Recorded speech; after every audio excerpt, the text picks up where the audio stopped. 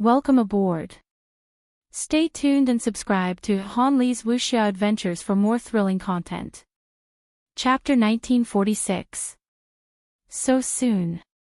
So Lao was shocked when he heard Zhu San's guess. Zhu San was certain. He'll definitely leave. The more important the information is to you, the more anxious he'll be to leave.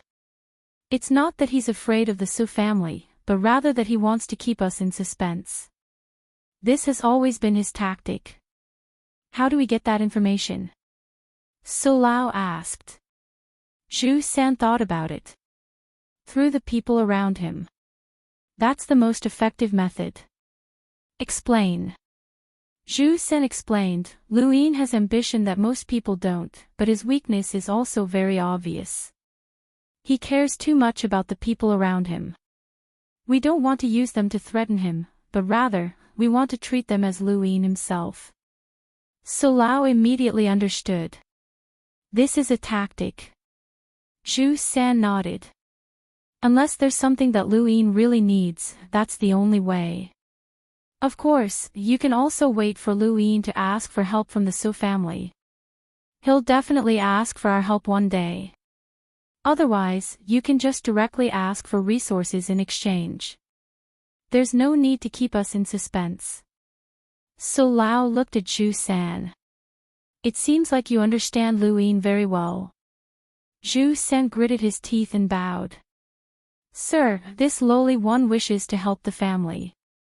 I once thought that I had no chance, but if the family wants to deal with Lu Yin, this lowly one has a way. I've placed someone by his side. So Lao was shocked. You can place someone by Lu Yin's side. Zhu San replied, she's not someone important, and she can't directly contact Lu Yin. However, she can obtain quite a bit of information about the Great Eastern Alliance. She's Little Nan, Cheong Shier's personal maid. No one knows that she's been working for me for a long time. So Lao did not interrupt Zhu San, and Zhu San relaxed. He knew that his words were valuable, so he continued, when the Zhu family wanted to take over Myriad City, the easiest way was for me to marry Cheong Shier. In order to move her, I had to understand her, so I used many methods to obtain Little Nan. Through her, I knew Cheong Shier's every move. If the family wants to know about the Great Eastern Alliance, I'll have Little Nan pay close attention. So Lao sized up Zhu San, as he had not expected this person to be so useful. Zhu San spoke in a low voice, Lu Yin lied about being my friend and used my name to visit the family, but in reality, he was just looking for an excuse to attack the family. Now that he has achieved his goal, once this matter spreads, I will no longer have a place in the family. He didn't even consider my life or death, so please give me a chance to take revenge. So Lao Yen did not doubt Zhu San's words. If word got out that Lu Yin had used the three immortals' yin-yang technique to observe the motionless chessboard, Zhu San would be the first to bear the brunt of it. This was because he was the one who had given the three immortals' yin-yang technique to his family. Even if his intentions were good, others would not think the same. Moreover, everyone thought that he was close to Lu Yin and treated him as a target for bullying and cursing. So Lao Yen pondered for a moment and said, stay with me for the time being. Don't contact Xiao Nan in any way. Yes, Zhu San replied excitedly. His excitement was not an act, as it was real. It was not because So Lao Yen had placed him in an important position, but rather because of So Lao Yen's attitude. Generally speaking, So Lao Yen would leave capable people to his son, Suzhou, but he had not placed someone who could deal with Lu Yin by Suzhou's side. There was only one reason, So Lao Yen did not have the slightest bit of confidence in dealing with Lu Yin. It was inevitable that he would deal with Lu Yin, but if he lost in the future, it would not affect Suzhou. This was why Zhu San was so excited. Fong was now Lu Yin's subordinate, and Xiao Nan was a bargaining chip that Lu Yin had given him as a bridge to contact the Great Eastern Alliance. The next morning, Lu Yin bid farewell to the Su family and left. The expeditionary army in the Astral Tree Galaxy was just around the corner, and he did not know if his stalling would be effective. So Lao Yan had not expected Zhu San to know Lu Yin so well, and he would leave whenever he wanted. Alliance Master Lu, don't you want to stay for a few more days? It won't be too late to leave after touring the Starfall region. Siyu was the most reluctant.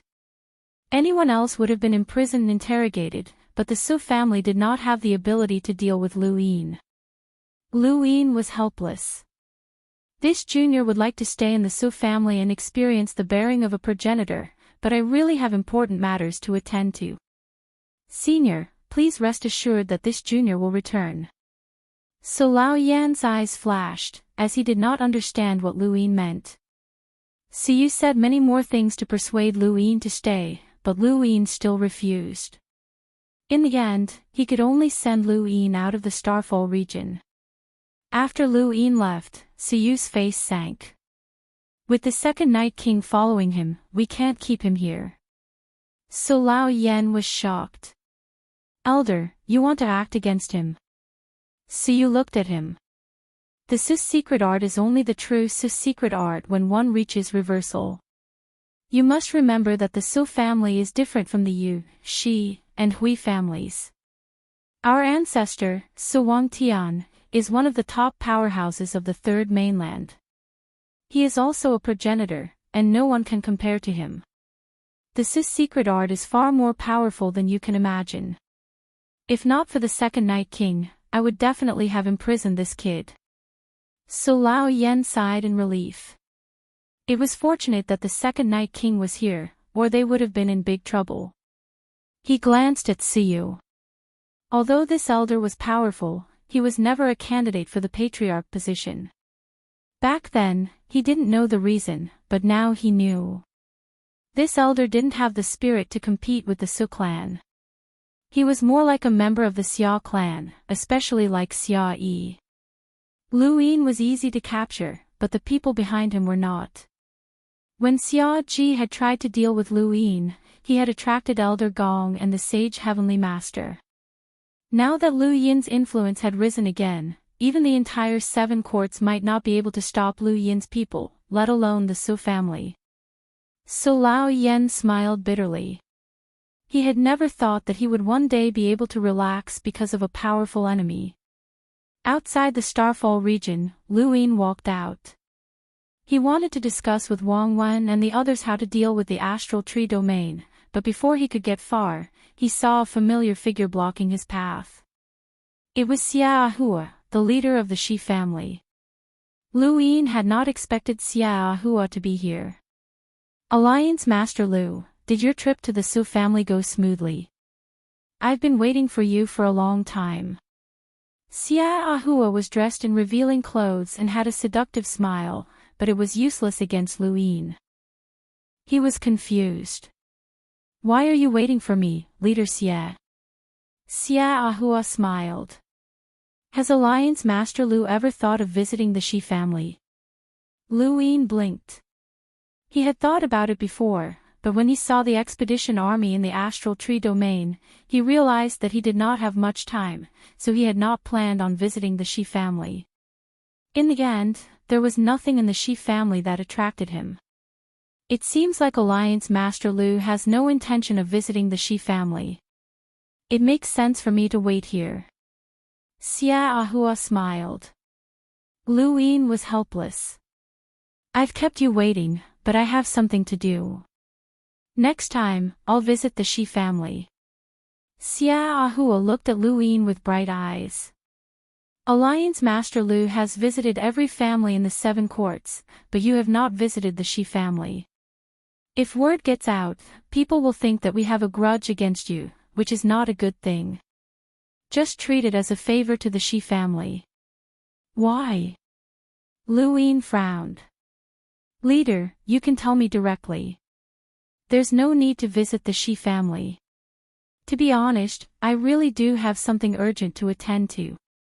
Xia Ahua twirled her hair. It seems like there's nothing in the Shi family that can attract Alliance Master Lu. Actually, Alliance Master Lu doesn't know much about the Shi family. Our battle with the spectre race in the past affected many areas, and even though we managed to destroy them, we still declined. However, she paused. Although we declined, we still have many spoils of war, and they all belong to the spectre race. Lu Yin's heart skipped a beat. Spoils of war from the spectre race. Xia Ahua's lips curled up. That's right. There are many spoils of war from the spectre race, and our Shi family has quite a bit of death energy as well. Lu Yin was tempted. That's right. Apart from the death aura, my Shi clan likes to collect bones. The name of the clan is called the Bone Plains, and everything is made up of bones. There might be something that Union Head Lu is interested in. For example, the bones of ancestor realm experts. Xia Ahua said word by word. Lu Yin was shocked. You have the bones of a progenitor? Xia Ahua rolled her eyes. Perhaps, but I'm not sure either. The Bone Plains declined in my generation, and even the Xia family didn't dare to say that they could compete with the Shi family. Alliance Master Lu should be clear about how powerful the spectre race is. Our Shi family can fight them to the death, and anything is possible. Lu Yin nodded. Since Patriarch Xia has invited me, it would be disrespectful of the Shi family if I don't go. Patriarch Xia, please. Xia Ahua smiled. Alliance Master Lu, please. The second Night King quietly followed Lu Yin and looked at Xia Ahua. The Shi family. He seemed to have heard of them before, but they shouldn't be that famous. However, the spectre race had a resounding reputation, and this Shi family could actually fight against the spectre race. He remembered that during the era of the Daosaur sect, the spectre race had not been humanity's greatest enemy. They had only been a power with a unique cultivation method. Now, the spectre race had joined the Neo-Human Alliance and become humanity's mortal enemy. During the era of the Daosaur sect, the spectre race had been very powerful and had not been any weaker than the frigid immortal sect. They had also been good at concealment, but now, they had declined as well.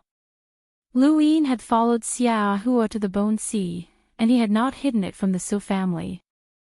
They were all from the Seven Courts, and as long as he was within their range, Lu Yin's whereabouts could not be hidden from others.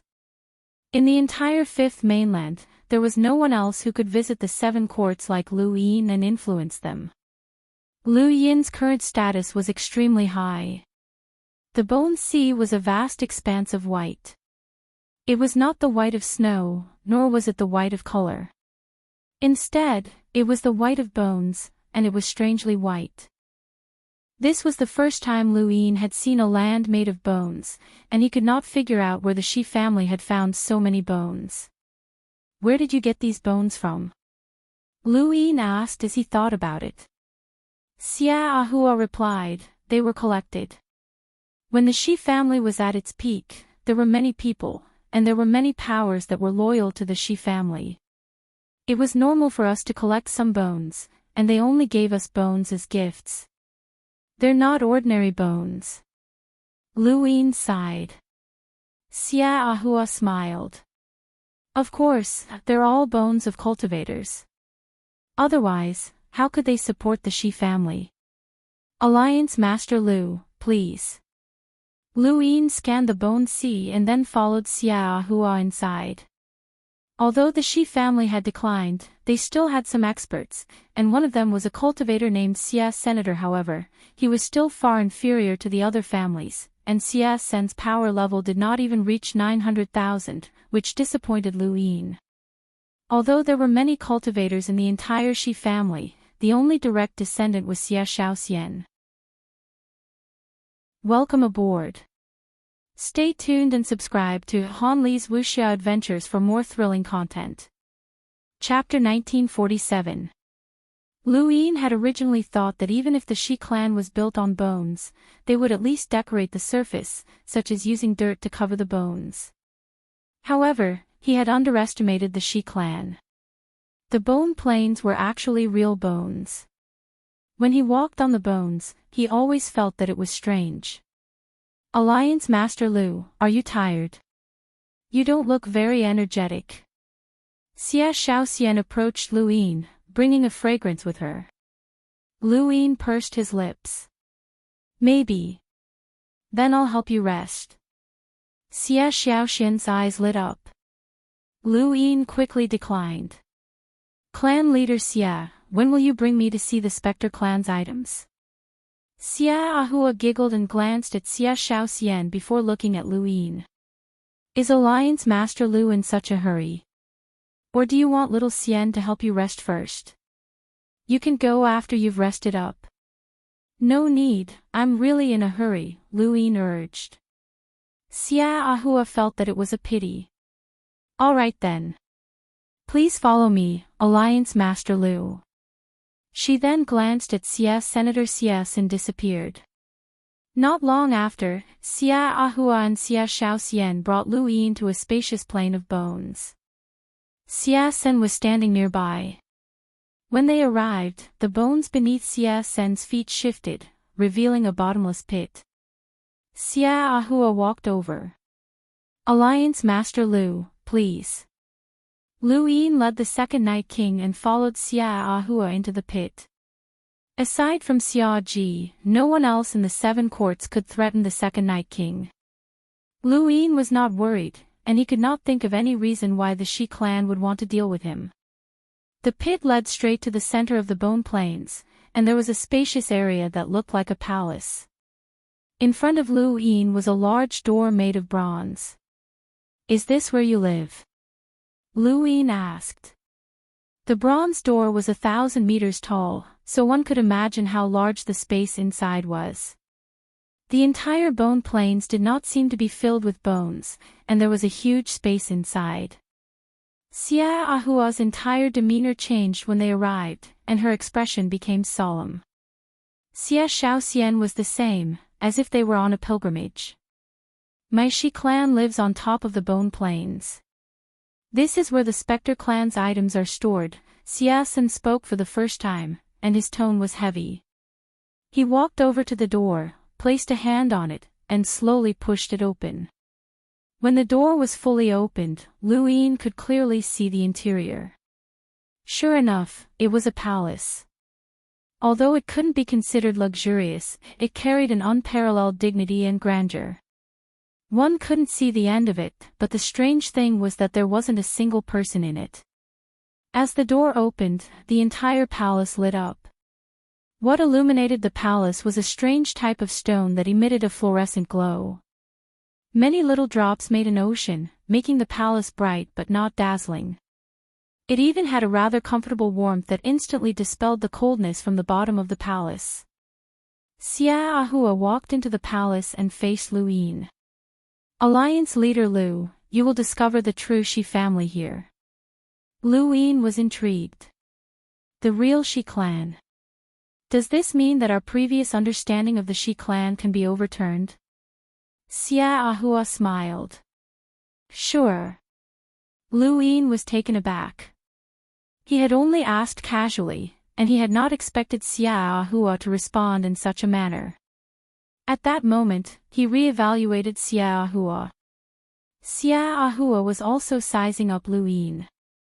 They stared at each other for a moment before Lu Yin smiled and stepped into the palace. The entire palace is filled with Spectre race items? Lu Yin asked. He did not use his domain to sweep through the area, as that would be impolite. Wendy Yushan had reminded him a long time ago that he should not use his domain carelessly outside, as it could easily cause misunderstandings. He still remembered this advice. Xia Sen and Xia Shaoxian remained at the door, and only Xia Ahua, Lu Yin, and the second Night King entered the palace. After hearing Lu Yin's question, Xia Ahua suddenly said, Alliance leader Lu, have you ever wondered why the Shi clan is enemies with the Spectre race? We would rather fight to the death than let the Spectre race off. Lu Yin was flabbergasted. He had indeed thought about it.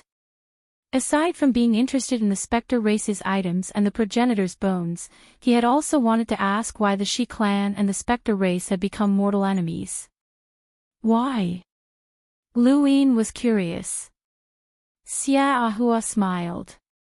Alliance leader Lu became famous during the final battle of the Sovereign Tournament. You reign supreme among your peers, and that power is very similar to the specter races. Lu Yin's gaze turned cold. I don't understand what clan leader Xia is saying. The second Night King looked up and stared at Xia Ahua. That's right. Alliance leader Lu's power comes from the same source as the specter races. Have you never considered that since the Shi clan is so hostile to the specter race, wouldn't we also be hostile to you, Alliance leader Lu? Xia Ahua stared at Lu Yin, not caring about the second Night King's threat.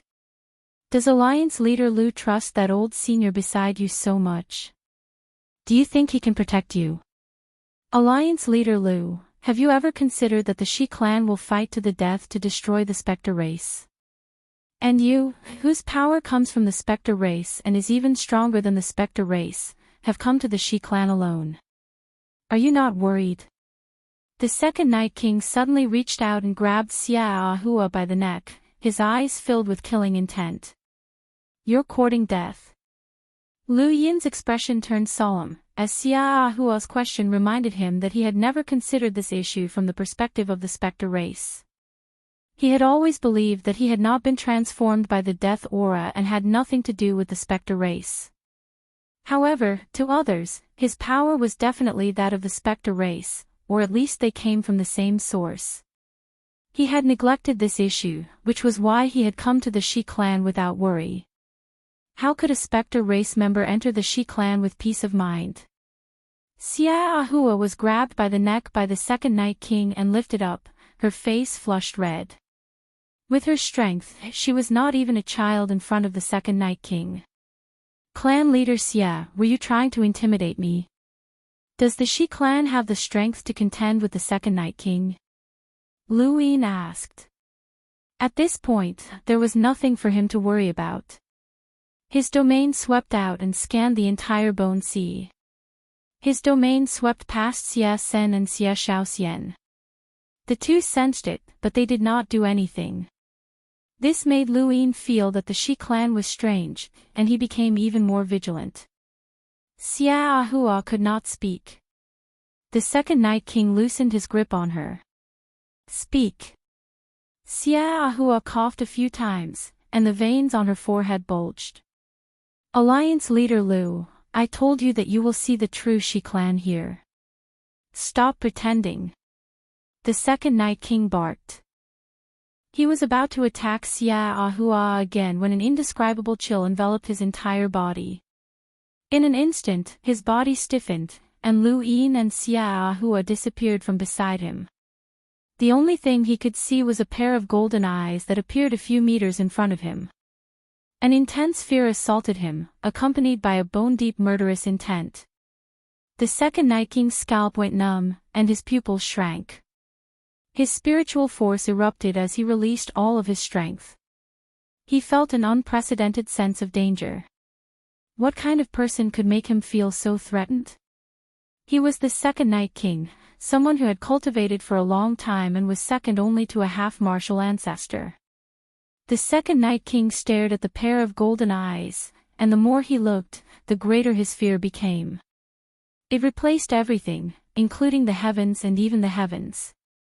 Whoosh! Whoosh! Balls of spiritual force appeared around the second Night King's body. His eyes were cold and filled with madness as he activated his sourcebox array, the 10 Hells Slaughtering Array. This was his strongest spiritual force attack. Suddenly, the pair of golden eyes disappeared and reappeared behind him. They continued to stare at him until the second Night King's head felt like it was about to explode. He could no longer think about anything else. Lu Yin, the Shi clan, or the Guyuan had nothing to do with him. All he wanted to do was break through those golden eyes and escape from that fear. He was the second Night King, so when had he ever been afraid? Just as the 10 Hells Slaughtering Array was about to explode, the golden eyes suddenly shrank. A figure walked out, bringing with it the sound of chains scraping against the ground. It was like a grim reaper as a black stream of energy wrapped around the 10 balls of spiritual force, cutting off the second Night King's control of the array. The second Night King tapped out with his finger, using the Night King's immortal finger to freeze everything. The figure looked up, and a black stream of energy converged in front of him. The second Night King's attack was completely ineffective. Relying on the accumulated power of time, it's all for naught. A raspy voice rang out as the black stream of energy transformed into chains that coiled around the second Night King's finger. The second Night King was shocked and tried to break the chains, but he found that he could not. Finally, the black stream of energy formed a chain that bound him and pierced through the void. In an instant, the surroundings lit up. It was still the same palace, and the second Night King could clearly see his surroundings. He saw Lu Yin looking at him in shock, and Xia Ahua smiling faintly. Not far behind Lu Yin, there was a figure hidden within the black stream of energy, revealing only a pair of golden eyes. It was this person who had easily defeated the second Night King and bound him in the void. At that moment, Lu Yin finally reacted. The second Night King had suddenly attacked, but he had not noticed anything. By the time he had seen clearly, the second Night King had already been bound. Lu Yin was shocked. Who could so easily subdue the second Night King? It had to be a half-ancestor. Outside of that, only his senior brother, the head inquisitor, had been able to do so. Did the Shi clan have such a powerful force? Lu Yin suddenly turned around and saw a figure with a pair of golden eyes. He blurted out, "Spectre race." The palace was silent. Lu Yin could even hear himself gasping for breath. He had not expected to see someone from the Spectre race in the Seven Courts Shi clan. The golden eyes were the symbol of the Spectre race. Lord Inquisitor. Xia Ahua bowed respectfully. Lu Yin's eyes twinkled. Inquisitor. Aside from the Interstellar Tribunal's head inquisitor, there was only one other person with such a title who was related to the Spectre race, the Umbral Tribunal's head inquisitor. Ever since he had attacked Kuan-Zhe with his eyes, Lu Yin had investigated the Umbral Tribunal. The Umbral Tribunal was an organization under the Neo-Human Alliance. It had not originally existed, but the Spectre race had joined the Neo-Human Alliance. The Umbral Tribunal was the Spectre race. The Umbral Tribunal's head inquisitor was naturally the Spectre race's patriarch. The second Night King was bound in the void, and he stared at the Umbral Tribunal's head inquisitor in shock. He could sense that this person was not a half-ancestor, but he had been able to suppress him as easily as the Interstellar Tribunal's head inquisitor. Lu Yin stared at the Umbral Tribunal's head inquisitor as he approached. With every step, the black stream of energy dissipated, as if it had merged into the void. When the Umbral Tribunal was less than 3 meters away from Lu Yin, the black stream had completely dissipated, revealing a middle-aged man with a scholarly expression. Welcome aboard. Stay tuned and subscribe to Han Li's Wuxia Adventures for more thrilling content. Chapter 1948. This person's temperament was indescribable. There was a hint of wickedness in his elegance, but there was also an indescribable sense of trust in him. His black hair had a few strands of white, and he held a black scythe that was wrapped in chains. As he walked, the chains clanged against each other. He was the Umbral Tribunal's head judge. My name is Tian Do. The head judge met Lu Yin's gaze and spoke slowly. His voice was deep, and there was no sense of oppression. Even so, Lu Yin did not dare to relax. He was the strongest member of the Spectre clan, someone who could easily subdue the second Night King. However, after some thought, he realized that there was no point in being vigilant. He could only blame himself for being careless and coming to the Spectre clan's base alone. No one would have thought that the Spectre clan's mortal enemy, the Shi family, would actually be the Spectre clan's base. The 7 courts helped you cover your tracks, Lu Yin sighed. The head judge smiled. The more unimaginable something is, the more we need to do it. For example, no one would have thought that the Great Eastern Alliance's Alliance Master has protected countless lives in the Outerverse and is praised by the Fifth Mainland. The Hall of Honor's director is also the master of the Spectre clan.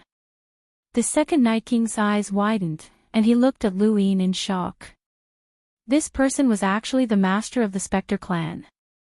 Lu Yin's eyes narrowed. I didn't admit it. Tian Do smiled. She made it very clear. She didn't say that you were in the Shi family. Tian Do looked at Lu Yin. Is there something you're unhappy about, Master? Lu Yin frowned. We didn't tell you because we didn't want to make things difficult for you. My Spectre clan defected to the Neo-Human Alliance in order to survive. If you know where we are, shouldn't you tell the Hall of Honor? If you don't, doesn't that mean that you're betraying humanity? Lu Yin asked, how can you be sure that I won't tell the Hall of Honor? Because you're our master. The Spectre clan needs to be loyal, protected, and served our master for life. Our destruction won't affect you at all, but our existence can help you do things that are inconvenient for the Great Eastern Alliance. You'll know when you use us, Tian Do said. Lu Yin did not believe that the Spectre clan would be loyal to him just because he had obtained the Death God's inheritance. He was more willing to believe that the Spectre clan had intentionally approached him in order to obtain the Death God's inheritance. He was the only one who had successfully cultivated the arcane art of life and death. Therefore, the secret only existed in his body. If you're afraid of making things difficult for me, then why reveal yourself now? Lu Yin asked cautiously. Celestial Do smiled. Because our master needs us. What do you mean? Lu Yin raised an eyebrow. Death aura spread out from beneath Tiando's feet, and a star chart of the Fifth Mainland appeared in the void. My lord currently occupies the Innerverse, and the Cosmic Seas Leon's armada is like a family to my lord. My lord will either reclaim the Outerverse and chase away the Sixth Mainland, or enter the Neoverse and look at the Hall of Honor from afar. Regardless of which option it is, neither of these are things that the current Great Eastern Alliance can accomplish. Only we, the Spectre clan, can help you, Master. With our broken bodies, we will protect your Majesty's great ambitions. On the surface, the Shi family and the Seven Courts can be used at your Majesty's will. Whether it's to reclaim the Outerverse, enter the Neoverse, drive away the Sixth Mainland, start a war between the mainlands, assimilate the Hall of Honor, or even attack the Astral Beast domain or the Technocracy, the Spectre clan will obey your Majesty's orders. As the head judge of Heaven Do's Tribunal of Darkness, he could easily subdue the Second Night King. His bow to Lu Yin could be said to be very solemn. From what Lu Yin could see, Tiando's strength was about the same as Qing Ping's, and he could easily suppress the Second Night King. Tiando's strength was terrifying, but Tiando was still bowing to Lu Yin. Either Tiando had truly joined the alliance, or Tiando's ambitions were so great that he was willing to give up his dignity. Regardless of the situation, Lu Yin did not dare to fall out with Tiando. Lu Yin hurriedly stepped forward and supported Tiando with both hands. Senior, please rise. Tiando stood up. I know that it won't be easy to gain your Majesty's trust. After all, the only way for us to join the Neo-Human Alliance is through time. Please trust us, Your Majesty. No matter what, we will never betray Your Majesty, because Your Majesty is the foundation of our survival. At that moment, the chains around the Second Night King's body disappeared, and he stood behind Lu Yin, staring at Tiando warily. Tiando looked at him. The only reason you have your current cultivation is because of the accumulation of time. With your innate gift, you shouldn't have such strength. Still, it's enough to protect your Majesty. The Second Night King was enraged. He had lived longer than anyone else, and he felt aggrieved that he had been easily suppressed by two head judges. The Spectre clan lives here. Lu Yin asked as he looked into the depths of the palace. Tiando answered, yes. What about her? Is she from the Shi family? Lu Yin was asking about Xia Hua. Tiendo answered, the Shi family is still a member of the Shi family, but they are under the control of my Spectre clan. They are using their identities to conceal my Spectre clan's movements. Aren't you afraid that Xia Ji will find out? Lu Yin was puzzled. Tiendo smiled. The Shi family has many items that belong to my Spectre clan, including many bones. It's normal for death energy to appear occasionally. No one would have thought that the Shi family, which they should have defeated, would be controlled by my Spectre clan. After all, my Spectre clan only wanted to protect themselves, which led to us joining the Neo-Human Alliance. Lu Yin nodded. This was a misconception. Although Xia Ji was powerful, he could not have seen through everything. Following that, Lu Yin followed Tiendo into the palace. The palace was also just a cover, as the Spectre clan did not actually live here. Instead, they lived in a forest behind the palace. That forest was in a hidden space, like a mysterious sect. Lu Yin was shocked when he saw the Spectre clan members living peacefully in the forest. He had thought that the Spectre clan's lives were oppressive and that they only knew how to cultivate.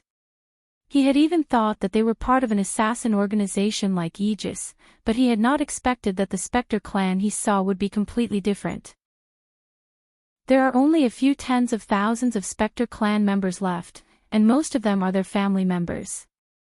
The real Spectre clan members are either cultivating or hiding in the outside world. Master, although our numbers are small, we are not any weaker than any of the major powers, Tiendo explained. Lu Yin laughed. This was more like it. How could the Spectre clan live such a rural life? Cultivation was their foundation. What about the death energy? Lu Yin asked. Tiendo was helpless. We originally absorbed the death energy from the Eternal Kingdom, but now that the Eternal Kingdom has been destroyed and the parallel space has disappeared, we can only absorb death energy from Kuin's swamp for our clan members to cultivate. Lu Yin's heart skipped a beat. The Eternal Kingdom had not disappeared, but he did not say anything about it. The Spectre clan was not worthy of his trust, or rather, they were not worthy of his trust right now. Only when he truly trusted the Spectre clan would he allow them to live in the Eternal Kingdom. Otherwise, he would never reveal the secret of the Eternal Kingdom. Although the Shi clan was the Spectre clan's base, there were not many Spectre clan members who actually cultivated death energy. Tong Yu and Silver were not around, but Lu Yin saw one. It was Faceless, who had been ranked 72nd on the top 100 rankings and had fought with him at the Sea King's Dome. He had used the arcane art of life and death to suppress Faceless' death energy, causing Faceless to think that Lu Yin was one of the Spectre clan's upper echelons who would listen to his orders. At that time, Lu Yin had guessed that the arcane art of life and death had something to do with the Spectre clan. It was only now that he knew that the arcane art of life and death had been released by the Spectre clan, and it had come from the Death God. Lu Yin followed Celestial Doe around the fields and saw where the Spectre clan members cultivated. He could sense quite a few powerful auras, and there were even 2 emissaries. Does the Neo-Human Alliance know about this place? Lu Yin asked. Celestial Doe replied, I do. Lu Yin was not surprised. With so many people hiding here, it would be strange if the Neo-Human Alliance did not know.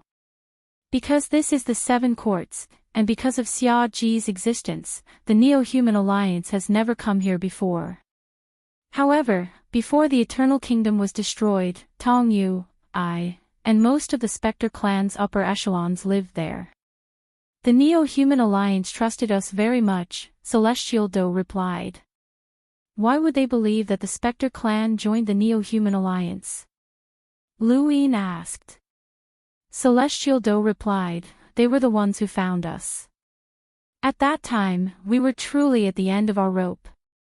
The only reason we were able to control the Shi clan was because of the Neo-Human Alliance's help. Why were we defeated back then? Did the Shi clan surpass the Spectre clan in strength? Of course not. The ones who truly acted against us were the Hall of Honor. The Shi clan also joined forces with the 7 courts. Otherwise, how could we have lost? What a pity. Celestial Do said, yes, what a pity. If we had been at our peak, we would have been able to provide much more help to you, Master. We would have even been able to fight the Hall of Honor head-on. Lu Yin did not plan on staying in the Bone Sea for long, and he did not ask Celestial Do any questions that were too secretive. Just as Celestial Do had said, Lu Yin could not bear to exterminate the Spectre clan. Back then, he had dared to challenge the Day-Night clan as a melder, dancing on the edge of a blade. Now, he was even more confident, and he was not afraid of losing to the Spectre clan. If you wish to leave, Master, your subordinate will not stay. Welcome aboard. Stay tuned and subscribe to Han Li's Wuxia Adventures for more thrilling content. Chapter 1949. Lu Yin put down the book and shook his head. It's a pity that these battle techniques are useless against me. Celestial Do replied, to Master, these battle techniques are indeed flashy. This subordinate has a battle technique that I'm not sure if Master would like to learn about. Lu Yin's eyes lit up. Let's see. This was Celestial Do, and from what Lu Yin knew, he should be on the same level as Qing Ping. His battle techniques were enough to drive countless people crazy.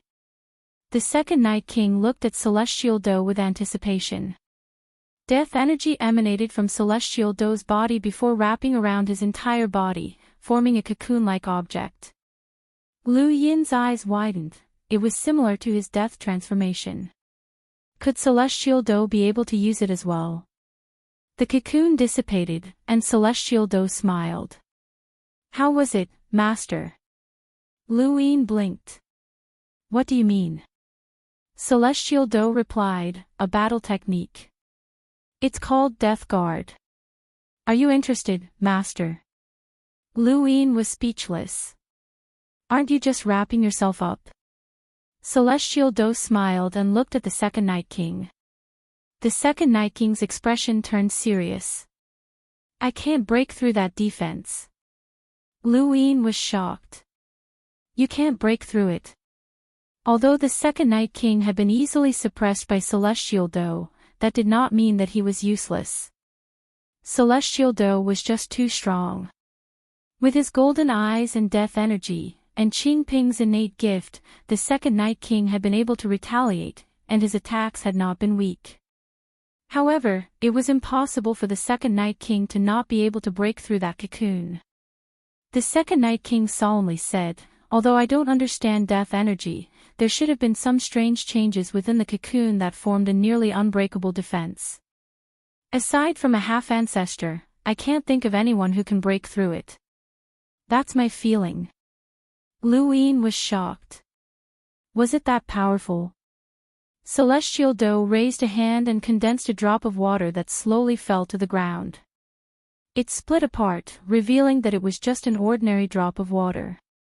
He then condensed another drop of water, and it slowly fell to the ground like before. However, this time, it pierced through the ground and even tore through the void. Lu Yin continued to stare at the droplet of water. He could clearly see that it was still the same droplet of water, but its insides had changed. It was no exaggeration to say that this droplet of water could kill an emissary. My lord, you are very familiar with star energy. There are countless battle techniques in the universe that can utilize the power of star energy and change its form. However, at the end of the day, star energy is a form of cultivation, and so is death energy. Have you ever thought of changing the form of death energy? Celestial Do asked slowly. His words enlightened Lu Yin and opened up another line of thought. Lu Yin's usage of death chi had always been crude, and it could even be said that he did not have much use for it. It was the same even after the Reaper transformation. However, death chi was also a type of cultivation power, and it could also be used to manifest various battle techniques. Celestial Do's death chi protection was one of them, and the death face that Lu Yin had seen when absorbing death chi was another. Under the premise that the entire universe cultivated star energy, the death aura battle technique had its own unique advantages. In that case, would it be possible to form the death aura into the form of a battle technique that he would often use? For example, the serious palm, the 13 swords, or the 9 suns cauldron transformation. Suddenly, Lu Yin recalled the scene when he had absorbed death qi in the Mysterium sect. That person who seemed to be the Grim Reaper had condensed death qi into a ball and replaced the heavenly dome to suppress the astral beasts. Wasn't that similar to the 9 suns cauldron transformation?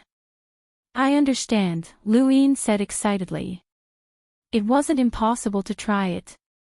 Celestial Do smiled, then, are you interested in death qi protection? Lu Yin looked at him, of course. Not long after, Celestial Do taught Lu Yin how to use death qi protection and how to transform it internally. It wasn't difficult, but it was difficult to control. If one wanted to use death qi protection as easily as Celestial Do, they would need to have an extremely high level of control over death qi, just like how they controlled star energy. Lu Yin was confident that he would be able to do it quickly. After all, he had already reached the profound creation realm and had experience in controlling star energy. Master, I've also prepared a small gift for you. I hope you'll like it. After Celestial Do finished teaching him the battle technique, he raised a hand and a bone appeared in the void. There was nothing special about it, but it contained a black death qi that was similar to what Xie Shaoxian had used when she had used the slither bone strengthening technique. The Shi family has fought with us for many years, so they understand us the best. Not only have they come up with various methods to resist the death qi, but there are also people who want to use it to deal with us. I have to say that the Shi family has produced geniuses. Someone used the slither bone strengthening technique to forcefully contain the death qi and gain an advantage against us. This bone is made from the Shi family's slither bone strengthening technique, and it contains a large amount of death qi. Master, you can place it in your cosmic ring to prevent the death qi from running out. Lu Yin's eyes lit up, then I won't stand on ceremony. He looked at the bone in his hand. The Shi family really did have some skills. Celestial Do then took out a 2-meter-tall object. An egg.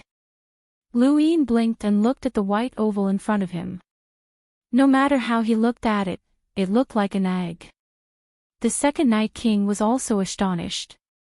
Celestial Do solemnly said, Master, this is an egg. I can see that, Lu Yin said. Celestial Do explained, this is a dead egg that comes from a creature called the clam.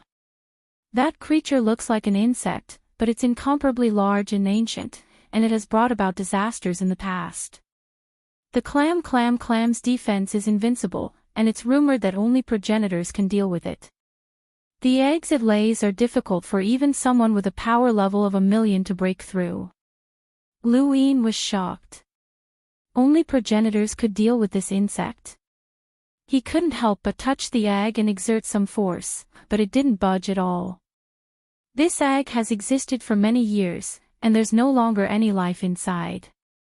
It was modified by our Spectre clan, and there's nothing but an outer shell left.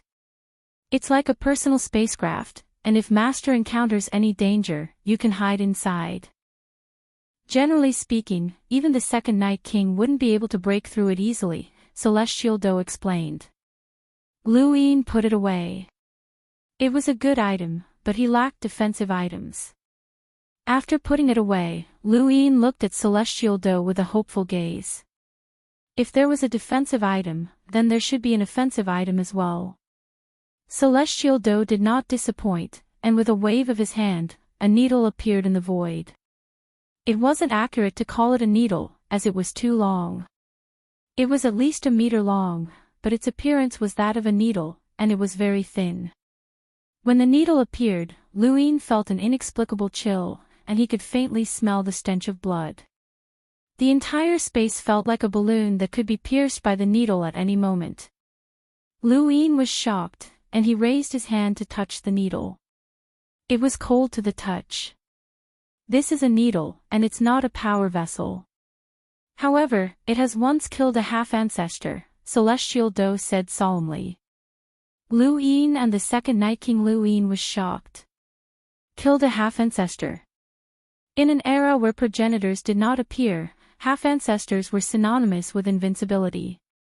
Aside from senior brother Qin Ping, Lu Yin had never heard of anyone who could challenge a half-ancestor. This was just a needle, and it wasn't even a power vessel, but it had actually killed a half-ancestor before. Master, don't underestimate this needle. That's because the material used to make it has long since gone extinct. It's the toughest metal, and it was very difficult to find even during the Daosaur sex era. I don't know who actually used that material to make this needle, but even my Spectre clan can't melt it down and use it again, Celestial Do said. Lu Yin held the needle.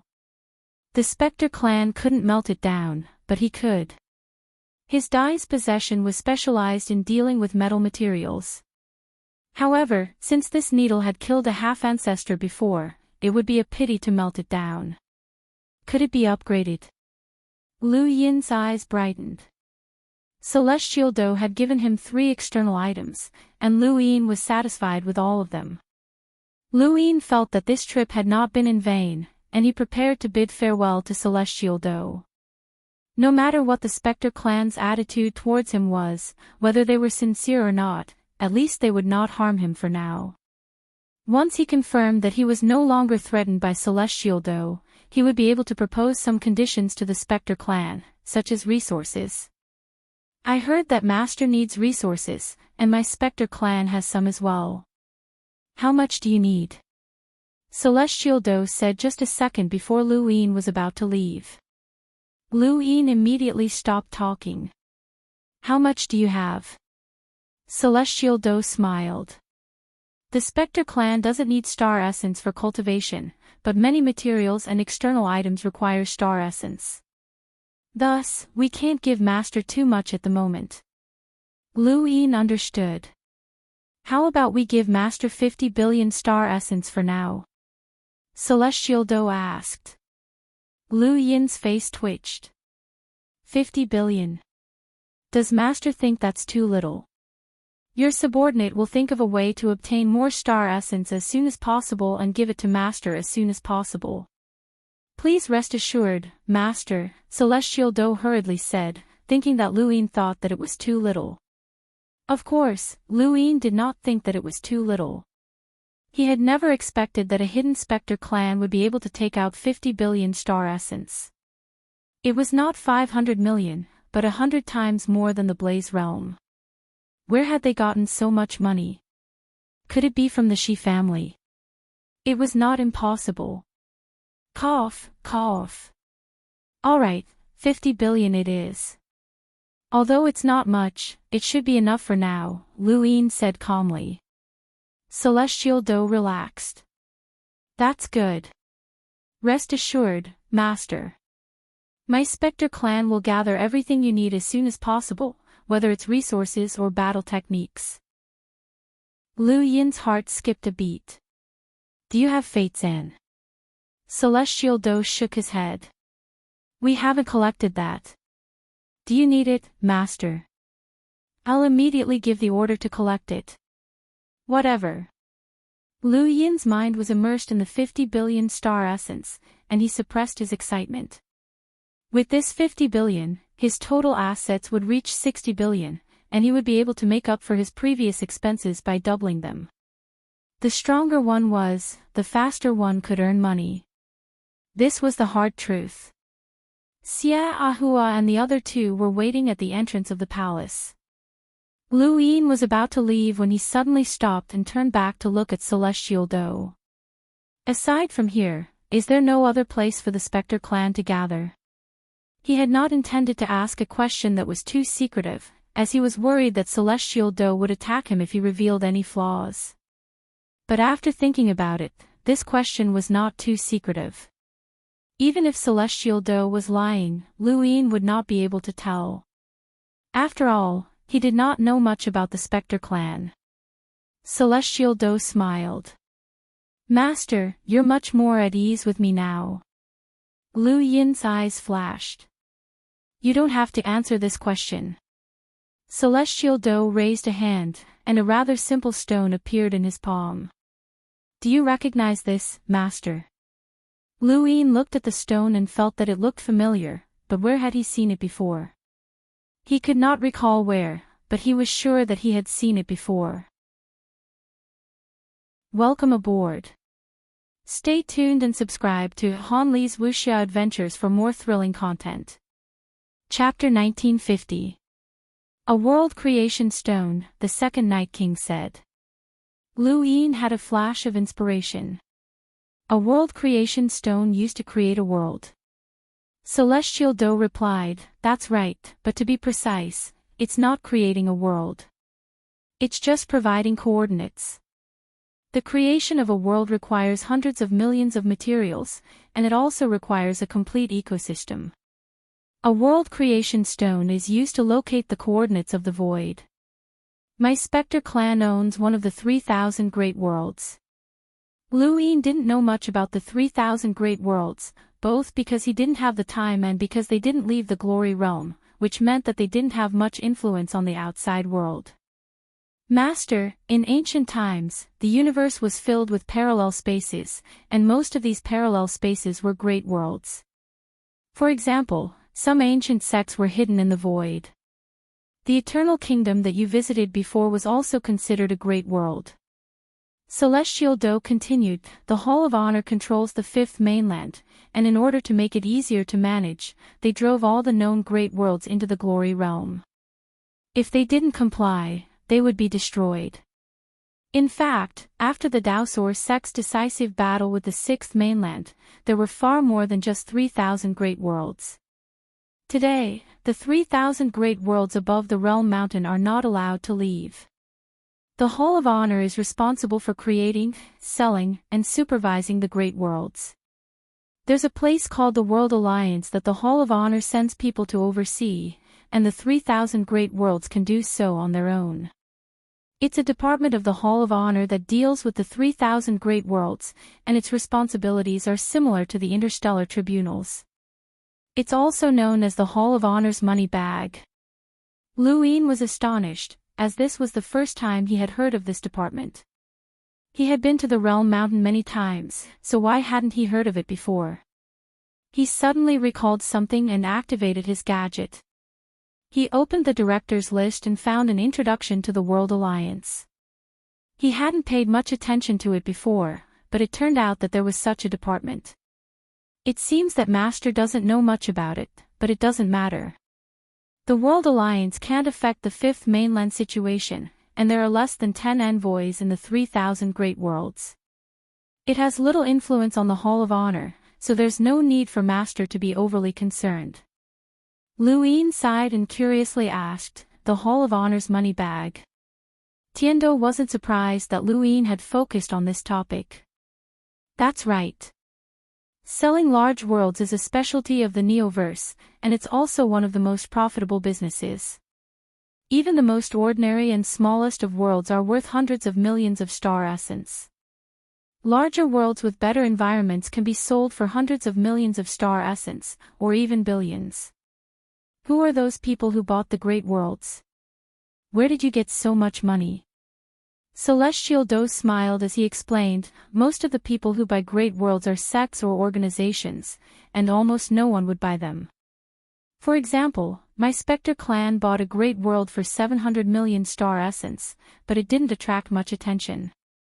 There are actually many organizations in the Innerverse flow zones who can buy them, and if they're willing, they can sell all of the resources and territories on the surface. It's not like they can't afford it. Take the Blaze Realm for example. Although he had only obtained 500 million star essence from the Blaze Realm, that was only in terms of star essence. The entire Blaze Realm stockpiled resources definitely far exceeded that amount, and this was not even taking into account the 1/3 of the Blazing Mist flow zone that the Blaze Realm controlled. If a large power was willing to take over the Blazing Mist flow zone, then they could sell it for an extremely high price.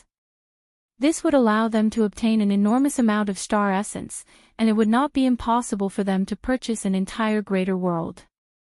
Apart from that, the Mavis Bank can also lend them a loan to purchase a large world, Heaven Do added. Lu Yin looked at his hand. The world creation stone. If I give you the materials, can you create a great world? Celestial Do replied, of course, but the Hall of Honor forbids the creation of great worlds outside of Mount Glory. If Master is discovered, then his crime will be the same as colluding with the Neo-Human Alliance.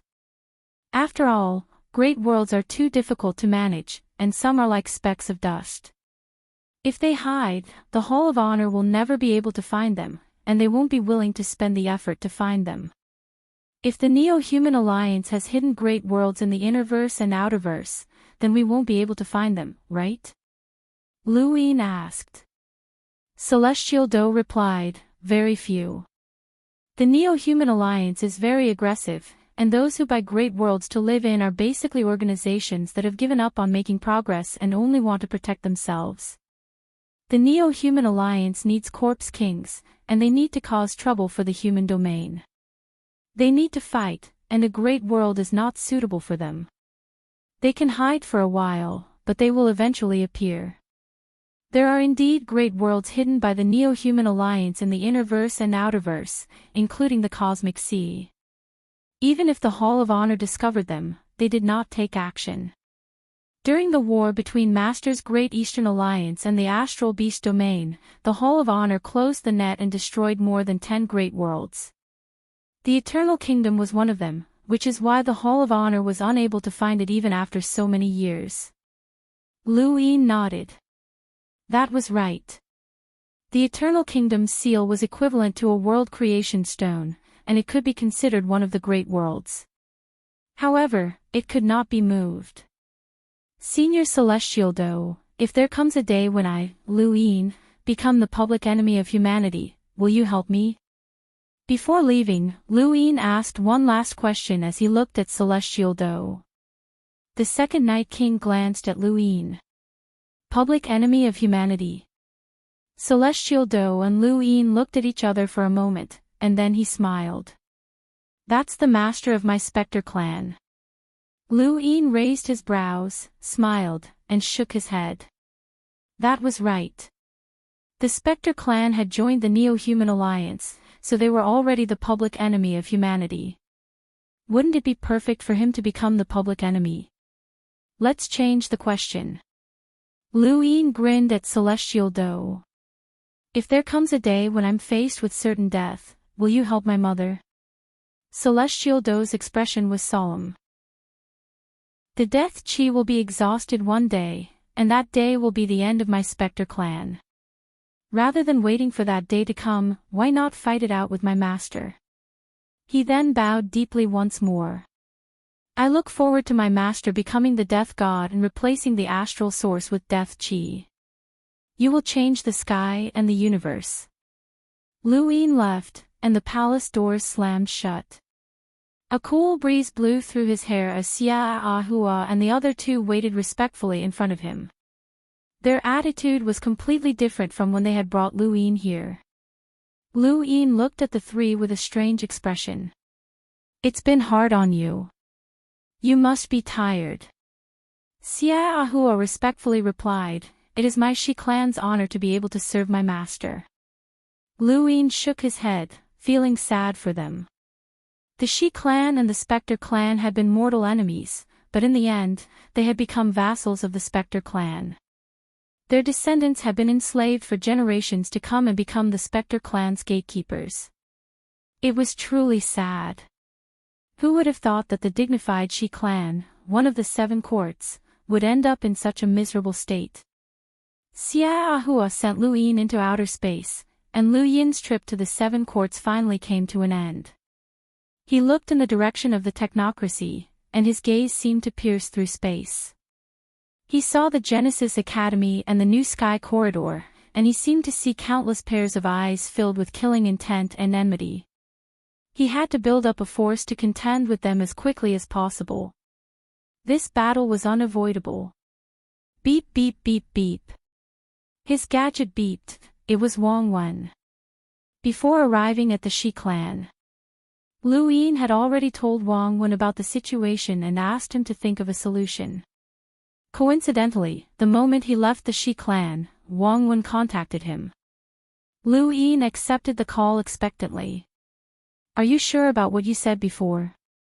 Wang Wen's voice was unprecedentedly serious. Lu Yin was in no hurry to leave, and he did not avoid the second Night King either. He simply stood in outer space and said, "Absolutely." "How long?" "Maybe half a year at most." "Maybe." Lu Yin's gaze turned cold. "Half a year." Wang Wen was silent for a moment. "When we first returned from that region of space, we already said that they would be our enemy and that we would fight them sooner or later. However, we never expected that day to come so soon." "Is there any way?"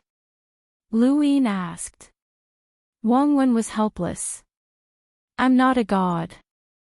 I have to face at least 4 half-progenitors, dozens of envoys, and the pressure from that region of space. There might even be progenitors. This isn't something that the astral beast domain can compare to." "I know, and that's why we're discussing it. It's not like there's no way. Even in a desperate situation, there's still hope. It just depends on what we do," Wang Wen said. Lu Yin listened quietly. "There's only one way to resist the invasion of 4 half-progenitors. Either we mobilize a progenitor, or the entire 5th mainland attacks together. The 5th mainland has 6 half-progenitors, and you have one behind you as well. 7 half-progenitors should be enough, so what we need to do now is to think of a way to convince the entire 5th mainland to ally with you. If we die together," Wang Wen said. "Of course, I've thought about that before. What I want you to think about is how to ally with the 5th mainland. Elder Chan's attitude towards me is very good, but that doesn't mean that he supports this war. He said a long time ago that the humans can't have internal strife, and Everlasting Island might not be willing to fight a half-progenitor for me. I have some leverage over the Sirius sect, but if the sect is in danger of being destroyed, they'll definitely be the first to abandon me." Wang Wen replied, "We can't be that naive. Let me think about it again.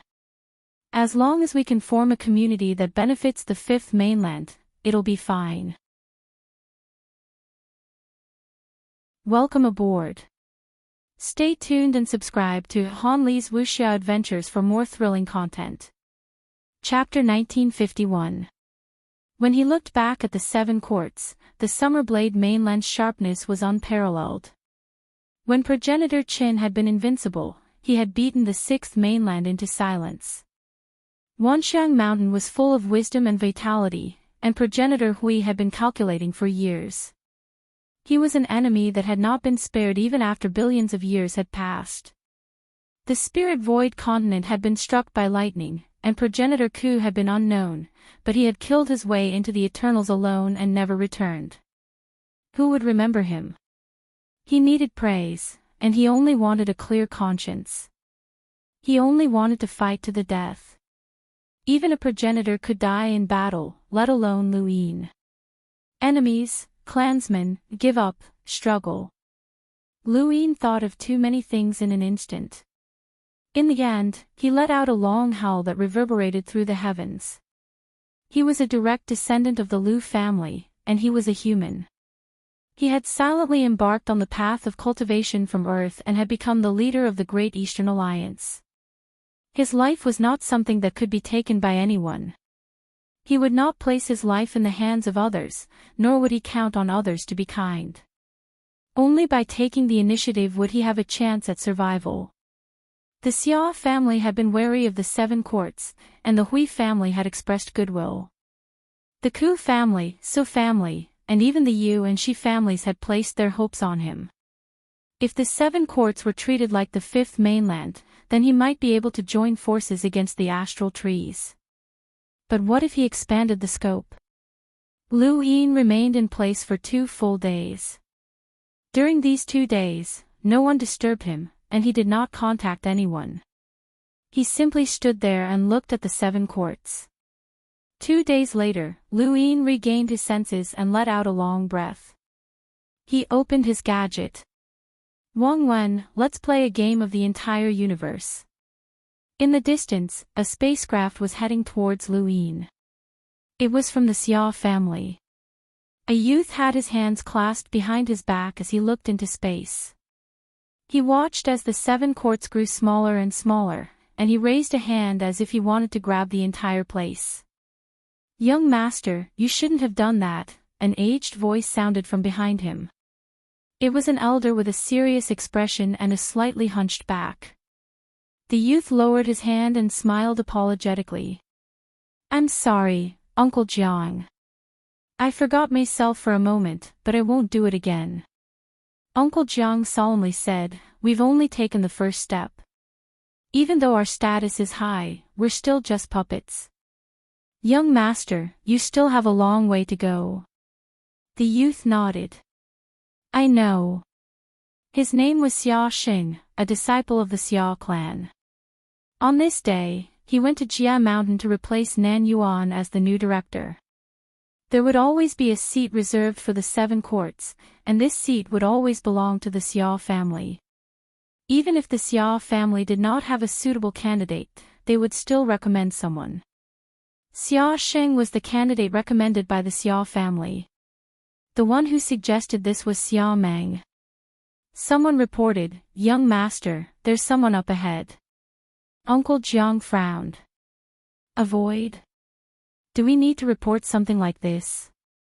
That person wiped the sweat off his forehead and respectfully said, "That person seems to be Luyin."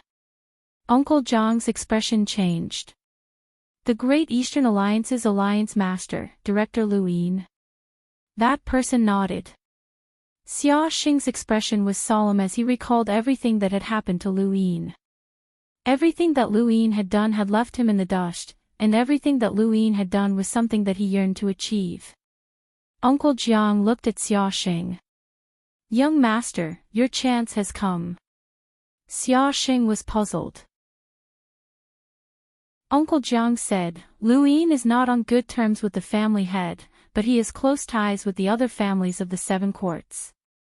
I received news that he left the Shi family 2 days ago, and he has stayed in every family. The Hui family's elder, Hui Kong, is especially close to him. As long as you have Lu Yin's support, you can take the second step." Xia Xing took a deep breath and straightened his clothes. "Then let's meet this legendary sovereign." As the spacecraft drew closer to Luyin, Xia Xing grew increasingly nervous. He had great ambitions, but he did not have the strength to match them. Luyin was the same as him, the only difference was that Luyin had the strength to match his ambitions. As he watched Lu Yin's figure grow clearer and clearer, Xia Xing's breathing quickened, and the light of ambition in his eyes grew brighter. There would be a day when he would reach Lu Yin's level, and he would definitely be able to do so. At that time, he would return all the unfairness and oppression that the Xia family had imposed on him. This person in front of him was the most important step. "Young master, let's go," Uncle Jiang said softly. Xia Xing nodded, and just as he was about to exit the spacecraft to greet Luyin suddenly disappeared. Xia Xing stared blankly at the empty space. Where did he go? Regardless of how complicated Xia Xing and the others' emotions were as they prepared to greet Luyin did not notice them at all. He had received a message from little Leo and was heading directly to the Aurora stronghold in the north. Back in Eben City, Luyin had disguised himself and entered the stronghold, forming a friendship with little Leo. Even though his identity had been exposed, he had still cooperated with Eben City, almost forming an alliance with little Leo. Just now, little Leo had contacted Luyin and told him that he had accidentally developed a new type of universal armor. This new universal armor not only had the ability to protect the wearer while traveling through outer space, but it also had the ability to accelerate the wearer's movements. Even a Lemmeter would be able to move much faster if they wore it. If a normal person wore it, the increased speed would be so fast that they would not be able to adapt to the changes in their environment. Without the protection of the universal armor, the sudden acceleration could crush a normal person to pieces. Lu Yin was led by the second Night King towards the north, looking at the designs of the universal armor along the way. Not only could this armor increase the wearer's speed, but it also had a way for the wearer to release attacks. It was completely different from the previous universal armor. Little Leo was an expert in the field of modified humans, and as the most creative and genius inventor in Eben City, the things that he had accidentally developed were all very valuable. When Lu Yin saw this new universal armor, his first thought was to incorporate the smoke from the Smokescreen mountain range and combine it with microarray technology. If it could be done, then a Lemaitre would be able to solo an explorer. No, if the microarray technology was successful, then the destructive power it could unleash would not just be at the level of an explorer. The more Lu Yin thought about it, the more excited he became, and he could not help but urge the second Night King to speed up. The Aurora Stronghold had an important part of Lu Yin's plan, which was the microarray technology that they had secretly developed. Lu Yin had started this plan not long after he had returned to the fifth mainland from the astral tree domain, and he felt that it was time to see the results. Lu Yin's arrival had been unannounced. Chairman Ji was shocked when he heard that Lu Yin had arrived, and he hurriedly led the upper echelons of the Aurora Company out to welcome him. With Lu Yin's current status, he was treated this way no matter where he went. Chairman Ji chuckled when he saw Lu Yin. Alliance leader Lu, why didn't you inform us beforehand? I would have been prepared. We didn't know until you appeared outside the Aurora Stronghold. That was too negligent. Lu Yin smiled. Chairman Ji, you're too polite. I just happened to pass by and wanted to rest inside. Don't talk about resting. Even a year isn't a problem. Alliance leader Lu, please. Following Chairman Ji, Lu Yin entered the Aurora Stronghold once more. Last time, Lu Yin had brought Flying Willow with him, but this time, he had brought the second Night King with him. The second Night King's appearance greatly increased the pressure on the Aurora Stronghold, and such a powerhouse would feel oppressed wherever he went. Chairman Ji glanced at the second Night King several times, but Lu Yin did not introduce him, so he did not ask. There's a powerhouse with a power level of 1,000,000, the second Night King transmitted to Lu Yin. Lu Yin glanced in the second Night King's direction. The first time he had come here, Mr. Lu Yi had said that this place made him feel a sense of danger. It should be that powerhouse with a power level of 1,000,000. To be able to take root in the Neoverse and run the universe's largest spacecraft company, Lu Yin was not surprised that the Aurora Corporation had a powerhouse with a power level of 1,000,000. In the past, he would have been amazed, but now, unless there was a half-ancestor overseeing the place, no one could pressure him. As long as the second Night King wanted to, he could easily flatten the Aurora Stronghold. Among the powerhouses below the half-ancestor level in the fifth mainland, the second Night King could be ranked in the top 10, and he had absolute control. This time, Chairman Ji was accompanied by Master Ji to welcome Lu Yin. This young master of the Aurora Corporation had also participated in the Star Tower contest, but unfortunately, he had been nothing more than a minor character who did not have much of a presence. It had been the same in the Sovereign Tournament as well, and seeing him reminded Lu Yin of racing. There were many engineers in the Aurora Stronghold, and Chairman Ji introduced Biaozi, the chief engineer of the Aurora Stronghold. He was a sturdy old man who was 3 meters tall. His name was also very strange and did not match his status at all, but it did match his figure. Wan Gong did not appear. Alliance Master Lu, your micro-battle armor was created by me. This burly, 3-meter-tall chief consultant grinned, revealing a mouthful of black teeth as he spoke in a cheerful manner. Lu Yin was astonished. You're the little giant. Biaozi nodded, but most of his 1-meter-long beard had been charred. That's right. Lu Yin smiled. I never thought that the fifth mainland would have little giants as well. What's your relationship with the sixth mainland's little giants? Biaozi was curious. The sixth mainland has little giants as well. Yes, the Arrow sect, Lu Yin replied. Biaozi shook his head.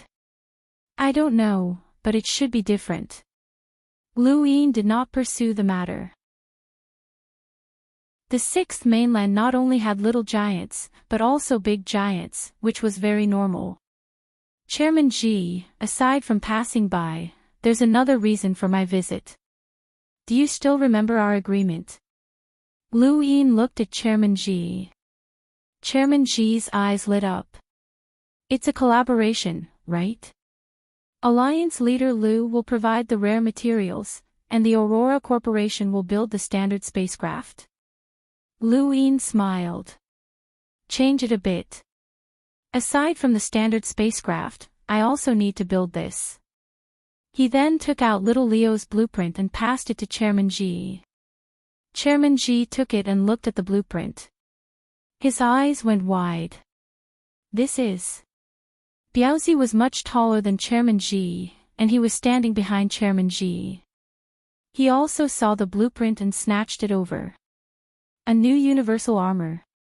Interesting, it actually incorporates acceleration equipment, and it doesn't put too much of a burden on the armor either. The core parts can be made with 10,000 crystal points, but it's best to make them with 20,000 crystal points to prevent damage in battle. The entire armor can be made with 7,000 crystal points.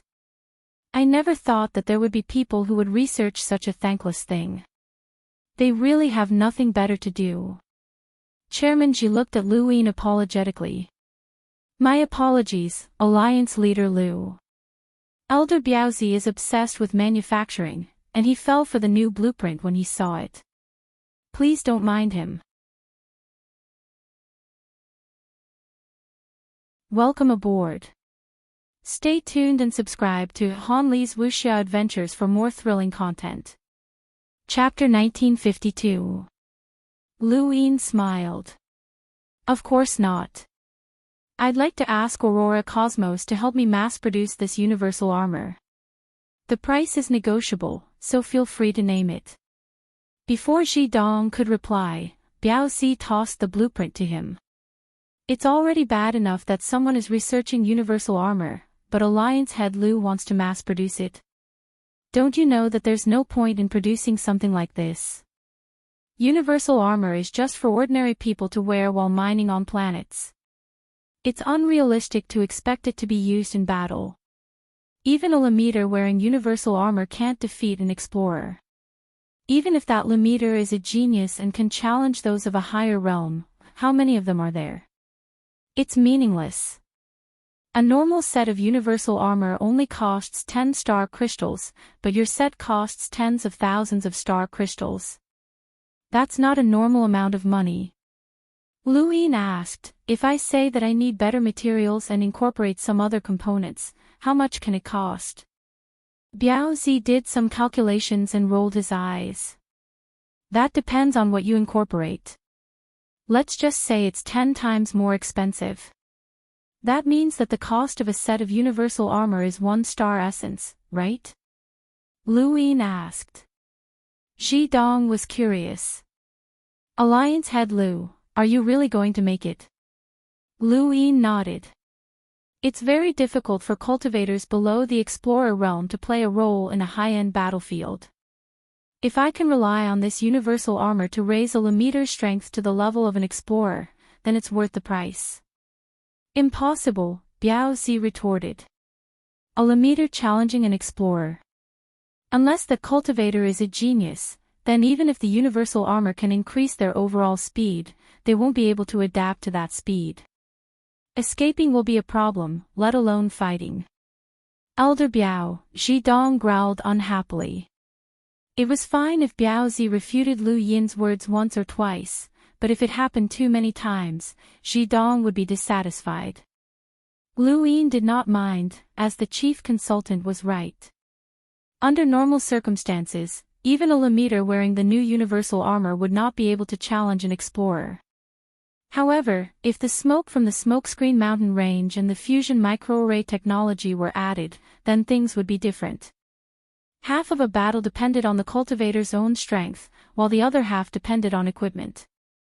This was equivalent to using equipment to raise a normal cultivator into a genius who could challenge an explorer. Lu Yin himself was such a genius, so he had his own standards. Not long after, Lu Yin shared his thoughts with Chairman Ji and the other higher-ups of Aurora Cosmos, asking them to think of a way to integrate the smoke into the smoke-gulping mountain range. Ji Dong sighed. Alliance leader Lu was actually able to obtain a large amount of that peculiar smoke from the smoke-gulping mountain range. Smoke-ingesting mountain range had always been selling that type of smoke to the outside world. It could indeed save one's life during critical moments, but it was sold in very small quantities. Lu Yin was able to obtain it in bulk, which made Ji Dong sigh in admiration at his influence. Lu Yin took out 10 million star essence and handed it over to Chairman Ji. This is the down payment. I hope that your company can develop the new universal armor as soon as possible. I want to mass produce it, and there's no limit to how much it can produce. Chairman Ji took the money. Don't worry, Alliance Master Lu. The Aurora Stronghold will accept this deal. The Aurora Corporation was a commercial organization, and as long as there was money to be made, they would accept whatever research he did, even if it was lunchboxes. It wasn't that Lu Yin hadn't thought of letting Banjiu research it, but compared to the Aurora Corporation, Banjiu paled in comparison. No matter what, he was just an outerverse cultivator, and no one knew what kind of talents the Aurora Corporation had. Especially since many of their technologies came from ancient times. Most importantly, he had no time to waste. Wang Gong turned on the light and lay down on his bed, exhausted. He was in a sealed room with no windows, so he couldn't see the outside world. His gadget couldn't receive any information from the outside world either. He was isolated from the outside world, and there were many others like him. They were all in the Aurora Corporation's core microarray technology department. A soft voice sounded from outside the door. Come in. Two women entered. One of them was extremely beautiful and young, and she had a bashful smile on her face.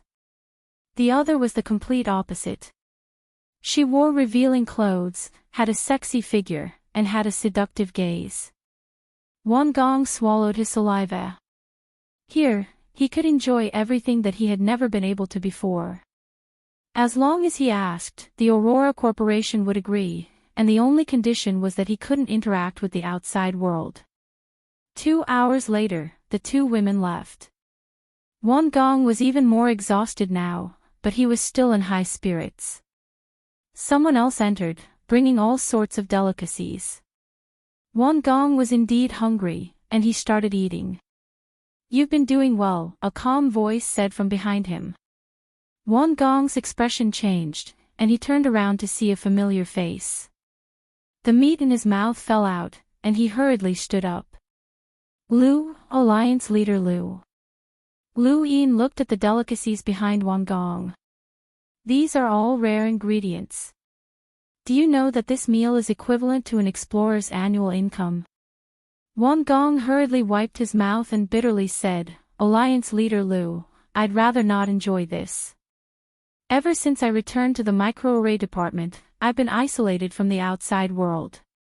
Previously, I could still occasionally contact the outside world and send messages to the directors, but with the breakthrough in technology, I can't contact them anymore. I've had enough of these days, and I haven't seen my son in a long time. Alliance Leader Lu, can you help me out and let me out? Lu Yin looked at him. How's the microarray research going? Wang Gong replied, it's been successful. Lu Yin's eyes went wide. You've succeeded. Wang Gong nodded. The technology has been successful, but there are no materials that can withstand it. No matter how hard a metal is, it can't stabilize the energy form. If the metal isn't hard enough, it will shatter, and if it's too hard, it will hinder the energy's eruption. It's very difficult to find a material that can withstand the energy's eruption without hindering it. Alliance Master Lu, can I have a look at the template you showed me back then? Lu Yin took out the sky-splitting array. Wang Gong hurriedly took it and carefully touched it. After a long time, he shook his head. I can't find this material, and I've never seen it before. Actually, after the technology was solved, the entire Aurora Corporation searched for this material. My daily job is to experiment with various materials, but I still haven't found anything suitable. Try this. Lu Yin took out a piece of tree bark and tossed it to Wan Gong.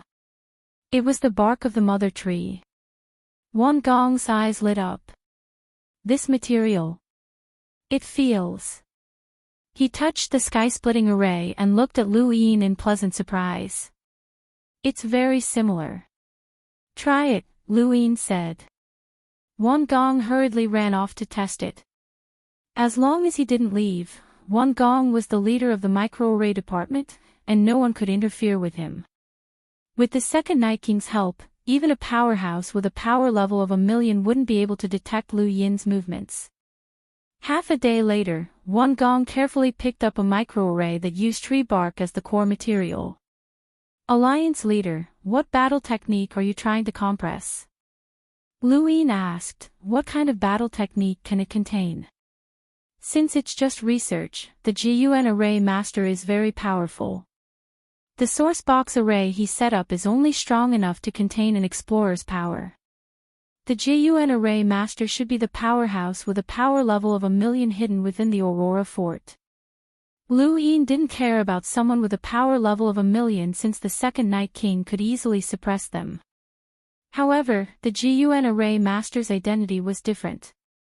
It would be difficult for others to find out what this person had set up in the Aurora Fort.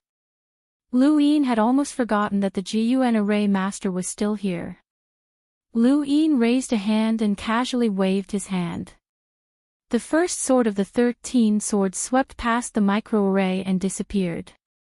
Wan Gong took a deep breath and released the sword in front of him. A ray of sword chi swept through the void. We did it, we did it. Wan Gong was so excited that he forgot himself.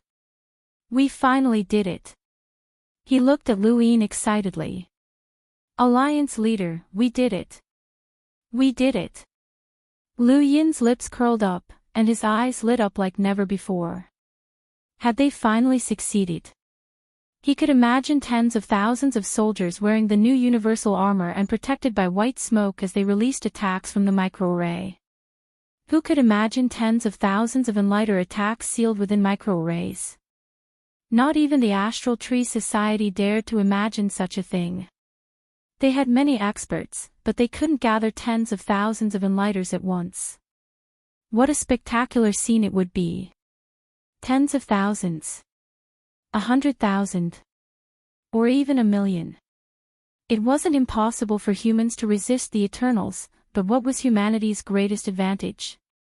Intelligence. Only with intelligence could there be creation. Microarray technology, new universal armor, white smoke, and other things could be added, such as poison. The more Lu Yin thought about it, the more excited he became. It was as if he had created a new era. If attacks could be contained within microarrays, then what about other things? Previously, he had the Aeon Evolution True Scripture, which could create something out of nothing. Now, with microarray technology, he could bring about a revolution for the entire human race. Lu Yin pressed down on the excited Wan Gong and stared at him. You've created a new era. Wan Gong's eyes widened and narrowed. A new era. Lu Yin's lips curled up. Work hard. Humanity's future is beautiful, and this universe will eventually belong to us humans. With our intelligence, we can create anything and defeat all powerful enemies. Wan Gong nodded, but then, he suddenly remembered something and half knelt. Thank you, Alliance leader. Thank you for giving me the opportunity to create a new era. Lu Yin helped Wan Gong up, as it was time for him to lay his cards on the table with Chairman Ji. Microarray technology didn't just belong to the Aurora Corporation, it belonged to the entire human race. Lu Yin wanted to popularize this technology and truly create a new era, one that would leave his name behind. However, even though this technology had been developed, there were still many problems that needed to be solved. The first problem was the lack of materials. Lu Yin didn't have much of the mother tree's bark, and even though a microarray didn't consume much bark, it was only enough to create 100 microarrays. He had to find a way to find more bark. Also, a microarray could only hold 4 attacks at most. What would he do once it was released? He hadn't considered this problem before. Lu Yin raised this issue with Wan Gong. Wan Gong replied, "We just need to erase all traces of the previous array and ask Sir Formation Master Jiyuan to rearrange it. Unless the microarray materials are damaged, it can be reused." Lu Yin asked a few more questions about microarray technology before finally asking, "Have you found out anything about the relationship between the Aurora Corporation and the Sirius sect?"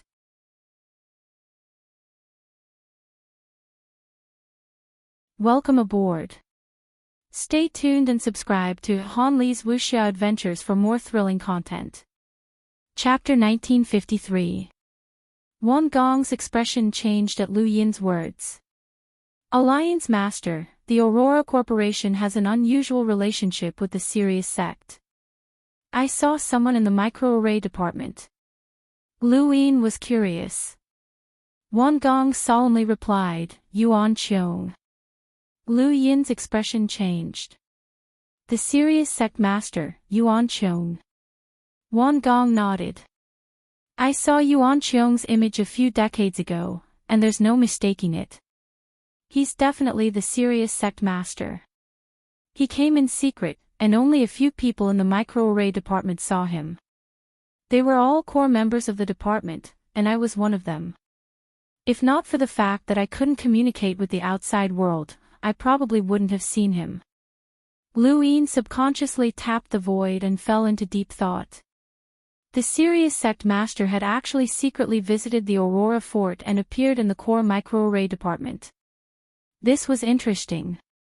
"Is there anything else?" Lu Yin asked. Wan Gong replied, "Nothing else." Mr. Xi was very respectful towards Yuan Qiong. Lu Yin nodded and told Wan Gong to go back and rest. He left the microarray department under the second Night King's lead and returned to his residence. Not long after Lu Yin left, Mr. Xi arrived at the microarray department. Wan Gong had been testing microarrays, so how could he hide them from Mr. Xi? However, Mr. Xi only knew that the experiment was a success because there were traces and a finished product. He didn't know how it had been successful or what battle technique had been used. Mr. Xi looked at the traces and was even more excited than Wan Gong. "What material was that?" Wan Gong replied, "I don't know either. I wanted to rest, but I couldn't sleep, so I came here to test it. I took out some random materials and didn't expect it to succeed."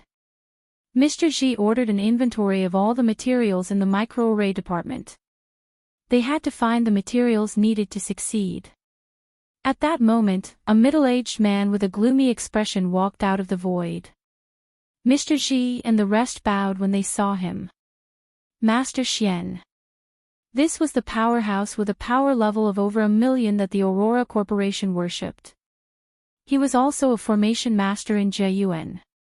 In the entire Aurora Fort, even Mr. Xi was extremely respectful to this Master Xian and didn't dare to slight him. Master Xian's domain swept past the microarray department, and his gaze changed. Sword techniques.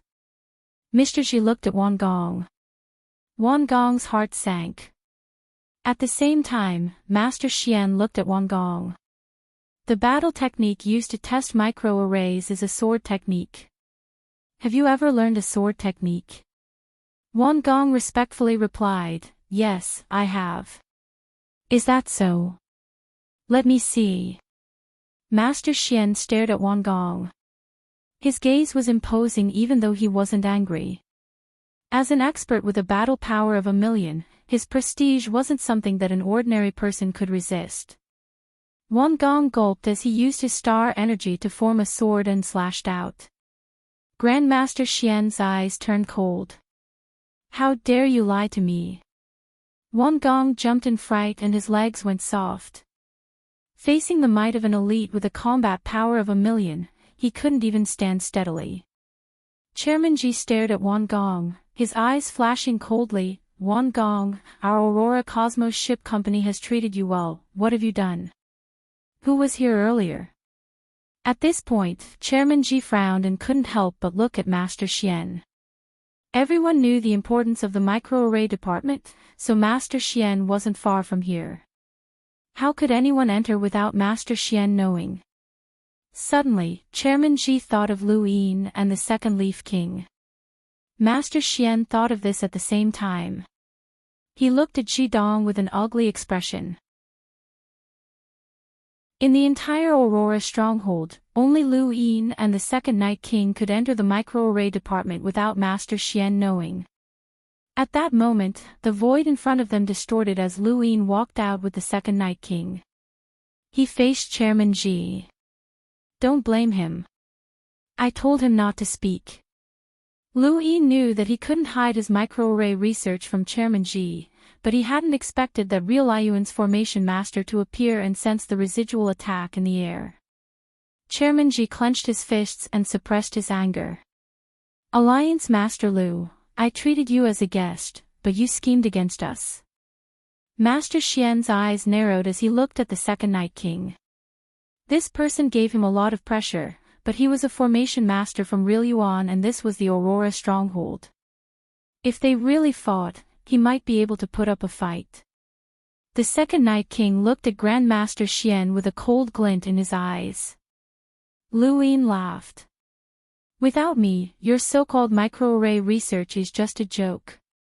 Wang Gong, tell your boss where your microarray research came from, and where did you help him break through his bottleneck? Chairman Ji looked at Wang Gong.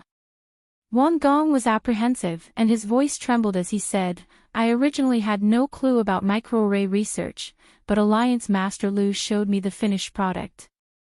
That was how I found a way to break through my bottleneck and successfully created the finished product. Right, the materials were also provided by Alliance Master Lu. Chairman Ji was shocked. The materials and technology came from Alliance Master Lu. Wang Gong looked at Lu Yin and then nodded at Chairman Ji. Yes. Chairman Ji frowned and looked at Lu Yin with a complicated expression. Lu Yin's lips curled up. Chairman Ji, I told you before that you should be thanking me. Otherwise, it would be meaningless for you to throw so much money into this mess every year. Even if you have a breakthrough, it would be useless without the materials. I can guarantee that you won't be able to find any suitable materials in the entire Fifth Mainland. Only I have them. Chairman Ji sighed. Alliance Master Lu, we should talk. The Aurora stronghold was more of a city than a stronghold. It was a civilization, and to the commoners who lived here, it was their own world. Chairman Ji brought Lu Yin to the largest waterfall north of the Aurora stronghold. There was a pavilion beneath the waterfall, with a stone table and a pot of wine and side dishes. Only Chairman Ji and Lu Yin were there, neither Master Xian nor the Second Night King had approached. Chairman Ji poured Lu Yin a cup of wine. I don't like to drink, but I heard that Alliance Master Lu likes it, so I specially prepared some for you. Have a taste. This wine is produced by the Aurora stronghold. Lu Yin raised a hand to stop Chairman Ji from pouring more wine for him. Actually, I don't like to drink either. I prefer tea to wine. Chairman Ji put down his cup and retrieved a teapot from his cosmic ring. Those who drink are emotional, while those who drink are rational. Alliance Master Lu, this isn't the first day we've met, but this is the first time we've truly met. Lu Yin looked at the waterfall to the side. Yes, this is the first time we've truly met. The Aurora Corporation sends 1/10 of their annual profits to the microarray department without exception. If this massive amount of resources were used in the universe, it would be enough to create a powerful organization that could rival the Blaze Realm or the Ross Empire. Chairman Ji looked at Lu Yin. If I'm not wrong, Wang Gong already joined Alliance Master Lu the last time you were here. Lu Yin nodded and didn't hide anything. That's right. Chairman G laughed. It's been almost 5 years, and we didn't even notice. It's no wonder that Wang Gong made a breakthrough in microarray technology not long after Alliance Master Lu left. I'm very curious. I understand Wang Gong's character, so how did Alliance Master Lu convince him to join us in such a short time? He didn't hesitate to betray the Aurora Corporation.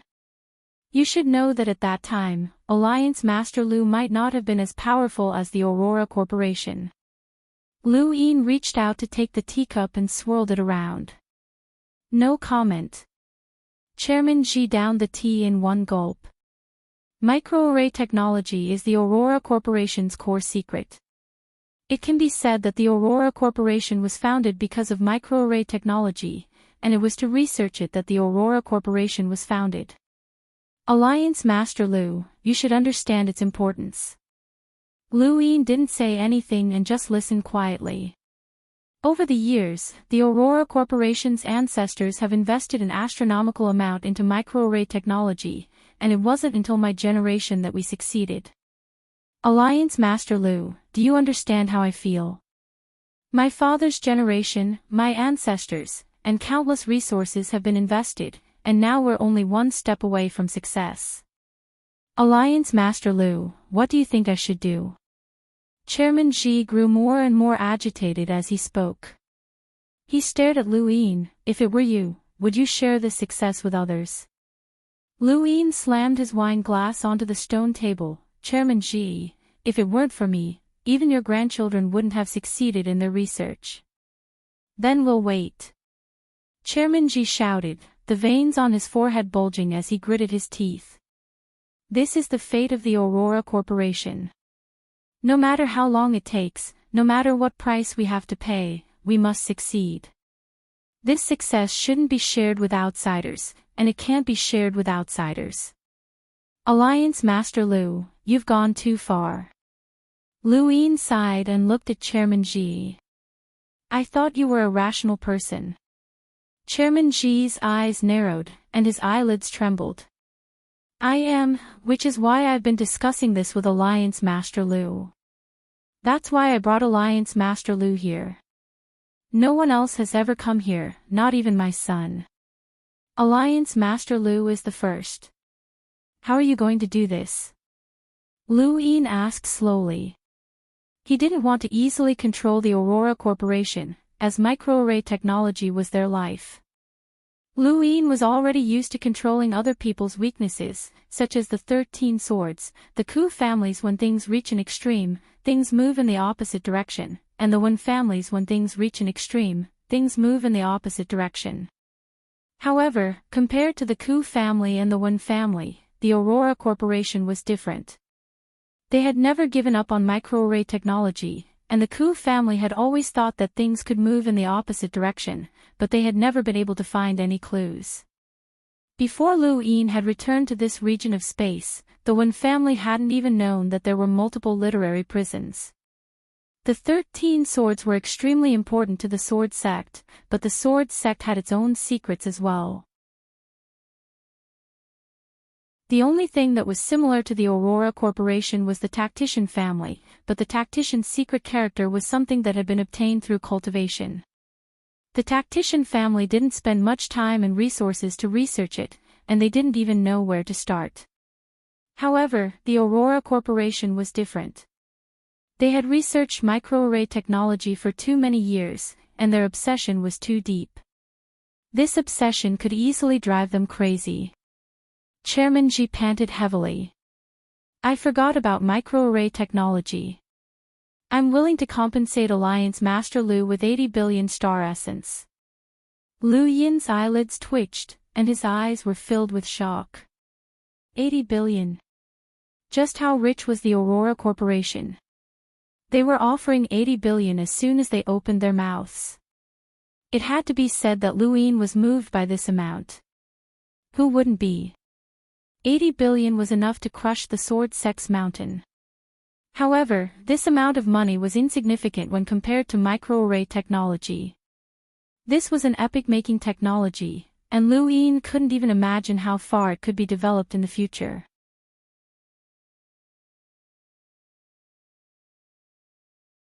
Welcome aboard.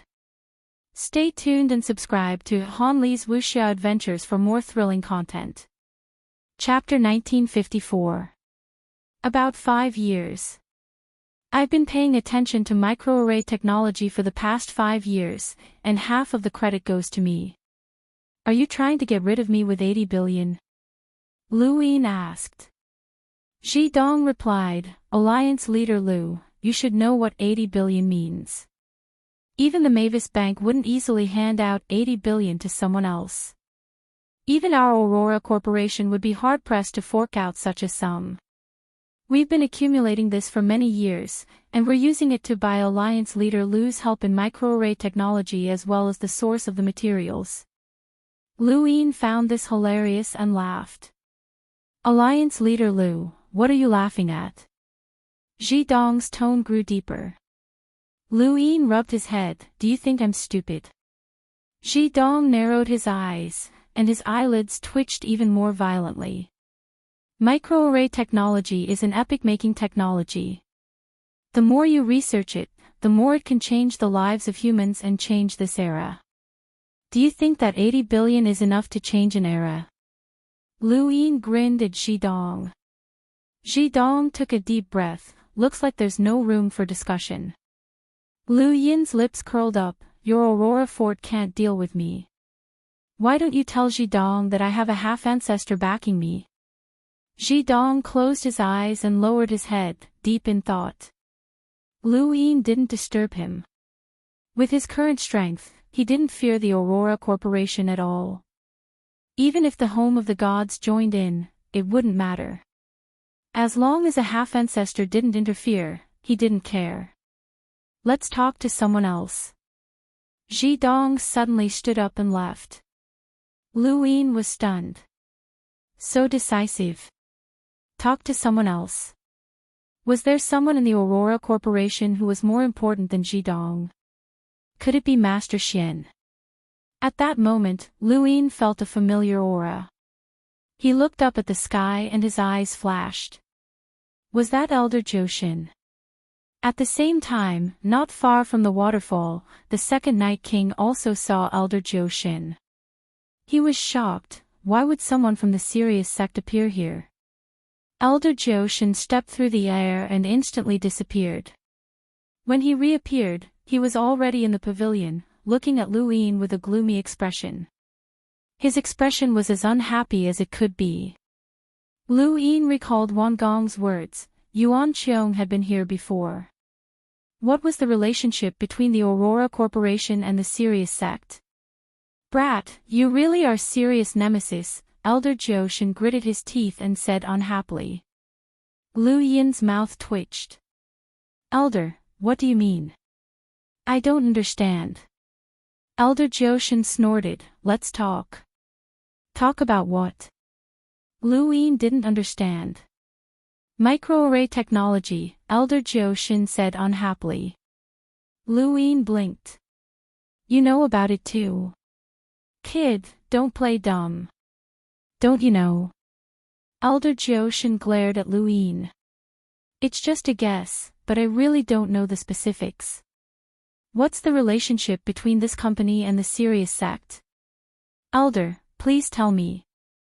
Elder Joshin sighed. The Aurora Spaceship Company belongs to Sirius. Lu Yin's expression changed, and he was shocked. Your property. Elder Joshin raised his head proudly. What? You don't understand. Lu Yin had thought of many possibilities, such as an alliance or a marriage alliance. He had even thought of paying the Celestial Star sect for protection every year, but he had never thought that the Aurora Spaceship Company was the property of the Celestial Star sect. An ancient sect and a technology company that stood at the forefront of the era, how could they not work together? Both were giants in the Neoverse. How is that possible? Lu Yin stared at Elder Joshin, wondering if the old man was messing with him. Elder Joshin rolled his eyes. What's so impossible about it? Of course, it's not the sole property of the Sirius sect. Everlasting Island also has a share. Everlasting Island also has a share. Luin was truly shocked. Elder Joshin glanced at Luin, his eyes full of suspicion and disdain. Where do you think the resources of Everlasting Island came from? Did they rely on Heizage Leon to rob others? Or did they have ties with the astral cities? What's the use of that? Luin suddenly recalled that although Everlasting Island had a half-ancestor overseeing it, he had never heard of them having any other property. At most, they had close ties with some astral cities, and their disciples could obtain some help when traveling the universe, but it was far from enough to support Everlasting Island's cultivation. For example, the Sirius sect had many disciples and occupied a part of the universe. Not only did they cultivate, but they also mined for resources. Some disciples were tasked with earning resources for the sect, and the Innerverse Sword sect and One family were the same. When they occupied a large flow zone, they would develop that flow zone's resources. The most famous example of this was when the Sword sect and the Day-Night clan fought over resources, and Luin had taken advantage of this. However, there were only a few people on Everlasting Island, and no matter how powerful Heizage Invincible or Heizage Shinwei was, they would not go as far as to become someone's bodyguard. Luin now knew that their resources actually came from the Aurora Corporation. Who would have thought that the Aurora Corporation, a giant in the Neoverse, was actually the source of income for the Sirius sect and Everlasting Island? What's going on? Luin couldn't help but ask. Elder Joshin replied, "It's not that complicated." Back when the Sage Celestial Master was unlocking a source box, he came across some incomplete microarray technology. After some research, he and my senior decided to research it, but microarray technology was too expensive. It just so happened that he had obtained quite a few ancient technologies when he was unlocking the source box, such as energy conversion devices. These devices could be used on spacecraft, so the two of them worked together and formed the Aurora Corporation. No one else knows about this. Luin was puzzled. Elder Joshin recalled, back then, they found someone called Ji Xing, who used to work for the Hall of Honor. He was the smartest and most famous scientist in the world. The two of them showed him the microarray technology, and he immediately resigned and used his own name to form the Aurora Corporation. The Sirius sect supported him in the early stages and secretly protected him. Everlasting Island also provided protection, and just like that, the Aurora Corporation was formed. You could say that these three companies formed together to research microarray technology. Luin nodded.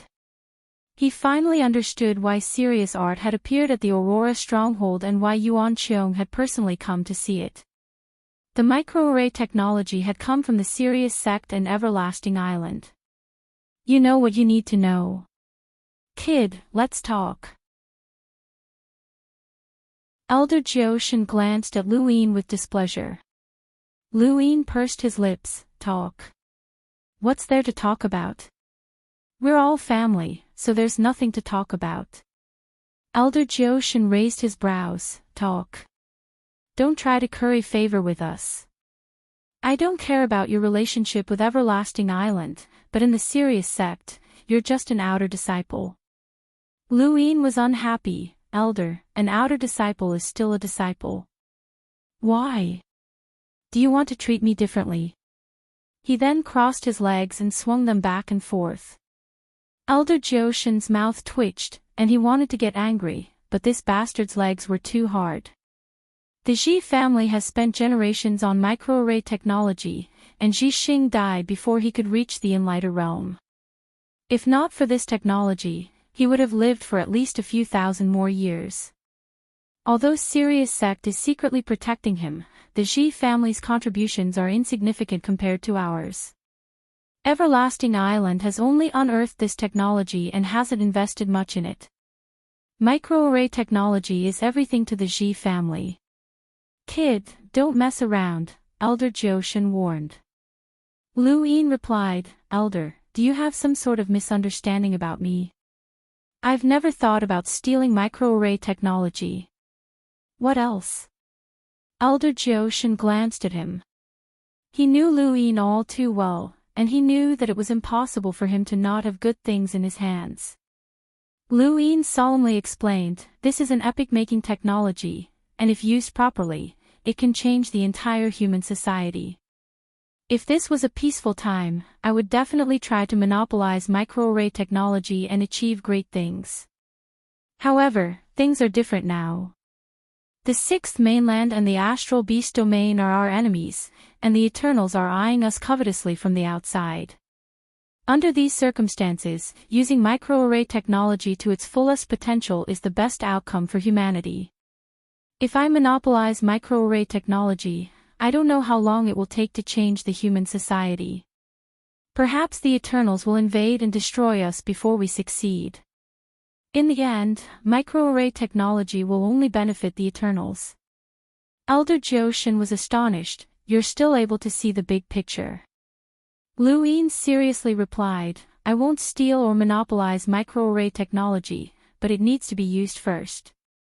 At the same time, the Great Eastern Alliance can provide the greatest assistance to research microarray technology so that it can be developed and promoted. This should be the wish of the Elysian Heavenly Master and Elder Gong." Elder Jioshin nodded, "That's right.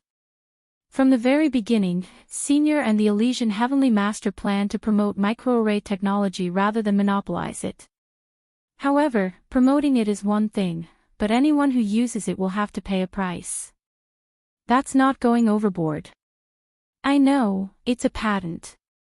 Lu Yin smiled. Elder Jioshin replied, "It's fine as long as you understand the gist of it." He then waved a hand in the distance, calling Zhidong over. Zhidong arrived at the pavilion, but his expression was still not good. Elder Jioshin said, "This kid doesn't plan on stealing the microarray technology, but he wants to have the priority to use it. Also..." He paused for a moment before continuing, "The success of this technology is inseparable from the help he provided. Once microarray technology is promoted and used by everyone, he can take 20% of the profits." Zhidong frowned and looked at Elder Jioshin before looking at Lu Yin. He nodded helplessly, "I understand." Lu Yin found this funny. "So you thought that I wanted to steal the microarray technology, Zhidong?" Zhidong sulked. "Everyone knows Alliance leader Lu's character. You can't blame me for thinking that." Lu Yin's eyes flashed. "My character? Tell me about it." Zhidong wanted to say something, but after thinking about it, he decided against it. Although the Aurora Corporation was backed by the Sirius Sect and Everlasting Island, and they had powerhouses with power levels in the millions as well as Realm Origin Array Masters, they were still lacking when facing Lu Yin. Sirius Sect's attitude towards Lu Yin was unclear, but they seemed to be very close to him. If he offended Lu Yin, Zhidong would not have an easy time in the future. Elder Jioshin impatiently said, "All right, enough with the nonsense. Kid, you've schemed against him for 5 years. Can't he be a little resentful?" Welcome aboard. Stay tuned and subscribe to Han Li's Wuxia Adventures for more thrilling content. Chapter 1955. Lu Yin smiled and stopped looking for trouble. "Director Xi, do you remember the blueprint for the new universal armor that I showed you? Fuse the microarray technology with it." Director Xi's attention was quickly diverted. "Fuse the microarray technology?" Lu Yin answered seriously, "The new universal armor will be fused with the smoke from Smokescreen Mountain Range and the microarray technology. I want to create an invincible army." "You've been planning this since 5 years ago," Director Xi blurted out. Lu Yin casually replied, "That's not for you to worry about. What you need to do now is create 80 microarrays for me and fuse them into the new universal armor. The battle techniques that will be fused into it are..." He paused and looked at Director Xi. "What's the highest level of attack that can be fused into it?" Director Xi thought about it. Based on the current materials, the highest level of attack that can be unleashed 4 times is an enlighter with a power level of 200,000. The cost is not low. Lu Yin replied, then lower it. Director Ji was stunned. He had thought that Lu Yin would want a higher price. Who would want a lower price? A hunter's attack. What's the point? Elder Jiao Shin did not understand. It's the lowest, Lu Yin answered. Director Ji was stunned. The lowest? Then he might as well do it himself. What was the point of having microarrays? Lu Yin naturally would not tell them that he could upgrade them with his dye, but he would not be upgrading a complete microarray. In the past, Lu Yin had tried to upgrade the heaven-splitting array that he had obtained from Bai Xiaohong, but the heaven-splitting array contained a sourcebox array, so there was no way to upgrade it. Thus, he had left it at that. Now, all he had to do was upgrade it before Grandmaster Xian set up the sourcebox array. He would upgrade the materials to the level of an enlighter or even higher, such as the heaven-splitting array that had the power of 2 origin tribulations. Then, he could set up his own array, which would be perfect. What's the highest level of attack that Master Xian can set up? Lu Yin looked at Director Ji expectantly. Director Ji replied, an enlighter with a power level of around 200,000. Lu Yin was disappointed, as it was too low. That meant that there was no need for him to upgrade the materials for his microarrays. No matter how high they were, it would be useless if the sourcebox array could not be used in conjunction with it. Furthermore, the cost of upgrading the materials was about the same as the cost of the Aurora Corporation's production, or perhaps even higher. It was not worth it. In the end, it was still a problem with the sourcebox array. Master Xian had spent so many years researching sourcebox arrays, but unfortunately, he could not research into the sourcebox array within the heaven-splitting array. Forget it, regardless of whether he could research it or not, he would just give it to him. When he thought about this, he took out the splitting heaven array that he had obtained from the Frigid Immortal Sect's secret collection. There was still one more formation left. Give this to Grandmaster Xian for me. The sourcebox array inside can withstand the power of 2 origin tribulations, and it's quite terrifying. Chairman Ji's eyes narrowed, and he snatched the book from Lu Yin's hands. Did Wang Gong make a breakthrough in his technology after seeing this? Lu Yin did not confirm or deny it. Make the microarrays according to your highest standards. Also, I hope that Master Xian can develop a sourcebox array that contains a higher level of attack power. That will be effective against the Eternals. There's also this. Lu Yin handed the mother tree's bark over to Chairman Ji. Elder Jiao Shin was astonished. This is... Ji Dong was excited. Is this the material? Lu Yin nodded. I should be able to create more than 100 microarrays, but I only need 80 of them. I won't ask you for the materials, and I'll keep the rest for my own research. It feels like tree bark. Ji Dong took it and was a little confused. Elder Jiao Shin gave Lu Yin a deep look. It will be difficult to find such a material even if you search the entire Fifth Mainland. Ji Dong was astonished. Elder, you know about this material. Elder Jiao Shin was second only to Elder Gong, so it was not surprising that he knew about the mother tree's bark. Lu Yin replied, I'll think of a way. It's not impossible. Elder Jiao Shin shook his head.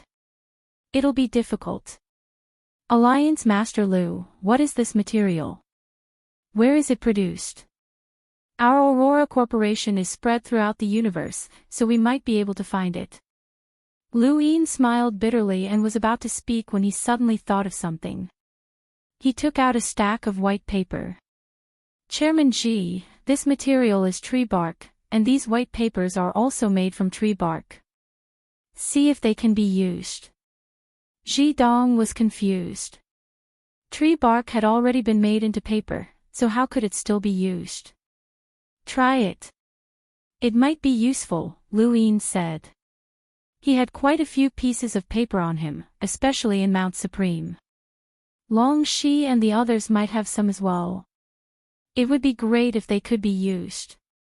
Zhidong was helpless and took the paper to Wan Gong. After Zhidong left, Elder Jioshan said, I never thought that the most important material would be the bark of the mother tree. Where did you get it? From the ruins of the frigid immortal sect. Elder Jioshan continued, if there are ruins of the frigid immortal sect, then the fifth mainland might not have them as well. We still have to look. That's unlikely, Lu Yin said as he waited for the results of the experiment. Half a day later, Lu Yin couldn't take it anymore. The two of them sat there in silence, feeling a little awkward. Elder, is the Sirius sect that close to Eternal Sky Island? They even share secrets. Elder Jioshan replied, Eternal Sky Island disciples can challenge the Sirius sect to become core disciples. Don't you think that's close? That's true. Sirius sect disciples can also use the bridge of Eternal Sky Island, Lu Yin said. Suddenly, Lu Yin remembered something. Elder, what kind of existence is the fog ancestor? Elder Jioshan was astonished. Fog ancestor? You mean the smoke ancestor? He used to be one of the 9 mountains and 8 seas, the fog ancestor. This information had been given to him by Maiden Axean. Fog ancestor, smoke ancestor. Some call him the smoke ancestor, while others call him the fog ancestor. Lu Yin said, the smoke on the bridge should be from the fog ancestor. Elder Jioshan replied, yes. Not much is known about the smoke ancestor. All we know is that he likes to create all sorts of smoke with mysterious effects. As for the reason, no one knows. The smoke ancestor inherited a trace of his power from the smoke ancestor, but it was only obtained by chance. The smoke ancestor has no successor. Lu Yin felt that it was a pity. After all, the ancestor was one of the 9 mountains and 8 seas, and he wasn't an ordinary progenitor. Elder, do you know what power each of progenitor Chen's 9 clones have? Elder Jioshan shook his head. No. Elder, you should know that the 9 mountains and 8 seas really have an inheritance. Elder Jioshan was astonished. Really? Lu Yin was stunned. Elder, you really don't know. Elder Jioshan rolled his eyes. How would I know? Then do you know who the most powerful Eternals are? No. Have you heard of the human progenitor? You believe in such a legend. I do. We don't have anything in common. Elder, do you know? Lu Yin wanted to ask more, but Elder Jioshan grew impatient. All right. You know more than me. Ask. I'm leaving. He then left impatiently. Lu Yin was speechless. How did he cultivate in the first place? Master Yuan was right, this guy's realm might be high, but he could easily destroy his own people's confidence at critical moments. Not long after, Zhidong came looking for Lu Yin with an excited expression. Alliance Master Lu, it's a success. Lu Yin was delighted. It worked. Zhidong nodded. It worked, but it consumed a lot of energy. What are the specifics? Lu Yin hurriedly asked. Zhidong replied, 5. 5 sheets of white paper can replace 1 piece of bark for the microarray. 5 sheets. Lu Yin was shocked. These sheets of white paper could be made into anything, especially flying devices such as birds, beasts, or even spacecraft. Thus, each sheet was very large and was about the size of a complete piece of bark. 5 sheets were needed to replace just a tiny bit of bark. There's no other way. Although these sheets of white paper are made from bark, they can't be restored. We can only extract a portion of the material and fuse it together to form a new material.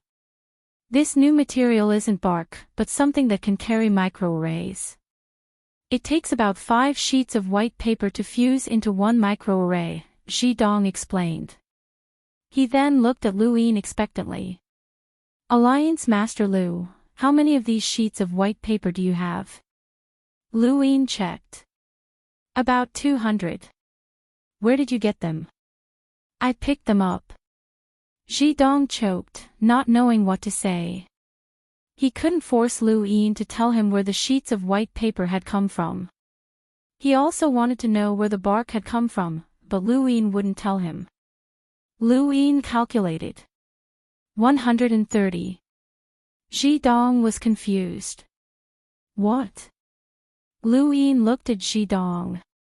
I'll give you all the bark and paper in exchange for 130 microarrays. I'll install all of them into the new universal armor. Ji Dong frowned. You want us to work for you? The extra bark and paper can be considered as payment. Without me, you won't be able to make any breakthroughs in your technology. Even if you succeed, you won't have the materials to manufacture it, and all your years of research will be wasted. I'll bring my own technology and materials for you to manufacture, so it's reasonable to consider the extra materials as payment, Lu Yin said. Ji Dong hesitated. It sounded reasonable, but he still wanted to work for Lu Yin.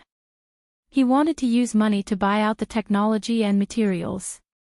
You're still unwilling. Lu Yin raised a brow. If I remember correctly, your son doesn't seem to be focused on cultivation. Ji Dong's expression changed, and he glared at Lu Yin. What are you trying to do?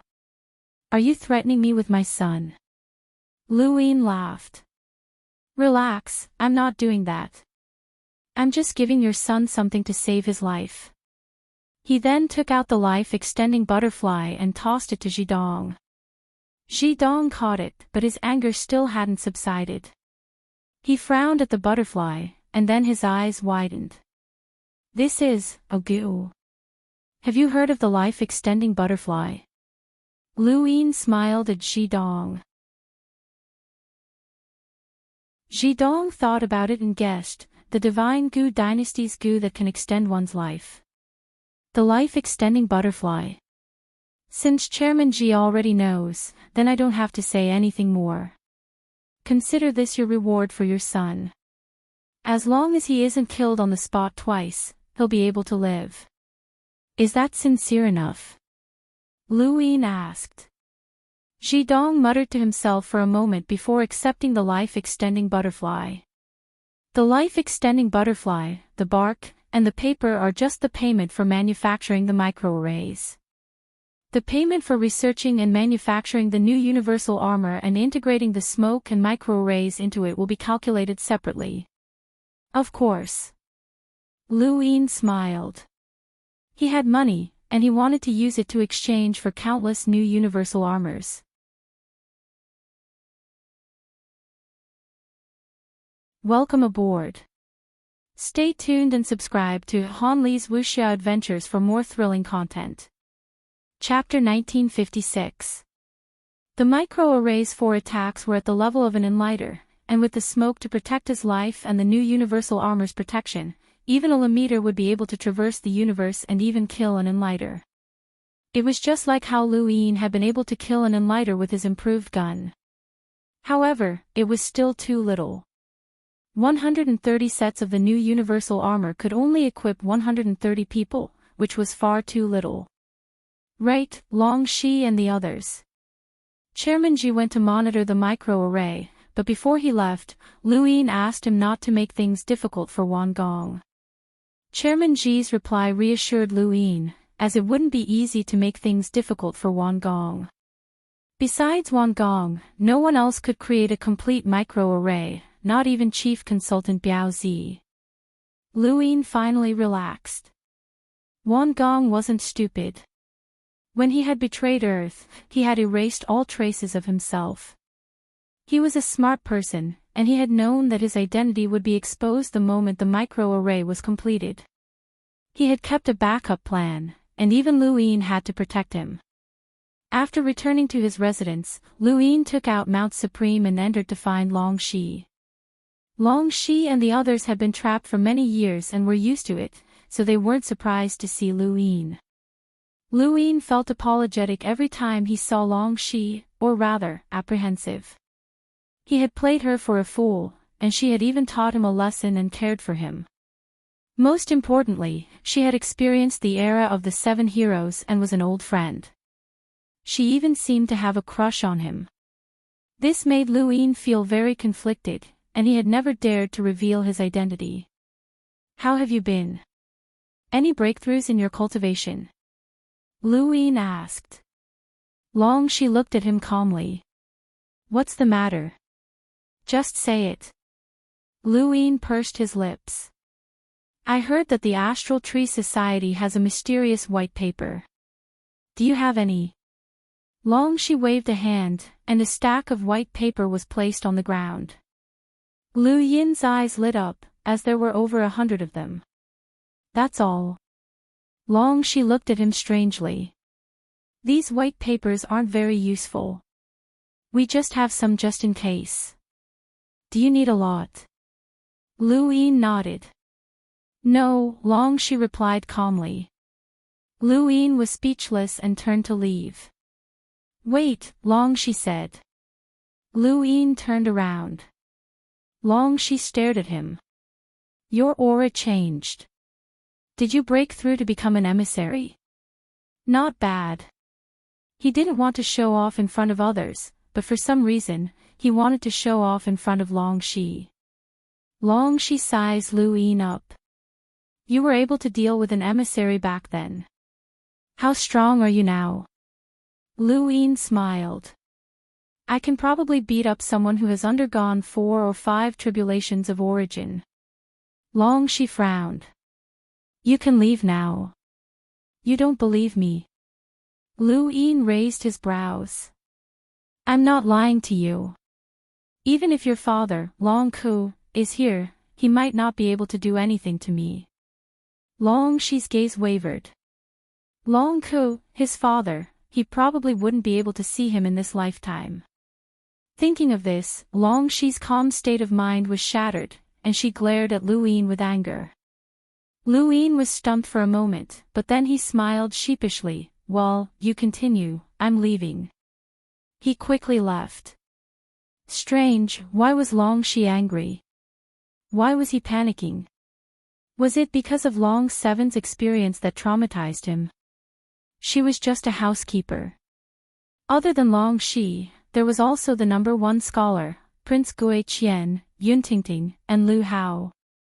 Through these people, he had collected more than 400 pieces of paper, which wasn't much since Bai Xiaohong alone had given him more than 200. It was a pity. If he had known that this would happen, he would have frantically collected more pieces of paper in the cosmic tree. He would have been able to sell them for a high price. He had given more than 400 pieces of paper to Chairman Ji so that he could make another 80 sets of the new universal armor, which would add up to 210 sets. It wasn't much, but it was still acceptable. Right, there was also Lu Yefei. Lu Yin was filled with anticipation as he contacted Mr. Lu Yi. At the same time, in the blazing mist flow zone, on a planet not far from the Ross Empire's stronghold, Lu Yefei were sitting in a revolving restaurant surrounded by the boundless ocean. This revolving restaurant was the planet's most luxurious restaurant. "Have you thought it through? If you look for Lu Yin again, it won't be that easy to leave. So many experts were mobilized during that war in the Outerverse, and with our strength, we might not even rank in the top 3 in the Great Eastern Alliance," Fifi said as she took a sip of her drink. Across from them, Mr. Lu Yi gazed at the ocean with a complicated expression. It wasn't that he wanted to look for Lu Yin, but rather that it was his destiny. On the Astral River arc, he had no recollection of mentioning Lu Yin at all. However, Fifi was certain that he had mentioned Lu Yin, and she had even praised him and threatened to follow him. This made Mr. Lu Ye's hair stand on end, and he hurriedly checked the Astral River arc surveillance, only to discover that Lu Yin had really been mentioned. At that moment, Mr. Lu Ye's entire body turned cold, and he couldn't figure out what had happened. He had no memories of that moment, and it was as if he had become a completely different person. Fifi had asked him many times, but he had fooled her by saying that he had temporarily lost his memories. In reality, he truly had no recollection of that moment. Ever since then, Mr. Lu Ye's soul had left his body, and he had been thinking about that moment every day. What kind of existence was Lu Yin? How could he have caused such a change in him? Who had been in control of his body at that moment? The more Mr. Lu Yi thought about it, the more terrified he became, and the more he couldn't understand. In the end, he decided to follow what he had said at that moment and submit to Lu Yin. It wasn't for his future or to return to the cosmic triarch, but rather to find the truth. If he wanted to find out the truth, he could only get close to Lu Yin. Did you hear what I said? Fifi was unhappy, and she raised her voice, causing many people to look over. Mr. Lu Yi was stunned. What did you say? Fifi snorted and looked at the sea. Do whatever you want. At that moment, their gadgets rang. The two looked over at the same time. Lu Yin. They looked at each other and saw the shock in each other's eyes. Ever since they had left Lu Yin's side, they had not contacted each other much. Why had Lu Yin suddenly contacted them? Fifi was puzzled, but Mr. Lu Yi felt a chill run down his spine. He thought about that strange moment, and beads of sweat dripped down his forehead. What's wrong? Answer the call, Fifi urged. Regardless of whether or not they had submitted to Lu Yin, she did not want to offend this person. The Great Eastern Alliance was enormous, but the most important thing was that this person had undergone an origin tribulation and caused the entire astral source universe to boil over. This was too inconceivable. They were more knowledgeable than many people from the Fifth Mainland, and they knew what this meant. If nothing unexpected happened, Lu Yin had a 99% chance of becoming a progenitor in the future. It was best not to offend someone like this. Actually, all she wanted was freedom, and living in seclusion was good enough. Mr. Lu Yi took a deep breath and accepted the call. Alliance Master Lu. Lu Yin's voice came through. Mr. Lu Yi, I'm sorry to disturb you. Mr. Lu Yi forced a smile. Alliance Master Lu, you're welcome. What's the matter?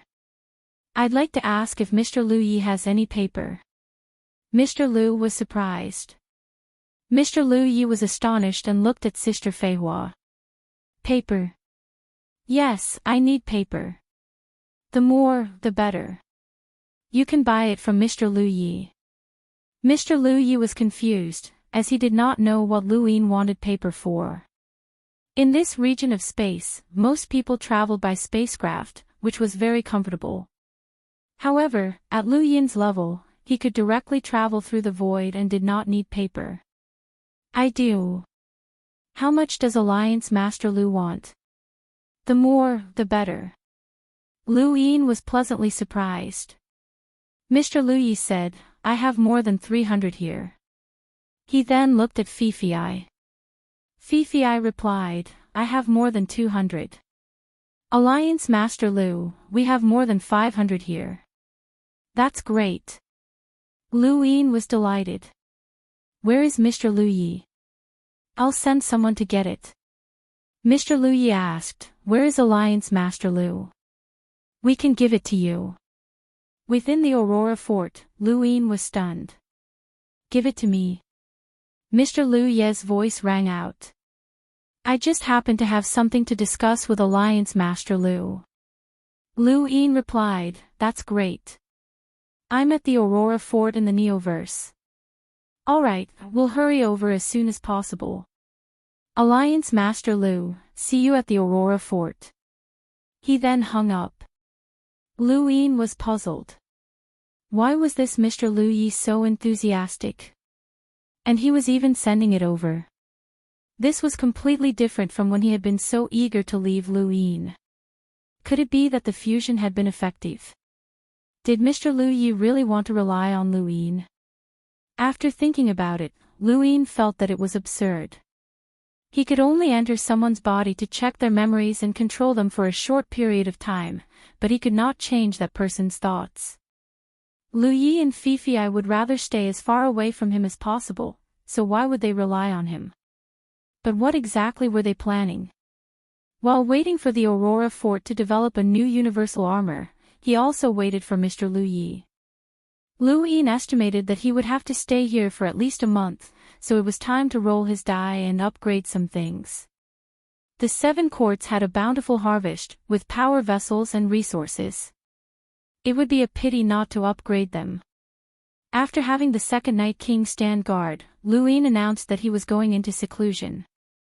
When the second Night King heard that Liu Yin was going into seclusion, he was disdainful. Other people, even explorers, would normally spend at least a few years in seclusion. Liu Yin, on the other hand, had come out in just a few days. How could this be called seclusion? Liu Yin's seclusion was already a major characteristic of the Great Eastern Alliance.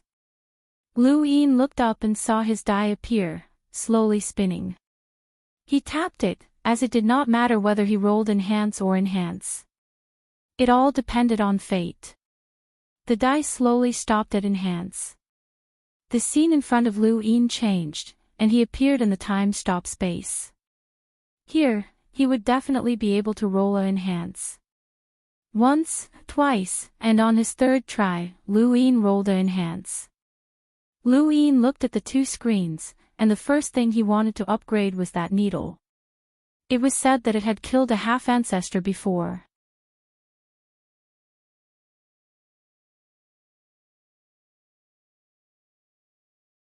Welcome aboard. Stay tuned and subscribe to Han Li's Wuxia Adventures for more thrilling content. Chapter 1957. Liu Yin tossed the time-withering wood onto the upper screen and then began to crazily smash star essence into it. Even though he didn't know what the oldest piece of time-withered wood that Ancestor Ku had left behind was, it didn't stop him from looking forward to it. Ancestor Ku was one of the 9 mountains and 8 seas, and he was a ruthless person who had dared to charge at the Eternals alone. The more silent a person was, the more ruthless they were. The time-withering wood could be upgraded, but the cost was ridiculous. The first upgrade had already consumed 6 billion star essence. It was understandable. The Ku family had said that this time-dead wood was the closest to the one left behind by the desolate ancestor, and it had existed for the longest time. It could withstand an attack with a power level of 1 million. To be able to withstand an attack with a combat power of 1 million, it was understandable that it would consume so much energy. Liu Yin did not hesitate to upgrade it again, but this time, he spent 10 billion star essence. At this moment, the aged withered would seem to have changed a little. The void around it was distorted, and it was a little blurry. Liu Yin didn't know what kind of power level it could withstand or what other effects it had. Originally, he wanted to upgrade it again, but after thinking about it, he gave up. If he upgraded it again, he wouldn't be able to upgrade anything else. Next was the sticks. Right now, what he lacked the most were offensive treasures. He already had the medicine skin and time-dead wood as defensive treasures. The Styx River could be used to escape, so it was quite useful. Liu Yin looked at the Styx, which was just a small river that was a few meters long. It was actually a power vessel. The universe was vast, and there were all sorts of mystical things. As long as he stood on it, he would be able to travel a great distance in an instant. In fact, it wasn't just for escaping. It could also be used as a means of transportation. The only problem was that he couldn't control where he landed. If he landed right in front of the enemy, he would be finished. Dark River had been upgraded a total of 3 times, which had consumed a total of 26 billion star essence, which was quite painful. After some calculations, he realized that he still had less than 20 billion star essence left in his cosmic ring.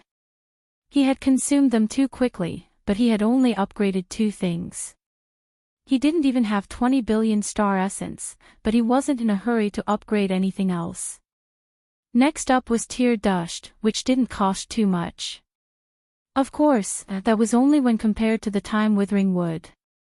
Liu Yin had upgraded the teardrop dust he had obtained from the first city 11 times, which had consumed 2 billion star essence. Hui Kong had given him twice as much teardrop dust as he had obtained from the first city, which meant that he would only need 4 billion star essence to upgrade to the same level as the teardrop dust. When had he ever thought that 4 billion star essence was too little? He discovered that his consumption of star essence was simply too great, and no one would believe him if he told them about it. If he didn't have the money to improve, then he would cultivate. Lu Yin recited the primogenitor scripture and began to practice the serious art. In the inner verse, the Northline flow zone was not too far from the blazing mist flow zone. There was still less than a month before the Northline flow zone's Northgate platform competition. The Northgate platform contest was held once every 15 years. However, due to the separation of the inner verse and outer verse, the Sixth Mainland's attack, the Great Eastern Alliance's invasion, and many other matters, the Northgate platform contest had been delayed. The Northgate family, Lily family, and Barth Jacques family were currently having a secret meeting. Every time the Northgate platform competition is held, we always invite important figures to attend. Northgate family chief, who are you planning to invite this time? Barth Jacques family's patriarch, Hoba, asked. Behind him stood Harrow. His other successor, Barnicho, had died during the Sixth Mainland's invasion. As for the Scarlet mercenary group that was employed by the Barth Jacques family, half of them had died. The head of the Lily family, Lily Liana, also looked at Northgate Kong curiously. Lily Ann and Lily Shuer were standing behind her. Northgate Kong solemnly replied, Ku Wei of the Great Eastern Alliance. Lily Liana and Hobo were shocked. Even Northgate Lai, who was standing behind Northgate Kong, was shocked. Ku Wei. That bootlicker. Lily Liana was flabbergasted. Northgate Kong nodded. Don't underestimate him. Although he's a bootlicker, he's from the Seven Courts Ku family. He's very powerful at such a young age, and I don't know why he's able to command the Giant Legion. He's also Lu Yin's disciple, so it's appropriate to invite him to attend the competition. Hoba replied, I know this person. He's arrogant, but he has the ability to be arrogant. During the Sovereign Tournament, even if he wasn't as strong as the 10 Arbiters, he was still quite strong. He fought to the first level and lost to Wang Yi. Although he's a bootlicker, that's only towards Lu Yin. He's arrogant to everyone else and doesn't hold back at all. Northgate family chief, how did you manage to invite him? Northgate Kong replied, he likes to be in the limelight. As the most dazzling guest of the Northgate platform competition, it wasn't difficult to invite him. Most importantly, during the previous Northgate platform competition, Lu Yin was the one who represented the 10 Arbiters Council. Since his master was there, he naturally wanted to go as well. It would be great if we could invite Lu Yin to attend the competition, Lily Liana sighed. Hoba laughed. Lu Yin? What kind of status was that? How could he possibly come to a tiny Northline flow zone to attend the competition? Forget about the Northgate platform competition, he might not even be interested in the internal struggles of the 8 great flow zones. Where's Afan? Northgate Kong suddenly asked. Lily Liana replied, he's taking the students from Shangwu Academy to train. Fan was originally just a normal student from Shangwu Academy and wasn't worth their attention. However, Fan had managed to get close to Lu Yin and had a special status in the Northline flow zone. Let him host the Northgate platform competition this time, Northgate Kong said.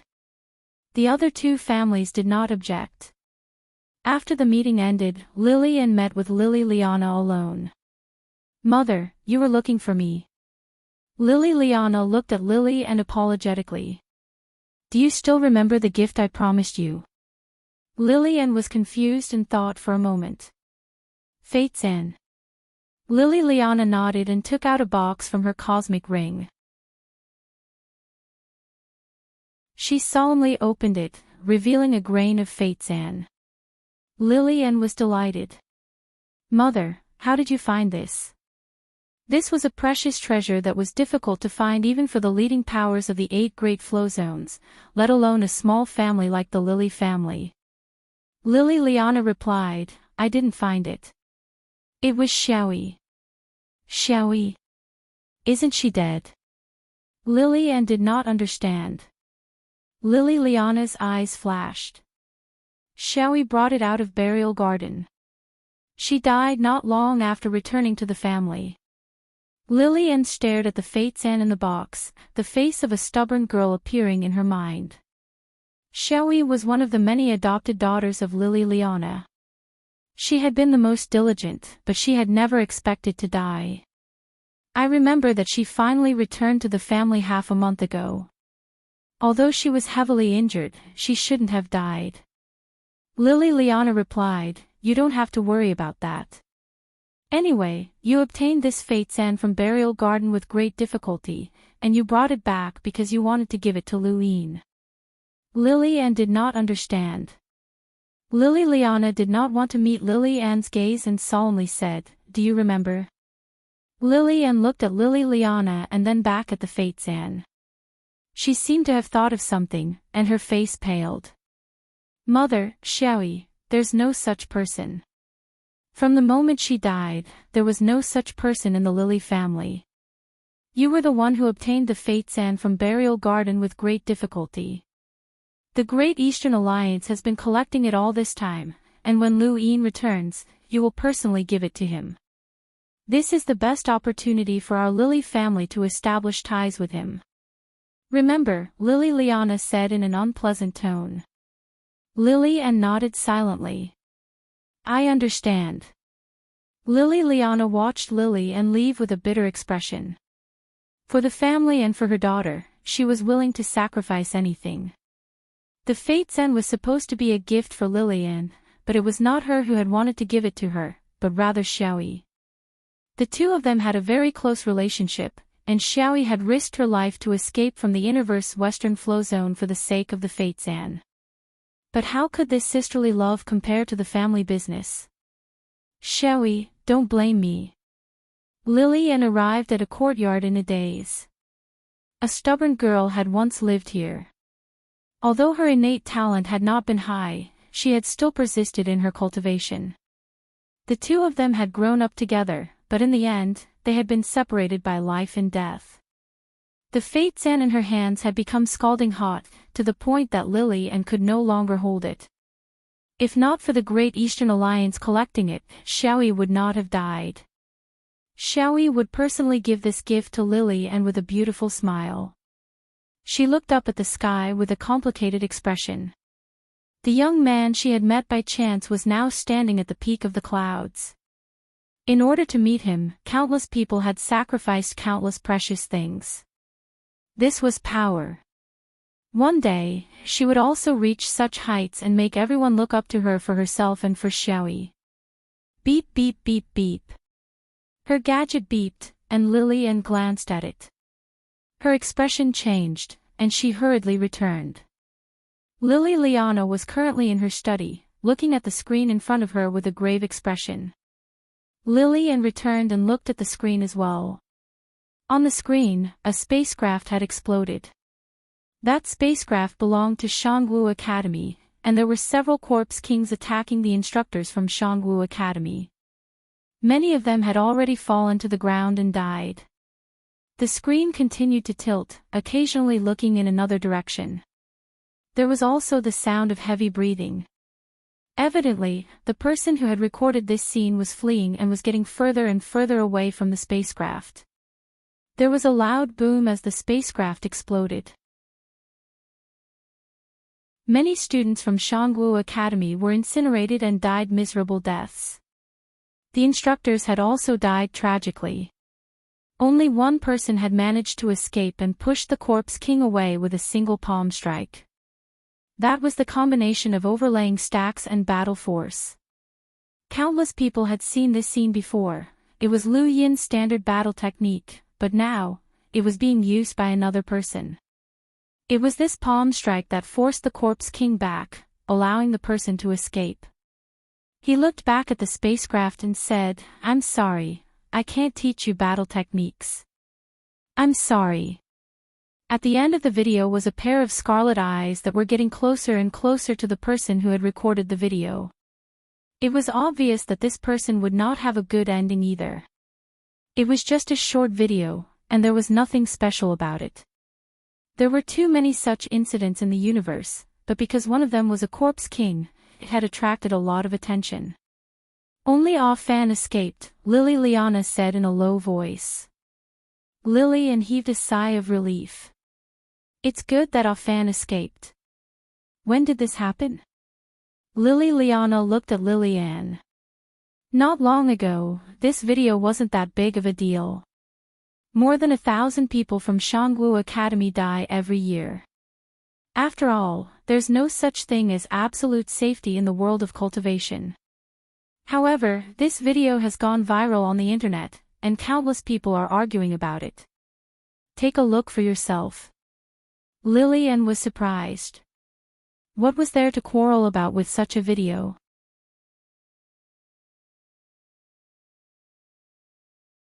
Welcome aboard. Stay tuned and subscribe to Han Li's Wuxia Adventures for more thrilling content.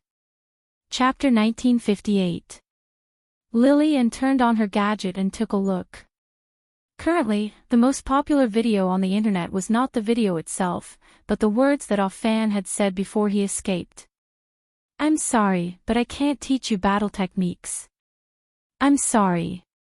These words caused an uproar among countless people, as they believed that if the instructors and students of Shangwu Academy had learned Fan's battle techniques, they would not have died so tragically.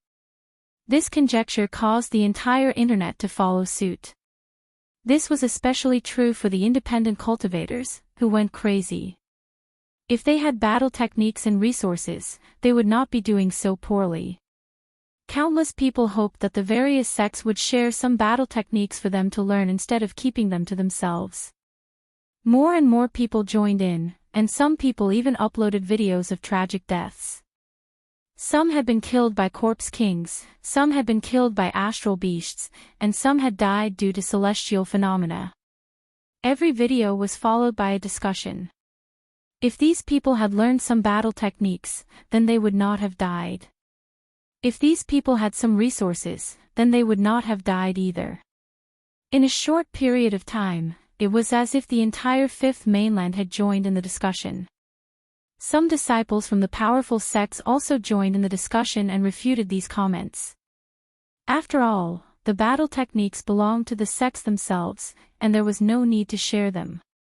Some disciples from the powerful sects even ridiculed these independent cultivators for being useless and only coveting the strength of others. Now, the entire internet was discussing this matter, and there were too many people participating in the discussion. Many independent cultivators had joined together in hopes that the Hall of Honor and the various sects would share some battle techniques, even if they were from outer sect disciples. The Great Eastern Alliance was also used as a comparison. After all, Fan had relied on Lu Yin's battle techniques to escape. Overlaying stacks and battle force were Lu Yin's techniques, and Fan's last words had been directed at Lu Yin for not teaching others. Lu Yin had become the topic of discussion. Mother, this. Lillian did not understand. Lily Liana solemnly replied, it's very serious. Fan's last words were directed at Lu Yin. Many people on the internet have attributed the deaths of the Shangwu Academy students to Lu Yin's self-preservation. If Lu Yin blames them, then our Northline flow zone will be in trouble as well. Lily Ann's face paled. Then what should we do? Is someone targeting us? Using Fan to plot against Lu Yin.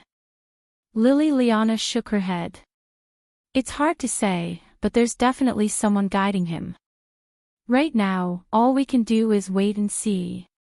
Also, mobilize the entire Northline flow zone to speak up for Lu Yin.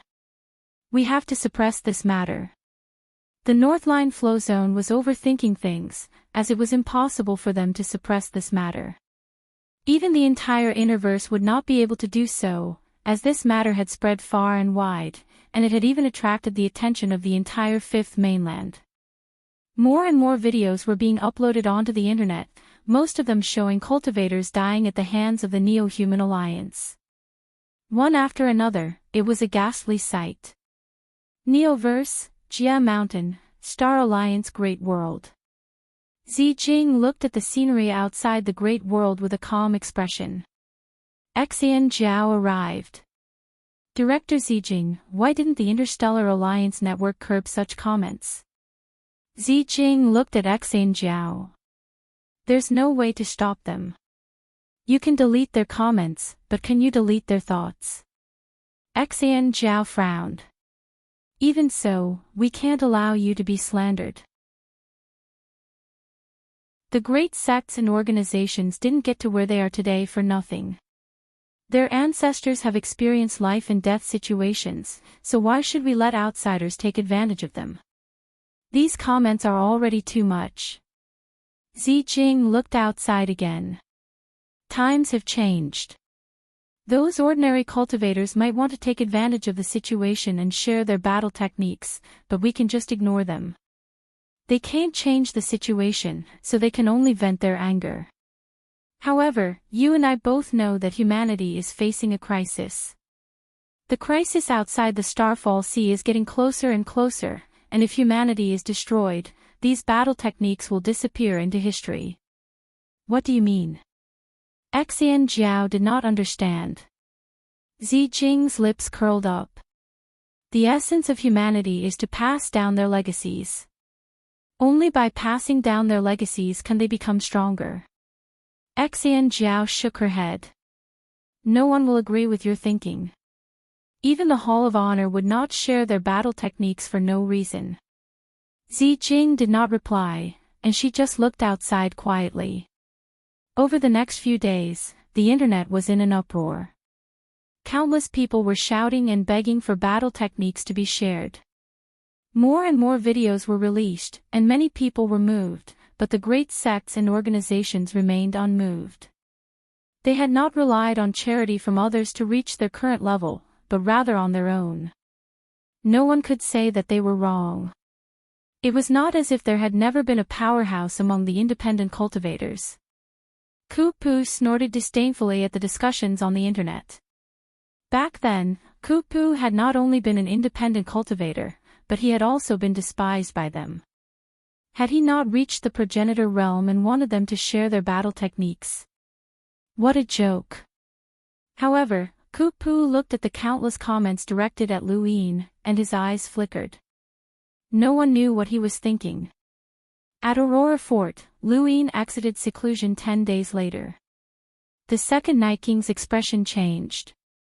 Sure enough, it hadn't even been half a month. How could this be considered seclusion?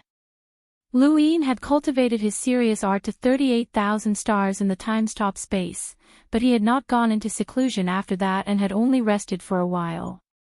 He was very clear about what had happened in the outside world. Over the past few days, his gadget had been flooded with calls.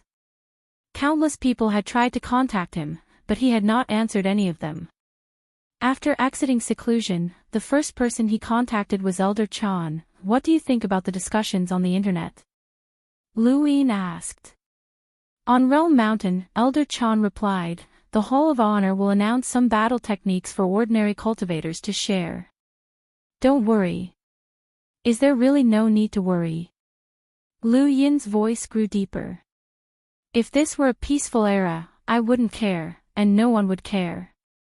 However, the Starfall Sea is in danger, and although these people are trying to take advantage of us, some of their words are not without reason. If the mentors and students on that spacecraft all knew of Fan's battle techniques, then even if not all of them could escape, at least a few more would have been able to. Perhaps there would have been envoys, half-progenitors, or even progenitors among them. No one can say for sure when it comes to opportunities. Then what do you want to do? Elder Chan asked. Lu Yin took a deep breath. I didn't think about this before, but now, I want to try something that I can imitate my ancestors' methods. I remember that someone once said that in the most ancient times, the 6 continents were plagued by disasters, and it was difficult for humans to survive. Thus, the legendary ancestors established the Dao sect and spread their teachings. Although I, Lu Yin, am far from being comparable to them, I am willing to try. Elder Chan's eyes widened. What do you want to do? Lu Yin answered seriously, I want to put everything that I have learned in one place. Everyone can try to go there, learn from it, and challenge it. If they succeed, they can obtain everything that I once had and use it to teach the cultivators of the fifth mainland so that more people can learn more battle techniques. Elder Chan was shocked. You're willing. In peacetime, I definitely wouldn't be willing, but right now, there's no other way. If the Eternals invade and the humans maintain their current strength, I really can't think of any way to win. Senior, the humans have always been on the other side of the astral tree domain. If not for the limitless power of the sourcebox array, we would have been defeated long ago. If the astral tree domain is already in such a state, then the fifth mainland is even worse. Of course, I would also like to ask the Hall of Honor to contribute some battle techniques and even secret techniques. Alright, as long as you're willing, the Hall of Honor will naturally contribute, Elder Chan barked. As the master of the Hall of Honor, Elder Chan considered the entire fifth mainland and the entire human race. In the past, no one had ever reached his level, but now, Lu Yin had the same thoughts as him.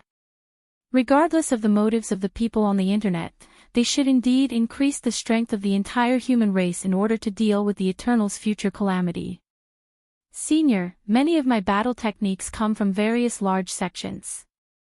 If I want to share them, I'm afraid that they won't be happy, Lu Yin said. Elder Chan frowned. I know, tell them to come find me. At Aurora Fort, Lu Yin smiled. Then I'll have to trouble Senior. I've thought about it, and I'll call that place the Fifth Pagoda. He then hung up. Elder Chan fell into deep thought. The Fifth Pagoda. The fifth mainland's Tower of Inheritance. Elsewhere, Lu Yin contacted Wang Wen. How was it? Did Ah Fan do well? Wang Wen asked proudly. Lu Yin replied, not bad. Those people from Shangwu Academy have to hide well. They can't be exposed. Don't worry, Wang Wen said.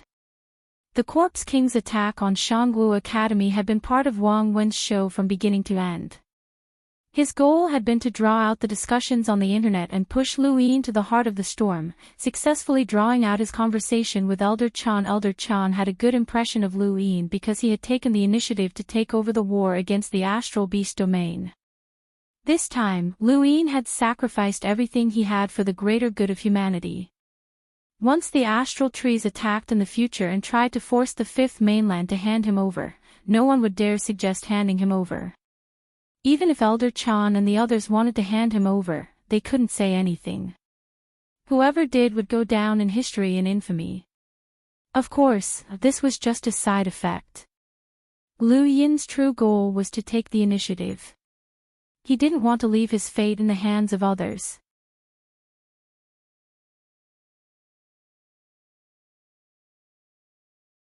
Welcome aboard. Stay tuned and subscribe to Han Li's Wuxia Adventures for more thrilling content. Chapter 1959. Lu Yin casually replied, I'm not some savior. I'm just doing what I can. Humanity's fate depends on itself, and so does my life. No matter how much I do for the fifth mainland, no one will appreciate it in the end. It's good that you know that. Human nature is complicated, so don't expect people to be grateful for their entire lives. There are people who know how to be grateful, but it all depends on your judgment. Will Elder Chan be grateful to you? Who knows? I don't want to reach the final step. Let's begin, it's your turn to perform. You must design the fifth pagoda well, and I'll give you the materials, Lu Yin said solemnly. This was related to whether or not they could trap the people in the fifth pagoda at the final step. It was very important. Wang Wen smiled. Don't worry. Also, whether you're a savior or not, I'll make sure everyone sees you as one. Your Highness chess piece, just wait for countless people to erect a monument for you." He then hung up. Lu Yin put down his gadget. With Wang Wen handling these matters, he felt reassured. After ending the call, Lu Yin went to look for Ji Dong. Ji Dong and the rest did not care about what was happening in the outside world, as they were all focused on creating microarrays. This was the Aurora Corporation's long-cherished wish, and it had finally been realized. Even though Lu Yin's interference meant that they were only working part-time, this did not stop them from fervently researching microarrays. Master Xian was more tired, as he was constantly setting up sourcebox arrays on top of microarrays. Even a real Yuan formation master could not take it anymore. Creating a microarray was not complicated, especially since the Aurora Corporation had made many preparations in the early stages. Once the core materials were found, it was basically an assembly line. Ji Dong watched as a cultivator experimented with microarrays, and his eyes lit up. This technology would eventually change humanity, and his name would be recorded in the annals of history. "How many have you made?" Lu Yin asked from behind. Ji Dong was surprised. "You're done. So soon?" Lu Yin replied, "That's normal." "How many microarrays have I made?" Ji Dong felt uncomfortable when he heard this. He felt uncomfortable when he thought about how most of the microarrays would be given to Lu Yin. "A few dozen." "What about the new universal armor?" Lu Yin asked. Ji Dong replied, "I'm not sure. I handed it over to Elder Biao. You can ask him." Lu Yin said, "Help me develop it as soon as possible. Another batch of materials have arrived." Ji Dong was delighted. Tree bark. Paper. Ji Dong was disappointed.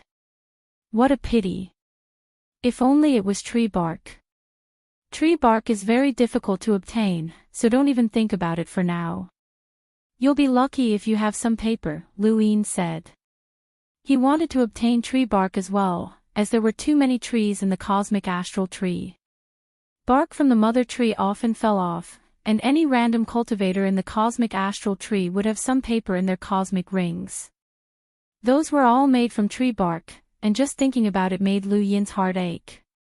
"How many?" Chairman Ji asked. Lu Yin replied, "About 500, and I'll leave the rest for you guys to study." "I want 100 microarrays." Chairman Ji frowned and looked at Lu Yin. He wanted to say something, but in the end, he didn't say anything. Lu Yin knew what he was thinking. Although the microarray technology had been successfully developed, only the Aurora Corporation could mass-produce it. No one else, not even the technocracy, would be able to do so. The Aurora Corporation had made too many preparations and had too much data to work with. It was unrealistic to expect the Aurora Spaceship Company to work for him. "How is the remuneration calculated? Give me a total price." Chairman Ji's eyes flashed. "Tell me where the tree bark came from, and the Aurora Corporation can make microarrays for you for free for a period of time. We'll make as many as you can provide during that time. Why don't you ask Elder Jioshin?" Lu Yin was curious. Chairman Ji shook his head. "If my ancestors were still around, they could talk to Elder Jioshin, but I can only ask them for help. Elder Jioshin won't say much to me." Lu Yin understood that the older generation was proud and arrogant, especially someone like Elder Jioshin who was good at protecting himself. Although he wasn't a bad person, he didn't want to talk to cultivators with low cultivation. "Alright, 5 years. I'll provide the materials for 5 years, and you'll make microarrays for me for free. I won't be half-hearted, and I'll tell you where the tree bark came from and how to obtain it." 2 years, Chairman Ji said seriously. "You want the Aurora Corporation to work for you for just one piece of information? 2 years is a long time. Then forget it. I'll continue to provide the materials, and you can calculate the remuneration." Lu Yin turned to leave. Chairman Ji was speechless. That's it. He was a businessman and was used to haggling with others, but Lu Yin was different. Only Lu Yin could tell him this information. This was a monopoly. In the end, Chairman Ji relented and agreed to help Lu Yin make microarrays for free for 5 years. Of course, Lu Yin had to provide the materials, and the Aurora Corporation couldn't do it for him. The mother tree. That tree bark comes from the mother tree, Lu Yin said. Chairman Ji was confused. What mother tree? Lu Yin knew that the man didn't understand. No matter how rich or influential Chairman Ji was, there were some things that he didn't know. Even a powerhouse with a power level in the millions might not know about the mother tree. Lu Yin introduced the mother tree to the Daosaur sect and also mentioned the war between the 6th and 5th mainlands. Only then did Chairman Ji know what the mother tree was. Then you said that there's a way to obtain it? Chairman Ji asked anxiously. Lu Yin said, Elder Chan, go find Elder Chan. He can send you to the cosmic tree. That's the way. Chairman Ji's face twitched, as he felt like he had been played by Lu Yin. He didn't even know what the mother tree was, so how could he ask Elder Chan to send him to the cosmic tree? If what Lu Yin said was true, then the cosmic tree was far more powerful than the 5th mainland. What was the point of going there? After leaving the microarrays department, Lu Yin found Chief Consultant Elder Biao and asked about the progress of the new universal armor. He learned that the new universal armor had already been successfully developed. After all, the armor design that little Leo had given Lu Yin only needed to be modified slightly since it was already a finished product. Lu Yin immediately contacted Chairman Ji and asked him to work on the universal armor together with the microarrays. What he needed was a finished product that could fuse microarrays and smoke together and allow cultivators to wear it in battle. Suddenly, Lu Yin thought of something and contacted Banjo. Create a virtual combat system as soon as possible, Lu Yin ordered. He wanted to create a game that would allow people to wear the new universal armor in the virtual space and continuously practice in the game. Otherwise, he wouldn't have so many microarrays in the real world. For Banjo, this wasn't a problem and was very easy to create. It'll take 10 days at most, Banjo promised. Lu Yin ended the call and looked to the west. The cosmic tree was eyeing him covetously, and time was running out. Everything had to be done quickly. The discussions on the internet were still boiling over, and they were becoming more and more intense. Even if the various large sects participated in the suppression, they couldn't stop the discussions from spreading throughout the universe. Independent cultivators were always at a disadvantage when faced with powerful sects, and they desperately wanted to make a comeback. This was a rare opportunity, and the Hall of Honor was even willing to share a portion of their battle techniques. Under these circumstances, the Great Eastern Alliance made an announcement that shocked the entire 5th mainland, including the 6th mainland and the Astral Beast domain. In order to increase the overall combat power of the human race, the Hall of Honor's director and Great Eastern Alliance leader, Lu Yin, will construct the 5th pagoda in the Cosmic Sea to store the inheritance that will be available for all humans to study, explore, and research. This announcement caused the 5th mainland to boil over. The scale of the 5th pagoda's construction and the items that would be passed down were also included in the announcement. Everyone in the universe who saw this announcement stared at the blueprint of the 5th pagoda in shock. The 5th pagoda had a total of 9 floors, and each floor contained battle techniques, cultivation techniques, resources, power vessels, and so on. The further one went, the more items were added. Now that the information had been confirmed, many people were shocked. The first floor contained the 30 stacks cultivation method, battle force cultivation experiences, and introductions regarding tribulation crystals, battle force levels, domain levels, and so on. The core inheritance was the serious techniques first layer. The second floor contained insights on domain cultivation, the 50 stacks cultivation method, and the core inheritance was the first sword of the sword sect's 13 swords.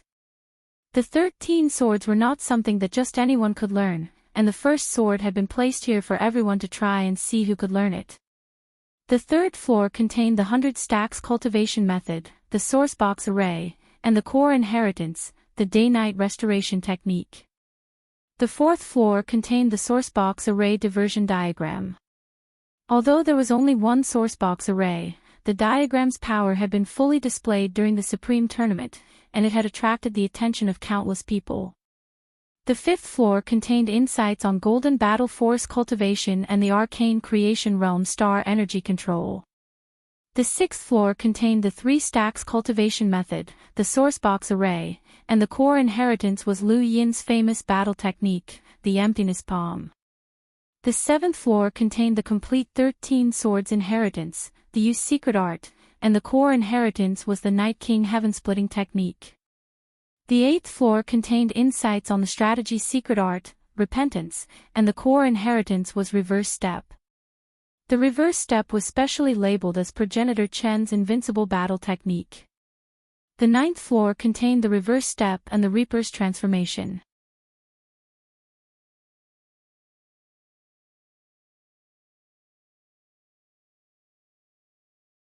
Welcome aboard. Stay tuned and subscribe to Han Li's Wuxia Adventures for more thrilling content. Chapter 1960.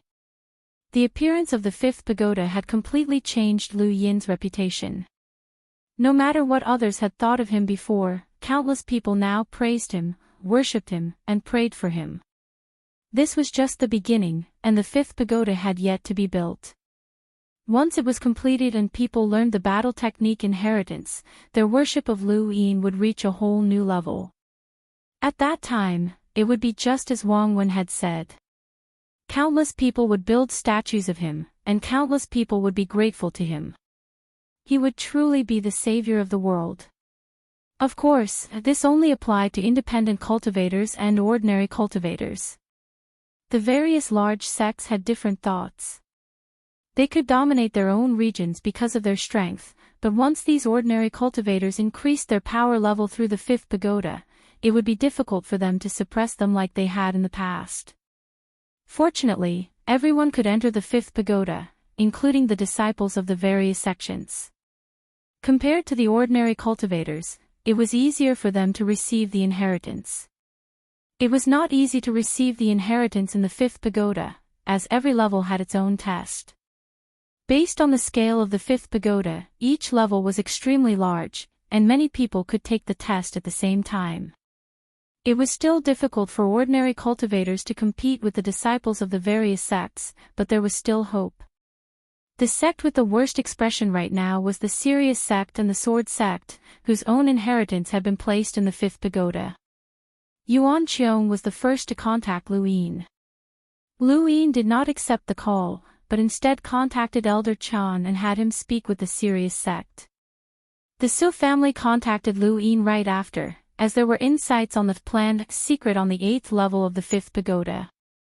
Alliance Master Liu, my family doesn't care if you educate the masses, but you actually placed the planned secret on the 5th pagoda. Doesn't that mean that everyone can learn it? What is the meaning of this, Alliance Master Liu? Su Elder Yen asked angrily, as anyone would be enraged in such a situation. Liu Yin replied, calm down, Master Su. Please take a good look.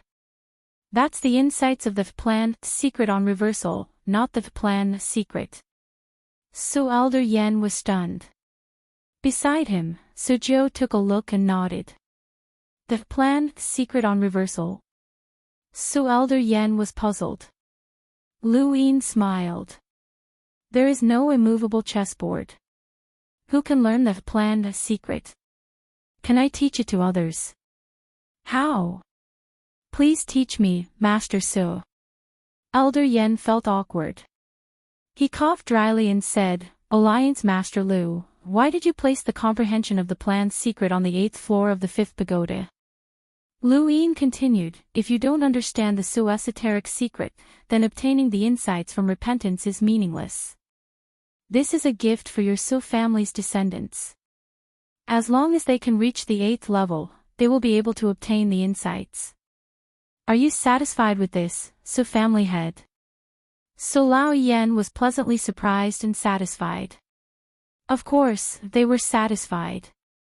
Previously, Lu Yin had been observing the motionless chessboard and had reached the realm of regretting move. They had no idea how they could obtain that insight from Lu Yin, and now, that insight had been placed on the 8th floor of the 5th tower. Even though they knew that it wouldn't be easy to obtain, it was still better than being left hanging by a thread by Lu Yin. So that's how it is. Thank you, Alliance Leader Lu, Elder Yen said. Since Alliance Leader Lu is so magnanimous to announce your inheritance, the Su clan is impressed. We're willing to contribute many battle skills to the 5th pagoda for everyone to learn. Lu Yin's eyes lit up. The 5th pagoda had been built by him, and it had only been a catalyst. Only by having the 5th mainland's other sects and organizations join in and contribute battle techniques would the pagoda become a land of inheritance for the entire 5th mainland. Even if those sects and organizations only contributed mediocre battle techniques, it would still be enough to attract the 5th mainland's most talented cultivators. Go. Thank you, clan leader Su. I'll have someone mark the pagoda, and the Su clan's battle techniques will be explained. Su Lao Yen smiled. There's no need for that. Are you looking down on me, clan leader Su? The Su clan's contributions belong to the Su clan, and I don't want to be greedy. Clan leader Su, just tell me the names of the battle techniques. With Lu Yin's actions, Su Lao Yen couldn't bring himself to use inferior battle techniques.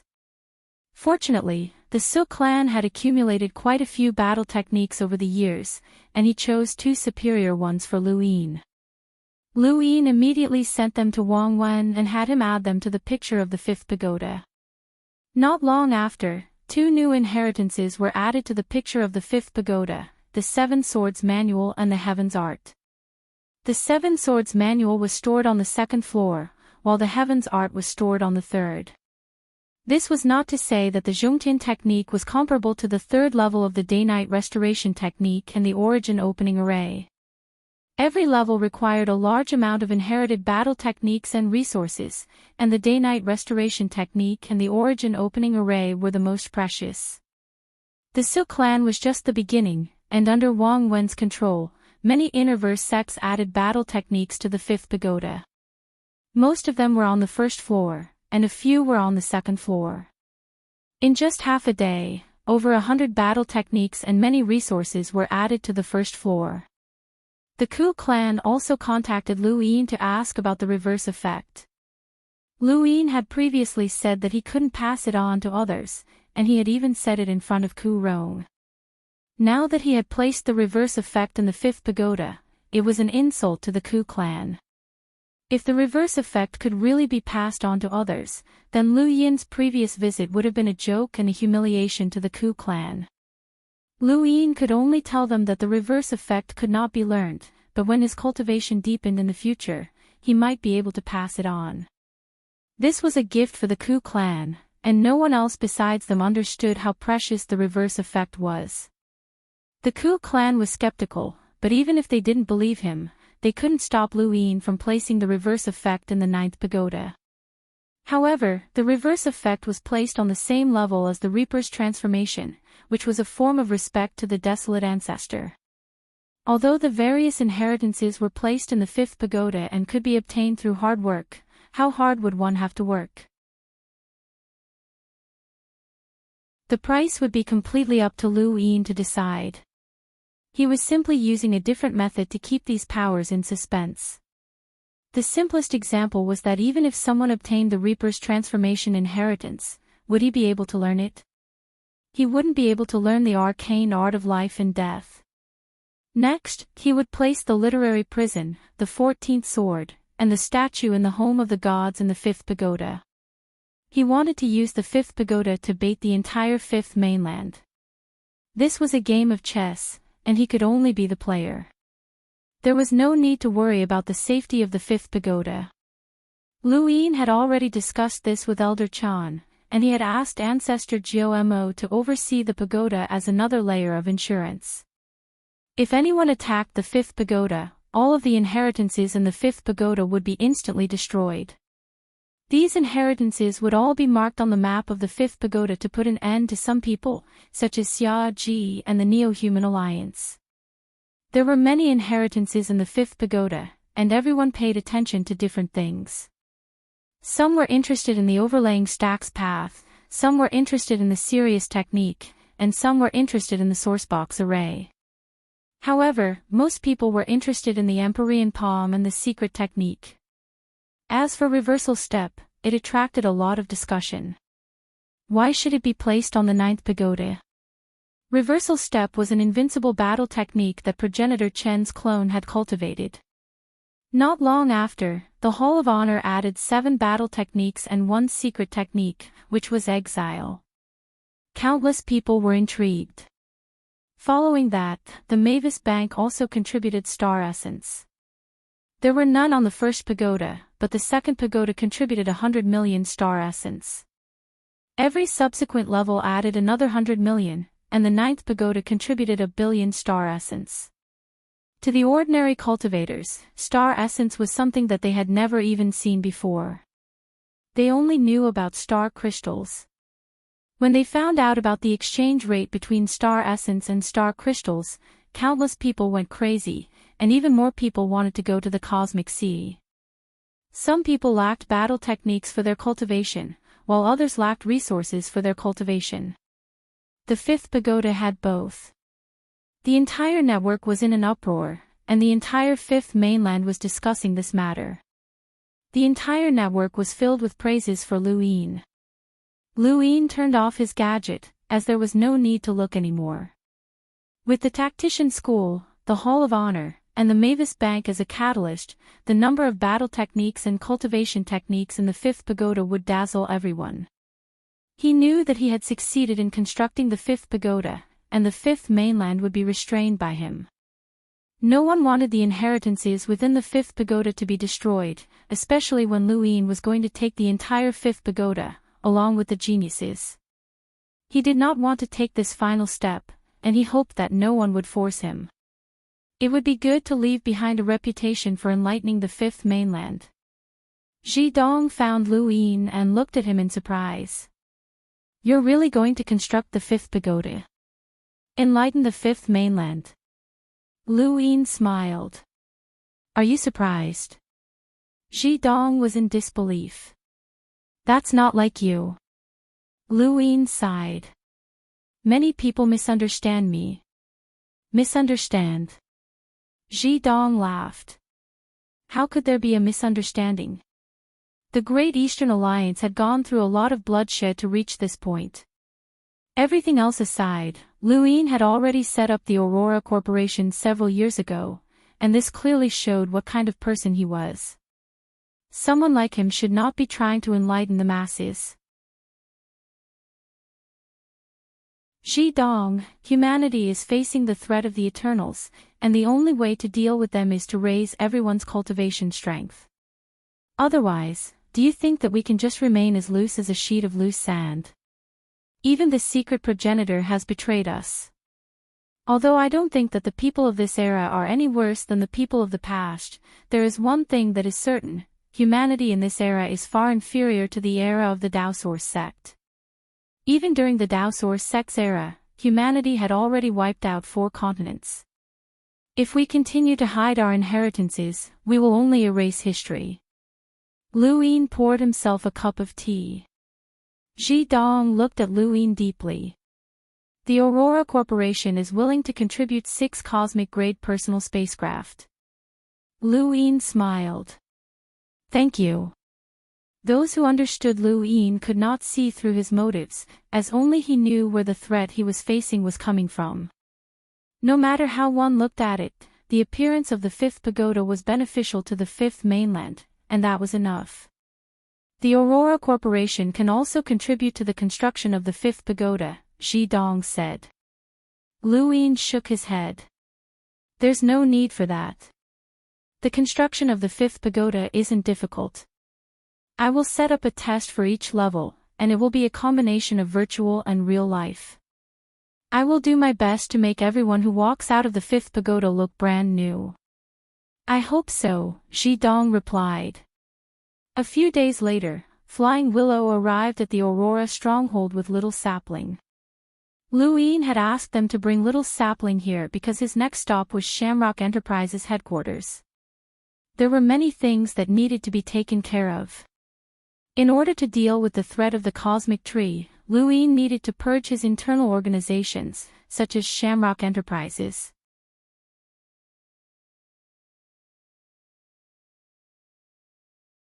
Welcome aboard. Stay tuned and subscribe to Han Li's Wuxia Adventures for more thrilling content. Chapter 1961. Lu Yi and Flying Flower had brought over 500 pieces of paper, which meant that Lu Yi now had 310 new universal armors. Although it wasn't much, it was still equivalent to 310 enlighters, which wasn't bad. Alliance Master Lu, I would like to speak with you, Lu Yi said solemnly. Lu Yi nodded. Sure. Lu Yi looked at Sister Flying Flower. I would like to speak with Alliance Master Lu alone. Sister Flying Flower was stunned. Alone? Lu Yi answered seriously, alone. She frowned, looked at him, and then at Lu Yin before slowly walking away. Lu Yin was astonished, but he didn't say anything.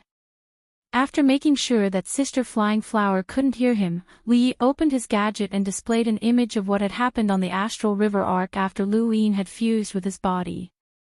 Lu Yin quietly watched it and then looked up at Lu Yi. What are you trying to say? Lu Yi stared at Lu Yin. What happened? I don't have any of those memories. Lu Yin shrugged. You must have met the person you wanted to see the most. Lu Yi was confused and looked at Lu Yin in confusion. Lu Yin smiled. Kue Luo. Lu Ye's eyes narrowed. Kue Luo. Lu Yin nodded. Aside from him, I can't think of anyone else who could easily control you and make your memories blank. Only he could do that, and if it wasn't him, I have no way of explaining it. Lu Yi had thought of many possibilities, but Kue Luo had never crossed his mind. Kue Luo was a dignified half-ancestor, so why would he control Lu Yi? Just to say a few words. What was the point? But if it wasn't Kue Luo, then how could he explain it? Lu Ye's cultivation was very high, and there weren't many people who could surpass him, especially in this abandoned land. Even powerhouses with power levels in the millions would find it difficult to control him and make his memories blank. Lu Yin didn't mind as he watched Lu Yi fall into deep thought. No one would have thought that he had an innate gift like the Dai's possession. Fusing with someone else's body. Even a half-ancestor wouldn't be able to explain it. Sir, did you specially send this paper over just to ask about this? Lu Yin asked. Lu Yi nodded. If you were being controlled, you would want to know the reason as well. Then, what do you plan to do next? Lu Yin asked. Lu Ye's expression became complicated. He didn't know either. To live in seclusion with Sister Flying Flower. Or find a way to return to the astral tree. If you don't have any plans, why don't you join the Great Eastern Alliance? Mr. Lu Yi shook his head. My wife does not wish to be bound. Lu Yin's eyes flashed. Sir, do you know about the fifth tower? Mr. Lu Yi was stunned, and he looked deeply at Lu Yin. You've made me see you in a new light. I never thought that someone would actually be willing to pass on their legacy to others. If everything goes smoothly, your name will become the most resplendent page in history in a few years' time. You've changed the structure of humanity. Lu Yin smiled. Then, would you like to join? Mr. Lu Yi thought for a moment. My wife and I have a few battle skills that can be put into the fifth tower. That's not what I meant. Under Mr. Lu Ye's confused gaze, Lu Yin said seriously, I want to invite you to oversee the fifth tower. Mr. Lu Yi was surprised. Overseeing the fifth tower. Lu Yin nodded. The fifth pagoda has been successfully established, and the battle skill inheritances within are all-encompassing. However, even though there are half-martial ancestors guarding the tower, they won't be able to frequently take action against small fries. That's why I want you and your wife to guard the fifth tower and protect the countless legacies. You don't have any plans anyway. Mr. Lu Yi muttered to himself. Lu Yin continued, and if I remember correctly, your disciples are still in the astral tree realm, and you might not be able to see them for the rest of your lives. The fifth tower will definitely be a gathering place for all of the fifth mainland's geniuses. You can choose your disciples and leave your legacies behind. Most importantly, according to history, you were one of the earliest guardians of the fifth tower. Mr. Lu Yi was moved. He didn't care about leaving his name in history, but he cared about his legacies. Their legacies couldn't disappear. I need to discuss this with my wife, Mr. Lu Yi said. Lu Yi nodded. He didn't expect Mr. Lu Yi to really join him, but overseeing the fifth tower wasn't bad either. Otherwise, he would have to send someone else. Not long after, Mr. Lu Yi agreed to oversee the fifth tower. Lu Yin was delighted. The fifth tower was located in the cosmic sea, between the core and Leon's Legion. It could be considered the central region of the cosmic sea. If one wanted to go to the fifth tower, they would first have to pass through the cosmic sea, which was also a test. In the future, the cosmic sea would become the most lively place in the fifth mainland. Not long after Mr. Lu Yi left for the cosmic sea, Lu Yin left Aurora Fort as well. He brought the sapling and the second Night King to the glory realm. Sometimes, the second Night King felt really aggrieved. Not only did he have to protect an enemy like Lu Yin, but he also had to act as Lu Yin's driver. At this moment, he grabbed a personal spacecraft and headed for the glory realm with Lu Yin and the sapling inside. The sapling was very curious about the universe, but it was also a little afraid. Its branches wrapped tightly around Lu Yin's fingers, and its leaves emitted a warm glow that made people feel comfortable. Beep beep beep beep. His gadget beeped, and Lu Yin looked over to see that it was Lu Qinjue. The sword sect's 13 swords were in the fifth tower, so Lu Qinjue should have contacted him long ago. Sect Master Lu, I've been busy recently. Once I return to the Innerverse, I'll send Lu Hao to the sword sect, Lu Yin said. Lu Yin had agreed to send Lu Hao to the sword sect in order to take over the war against the astral beast domain. Otherwise, the sword sect wouldn't have been able to survive that war. Lu Qinjue said, "Thank you, Alliance Master, but that's not why I'm looking for you." "What else is there?" Lu Yin pretended not to understand. Lu Qinjue lowered his voice and said, "Alliance Master, why are you asking when you already know the answer? The fifth tower has been constructed, and the 13 swords inheritance has been placed there. Shouldn't you give the sword sect an explanation? The 13 swords are the foundation of the sword sect." Lu Yin smiled. "I was careless and didn't explain it to Sect Master Lu. In terms of understanding of the 13 swords, no one in the universe can compare to the sword sect." "Then, how many people in the sword sect have been able to learn the 13 swords?" "Only 4 at the moment," Lu Qinjue replied. Lu Yin continued, "The older generations Lu Huang, Sect Master Lu himself, and the younger generations Lu Tianmu and Lu Xiaoqiu. How many people in the sword sect have tried to cultivate the 13 swords, and how many of them have actually succeeded? That's not a reason to casually spread the 13 swords," Lu Qinjue suppressed his voice. The moment the fifth tower's blueprint had been uploaded onto the network, he had contacted Lu Huang to ask Lu Yin for an explanation. Lu Huang had asked him to wait and see if Lu Yin would take the initiative to contact them. Lu Huang couldn't wait any longer and had to take the initiative to contact Lu Yin. It was Lu Yin. For a sect, spreading their core battle techniques was a huge taboo. If it wasn't handled properly, it would affect the internal affairs of the Great Eastern Alliance. Sect Master Lu, the first sword of the 13 swords is stored on the second floor of the fifth tower, and there's only one first sword on the entire second floor. If someone obtains it, I'll immediately know. The chances of an outsider learning the 13 swords are extremely low, and even if that person is lucky enough to learn the 13 swords, I'll immediately notify the sword sect so that you can bring it back to Sword Mountain. If the sword sect doesn't allow it, then that person won't be able to obtain the complete inheritance of the 13 swords. Lu Qianjue nodded.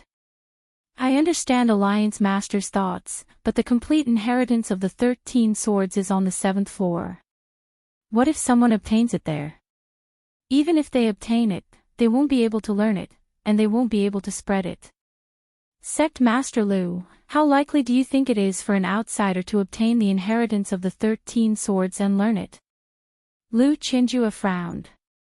No matter what, the sword sect hopes that the Alliance Master will cancel the inheritance of the 13 swords. Fate is something that no one can predict. Didn't you learn the 13 swords yourself? Lu Yin understood this logic, but the inheritance of the battle techniques had been placed in the 5th pagoda for the sake of taking the final step in the future. How could he listen to the sword sect? Sect Master Lu, how about this? 2 years. The 13 swords will remain in the 5th pagoda for 2 years, and I'll remove it after that.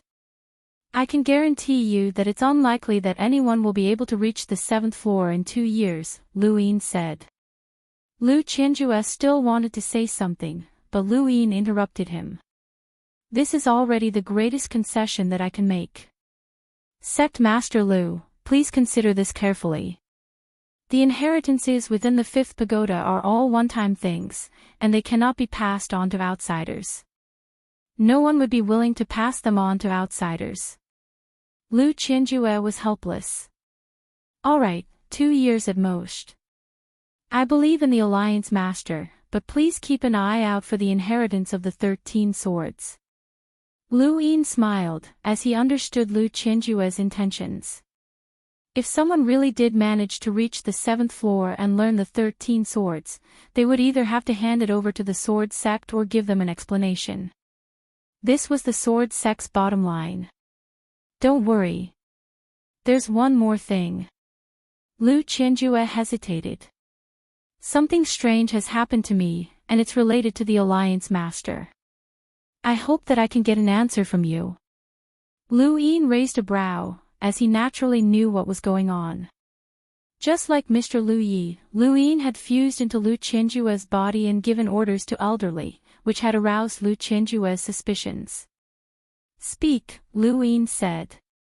Lu Qianjue slowly said, there was a period of time when my memories were completely blank, and I gave out orders that did not match my personality. According to elderly, I even told elderly Anshin to scram. Alliance Master, are you aware of this matter?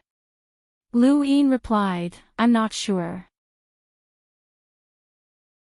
I was far away in the Neoverse, while you were in the Innerverse. If I had been next to you at that time, I might have known. Lu Qianjue's eyes flickered. He did not suspect that Lu Yin was the culprit, as Lu Yin was too far away from him. He suspected that someone behind Lu Yin was the culprit, such as the Second Night King. However, the Second Night King had also followed Lu Yin.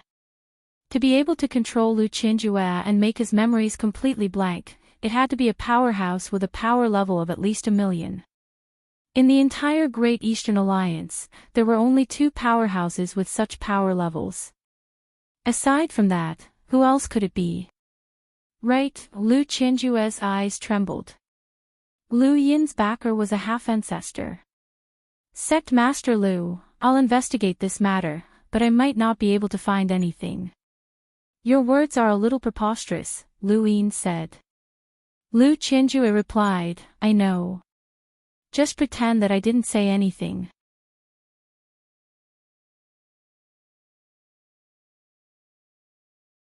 Welcome aboard. Stay tuned and subscribe to Han Li's Wuxia Adventures for more thrilling content. Chapter 1962. Lu Yin ended the call. In the future, he would try his best not to do anything when he entered someone else's body. Just reading their memories would be enough, as doing too much would raise suspicions. The outside world had never stopped guessing about him. From the very beginning, people had suspected that he had obtained the legacy of an ancient sept, to the death god's inheritance. There were even people who suspected that he had unfathomable methods. The most typical example was that many external objects had mysteriously become powerful in his hands. None of this could escape the eyes of the observant. The main reason was that his status was too high, and he had many powerhouses supporting him. If he was just a minor character, he would have been captured and interrogated long ago. The fifth tower would take at least half a year to complete, and the materials could be transported by Leon's armada. It would be a pity if so many pirates didn't make use of them. The Hall of Honor would also provide materials, but even so, it would still take half a year. The fifth tower wasn't just for the inheritance. If he hadn't taken the final step, the fifth tower would have been the symbol of the fifth mainland and Luin. It would have been worshipped by the entire fifth mainland. If there was a star chart that covered the entire fifth mainland, it would clearly show that from the outerverse to the innerverse, and from the neoverse to the cosmic sea, countless people were heading towards the cosmic sea to wait for the fifth tower to be built. It was a grand occasion that would enlighten the masses and bring blessings to generations.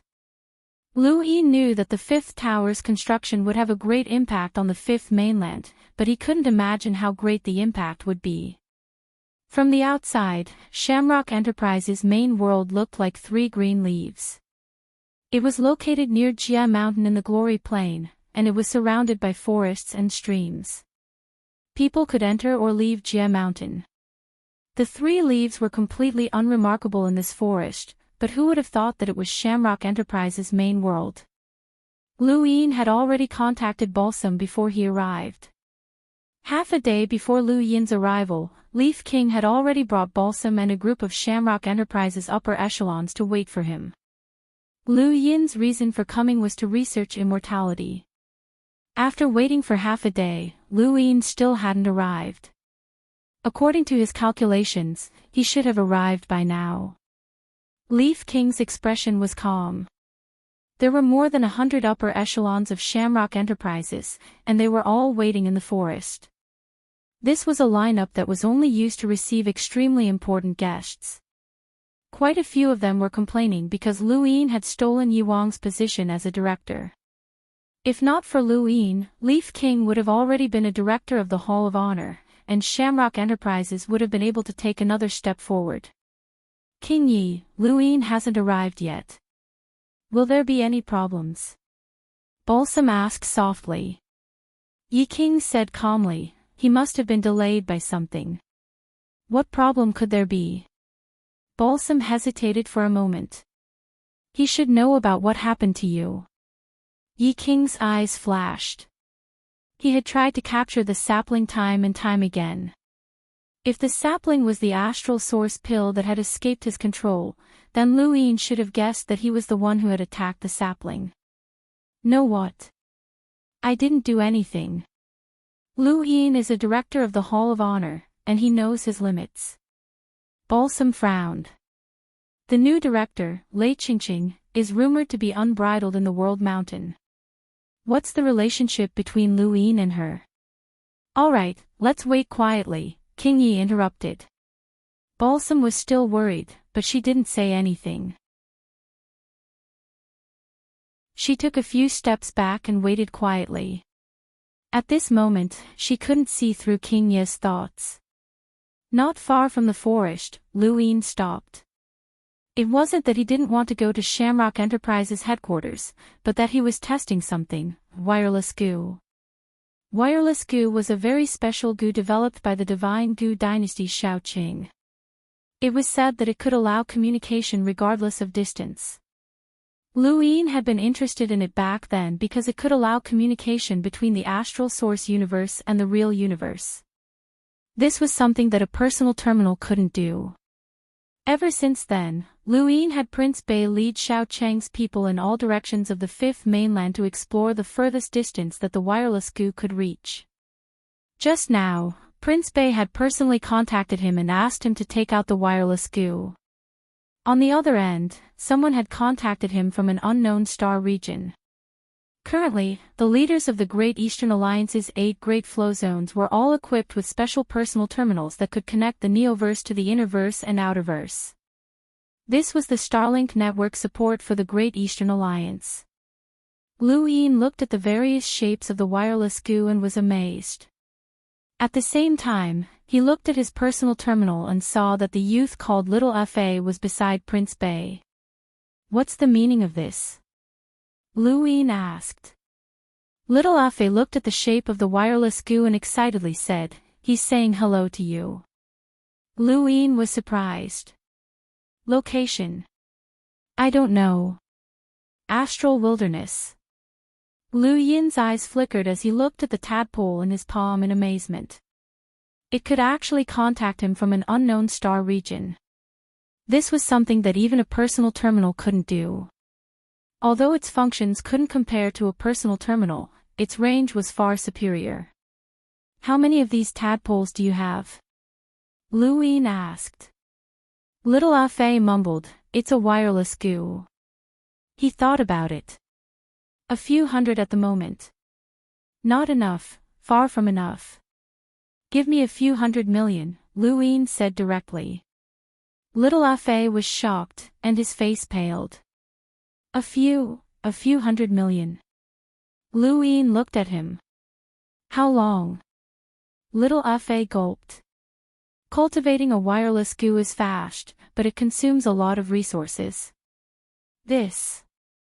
Lu Yin raised a hand. Just tell me how much it costs. Little Fa looked at Lu Yin enviously. I can't calculate it, but it's at least over 1 million star essence. Right, star essence, not star crystals. That's a lot of money. Lu Yin smiled. Prince Bei, Lu Yin said. The Prince Bei hurriedly replied, "Rest assured, Alliance leader. We will cultivate the wireless goo as quickly as possible. At the same time, we will compile the 3,279 passwords for the wireless goo into a book for everyone in the Great Eastern Alliance to learn.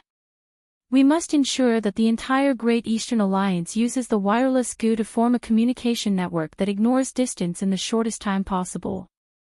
Lu Yin was satisfied. Once this is done well, I'll do my best to help you with any requests you have. The Prince Bei smiled. I'm also a member of the Alliance, so I naturally want to work for the Alliance leader. Lu Yin nodded. Continue exploring. I want to see how far this wireless goo can reach. I definitely don't believe that it ignores space. Little Fa was unconvinced. It does ignore space. Lu Yin smiled and ended the call. His eyes lit up as he looked at the tadpole in his hand. Once a battle broke out, the communication network would be quickly cut off by the enemy. For example, the Neo-Human Alliance understood the human domain too well. Once they attacked the fifth mainland, they would definitely cut off the network immediately to prevent the humans from contacting each other. The wireless goo's existence prevented this from happening. The Great Eastern Alliance was becoming more and more complete. Unfortunately, the wireless goo had too few functions. Lu Yin put away the tadpole while also putting it away. He placed the sapling into Mount Supreme and followed the second Night King into the forest. They quickly met up with Yuang's group. When Yuang saw Lu Yin arrive, he hurried forward and smiled. Alliance leader Lu, welcome to Shamrock Enterprises headquarters. Lu Yin smiled. Sorry to disturb you, Yuang. I really do desire eternal life, and if it wasn't for the fact that I've been too busy recently, I would have come long ago. You're welcome, I've been waiting for you. Yuang glanced at the second Night King and exclaimed, this must be senior second Night King of the Day-Night clan. Lu Yin waved a hand. Don't worry about him, let's talk. I heard that Shamrock Enterprises has the most exotic plants in the entire universe. I want to see them today, haha. Of course, Alliance leader Lu, please come in. Yuang gestured for him to enter. All of the higher-ups of Shamrock Enterprises stood at the sides and bowed to Lu Yin. Lu Yin was astonished. In truth, Shamrock Enterprises was better than anyone else when it came to etiquette. Not only did the higher-ups come out to greet him, they even bowed. "Yi Wang, you're too courteous." Lu Yin was embarrassed. Yi Wang smiled. Alliance leader Lu not only represents the Great Eastern Alliance, but is also a member of the Hall of Honor. It's only right that you come as a representative. Lu Yin's eyes flashed and his lips curled up. Then I won't be courteous. Please. Lu Yin glanced at Balsam, who had her head lowered, and walked past her. He approached the 3 dark green leaves and took a step forward. His figure flashed as he entered a strange space. This was a mystical space that was completely composed of plants. Not only were the ground covered in plants, but even the sky was covered in plants. The plants were also the ones that glowed with light. They were emerald green, and it was very comfortable to look at. This was a strange ecosystem that was completely composed of plants. Yi Wang appeared beside Lu Yin with a smile on his face. He had always been handsome, and it was very comfortable to look at. Alliance leader Lu, this is Shamrock Enterprises headquarters. Everything that flies in the sky, walks on the ground, and swims in the water are all plants. Whether they're moving or not, they're all plants. All of our food comes from plants. Let me show you around. Lu Yin nodded and followed Yi Wang as they walked through the strange world of plants. This world wasn't very large, and for someone with Lu Yin's cultivation, he could see the entire place in the blink of an eye. Even so, he was still amazed. He saw natural treasures that could help him avoid danger. There were no restrictions, and he could walk around freely. He also saw strange fruits that were grown from plants and some plants that were quite powerful. Alliance leader Lu also likes to collect strange plants that can walk. These plants are everywhere in my world, and there's one that you'll definitely be surprised by. Yi Wang brought Lu Yin to a tall mountain with flowing water. Above them was a giant tree with drooping branches and leaves that glowed with a fluorescent light. Leaf King led Lu Yin to the back of the waterfall, where he saw a strange plant. It was a colorful flower with petals that were several meters wide. It didn't look very beautiful, but strangely, there was meat on it. Lu Yin blinked. This is meat. Yi Wang, didn't you say that all of the food in this world comes from plants? That's right, it does come from plants. This piece of meat also came from this flower. Yi Wang smiled. Lu Yin was shocked. Flowers can grow meat. And it's cooked. He felt like Yi Wang was treating him like an idiot. This was clearly a vegetable, and a meat dish at that.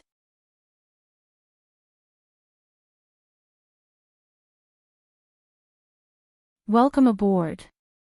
Stay tuned and subscribe to Han Li's Wuxia Adventures for more thrilling content. Chapter 1963. Yi King could hear Lu Yin's dissatisfaction and smiled. Alliance leader Lu, just watch quietly. This flower is something I've never seen in my entire life. No, it's a strange plant that hasn't even appeared in the ancient records. Its most unique trait is that it can form all sorts of food, but I don't know how. Just like how we humans have innate gifts, this flower can't explain its ability to form food, such as barbecued meat or exquisite dishes. Lu Yin was shocked, there was such a thing. I've also checked the food, and it's made from real ingredients. It's like someone else's food being moved here, Yi King said. Lu Yin raised his brows. Then how long do I have to wait? I'm not sure. Alliance leader Lu is here to study immortality. I can tell you that I have no clue about immortality, but I do know a little about space, and it's related to this flower, Yi King said confidently. Lu Yin looked at Yi King. You studied space through this flower. Yi King nodded. How should I put it? After studying it for so long, I realized that space might not even exist. It's just a facade that we humans understand. Just like this flower, I don't believe that it can create something out of nothing. It definitely uses space to bring food made by someone else, and space is meaningless to it. Luin thought of wireless goo. Space was meaningless to wireless goo as well. I brought Alliance Leader Lu here not only to see the wonders of this flower, but also to study space with you. From what I know, Alliance Leader Lu also has something that can ignore space. It's a type of goo. Yi King stared at Lu Yin. Lu Yin's eyes flashed, wireless goo. Back then, Balsam represented Shamrock Enterprises to present a congratulatory gift to young Emperor Qing. At that time, Alliance Leader Lu was already interested in wireless goo. There's no harm in telling Alliance Leader Lu that Balsam also investigated Xiao Cheng's wireless goo and was interested as well. However, Alliance Leader Lu beat her to it. If Alliance Leader Lu thinks that Shamrock Enterprises is qualified, we can study it together, Yi King suggested. Lu Yin thought about it. We can study it together, but it'll consume a lot of resources. Yi King smiled. Shamrock Enterprises will take full responsibility for this. How about we give you 1 billion crystal essences first? Lu Yin smiled brilliantly. All right. Yi King smiled and sat down. Let's wait and see. Alliance Leader Lu might be able to see something. Lu Yin had come here to purge Shamrock Enterprises, not to discuss the space with them. However, he didn't mind spending so much time with them. The Leaf King had probably guessed Lu Yin's intentions, which was why he had immediately accused Lu Yin of representing the Hall of Honor. Now, the Leaf King was trying to tempt Lu Yin with research and funding. If the Leaf King wasn't trying to stall for time, then the Leaf King was trying to find a way to deal with Lu Yin. Lu Yin was also curious as to how the Leaf King was able to fight against the Second Night King. At best, the Leaf King was about the same level as Flying Willow, which was a far cry from the Second Night King. A day passed by quickly. The piece of meat on the flower had long been thrown away by the Leaf King. He did not eat meat. He waited for another 2 days before the petals suddenly moved. Then, under his astonished gaze, a dish appeared. It was an exquisite dish, and although he couldn't tell what the ingredients were, the fragrance was undeniable. Lu Yin had been staring at the flowers, but he couldn't see how the vegetables had appeared. He suddenly felt that this scene was very familiar. This flower had appeared out of nowhere. At that moment, Yi Wang laughed loudly from the side, and Lu Yin's mind clenched. It was the same flower, but it was the same laughter. His vision blurred, and he seemed to see a few figures sitting together, chatting and waiting for something. This scene was very familiar, but it also made him feel sad. What was going on? Had he seen this flower before? Was it when he was with Lu Shaoxian? Then these people were the 7 heroes. Alliance Master Lu, the Leaf King, called out as he looked at Lu Yin. Lu Yin was stunned, and the blurred scene disappeared. He saw the Leaf King and sighed. What is it? The Leaf King asked. Did you see it clearly, Alliance Master Lu? Lu Yin was puzzled. See what? The appearance of food, the Leaf King said. Lu Yin shook his head. No. The Leaf King was disappointed. It can appear out of thin air. It can either be created or transferred. This is what I told Alliance Master Lu. If we can study this flower thoroughly, we might have a similar ability. The ability to create food. Lu Yin's eyes lit up as he blurted out, as if he had said something similar before. The Leaf King was stunned. Of course it's not food. It's the ability to control space. He looked at Lu Yin strangely. A normal person wouldn't think of food, right? Lu Yin stared at the flower in a daze, recalling the familiar scene. He was stunned again. The Leaf King's eyes flashed coldly when he saw Lu Yin's expression, and his fingers twitched. At that moment, a roasted pig appeared on the flower petal, and the fragrance wafted out, waking Lu-Yin up. Lu-Yin grabbed the pig leg and ate it, but his mood didn't improve. His memories and emotions had all been sealed, and even if he occasionally thought about them, he would still feel sad.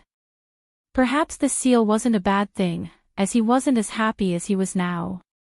After finishing the pig, Lu-Yin stood up and casually wiped his hands on his clothes. Great. The Leaf King was puzzled. This Lu-Yin was like a completely different person. Did he have a split personality? Let's go. Lu-Yin turned around and left the waterfall. The Leaf King followed. Alliance Master Lu, let's study space together. It's the most mysterious power. Lu-Yin didn't answer and instead asked, I heard that the Leaf King represents creation and healing. I understand healing, which is Shamrock Enterprises. Then, what is creation? He then looked at the Leaf King. The two exchanged glances, and the Leaf King smiled. What creation? It's just a mystery created by my subordinates. If they didn't say that, why would others care about Shamrock Enterprises? Lu-Yin retracted his gaze. That's reasonable. At that moment, a figure crossed through the void in front of them. It was a young girl with bright eyes and white teeth. She was beautiful, and her eyes were crafty and charming. Yu-Er greets the Leaf King and Alliance Master Lu. The young girl approached the two and bowed respectfully. Yu-Er, what's the matter? The Leaf King asked. Yu-Er pursed her lips and smiled. The company has prepared all the information on immortality. The Leaf King grunted and then looked at Lu-Yin. Alliance Master Lu, if you're interested in immortality, then this is all that Shamrock Enterprises can do. Let me show you. There's no rush. Lu-Yin then looked at Yu-Er. You're Yumu's disciple? The Leaf King looked at Yu-Er. Yu-Er bowed respectfully. I didn't expect Alliance Master Lu to know me. Master was rude to you in the past, so I apologize on his behalf. She then bowed again. Lu-Yin said, Yumu. He told me that you're a hidden seed of Shamrock Enterprises and told me to be careful of you. Yu-Er was astonished. Why should I be careful? Did this little girl do something wrong? Or did Master misunderstand? Oh, right. Yu-Er seemed to recall something, and she looked aggrieved. Master wanted me to accompany him, but I didn't agree, so... Lu-Yin's eyes narrowed as he looked at the Leaf King. I've always been curious about Shamrock Enterprises seeds. Yi King, do you know if there are any hidden seeds of Shamrock Enterprises within the Great Eastern Alliance? The Leaf King was taken aback. I don't know what that traitor Yumu said to Alliance Master Lu, but the so-called hidden seeds are just some cultivators that Shamrock Enterprises sponsored with innate gifts. We don't want their innate gifts to go to waste, and it's considered a contribution to humanity. We don't control their lives, and it's impossible for us to turn them into spies. Alliance Master Lu, you've gone too far. But you didn't answer my question. Lu-Yin stared at the Leaf King and asked again, does the Great Eastern Alliance have any hidden seeds of Shamrock Enterprises? Yu-Er's eyes widened, and she looked on curiously. The Leaf King was like a god to them, and no one had ever questioned the Leaf King like this before. They didn't even dare to think about it, and she had never expected to see it today. The Leaf King frowned. No. Lu-Yin and the Leaf King looked at each other for a while, and then Lu-Yin smiled. I trust you, Leaf King. The Leaf King's expression turned ugly. Alliance Master Lu, I welcome you to Shamrock Enterprises headquarters. Whether it's the company's research secrets on immortality or the flower that I see as the future that can be used to research space, I've already shared them with you. However, Alliance Master Lu's attitude towards me doesn't seem too friendly. Shamrock Enterprises might not be as good as the Great Eastern Alliance, but we won't bow and scrape. Lu-Yin smiled. Don't mind me, Leaf King. We haven't gotten to the main point yet. Alliance Master Lu, you can take away all of Shamrock Enterprises' research on immortality as a gift. There's no need to talk about anything else, the Leaf King said unhappily. Lu Yin was astonished. Shamrock Enterprises' research on immortality is accumulated over many years. This gift is too valuable, and I'm flattered. The Leaf King said, I only hope that Alliance Master Lu won't disappoint me. If you're still willing to research space with me, I welcome you. Of course, but there are some things that need to be clarified. Lu Yin clasped his hands behind his back and looked at the Leaf King. Xia Yi said that you were the one who let him go. The Leaf King's eyes widened. What Xia Yi? I don't know what Alliance Master Lu is talking about. Lu Yin's lips curled up. You don't know. I went to the 7 courts and specifically asked Xia Yi. He was captured by the Great Eastern Alliance and imprisoned in the Ross Empire's stronghold. You were the one who let him go. The Leaf King's fingers twitched, and his expression darkened. So Alliance Master Lu is here to denounce me. Lu Yin raised his head. Not really. Tell me the reason. Maybe I don't care. The Leaf King's eyes flickered. I didn't let him go. You can have Xia Yi confront me. Besides, I don't have a reason to let him go. A reason? Lu Yin touched his cosmic ring and suddenly looked at Yu Er. Your Leaf King is known to represent creation and healing. Do you know what that means? Yu Er was stunned, as she had not expected Lu Yin to ask her such a question. I don't know. Lu Yin smiled. It's very simple. Healing represents Shamrock Enterprises and creation. He stared at the Leaf King. It represents the astral origin pill.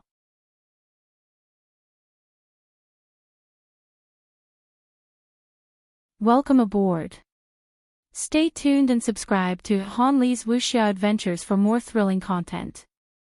Chapter 1964. As soon as Lu Yin uttered the words, astral origin pill, King Yu reached out and grabbed at Lu Yin. He was extremely decisive. The moment Lu Yin mentioned the astral origin pill, Leaf King no longer hesitated. Lu Yin had already laid all his cards on the table.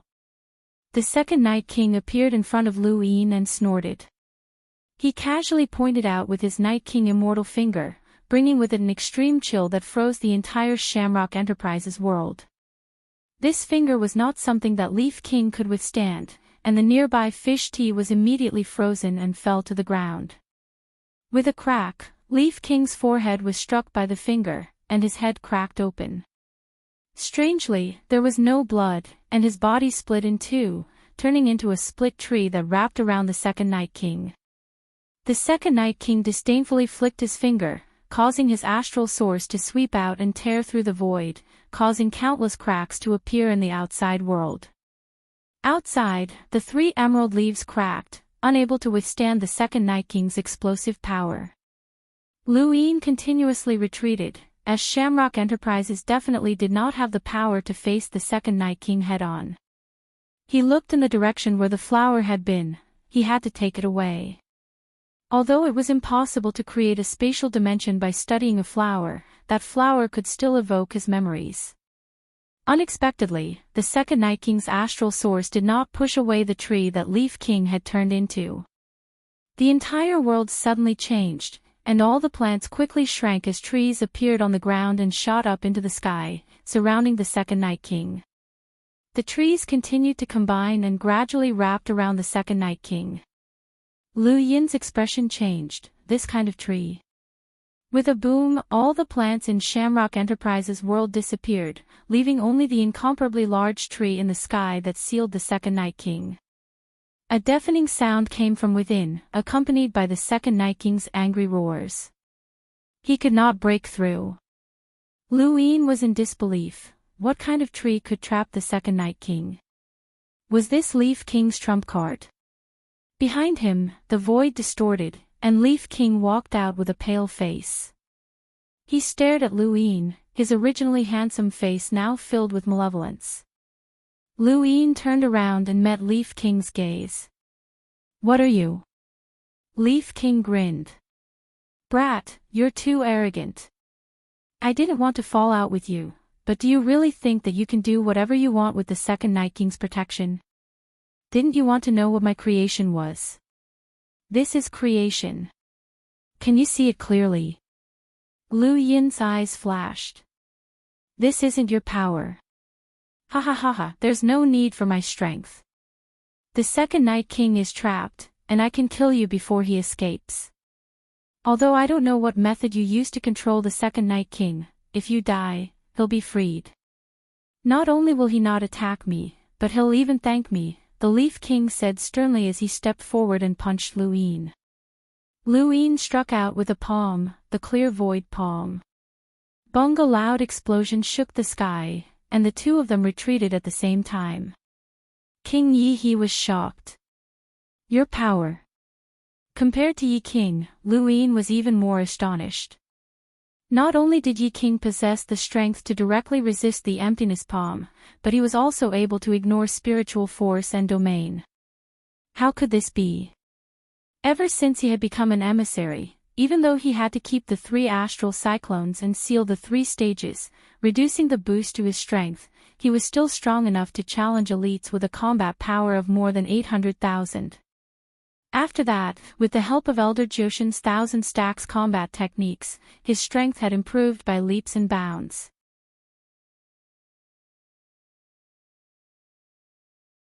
But he did not expect that he would not be able to defeat Yi Wang in one go. One must not underestimate King Yi. Back then, he had escaped from Lu Huang's sword. Today, he had even trapped the second Night King. Thinking of this, Lu Yin raised his hand and continued with the clear void palm. This time, he displayed the emptiness palm's greatest power, the 1,000 stacks emptiness palm. Yi King charged at Lu Yin, allowing the emptiness palm to strike him. It only slowed him down, but it was unable to harm him. Lu Yin had fought countless battles, and Yi King's true strength should be about the same as his. Even so, he had not expected that Yi King would be able to withstand the emptiness palm. "So what if I can trap the second Night King? I can get out," Lu Yin shouted. The Leaf King sneered. "Unless you directly destroy the outside world, don't even think about leaving." He then shouted, "Shifting stars, changing leaves." He waved his hand, causing a strange undulation to sweep across Lu Yin's body. The astral source that Lu Yin had released turned into leaves. This was a battle technique that the Little Leaf King had used in the mountain and sea realm and during the sovereign tournament. It could turn an opponent's star energy into fallen leaves, and Lu Yin had seen it before. Now, Yi King was actually able to turn his own astral source into fallen leaves. Once one reached the astral realm, one had to be careful when releasing their astral source in battle, even if they had the aura concealment stone. Yi King's star-shifting leaf had restricted Lu Yin's movements. Lu Yin raised his foot and took a step forward. The moment Yi King arrived in front of him, his body swayed as he took a step backwards. Yi King punched out, breaking through the void. It should have hit Lu Yin, but it didn't. How could this be? Lu Yin's eyes turned into runes as he used the codex of Eon evolution, knowledge denial, weakening. Yi King's expression changed, and he felt a chill in his chest. His eyes narrowed as he saw Lu Yin's palm strike out. The next moment, not only did Lu Yin's palm strike miss, but his body was also mysteriously thrown far away. Banishment secret technique. Lu Yin stared at Yi King in disbelief. "You're from the Hall of Honor." Yi King sneered, "You don't need to know. You're going to die today. There's a fundamental difference between you and me."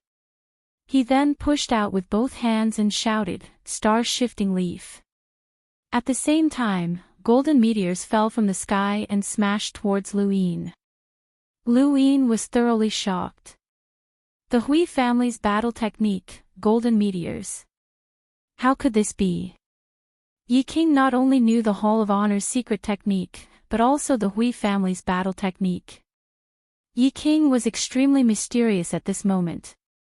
The golden meteors smashed towards Lu Yin, each one containing the power of an emissary with a power level of 800,000. This was something that Yi King had been nurturing for countless years, and it was second only to his trump card that had trapped the second Night King.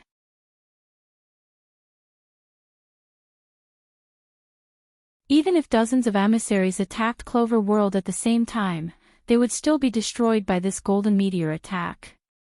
In the face of such a powerful attack, Lu Yin could only use the Codex of Ian Evolution. Yi King sneered, and under Lu Yin's incredulous gaze, his eyes turned into runes. You think you're the only one who knows the Codex of Ian Evolution? I know it as well. He then stared at Lu Yin, weakening. Lu Yin was shocked, but he did not have time to think about why Yi King knew the Codex of Ian Evolution. He used the reverse step and dodged the golden meteors. Each one shook the greater world as they crashed down, and it was as if the apocalypse had arrived. There were many people living in Clover Enterprise's greater world, and after the plants had been absorbed, they had begun to panic.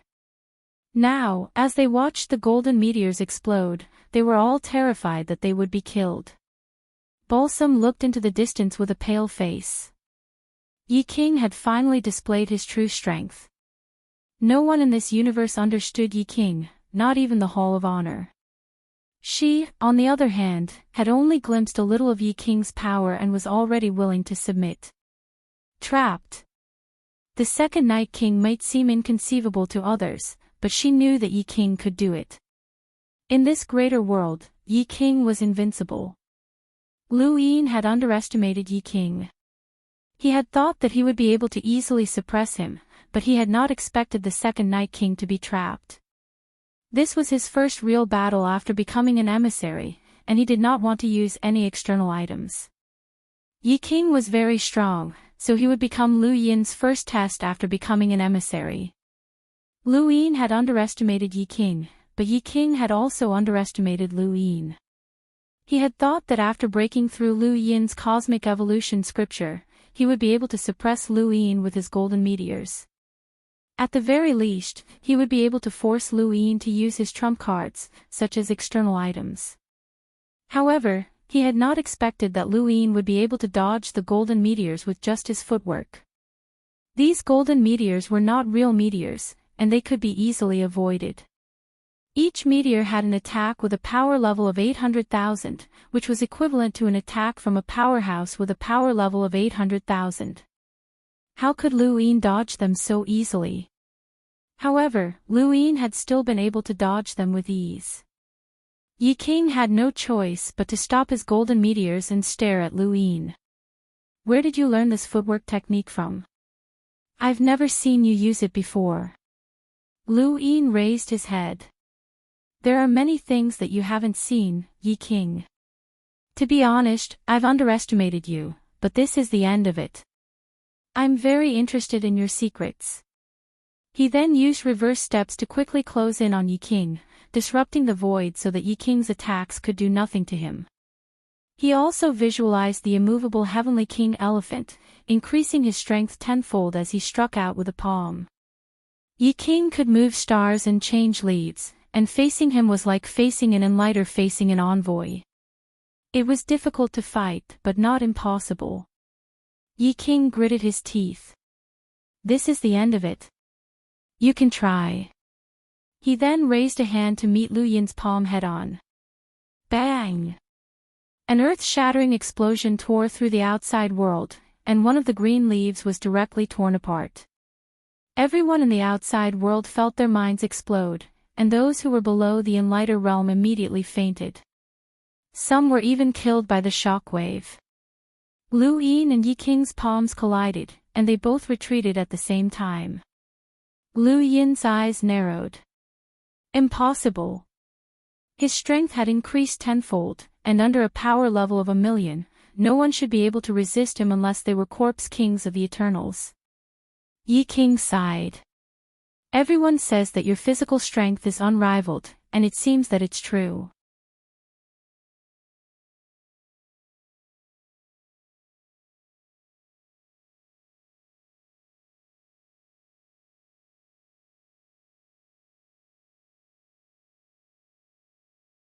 Perhaps the Leaf King had not seen through it, but rather analyzed it through the martial true technique.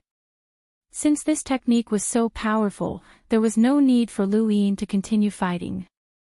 The longer they fought, the more he would be injured. The star-shifting leaf was paired with the martial true technique. In this space, anyone who did not have the strength to completely suppress the Leaf King would be beaten up. Lu Yin used reverse step to evade, but the Leaf King continued to chase after him, his speed increasing as he analyzed reverse step with the martial true technique. Lu Yin did not believe that the Leaf King would be able to analyze reverse step. Behind him, the Leaf King stared at Lu Yin's reverse step, and his expression changed. How could he not see through this footwork technique? The Leaf King was extremely confident in the martial true technique, but he still could not see through this footwork technique. Lu Yin was clearly retreating, but he was actually moving forward. The Leaf King's eyes lit up when he thought of this. Lu Yin was a treasure trove in his eyes. He had so many battle techniques, and secret techniques, but now, he had actually seen a footwork technique that was connected to time and space. If he had known earlier, he would not have waited for Lu Yin to shed all pretense of cordiality. He would have set up a trap to kill Lu Yin the moment he entered Shamrock Enterprises' main world. How is it? Did you analyze it? Lu Yin asked as he looked back. The Leaf King was astonished. You intentionally wanted me to analyze this footwork technique. Lu Yin was calm. I also wanted to see the limits of your martial true technique. The Leaf King sighed. I can't analyze this footwork technique of yours. Let's make a deal. You can't kill me with the second Night King trapped. With this footwork technique, I might not be able to do anything to you. We can form an alliance, and I can teach you whatever you want to learn. I can even give you all of Shamrock Enterprises' resources. All you have to do is give me that sapling. How about that? Lu Yin laughed. Aren't you confident that you can kill me with the martial true technique? The Leaf King's eyes narrowed. As long as there's enough time, the martial true technique can definitely analyze this footwork technique of yours. If you insist on fighting to the death, then we'll see how long it takes for the second Night King to escape and how long you can survive my analysis. Do you want to bet? Lu Yin shook his head and sighed. It seems like you really don't have the confidence to analyze this footwork technique. Then it's worthless. Let me ask you a question. Have you heard of the General Appointment Platform? As he spoke, the platform appeared in front of Lu Yin and floated in the void, emitting a metallic sound. The Leaf King was astonished. The General Appointment Platform. The Leaf King's expression suddenly changed. The Lu family's General Appointment Platform. Lu Yin's expression changed. The Leaf King actually knew about it. Not just anyone knew about the Lu family's General Appointment Platform, especially the Fifth Mainland. After the primeval surnames had left, the Fifth Mainland hated them and had intentionally erased their history. Aside from a small number of people, no one knew that the Lu family had an innate gift for General Appointment Platform. Not even the masters of the Universe's 8 Great Flow Zones knew about it. How did the Leaf King know about it? The Leaf King's identity was definitely not simple. He had learned many things, but he had always hidden them. I'm even more curious about you now. You even know about my Lu family's General Appointment Platform. Who exactly are you, Leaf King? Lu Yin was filled with vigilance and curiosity. I didn't expect you to be from the Lu family. You even have the talent to be a general. Even in the Lu family, you would be considered a direct descendant. No wonder you've reached your current level in such a short time. It seems like the Lu family has been helping you. Those primeval surnames haven't forgotten about this place, and they've been plotting against this place all this time, haven't they? Lu Yin felt more at ease after hearing this. The Leaf King didn't know anything about him, which meant that the Leaf King couldn't receive information on Elder Chan's level. From the Leaf King's words, it seemed like the Leaf King didn't know what had happened in the astral tree domain either.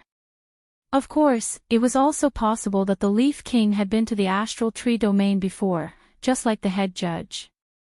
At that time, the Lu family had still existed, and the 4 cardinal scales had not been established. It seems like you know quite a bit about the Lu family. Lu Yin didn't expose the Leaf King. Yi King's eyes flickered, and his heart sank. He didn't care about Lu Yin, no matter how high Lu Yin went. However, if Lu Yin had the Lu family behind him, then things were completely different. That was the Lu family, a colossus that stood at the pinnacle of the 5th mainland. As far as Yi King knew, the Lu family had always stood at the peak of the 5th mainland, and no one dared to defy them. This was especially true for the general appointment platform. Anyone from the Lu family who had won was an invincible existence. The Leaf King had never dreamed that Lu Yin was actually from the Lu family. There were many people with the surname Lu in the universe, so why did it have to be that family? No, if Lu Yin was from the Lu family, then there was even less to be afraid of. This region of the universe was hostile to the primeval surnames, and while the Lu family was powerful, it wasn't enough to completely influence this region. The Leaf King had read about Lu Yin's history. Although it was a miracle, it hadn't been smooth sailing, and Lu Yin had almost died several times. If someone from the Lu family had been helping him, then why was it so difficult?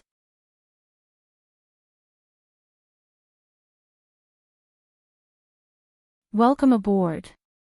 Stay tuned and subscribe to Han Li's Wuxia Adventures for more thrilling content. Chapter 1966.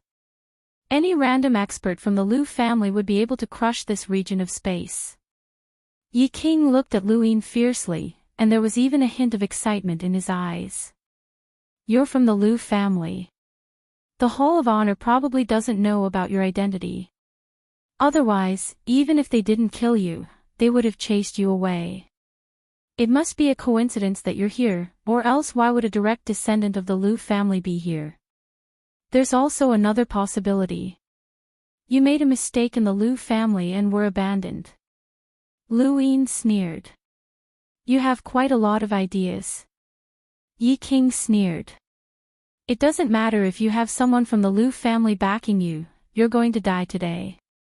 Leaving you alive is just a disaster, so I might as well take a gamble. If the Lu family helps you, I'll admit defeat. Lu Yin shook his head. There's no need for the Lu family to do anything. Once the general appointing platform appears, you won't have a chance. Yi King sneered. Even the Lu family's general appointing platform requires astral sources to display its power. Besides, with your ability, how many experts can you summon? Stop being so pretentious and prepare to die. Before the general appointing platform had appeared, Yi King had wanted to negotiate an alliance with Lu Yin. Now that the platform had appeared, however, he was no longer willing to do so. Lu Yin's bloodline was too attractive to him, and he desperately wanted to obtain it. Besides, the second Night King hadn't made a move yet, so Yi King did. That tree was split into 2 layers, and with the second Night King's strength, he should be able to break through the second layer. He should be breaking through the first layer right now, but he still hadn't broken through the second layer. Yi King could understand the second Night King's thoughts. If that was the case, then he would kill Lu Yin and steal his bloodline. Lu Yin was disdainful, as he had yet to display his true strength. Not to mention the Reaper transformation, even the 3 stages had been sealed off.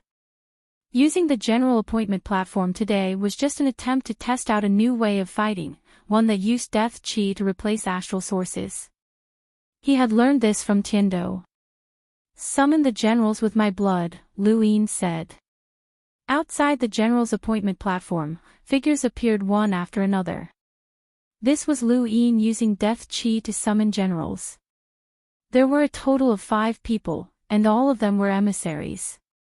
They were the Amethyst Beast, Zhangzhou, Dragon King, Johan, and the cultivator from the 6th mainland stone realm. Yi King was shocked. Impossible. How can you summon these people without astral sources? These people must be using astral sources. Lu Yin was too lazy to explain to him. Although the 5 emissaries were not as strong as Yi Wang could not use his astral source and could only use his physical body to cast the Shang Wu Tru technique. With the immortality of the 5 emissaries, it was still possible for them to hold him back. Following Lu Yin's command, the 5 envoys charged towards the Leaf King. Yi King casually punched through Dragon King's body. Dragon King was unable to resist, but he quickly reappeared and charged towards Yi King. These 5 emissaries were to be killed by the Yi King. All they had to do was keep him occupied. Lu Yin tried to use Death's Guard, a defensive battle technique that Skydu had taught him. Not long after, a layer of death chi formed on the surface of his body like an eggshell. Leaf King fiercely broke through the 5 emissaries' blockade and attacked Lu Yin with a palm strike. His palm landed on the deathly aura barrier, and Leaf King was forced back a step. His face paled. What was this? Behind him, the 5-star emissaries once again came to entangle him.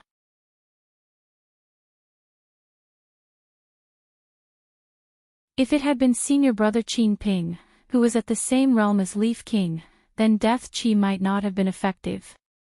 Leaf King had been imprinted by Death Chi, and there was no way he could defeat Lu Yin. At that moment, the tree that had trapped the second Night King cracked open. Lu Yin's brows rose. Was the second Night King really trapped? He had been suppressed by Leaf King, and the second Night King had no hope of escaping. Now that he was suppressing Leaf King, the second Night King must have helped him. Leaf King's expression turned ugly. The second Night King must have seen that he had no chance of winning and had decided to come out to end him. At this point, Leaf King wanted to escape from the outside world to the World Mountains. Only the World Mountains could save him. Over the years, he had contributed countless pills to the Hall of Honor and contributed greatly to the World Mountains. As long as he could escape to the World Mountains, he would at least not die. The sky above the outside world cracked open, and Leaf King stepped out and disappeared. At the same time, the second Night King walked out of the tree. Lu Yin's eyes flashed coldly, and the star chessboard appeared beneath his feet. Plan's secret word, retraction. The cracked skies suddenly recovered, and Leaf King seemed to be dragged back into the outside world by an invisible force. The plan's secret word had reached the realm of retraction, and it was terrifying. It was no wonder that the Su family had not been able to comprehend it after so many years. It was also no wonder that they had once said that Su Wangtian was not an ordinary ancestor. This mysterious power that could restore space reminded Lu Yin of the desolate ancestor's words. Although it was a completely different power, the mystical aspects were similar. The plan's secret word dragged Leaf King back, and the second Night King immediately attacked with a finger. This time, Leaf King no longer had the strength to resist the second Night King's attack, and he was sent crashing into the ground. His body was covered in cracks, but there was still no blood. Lu Yin landed and looked down at Leaf King, who was sprawled on the ground. The second Night King stared at him as well. Leaf King no longer had a path of escape. Leaf King slowly looked up and saw Lu Yin. His entire body crumbled. You can't kill me. I've contributed greatly to the Hall of Honor, and I've supported the Great Eastern Alliance. I've never had any enmity towards you. If it weren't for you, Xia Yi would still be my prisoner. You used Yu Mu's betrayal to give me the astral source pill and plotted against me. If I hadn't coincidentally created the sapling, I wouldn't even have known about the pill. Also, Lu Yin sized up Leaf King. What exactly are you? Leaf King panted heavily, and his eyes flickered. Lu Yin sneered. Think of a good excuse. If I don't believe you, you'll suffer a fate worse than death. You know the Hui family, the Hall of Honor, and even the Lingling clan's inherited battle techniques. You also know the truth behind the primeval surnames and that the Lu family has the innate gift of the general appointing platform. Tell me something that I can believe, or I'll let you know what despair is. Leaf King stared at Lu Yin and gritted his teeth. If I tell you, will you let me go? Lu Yin squatted down and met Leaf King's gaze. Let's see if you have any value. Yi Wang's eyes widened. Of course. I can use the astral source pill to help you monitor the whereabouts of everyone who has it. I can even detonate the pill to create a powerful attack. Even if your opponent is at the same level as you, they will definitely lose if they are disturbed by the pill. That's how I killed Yu Mu. Lu Yi nodded, as the truth behind Yu Mu's death had been revealed. Not a bad use. Continue. Let me remind you that Balsam is still in the outside world, and I don't know how much she knows about you. If the two of you don't agree, then it won't be good. Leaf King's expression changed, and in the end, he sighed. The Hui family, the Hall of Honor, the Lingling clan, and even the true scripture of Ian evolution were all things that I learned over the years. I relied on my innate gift. Lu Yin was stunned.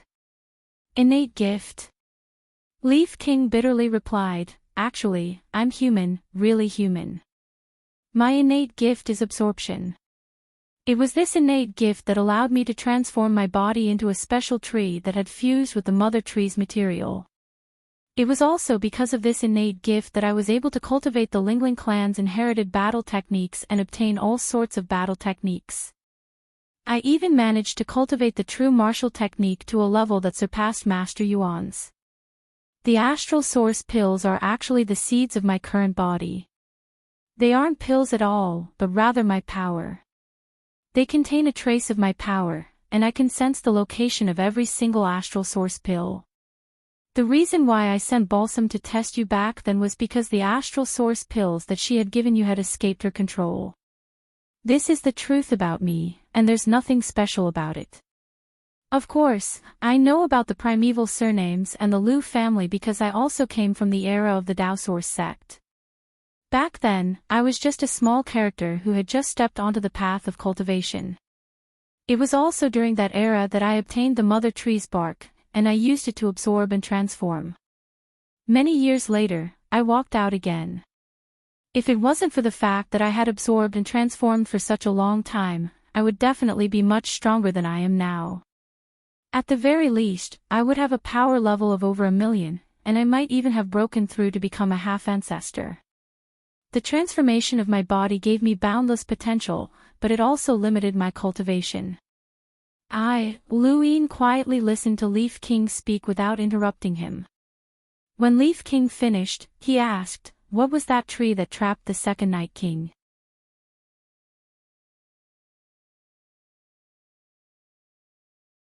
Welcome aboard. Stay tuned and subscribe to Han Li's Wuxia Adventures for more thrilling content. Chapter 1967. The Leaf King's eyes flickered. He didn't want to say anything, but under Lu Yin's gaze, he still answered, it's that piece of bark from the mother tree. I've been keeping it with me and nourishing it with my innate gift. It's a hidden treasure. Lu Yin's eyes lit up as he looked into the distance. Such a large piece of bark from the mother tree. He could get whatever he wanted. Are you a human or a tree now? The Leaf King smiled bitterly. I don't know. I could be human or tree. What would you do if you obtained the sapling? Lu Yin asked. The Leaf King's eyes flashed. Nurture it and wait for it to grow, of course. Why? It can be my clone. The Lingling clan's soul split battle technique isn't a real clone, it's just a temporary battle technique. I want to have a technique similar to progenitor Chen's 9 clones technique. If I want to know how the sapling was born, I can try using other astral source pills to produce it. That way, I'll have countless clones while my main body can cultivate until I become a half-step ancestor. At that time, no one in the 5th mainland will be my match, the Leaf King said, his face flushed red with excitement. It sounded like there was nothing wrong with what the Leaf King had said, but Lu Yin felt that something was off. The second Night King had followed Luin for a long time, and he knew what Luin meant with a single glance. Luin wanted him to use his spiritual force illusion to force the Leaf King to reveal the truth. With the second Night King's strength, the Leaf King definitely wouldn't be able to resist the illusion. Not long after, the Leaf King's eyes glazed over as he repeated what he had said. Luin stared at him. "Why are you so desperate to obtain the sapling?" The Leaf King's eyes were still glazed over, but his expression was fervent. "I wanted to become my clone and research more clones. In the future, I'll be invincible in the fifth mainland, and everyone will have to respect me. What Hall of Honor? What Dao Source sect? What Mother Tree? I'm everything in this universe."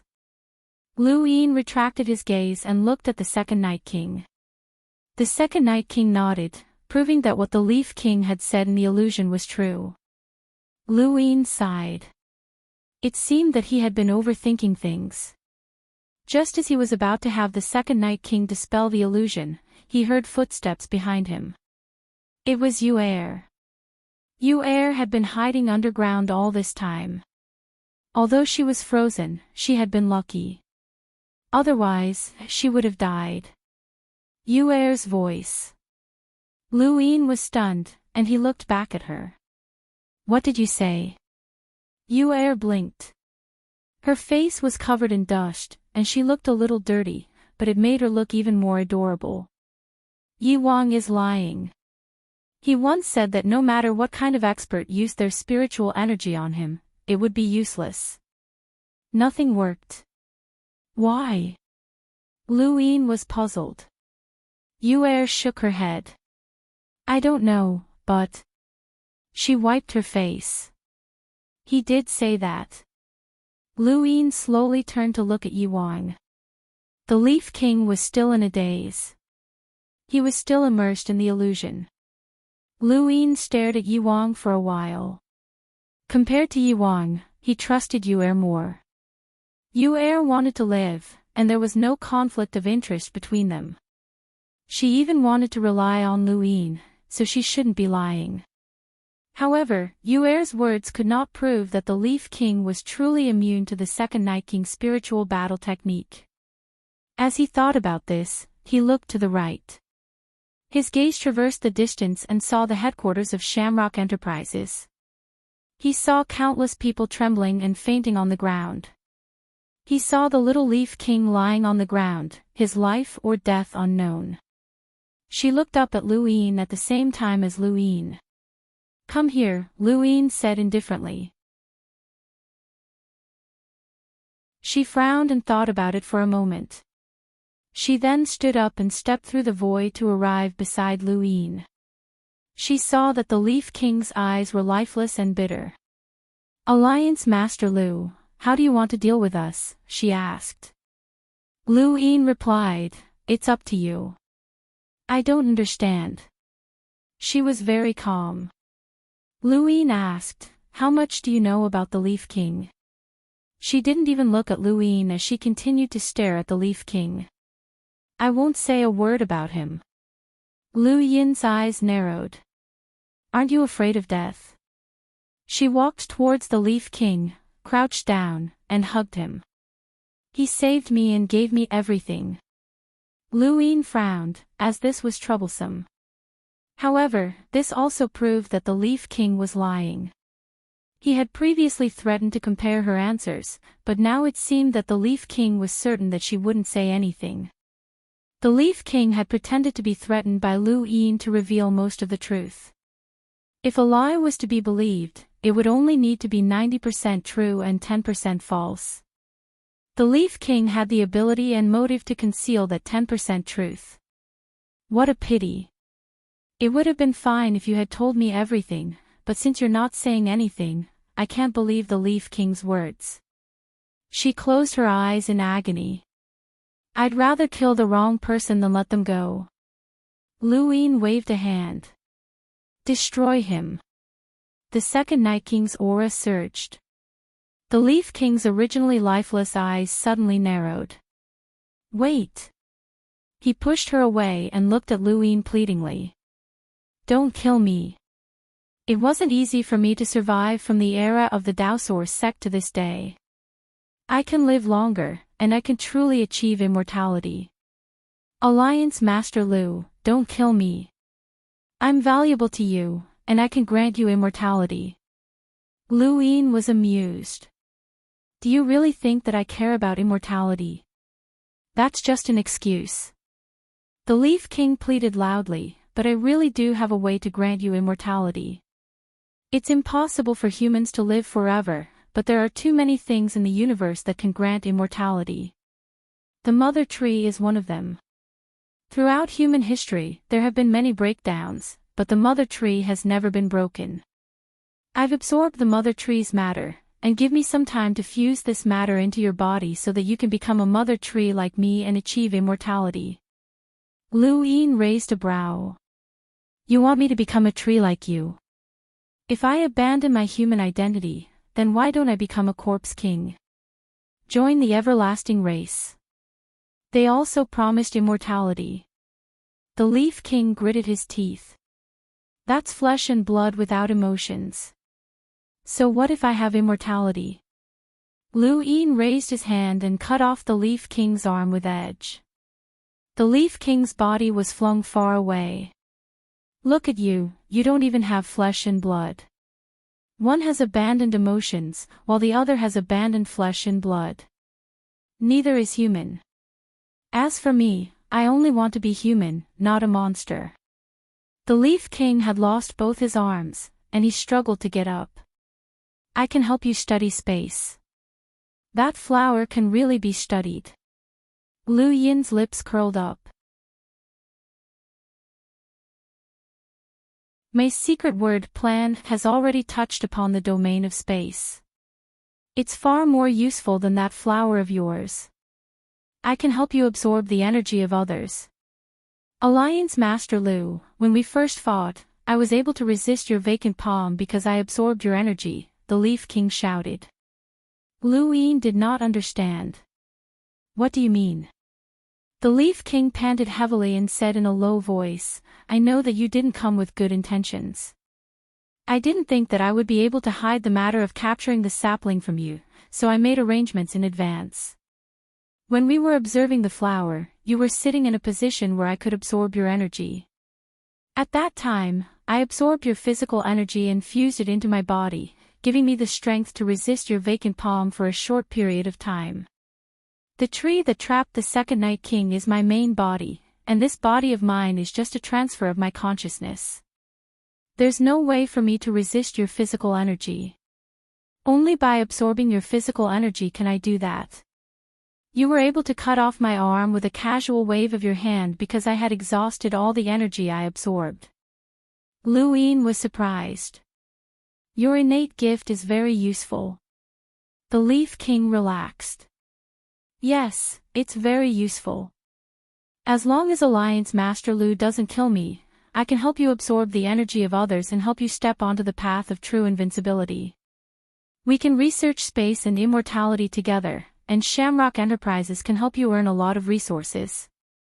Alliance Master Lu, killing me won't do you any good, but keeping me alive will allow me to do many things for you.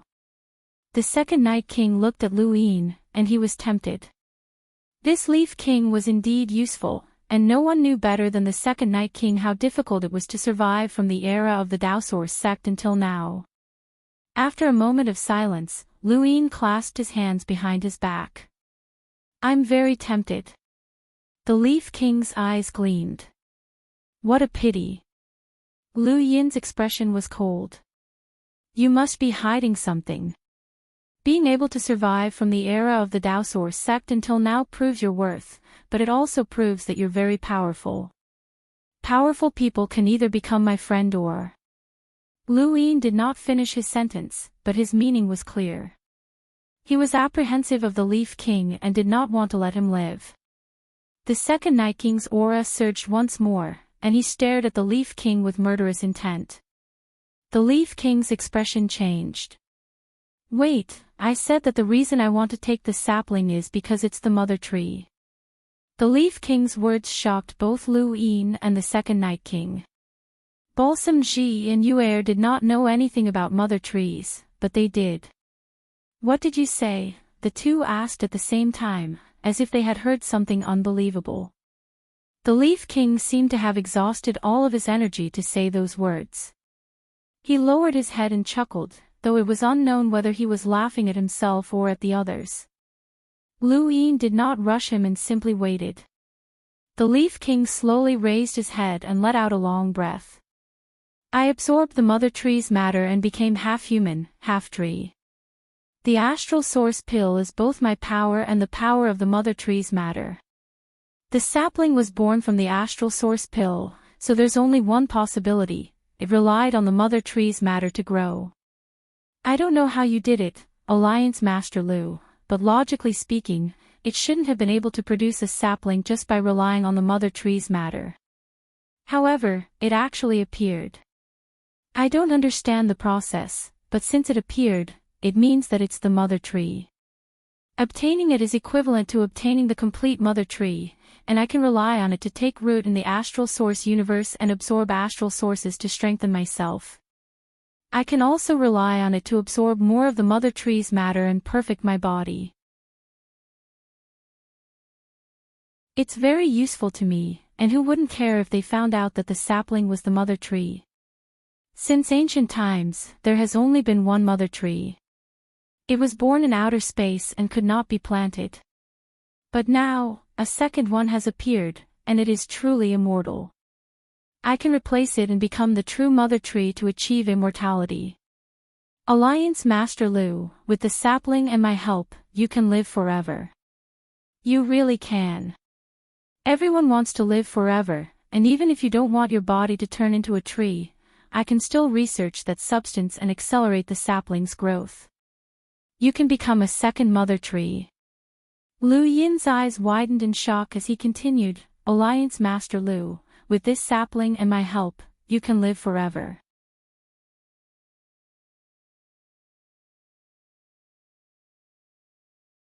Welcome aboard. Stay tuned and subscribe to Han Li's Wuxia Adventures for more thrilling content. Chapter 1968. Lu Yin looked at his cosmic ring and saw that the sapling was currently inside Mount Supreme. Was it really the mother tree? According to Yi King, it was possible that Lu Yin had upgraded the astral source pill substance, which was unique to the mother tree. Was it because of that substance that the sapling had been created? Is it very difficult to extract the mother tree's substance? Lu Yin asked. Yi King heaved a sigh of relief, as Lu Yin's question gave him hope of survival. He was valuable. I've lived for so many years and tried, but aside from my innate gift, there's no other way to absorb it. I dare say that as long as I die, no one in this universe will be able to obtain the mother tree's substance, and no one will be able to help you achieve immortality. This was Yi King's greatest value, and it was his innate gift of absorption. Lu Yin nodded, I believe you. If it was possible, this news would have spread long ago. Then, show me how valuable your innate gift of absorption is. Yi King heaved a sigh of relief. If Lu Yin was tempted, then he wouldn't have to die. As he thought about it, he suddenly looked at Yuer, and his broken arm suddenly twisted as he slammed a palm into Yuer's back. Yuer was shocked. Alliance Master Lu, save me. Lu Yin didn't move, as Yi King's attack hadn't been heavy. He hadn't intended to kill Yuer, but rather to display his innate gift of absorption. He had heard Yumu speak of Yuer before, and although Yumu's words were biased, this woman had betrayed Yi King without hesitation. She had no loyalty, and this was a good opportunity to intimidate her. Yuer's face paled, and her body fell to the ground. Yi King's broken arm flew back to his body, and his cracked body recovered slightly. This is absorption. I absorbed part of her vitality. Lu Yin was surprised. If you were given enough people, you would be able to recover directly. Yi King shook his head. It's not that easy. Most people wouldn't be able to withstand it. If she was an emissary, I would be able to recover even more. So your innate gift of absorption can only be used on your own body. Luin asked. Yi King replied, "That's right. Only I can extract the substance." Luin was disappointed, destroyed. Leaf King was shocked. Alliance leader Lu. Before he could finish, the second Night King did not wait. A finger pierced through Leaf King's body, tearing him apart. At the same time, the tree that had trapped the second Night King was also torn apart. Leaf King was now completely dead. Luin sighed. If the innate gift wasn't directly used on him, then he could use his Dai's possession to borrow the Leaf King's innate gift. The Leaf King wouldn't have to die, and he could be imprisoned in Mount Supreme. However, if the innate gift was only used on him, then it wouldn't have any value. Even if the sapling was the mother tree, it would take some time before it could take root in the stellar source universe and absorb the stellar source. Who knew how long it would take? Relying on the Leaf King's materials alone was like trying to put out a burning cart of firewood with a cup of water. He had no interest in nurturing more saplings, so he could only try one method, which was to extract the materials directly from the Leaf King's body. He remembered that the sapling had grown slightly after absorbing the star source pill. Thinking of this, he took out Mount Supreme and was about to release the sapling, but before he could do that, the General Appointment platform appeared again. "In my name, General Appointment." With that, the Leaf King's image imprinted itself onto the platform, and a true expert appeared on it. The Leaf King was an expert that could rival the Flying Willows. In a one-on-one battle, Luin was certain that none of the Flying Willows would be a match for him. Seeing the Leaf King's vivid image imprinted on the platform, Luin stared deeply at the platform. Sometimes, he wondered what the General Appointment platform was. Some people said that the Lu family's General Appointment platform was inhumane, as it killed its opponents but still used them without end. But was that really the case? Luin looked at the Leaf King's corpse. Even after being summoned, the Leaf King's corpse didn't change at all. The corpses of the people who had been summoned didn't change either. The summoned corpses weren't enslaved corpses, and the summoned corpses were either made of stellar source or death chi. There was no flesh or blood. The General Appointment platform was like a replicator in battle. Anyone who had fought with him would be recorded by the General Appointment platform.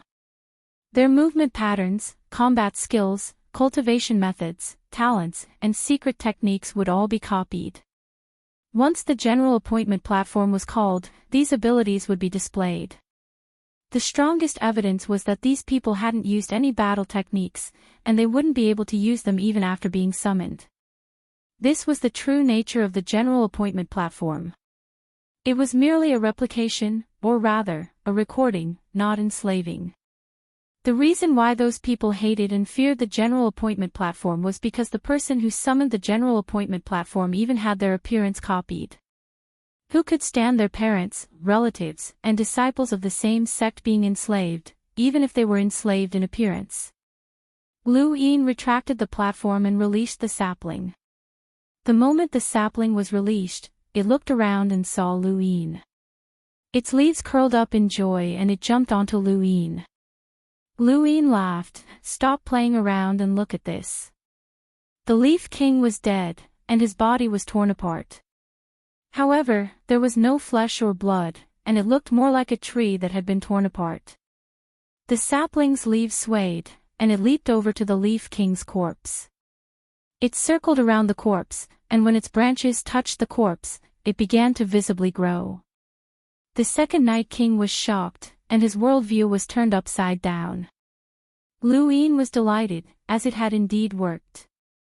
The Leaf King had absorbed the mother tree's matter, and the sapling that had been born from the mother tree's matter could naturally absorb the matter from the Leaf King's body. The matter would eventually return to the mother tree's body, but it would still be a small mother tree. Luin inexplicably recalled the Leaf King's words. Could that matter really allow one to live forever? No matter how the Leaf King changed, the matter remained the same. Whether it entered his body, dispersed into each of his astral origin pills, or was absorbed by the sapling, nothing changed. What kind of matter was that? Could the mother tree really be immortal? If a person could perfectly absorb that matter, would that person really be immortal? Lu Yin was somewhat tempted, but he didn't want to become a tree.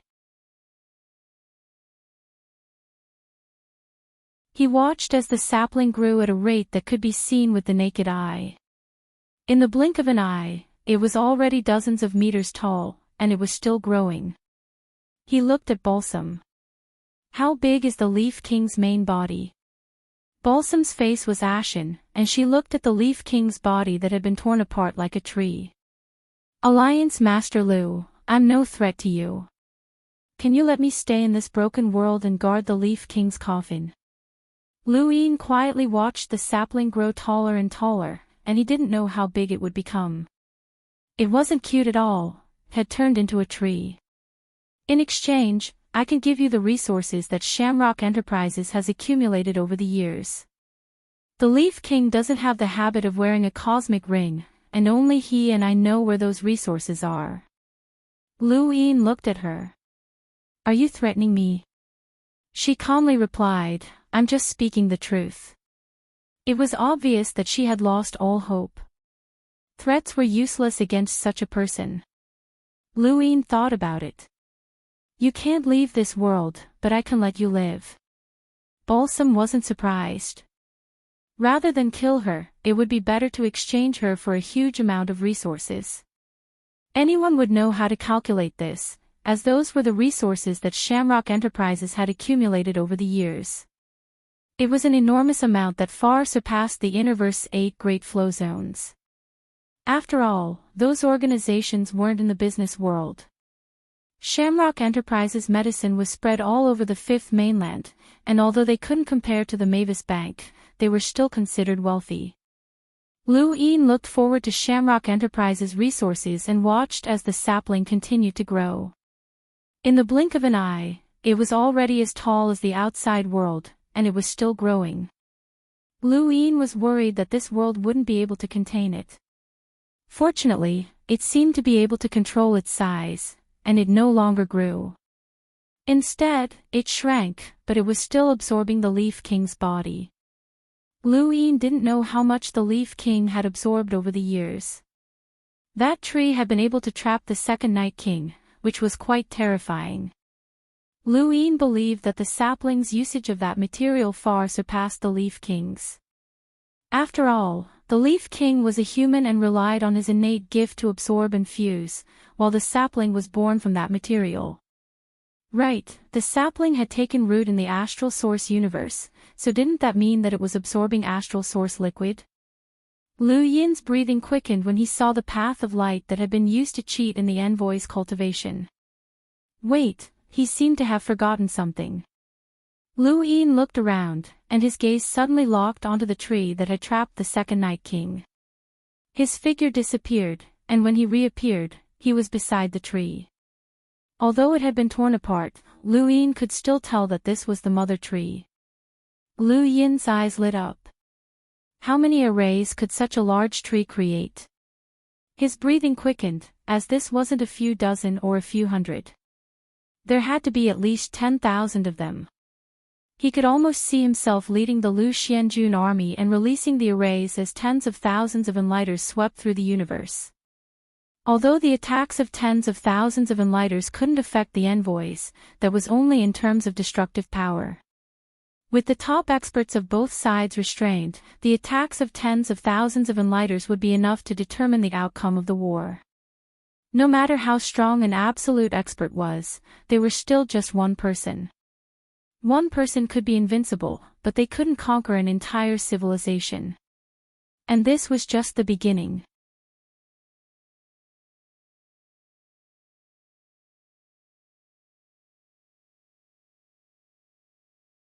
Welcome aboard. Stay tuned and subscribe to Han Li's Wuxia Adventures for more thrilling content. Chapter 1969.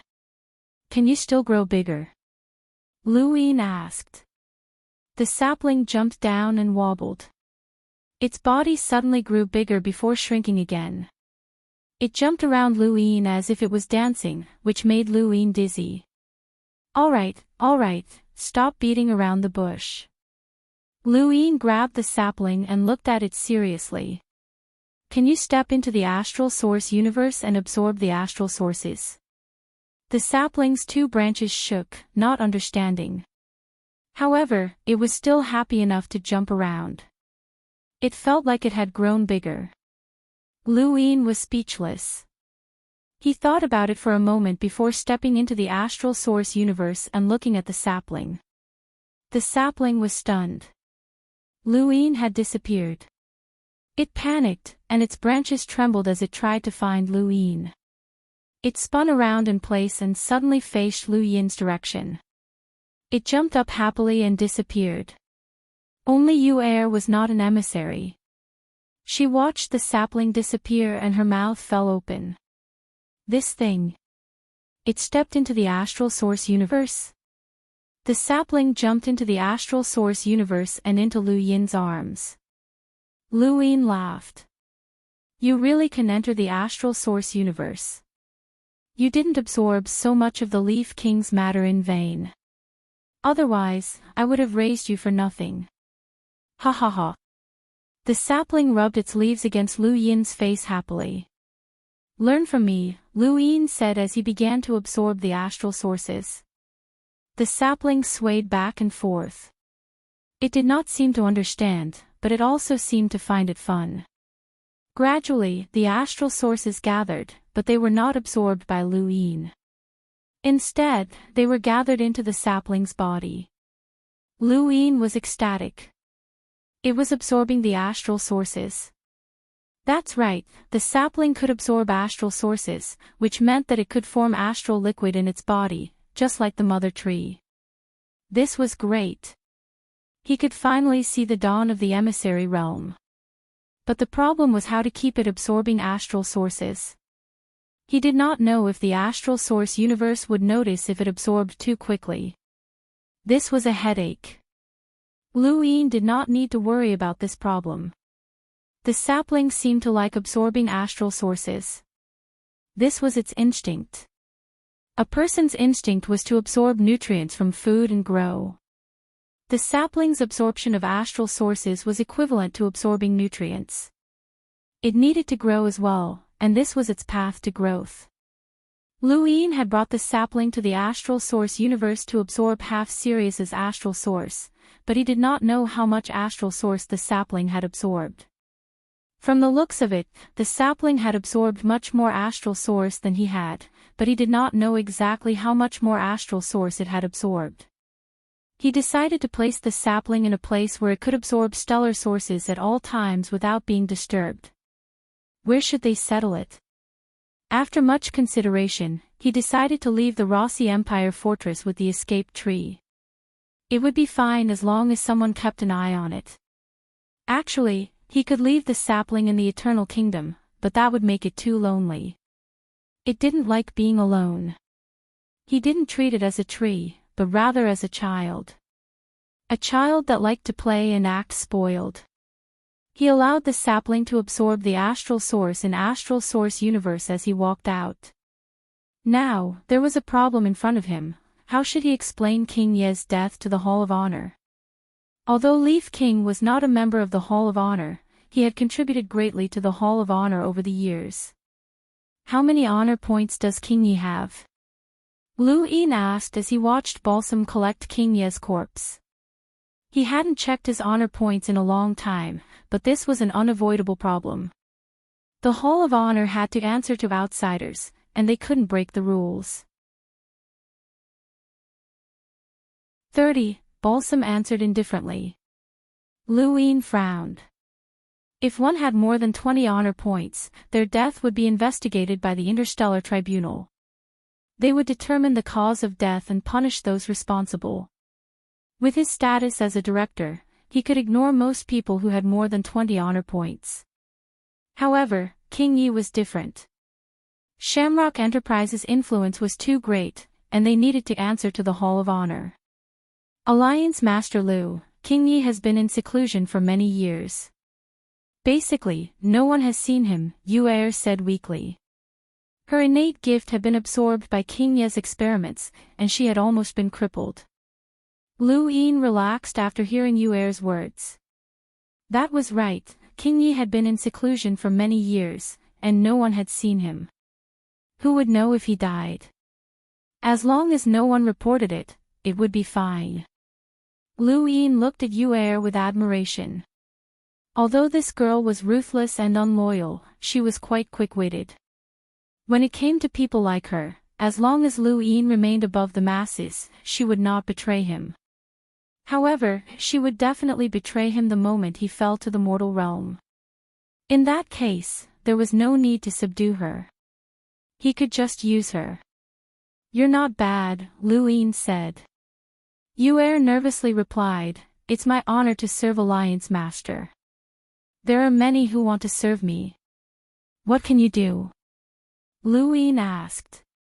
Yu Er had already thought of an excuse. Shamrock Enterprises is spread across the fifth mainland, and their management is complex. Over the years, I've been assigned to many branch companies, and I can help Alliance Master manage them without anyone noticing anything amiss. I've also thought of a way to control Yen. King Yi and Balsam are in seclusion for many years, so Yen is the one who handles the company's affairs. As long as we control him, Shamrock Enterprises' operations will not have any problems.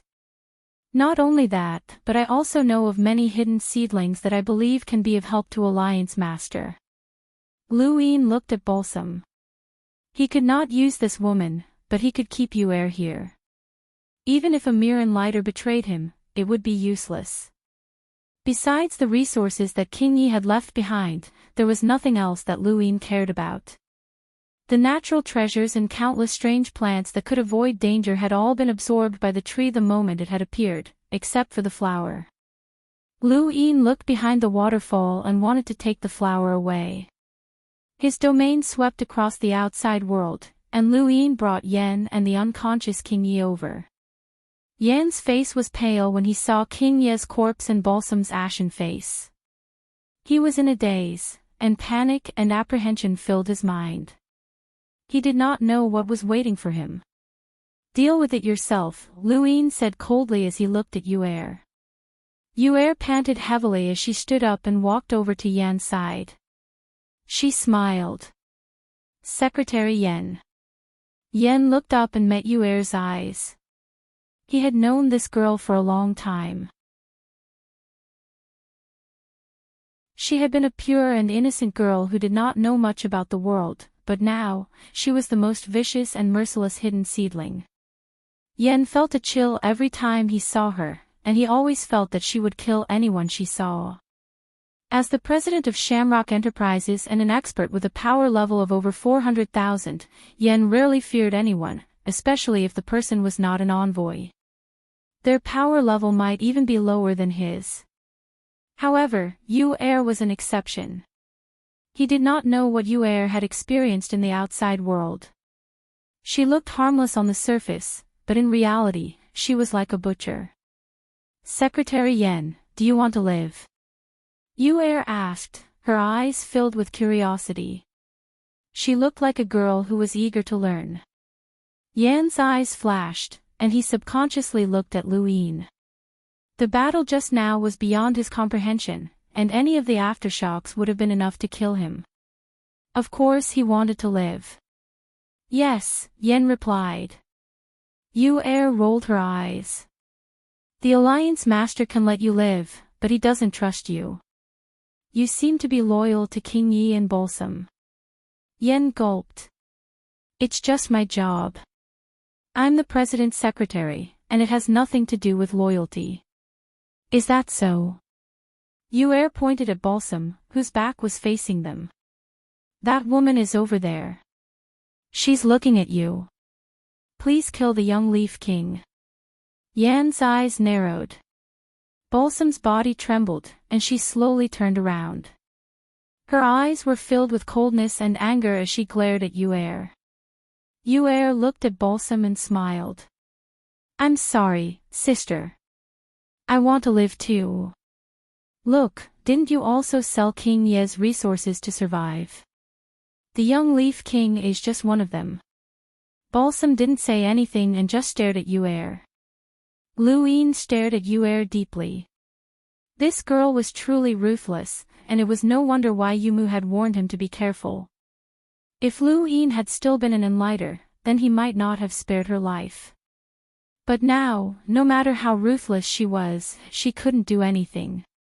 The more ruthless she was, the fiercer she would bite her enemies, and perhaps one day, she would bare her fangs at Luin.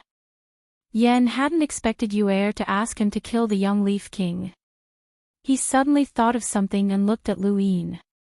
He had been brought here just now, and so had the young Leaf King. What did that mean? Had Yuer told Luin about it? Or had Luin thought of this as well? The more he thought about it, the more his heart sank. Luin was curious. Is the young Leaf King really King Ye's son?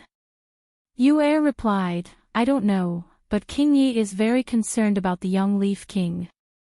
Luin looked at Balsam. She remained silent and didn't say anything. Luin didn't say anything either, as he didn't care about the young Leaf King's status.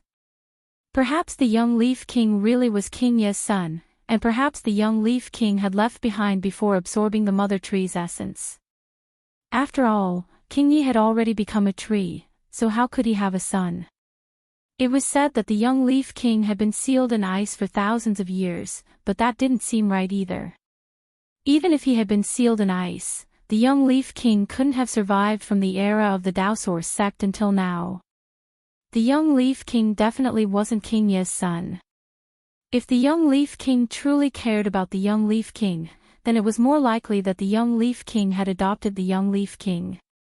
Yen looked at Yuer and then at Luin. Finally, he glanced at Balsam. Balsam clenched her fists and stared coldly at Yuer. Yen knew that if he tried to kill the young Leaf King, then he would have to betray King Yi and Balsam for the rest of his life, just like Yuer. What? Secretary Yen, are you unwilling? Then I'll just have to find someone else. Yuer propped up her chin and blinked innocently. Her appearance made Yen want to vomit, and he wanted to tear her face apart. I understand. Luin didn't continue looking at her.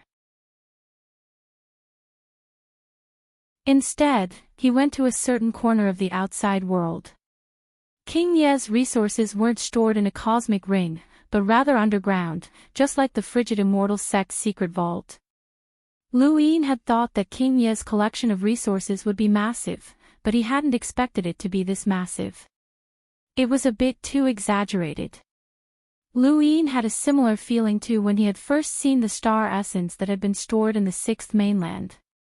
At that moment, he had seen an endless mountain range that had been completely formed from star essence.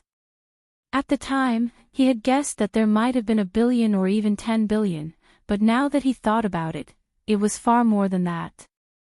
The resources that King Yi had stored underground in this world definitely exceeded 100 billion.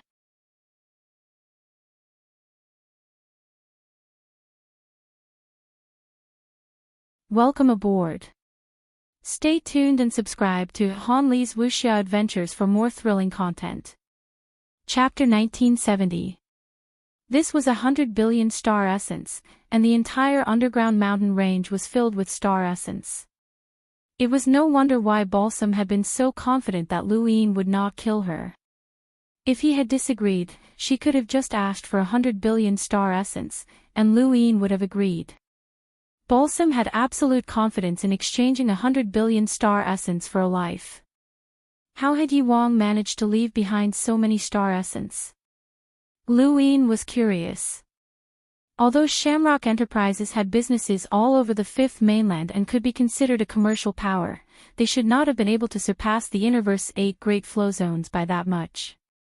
The Blaze Realm only had 500 million star essence, the Day-Night clan had 1.7 billion, and the Sylvan Dragon clan had 3.5 billion star essence. How could Shamrock Enterprises have so many star essence? Right, when the sixth mainland had invaded, the Innerverse had been heavily damaged, and the 8 great flow zones had all been forced to relocate.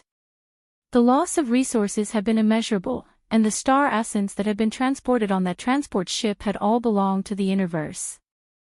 A considerable portion of it had belonged to the 8 great flow zones. Luin had also heard from the Blaze Realm's elders that if not for the 6th mainland's invasion, the Blaze Realm would not have had so few star essence. The Innerverse had been heavily damaged, but Shamrock Enterprises had not. The outside world was located in the Neoverse Glory Realm, so the 6th mainland would not have been able to invade. More importantly, Shamrock Enterprises had been sending out resources to research astral origin pills on the surface, just like how Aurora Corporation had been researching microarrays. However, astral origin pills did not need to be researched at all, as they had been created by Yi Wang himself. This meant that the resources sent to research astral origin pills had all gone into Yi Wang's own pockets, and over time, they had accumulated so much. If Aurora Corporation had accumulated all of their microarray research resources, it would definitely have far exceeded this amount. Chairman Ji had offered 80 billion star essence back then. These Neoverse behemoths were each richer than the last, and Luin was looking forward to seeing just how much money the Mavis family had. They couldn't be counting in trillions, could they? They were the banks of the entire universe, and they controlled the 5th mainland's economy. Luin swallowed and shook his head, not wanting to think about the Mavis family. He could not rob them, so it was better for him to collect all of the resources here.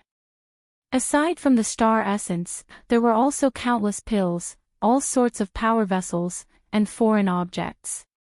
His next step was to head to the Cosmic Sea and supervise the construction of the 5th tower. There, he could cultivate in peace and focus on rolling his die. He should also be able to merge with the cultivators in the astral tree. These resources were enough for him to squander. After the Great Eastern Alliance announced the construction of the 5th pagoda to the public, as well as the blueprint, countless cultivators had already set out in order to become the first batch to challenge the 5th pagoda and obtain the inheritance. Even though the 5th pagoda had yet to be constructed, no one suspected that the Great Eastern Alliance was faking this because they had the Hall of Honor as their guarantor. At this moment, a storm was brewing in Universe Ocean. Universe Ocean had never been a peaceful place to begin with. Now, with countless people heading there, Universe Ocean would become the liveliest and bloodiest training ground in the entire 5th mainland. Even the 6th mainland would send countless people to sneak in. The 5th tower was built between Leon's armada and the army, which was equivalent to the center of Universe Ocean. It was a place called Ocean Abyss. Ocean Abyss, also known as the Eye of the Sea, was the largest whirlpool in the entire Universe Ocean. The entire sea region was a whirlpool with a huge black hole in the center that swallowed seawater. Even after countless years, it was still full. No one knew where the seawater went. It was common knowledge in Universe Ocean that people did not understand what was going on in the nearby sea abyss. This was because there was nothing of value in the sea abyss, and if one was not careful enough, one would be swallowed up and not even a corpse would be left behind. Even though Ocean Abyss had once been the Mastiff Squadron's territory, they had never gone there before. When Luin had ridden the Arcane Arrow crew to Leon's armada, they had avoided Ocean Abyss. It was not that they were not confident that they could cross Ocean Abyss, but rather that there was no need for them to do so. That huge black hole was especially terrifying. Countless people were heading there from all over Universe Ocean. Many of them were pirates who were in charge of transporting construction materials. The Great Eastern Alliance was responsible for a portion of the construction of the 5th tower, while the Hall of Honor was also responsible for a portion. Leon's armada was the one who had contributed the most. Several regions away from Ocean Abyss, the Arcane Arrow crew was resting on a deserted island. The ground was moist and covered in underwater plants. This was a newly formed island. Captain, with the Great Eastern Alliance's actions, various powers have gathered in Universe Ocean. We can't be as carefree as before. Who knows, we might run into some top-notch expert, someone said in distress. That's right, Captain. I think we should keep a low profile, someone else agreed. Someone else retorted, no matter how powerful those outside are, they have to listen to us once they're in universe ocean. Without us, they wouldn't even be able to find ocean abyss. The universe ocean's climate is terrible, and even the Hall of Honor is asking for help from us. Forget it. That's only because there aren't any top-notch experts. Any random emissary can traverse universe ocean. Do you think emissaries are explorers? That they can come out at any time? That depends on when. There are too many inheritances in the fifth tower. Aside from Lu Yin's inheritance, there's also the Hall of Honor, the Sword Sect, the Neoverse Sirius Sect, the Seven Courts, and so on. Who wouldn't be tempted? That's true. We can threaten those ordinary cultivators, but those who dare to fight for the inheritances are all disciples of great powers. We can't afford to offend them. Captain, should we guard Ocean Abyss for now and be the first batch to enter the fifth tower? Someone was tempted. It was not just one person who was tempted, as Captain Dirk was also tempted.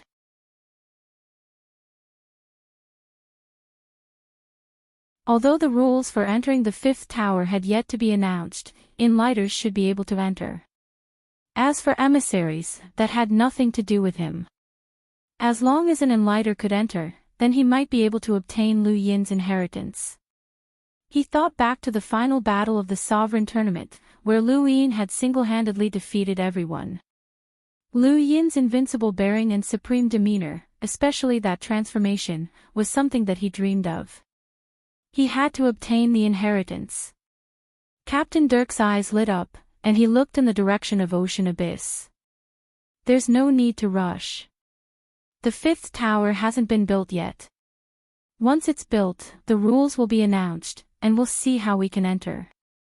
If possible, my Arcane Arrow crew will definitely be the first to enter. Yes, Captain. Everything else aside, the Mavis Bank has provided us with a lot of resources. If we can obtain those resources, this trip won't have been in vain. Captain, we'll definitely obtain the inheritance. Captain, you must obtain the inheritance. The Arcane Arrow crew's vice-captain, Hai Dalu, fell into deep thought. He had interacted with Lu Yin before, and while he had a bottom line, he didn't seem like a selfless person. Why was he doing this? He couldn't figure it out, and no one could. He wasn't the only one who understood Lu Yin, Elder Chan did as well. But the more he understood, the more he couldn't see through Lu Yin's motives. What would he gain by doing this? Was it really as he had said? Would he have a better chance against those corpse kings? Increasing the overall strength of the human race. Aside from the four tyrants, there were also many smaller groups in the cosmic sea. The most representative of them all was the unyielding battle crew. Yixingchen sat cross-legged at the bottom of the sea and looked in the direction of Ocean Abyss. He had to go to the fifth tower. It was impossible for him to compete with Lu Yin, but if he could obtain some inheritance, it would improve his situation in the cosmic sea and prevent him from being swallowed up at any time. Your height is already unreachable. Yixingchen sighed. He wasn't referring to Lu Yin's strength, but rather his breadth of mind. He was willing to increase the strength of the entire human race, which wasn't something that just anyone could do. Many people had obtained great strength but kept it a secret. It was human nature to be selfish. Yixingchen admired Lu Yin for being so selfless and giving everything he had. Lu Yin had also come here through the burial gate, and before he left, he had advised Yixingchen to either destroy the gate or leave. Yixingchen had listened and left the burial gate. Not long after, the gate was destroyed, and the group guarding it was completely annihilated. If not for Lu Yin's reminder, the unyielding battle crew would have been annihilated. Lu Yin, I owe you my life. The unyielding battle crew owes you my life, Yixingchen muttered to himself. I hope to repay this favor in the future. This was the Ocean Abyss, located at the center of the cosmic sea, and it was constantly swallowing up endless seawater. The closer one got to the ocean abyss, the more one would feel like they were being swallowed. To the west of the ocean abyss, many warships were anchored, led by Leon's armada. It was like a giant that was eyeing the ocean abyss covetously. These warships belonged to Leon's armada. On the deck, Sister Faye and Inzi were looking at the ocean abyss. "What do you think little Seven is doing?" Inzi rolled his eyes. "How would I know, but it's definitely not as selfless as he says." "Are you sure?" Sister Faye was surprised. Inzi smiled brightly and winked. "Because he's from Leon's armada." Sister Faye was disgusted. "Stop winking at me. Is my handsomeness affecting you now?" Inzi shouted exaggeratedly. Sister Faye was speechless. Cough, cough.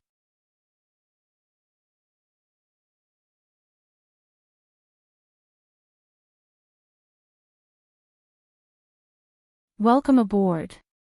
Stay tuned and subscribe to Han Li's Wuxia Adventures for more thrilling content.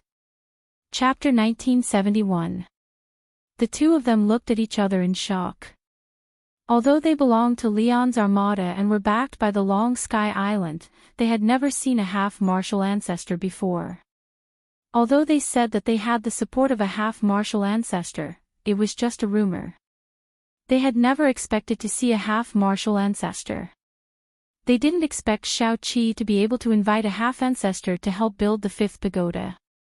Just as the ghost doctor had said, if the fifth pagoda was to be built, it had to be built from the beginning to the end.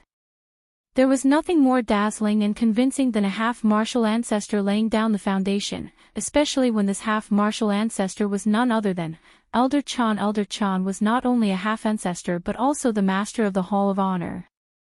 His identity and status meant that the fifth pagoda would be extraordinary. Once the foundation was laid, the fifth pagoda would be recognized by the Hall of Honor and become the symbol of the fifth continent. At this moment, Leon's armada was waiting for Elder Chan to lay the foundation with its 7 subordinate regiments and countless battleships. Once the foundation was laid, they would start building the fifth pagoda. It's a pity that Lu Feng is trapped in Burial Garden and can't come out. Otherwise, we would have been able to see a half-ancestor. What a pity. The ghost doctor said, everyone has their own fate. Perhaps Lu Feng had a fortuitous encounter in Burial Garden. Half a day later, Heizage Leon walked out with a tyrant blade in hand and looked at the abyss. At this moment, everyone outside the abyss looked over. Someone had appeared in the sky. It was an elder, and it was Elder Chan. Elder Chan stood in the starry sky and looked down at the cosmic sea. He opened his hand as if he wanted to grab the entire abyss. As his palm fell, the universe trembled. For everyone who saw it, they could only see the universe.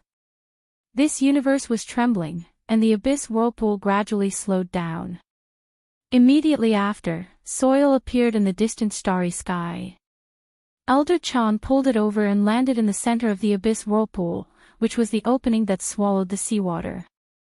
More and more soil appeared, gradually forming a continent that lay across the starry sky. The entire new universe was connected by soil. Legend had it that this was the soil of the fifth continent that had collapsed. Countless cultivators in the new universe had cultivated on this soil.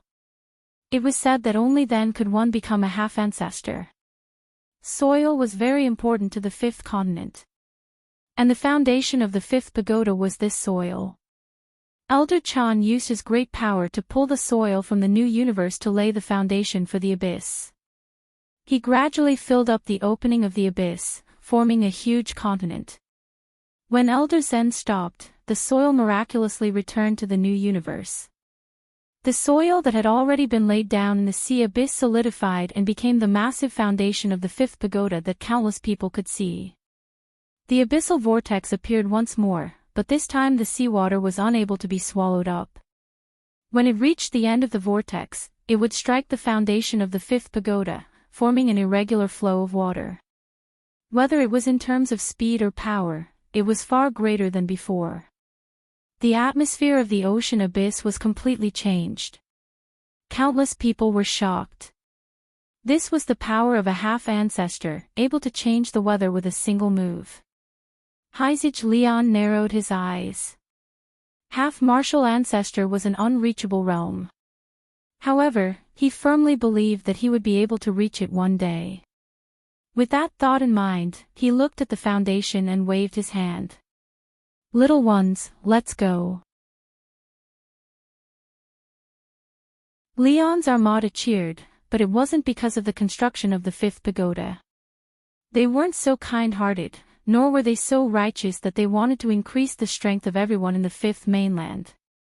They were cheering because the Great Eastern Alliance had specifically mentioned to them that they would have priority in entering the fifth pagoda. As for the members of Leon's armada and his own people from the Great Eastern Alliance, Luin naturally would not mistreat them, and he even made some of his battle techniques transparent. The fifth tower has him. He did want to improve the human race's strength so that they wouldn't be as passive against the Eternals as the astral tree. At this moment, Luin had already left Shamrock Enterprise's main world. He had eliminated the Leaf King and obtained a huge amount of resources. Most importantly, he had also seen the dawn of cultivating as an emissary. The more he looked at the sapling, the more he liked it, and he couldn't help but tease it. The sapling grew even happier, and it kept jumping on Lu Yin's shoulder as if it was dancing on its own. If only it could talk, Lu Yin sighed. He hadn't forgotten about the astral source pill. If the Leaf King could sense and control the pill, then the sapling should be able to as well.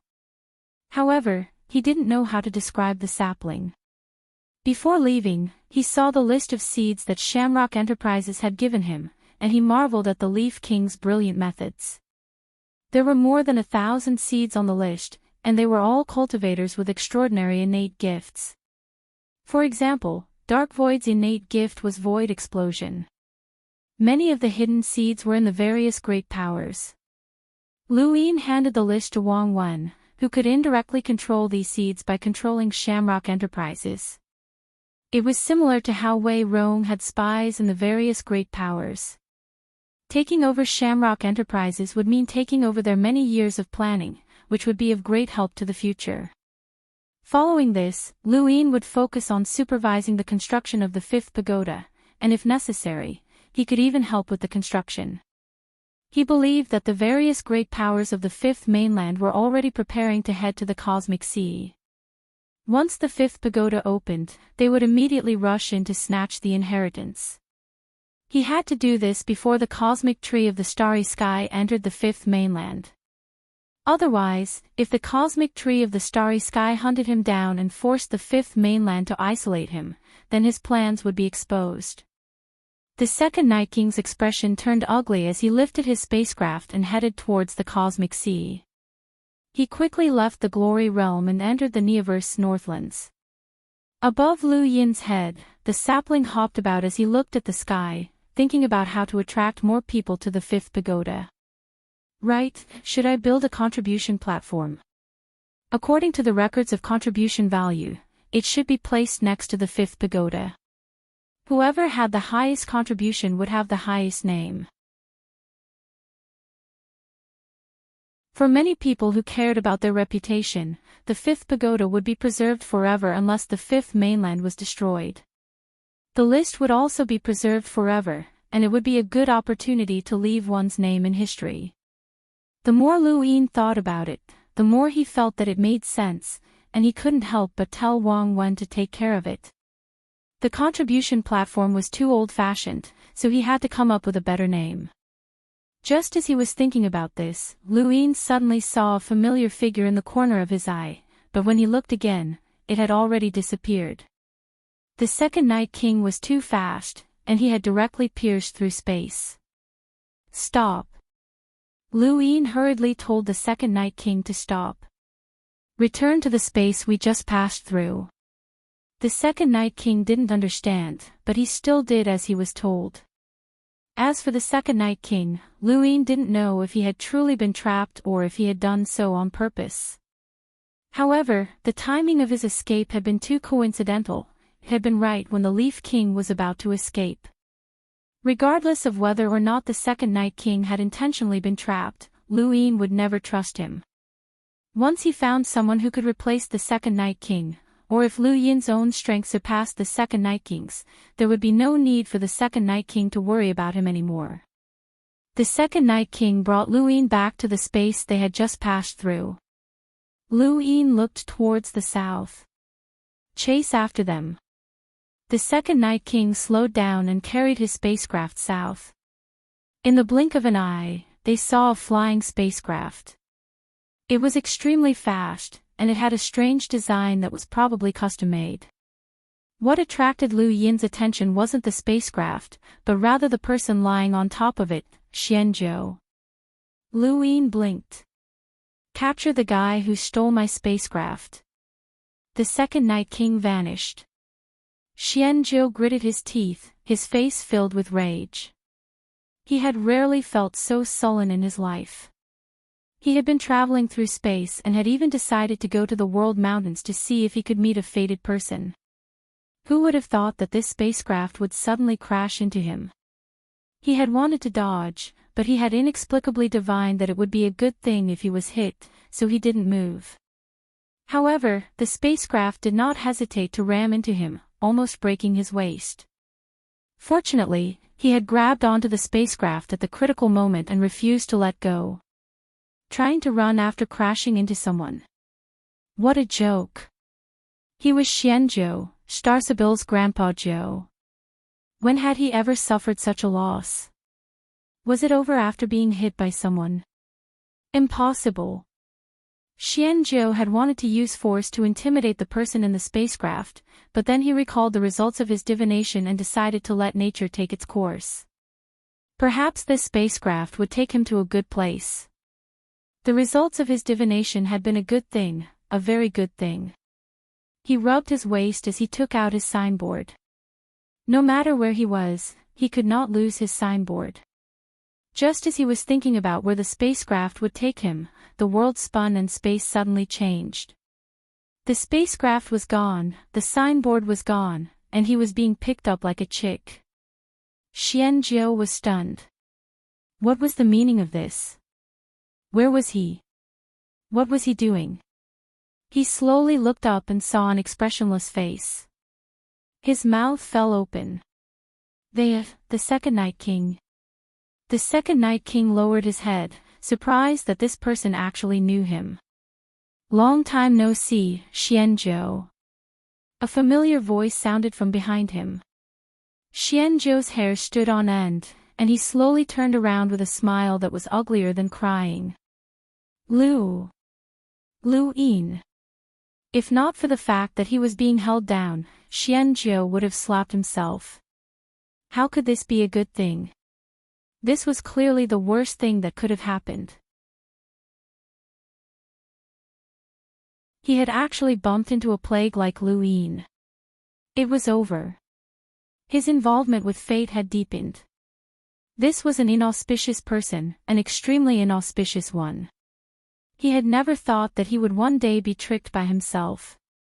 When it came to divination, good things could turn into bad things. Thus, he had a bad reputation in this line of work, but he still enjoyed it. He had never thought that he would encounter such a situation. Lu Yin was very happy to have bumped into Xianzhou. He had previously thought that Xianzhou was a fraud, and that was what others had told him as well.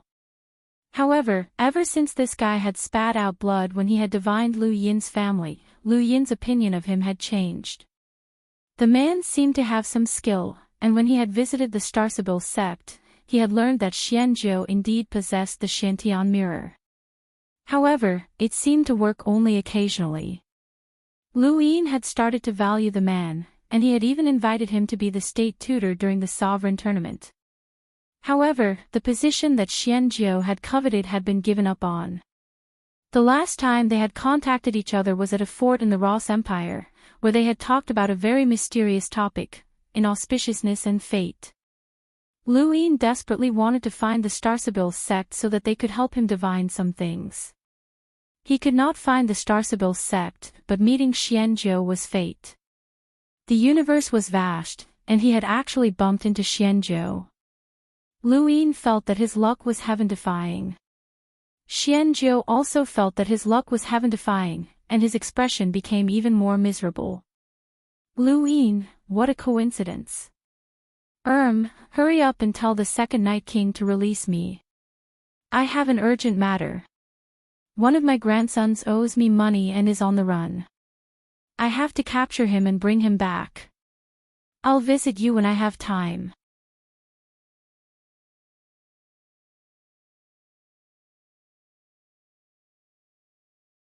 Welcome aboard. Stay tuned and subscribe to Han Li's Wuxia Adventures for more thrilling content. Chapter 1972. Luyin blinked. The people from that spacecraft? Xianzhou hurriedly nodded, that's right. He pretended to be indignant. That bastard didn't pay for his divination and even used a spacecraft to hit me. How despicable. Quick, Luyin, tell the Second Night King to let me go, I'm going after him. Luyin replied, no need, that spacecraft belongs to the Radiance realm.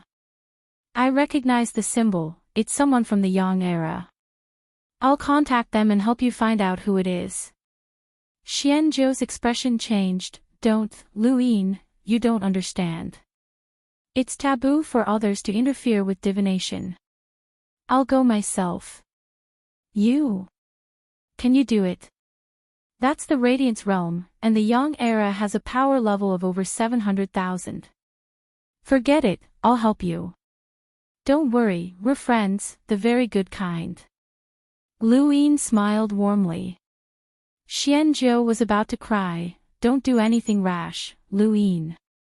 Don't get involved with me, I'm begging you. Let me go, I really don't want to have anything to do with you. Can we just pretend we never met? Luyin pursed his lips, that's your fault. We're old friends, so just tell me if you've offended me and I'll apologize. There's no need to disown me. Xianzhou was bitter, I made it clear last time that anyone who comes into contact with you will be unlucky. Your future will be miserable, very miserable. You're an inauspicious person, and you're too deeply involved with fate. He took a few steps forward and stared at Luyin, speaking very seriously, I even vomited blood because I told you that. Luyin was speechless, what does that have to do with me? That's because fate caused me to vomit blood. You must have attracted fate's attention, Xianzhou shouted through gritted teeth. Luyin's heart skipped a beat as he recalled what had happened in Astral 10. The Star Master had also guessed that he might have triggered fate. Could it be because of that? Let me go, Luyin. Just pretend we never met, Xianzhou begged. He was truly afraid, and the more he understood fate, the more terrified he became. Luyin could see the fear in Xianzhou's eyes and sighed, you're my friend. If my future is really that miserable, won't you help me? Xianzhou was helpless. I can't help you. Otherwise, I wouldn't have tried to run away as soon as I saw you. The last time we spoke, you said that even if I didn't give you the Fate's An, I shouldn't give it to Starsibyl either. Some people aren't what they seem on the surface. How do you explain that? Xianzhou was stunned. Did I say something like that? Yes, Luyin replied. Xianzhou shook his head. You must have remembered wrongly. I definitely didn't say anything like that. I'm Starsibyl's grandpa Joe. How could a grandfather harm his granddaughter? Luyin was speechless, this guy really did think of himself as a grandfather. Either you explain yourself, or don't even think about leaving. I'm very happy to be reunited with an old friend, and maybe you can help me calculate my family or something. Xianzhou's body trembled at the mention of this, and a long-lost fear filled his heart. He glared at Luyin, don't threaten me, I don't count. Luyin placed a hand on Xianzhou's shoulder. It's not up to you to decide whether a friend counts or not. Xianzhou's face twitched, and he stared at Luyin for a while before finally lowering his head helplessly. I should know you better. Nothing good ever happens when I see you.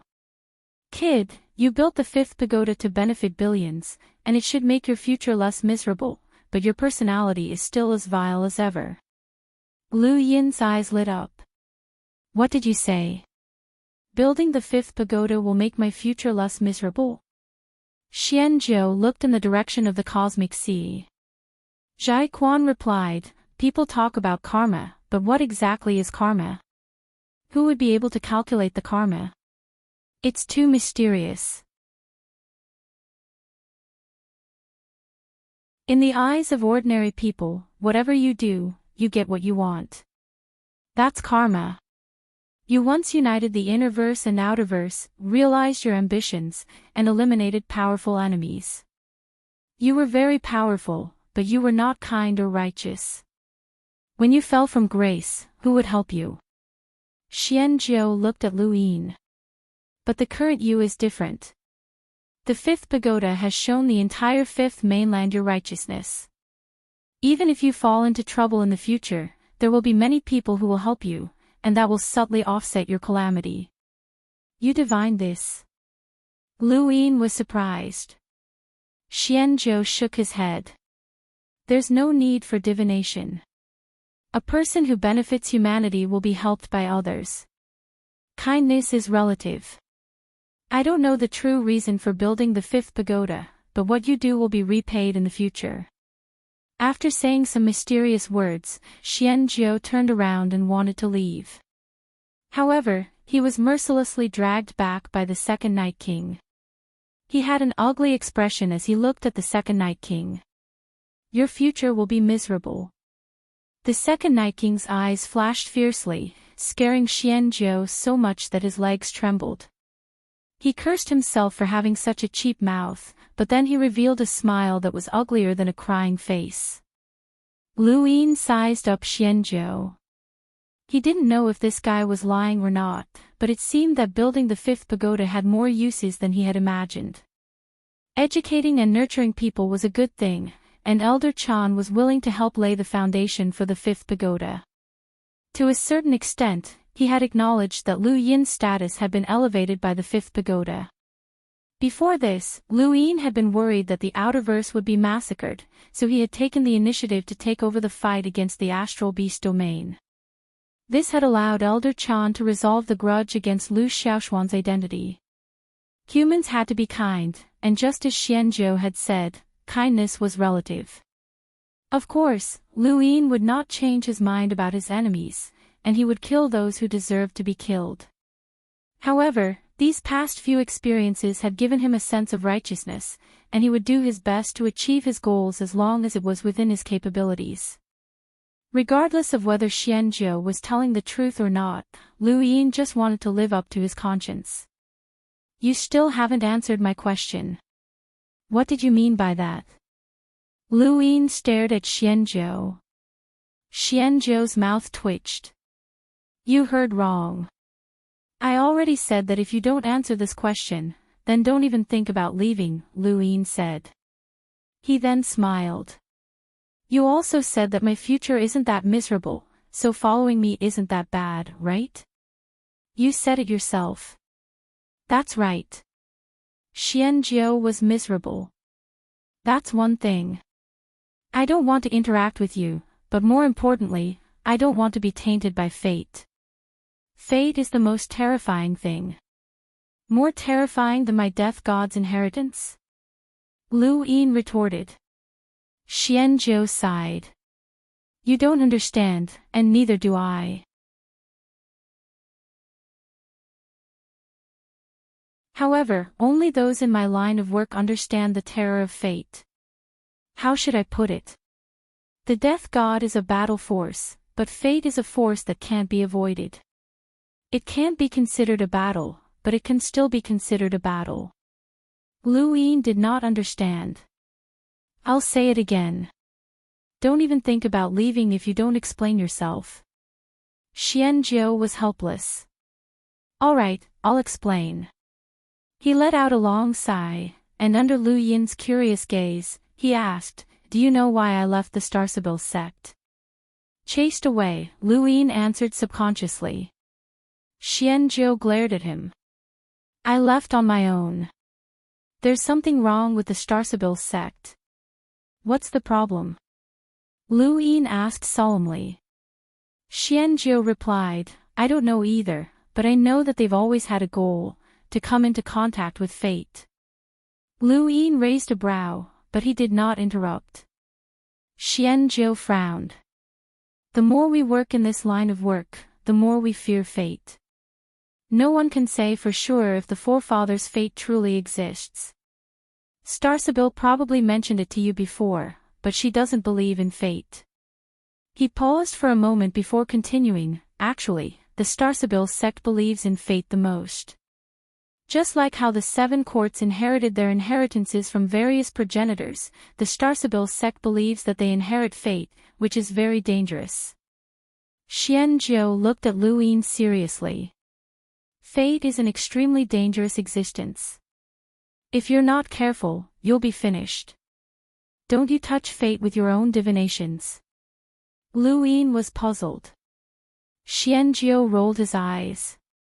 When have I ever divined accurately? Lu Yin was stumped. There was nothing wrong with this statement, but it sounded strange no matter how he thought about it. Where's my signboard?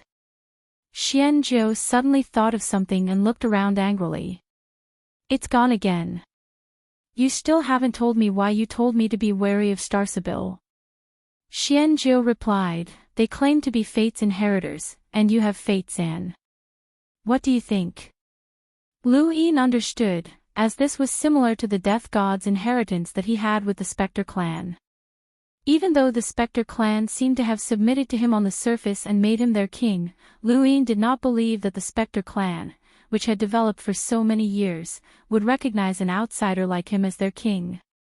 If the Starsabil sect claimed to be fate's inheritors, then Lu Yin had so much fate's in on him, and he had even touched fate before. In their eyes, he was just like the death god's inheritance to the Spectre clan. Xianjiu raised his head. Don't overthink it. I don't know what the Starsabil sect's goal is. If I knew, would I still be alive? He looked at Lu Yin. I've said everything that needs to be said. Let me go, and we won't see each other again in this lifetime. Lu Yin's lips curled up. It wasn't easy for us to run into each other, and you want to leave just like that? Xianjiu's jaw dropped, and then he grew angry. Lu Yin, you said that you would let me go. Kid, don't go back on your word. Be careful that Grandpa Jiu doesn't curse you to die a horrible death. Lu Yin put an arm around Xianjiu's shoulder. Don't say that. Help me calculate a place, and we'll leave once we're done. Xianjiu glared at Lu Yin. Don't try to trick me. You don't want to leave. Lu Yin raised a brow. Xianjiu's heart sank, and he sighed deeply. He had no choice but to listen to Lu Yin. Where is it? Hurry up and tell me.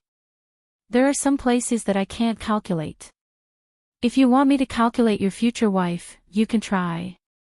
Lu Yin raised a hand and used his star energy to draw in the void. He drew the place where Xia Ji had captured him and the giant pillars. Help me calculate where this is. Xianjiu looked at it. What for? When Xia Ji captured me, he brought me here. Lu Yin didn't try to hide anything from him. Xianjiu was astonished.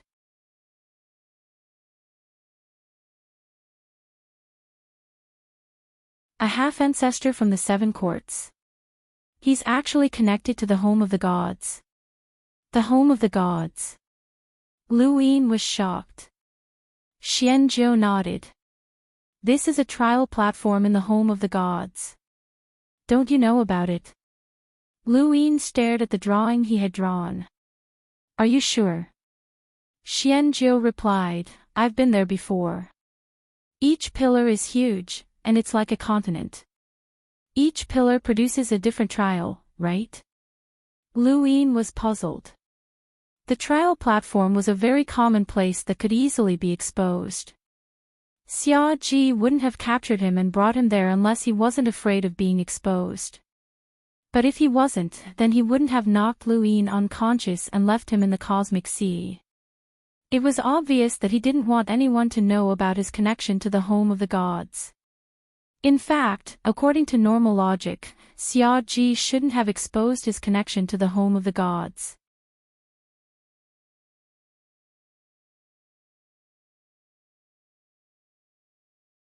Welcome aboard. Stay tuned and subscribe to Han Li's Wuxia Adventures for more thrilling content. Chapter 1973.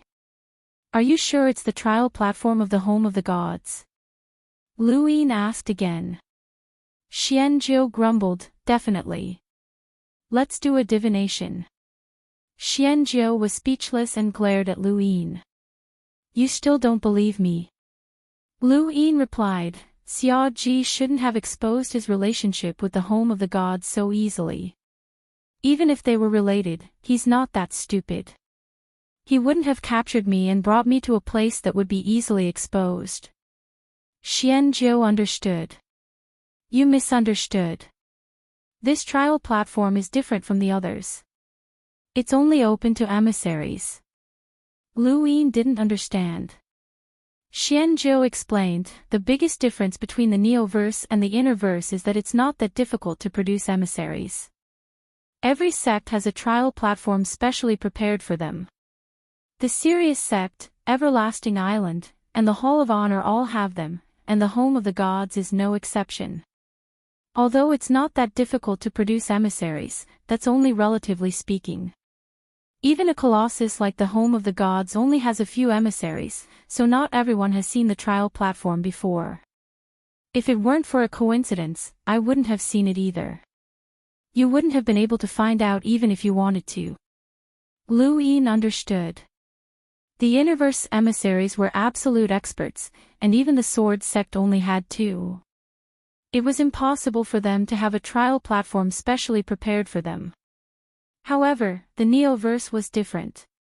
The home of the gods had nearly 5 emissaries, and it was impossible for them to have a trial platform specially prepared for them. Furthermore, Xiaoji hadn't expected to be injured by Lu Yin's counterattack and even escape the trial platform. With the power of a half-ancestor, it was easy for him to trap Luin within a trial platform. As long as he didn't escape the platform, Luin wouldn't have known that it was a pillar. Xiaoji had actually been very cautious. If it had been any other arrogant half-ancestor, they would have locked Luin in their own backyard. The question was, what was Xiaoji's relationship with the home of the gods? If Xiaoji could capture Luin and bring him to the home of the gods, it meant that he was very familiar with the place. Could one of his clones be a high-ranking member of the home of the gods? However, he couldn't rule out the possibility that Xiaoji would randomly find a place to interrogate him. Given his abilities as a half-ancestor, he could go anywhere he wanted. However, this would contradict the fact that Xiaoji had knocked him unconscious and left him in the cosmic sea. If Xiaoji had simply found a random place, he would not have cared if Luo Yunyang found out that he was in the home of gods. He would have even been happy to let Luo Yunyang face off against the home of gods. However, since he had knocked Luo Yunyang out and thrown him into Universe Ocean, it meant that he did not want Luo Yunyang to discover that it was the home of gods. This was the most suspicious point. It was very likely that Xiaoji had a clone in the home of the gods. Regardless of whether or not Xiaoji's clone was hidden in the home of the gods, Luin still had to make a trip there. At the very least, he wanted to take a look at this trial platform and test it out. That's right, I've been planning to go to the home of the gods for a long time. This trip to the Neoverse has finally been resolved. The 7 courts, the Mavis family, the Aurora Corporation, and the Sirius sect had all been visited, so the home of the gods would not make much of a difference. Not only were there clues that he wanted to investigate there, but there were also ruins from the rune technology civilization. Furthermore, the home of the gods had invited him many times. It seems like you have quite a few enemies in the Neoverse. The 7 courts, a half-ancestor, and the home of the gods. Your path won't be easy. Xianzhou sighed. He recalled his previous divination that Lu Yin had even more hidden enemies, but it seemed like there weren't enough of them. Lu Yin felt helpless. Yeah, the path won't be easy, so I need a friend to help me. Xianzhou grew cautious. I'm leaving. Leaving? Lu Yin was confused. Xianzhou's face twitched. You said it yourself, so I'll help you find a place. Now, I'm telling you that it's the home of the gods. You won't go back on your word, right? Lu Yin smiled and put his arm around Xianzhou's shoulder again. You said it yourself. I was just looking for a place. Look, you didn't even do it. Xianzhou was stunned. You can do that. Lu Yin was very serious. I asked you to help me find a place. You told me the place, but you didn't. You only fulfilled half of the conditions. Xianzhou bellowed, Brat, you're messing with me. Why do you care if I did it or not? I just found the place for you, so don't go overboard. Lu Yin shrugged. Let's not talk about whether or not you were right about the place. Even if it wasn't something that was divined. Alright, Grandpa Jiu will help you with the divination and confirm it for you. Xianzhou grew anxious and was about to attack when Lu Yin grabbed his wrist. Don't be so anxious. We're all friends, so don't treat me like an outsider. It's not like I don't trust you. I just want to see the Shintian mirror.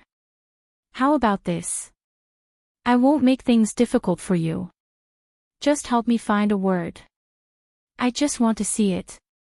Xianzhou couldn't move as Lu Yin grabbed his wrist. He stared at Lu Yin in bewilderment. A word? I'm sure. Lu Yin nodded. Just one word. You fulfilled half of the conditions for me to let you go. Since that's the case, the other half is simple. Xianzhou felt that something was off, but he couldn't find anything wrong with it. It was just one word, so what could it be? This word can't be related to any powerhouses, such as primeval surnames, Qin, or talismans. Nothing can be related, Xianzhou said, staring at Lu Yin. He was afraid that Lu Yin would ask him to find a progenitor. That would be bad luck. Lu Yin immediately agreed. Alright, it won't be related to anyone. I just want to see the Shintian mirror. That's easy. I'll just let you see my divination. It'll definitely be more interesting than divination, Xianzhou said. Lu Yin refused. What kind of fortune teller does his own divination? Are you trying to trick me? Xianzhou was helpless. If you just want to see the Shintian mirror, I'll show it to you. I want to write my own words, Lu Yin said stubbornly. What word? Xianzhou asked helplessly. He had a feeling that things wouldn't be that easy. Lu Yin wrote a word in the sky, joie. Xianzhou looked at it and frantically tried to recall which powerhouse this word was related to. Joie, joie, joie, joie. It didn't seem like there was any powerhouse with joie in their name. Even if there was someone with joie in their name, Xianzhou couldn't recall it, so they weren't powerhouses.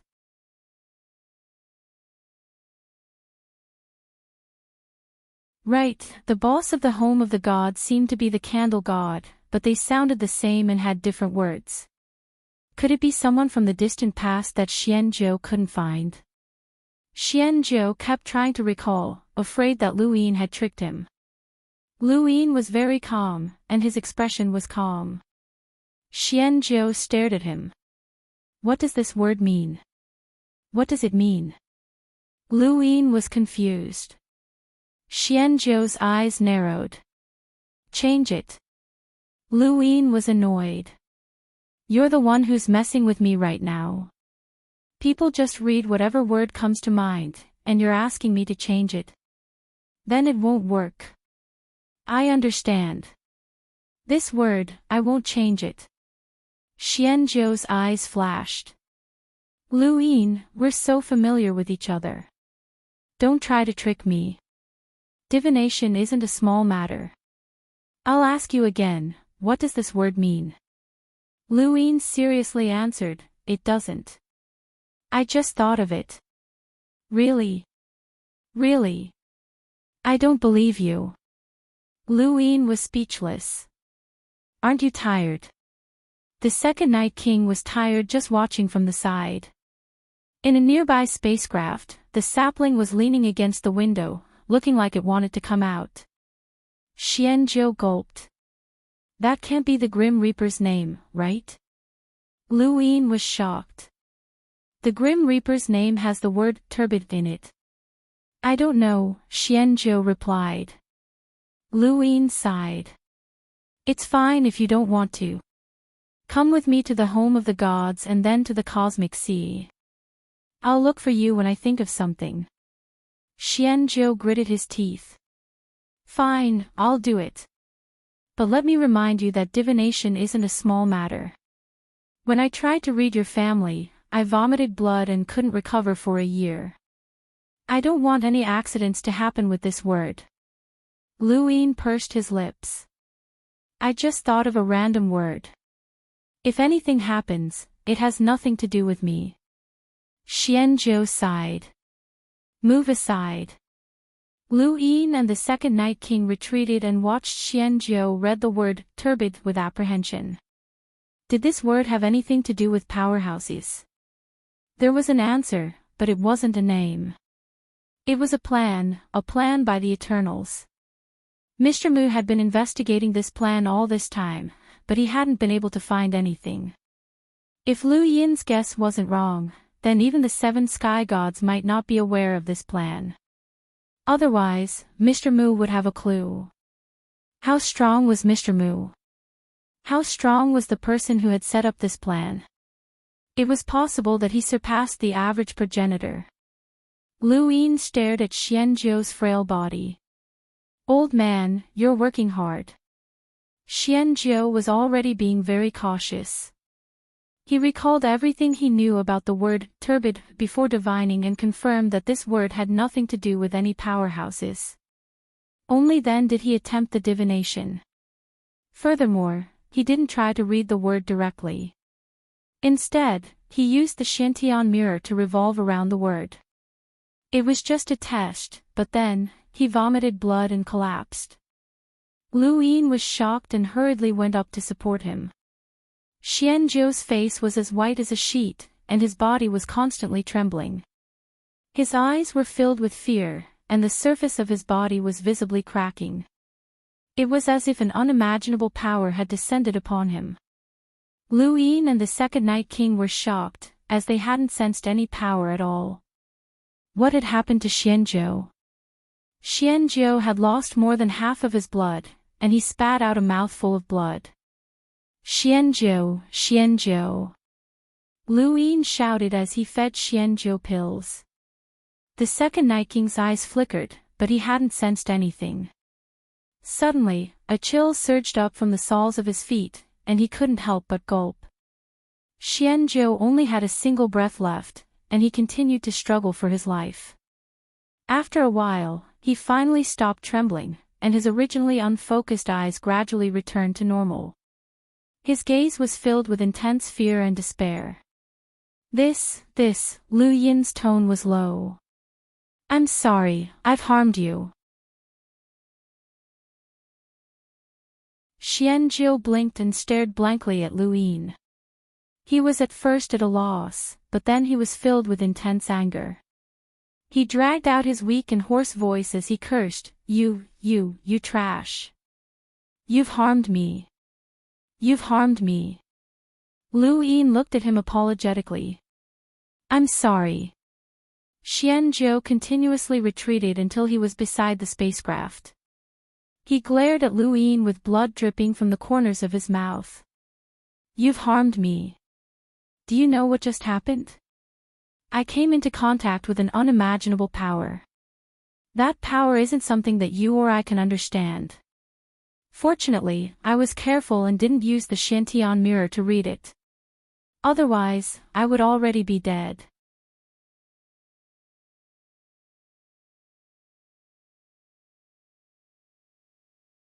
Welcome aboard. Stay tuned and subscribe to Han Li's Wuxia Adventures for more thrilling content. Chapter 1974. The words were very ordinary, and even an ignorant child would have seen them when they were learning to read. However, the mystic sky mirror's divination was clearly related to this word, which was related to Mr. Mu's investigation of the Eternal's conspiracy. I just thought of it, Lu Yin said guiltily. Xianzhou roared, "You're still lying to me, you idiot. You'll get me killed one day. I'm leaving, and I won't see you again in this life." He then supported himself against the spacecraft and was about to stand up when he came face to face with the sapling. Xianzhou stared blankly at the sapling, which was also facing him. For a moment, he did not move. It was only when the sapling jumped up that Xianzhou came back to his senses. He looked back at Lu Yin and pointed at the spacecraft. "What's that?" Lu Yin walked over to Xianzhou. "Sorry, I didn't expect this. But what did you divine?" Xianzhou wiped the blood off his face. "I told you, unimaginable power. I couldn't divine anything, and I was almost destroyed." He then looked at Lu Yin solemnly. "I don't care where you heard this word or why you tried to divine it, but I'll give you a word of advice: don't touch it, ever. This isn't something you can touch. Now I know why you're an inauspicious person. You're related to destiny, and this power is definitely not below destinies. You even have the death god's inheritance. Kid, I'm not joking." He was heavily injured, but he endured his injuries and continued to flee. He wanted to get as far away from Lu Yin as possible. This time, Lu Yin did not stop him. He truly did feel apologetic towards Xianzhou, and Xianzhou's words had made him wary. Project Chaos was related to the Eternals and Mr. Mu, so it was not something he could touch upon right now. However, he would not give up on investigating. Mr. Mu had been so serious, and Xianzhou had also said that the word divination involved boundless power. The situation was very serious, and it might even affect the fate of the entire human race. Lu Yin would not be a savior, but if something happened to the human race, then what was the point of his existence? The second Night King looked at Lu Yin strangely. He had only said one word, but Xianzhou had actually spat out blood. It was too strange. At that moment, a cosmic ring flew over from afar. Lu Yin caught it and casually retrieved a drop of Xianzhou's blood from outer space. He opened it, revealing 3 grains of fate sand and a slip of paper. "I'm out of stock. I only have 3 grains of fate sand, and I'll give them all to you. Don't come looking for me in the future. We don't know each other, so let's not meet again in this lifetime." Lu Yin put away the fate sand, as it seemed that Xianzhou was being serious. Xianzhou had tried to think of a way to obtain the fate sand from Lu Yin, and now, Xianzhou had directly given the fate sand to Lu Yin because he did not want Lu Yin to look for Xianzhou again in the future. To him, the significance of fate sand was different from that of others. It seemed that the turbid divination had truly frightened him. "Will we not meet in this lifetime?" Far away, Xianzhou was coughing up blood continuously. He had finally found a planet to stop at, but after some thought, he decided to continue running. That bastard wouldn't chase after him, right? How unlucky. He had actually screwed himself over. The divination was clearly a good thing, but he had ended up in such a miserable state. He had even lost his fate sand. However, this was also good. Now, he had completely severed his connection with fate, and that good for nothing. Xianzhou panicked when he thought about the word he had just divined. That power was unimaginable, and he had not known that such a terrifying power existed in the universe. He would never meet that good for nothing again in this lifetime. Because of Xianzhou's episode, Lu Yin felt that the bright future of the 5th pagoda was once again shrouded in haze. The good news was that the 5th pagoda seemed to bring him unexpected benefits. In ancient times, someone had created the Daosaur sect, and now, he had built the fifth pagoda. Many years from now, would these two events be discussed together? Lu Yin was looking forward to it. The sapling hopped around on his shoulder, and Lu Yin took out Mount Supreme. He then brought the sapling inside and found Long Shi. For the time being, he did not bring the sapling back with him. He would let it follow Long Shi for now since he only trusted her. Long Shi looked at the sapling in surprise as it hid behind Lu Yin. Is this a moving tree? Lu Yin was not afraid that Long Shi would guess the sapling's identity, as it was impossible. It was too inconceivable. Who would have thought that this sapling was actually the mother tree? He suddenly thought of a problem. If the sapling could move, then what about the mother tree? Help me take care of it for a while. Lu Yin carried the sapling out and passed it to Long Shi. This scene was filled with a strange warmth. Long Shi did not accept it. Why do you need me to take care of it? Are you going to die? Lu Yin replied, of course not, but I need to go into seclusion for a while. The sapling's branches wrapped tightly around Lu Yin's fingers, and its green leaves glowed with a hazy halo. Long Shi liked it as well, but she had a cold personality, so she ignored Lu Yin after taking the sapling. Lu Yin put away Mount Supreme as they arrived at the home of the gods. They had originally been in the north and were not far from the home of the gods. With the second Night King's speed, they arrived in the blink of an eye. When Lu Yin arrived at the home of the gods under the second Night King's lead, he was stunned by the scene he saw. The home of the gods was built on the backs of gigantic humanoid statues. Each of the statues was kneeling on the ground with pious expressions on their faces. On their backs were mountains, rivers, and earth. Rainbows hung in the sky, misty clouds, and the sound of bells rang out.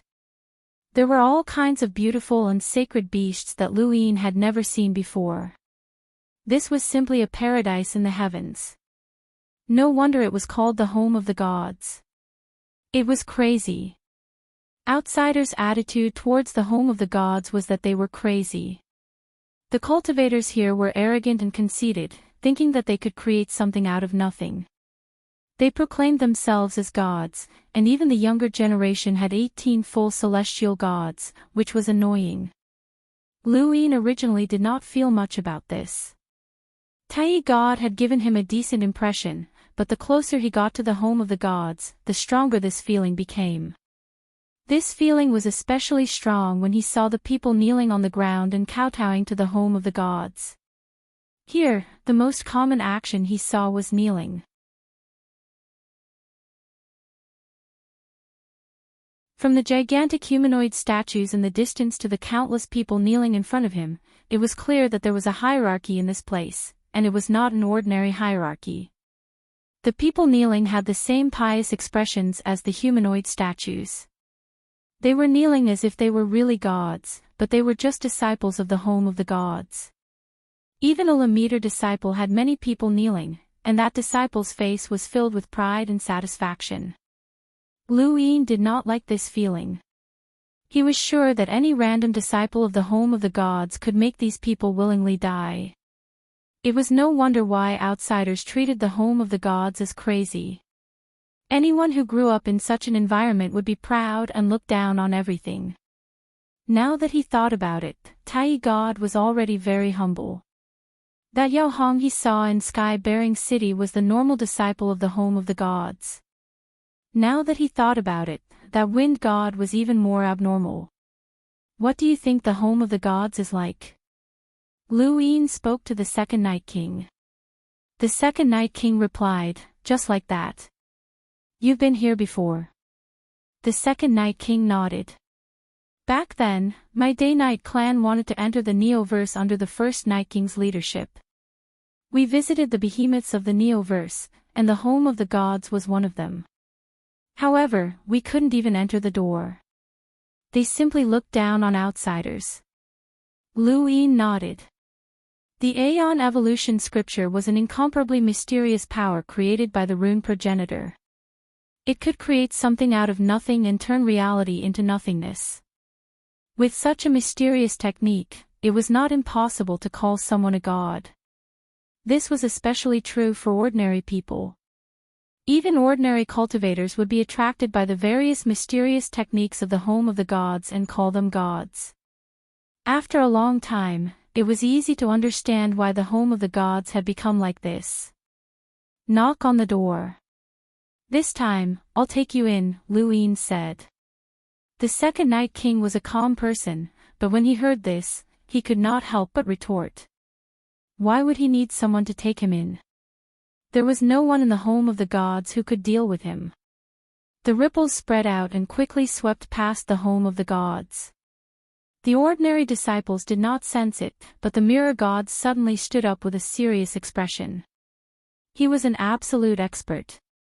He thought about it and took a step forward. At the same time, the wind god also sensed it and walked out of space. The entire home of the gods changed in an instant, and Luin could vaguely sense some sort of danger that surprised him. The home of the gods still had some foundation, but he did not know if the candle god, who had been in seclusion for many years and had never left the home of the gods, was still alive.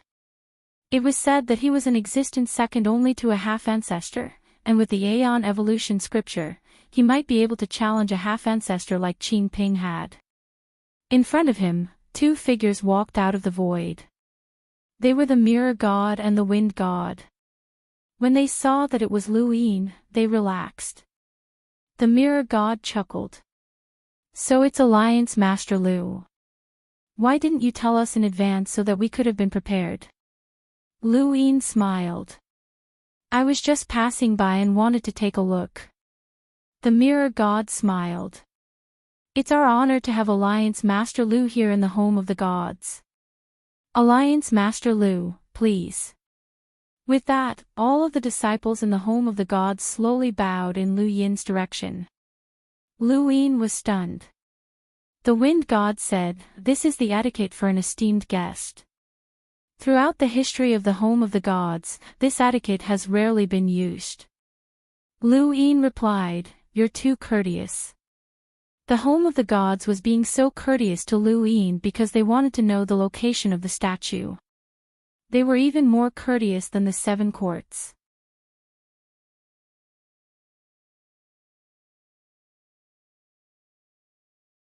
Although these people were arrogant and conceited to outsiders, they would submit very quickly if someone was even more ruthless than them. They weren't truly crazy. The second Night King's eyes flickered. Back when the first Night King had brought him, the third Night King, and the White King to visit the home of the gods, they hadn't even been able to enter. This wasn't because they weren't strong enough, but rather because the first Night King had expressed that the home of the gods didn't welcome them to the Neoverse. Now, Lu Yin's Great Eastern Alliance had also expressed that they would enter the Neoverse, but the home of the gods' attitude was completely different from when they had first met them. In the end, the difference in power was just too great. Back then, the Day-Night clan had been far less powerful than the Great Eastern Alliance. The disciples of the home of the gods bowed in Lu Yin's direction, while the ordinary people who had been kowtowing to the disciples changed their direction and kowtowed to Lu Yin's group. Lu Yin looked down at the world as countless people bowed to him. This feeling of being high up in the air could easily make one lose themselves. Let's go. I've admired the home of the gods for a long time, Lu Yin said to the mirror god, unmoved by the people's worship. The mirror god's eyes flashed. Alliance Master Lu, please. Lu Yin nodded and did not stand on ceremony as he stepped into the home of the gods. Thank you for your support, brothers. The next chapter is about to begin, the clash of ancient and modern. Who will be king? Thank you for your support, brothers.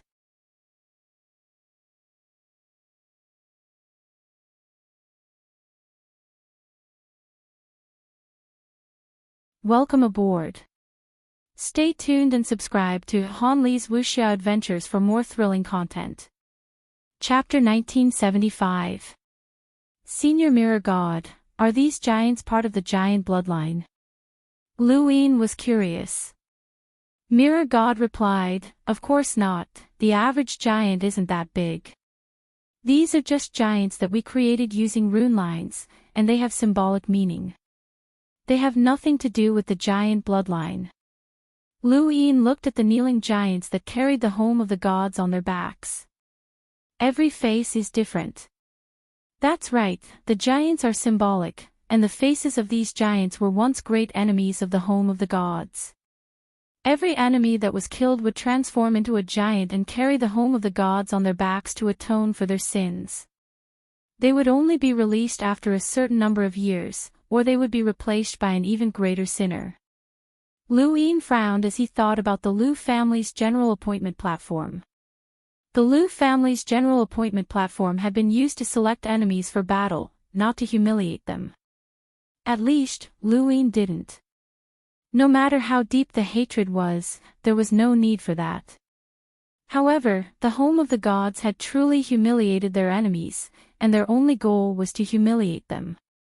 It was no wonder why outsiders called them lunatics. "If one day, I accidentally become enemies with the home of the gods and get killed, will I end up like these people?" Lu Yin asked with a smile. Mirror God was startled and hurriedly explained, "Alliance Master Lu, please don't misunderstand. How could you and the home of the gods be enemies? Regardless of your relationship with Tai God, I've met Alliance Master Lu several times and admire you greatly. We are not enemies now, and we won't be enemies in the future." Lu Yin smiled, "Senior, you're being too serious." "I was just joking." Lu Yin saw the face of one of the giants. "That's annihilation." Mirror God followed Lu Yin's gaze and his expression sank. "That's right, that's annihilation." The home of the gods raised that traitor and taught him how to cultivate, but he didn't show any gratitude and even tried to invade the candle god's seclusion grounds to spy on his cultivation. This traitor will bear his sins for eternity, and he will never be forgiven. I heard that the candle god has been in seclusion for a very long time. I really want to meet him. I heard that this senior is of the same generation as Elder Chan and the others, and he's probably in seclusion to break through to half-ancestor, Lu Yin said. The group then stepped onto a piece of land on the back of one of the giants. A dazzling palace floated in front of them, and all creatures that they had never seen before could be seen flying about.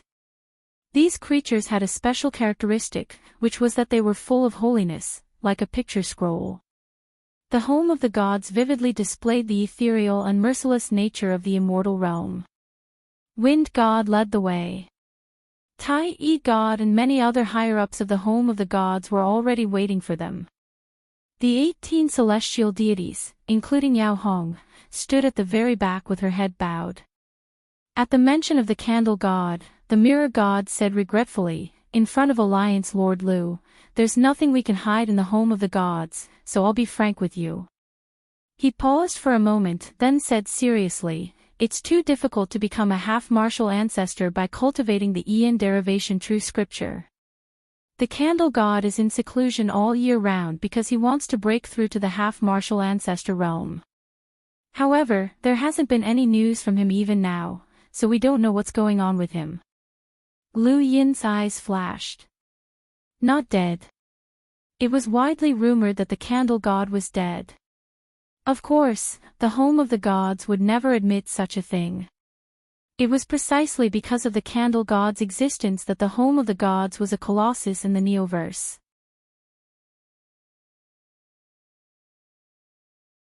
Otherwise, with the mirror god's 700,000 combat power, how could it defend the home of the gods? No matter how miraculous the Book of Eternity Evolution was, it could not have done so. It's very difficult to break through to the half-martial ancestor realm while cultivating the true scripture of Ian evolution. Lu Yin asked.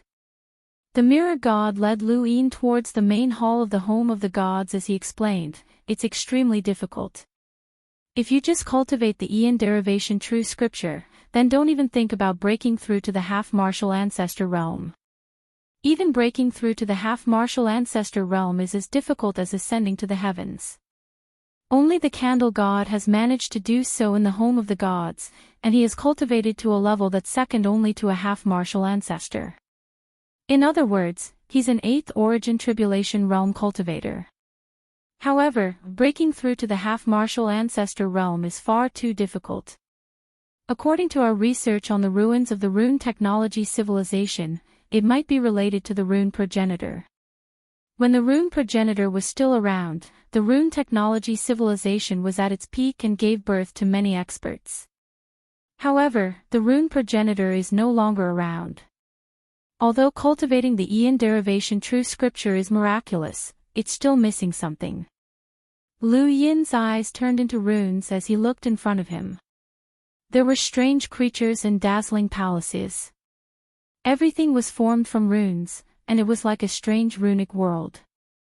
These runes could change at will, causing the buildings, the mountains, the earth, and even the creatures to change into different forms. The palaces could transform into mountains, water could transform into flames, and creatures could transform into white clouds. This was the home of the gods. Alliance Lord Lu, is the Ian derivation true scripture within the 5th tower? The mirror god asked. Lu Ian was helpless. I want to, but unfortunately, I don't know how. I cultivated the Ian derivation true scripture and opened my eyes with the help of the Astral Combat Academy's Sky platform. I admire Alliance Lord Lu. The establishment of the 5th tower has benefited the entire human race. Alliance Lord Lu is selfless and has not joined our home of the gods in terms of innate talent. Your cultivation of the Ian derivation true scripture has already reached the knower realm. Even though Tai Yixing has been researching the ruins of the rune technology civilization for many years and has our guidance, he's only on par with Alliance Lord Lu, the mirror god said. His words were vague, but they were easy to understand. He wanted to use the ruins of the rune technology civilization to exchange for the statue's location. When it comes to cultivating the Ian derivation true scripture, Coco he is the most talented. He's the first genius of our generation to display the knower realm. The mirror god's expression turned ugly. It's all because of traitors.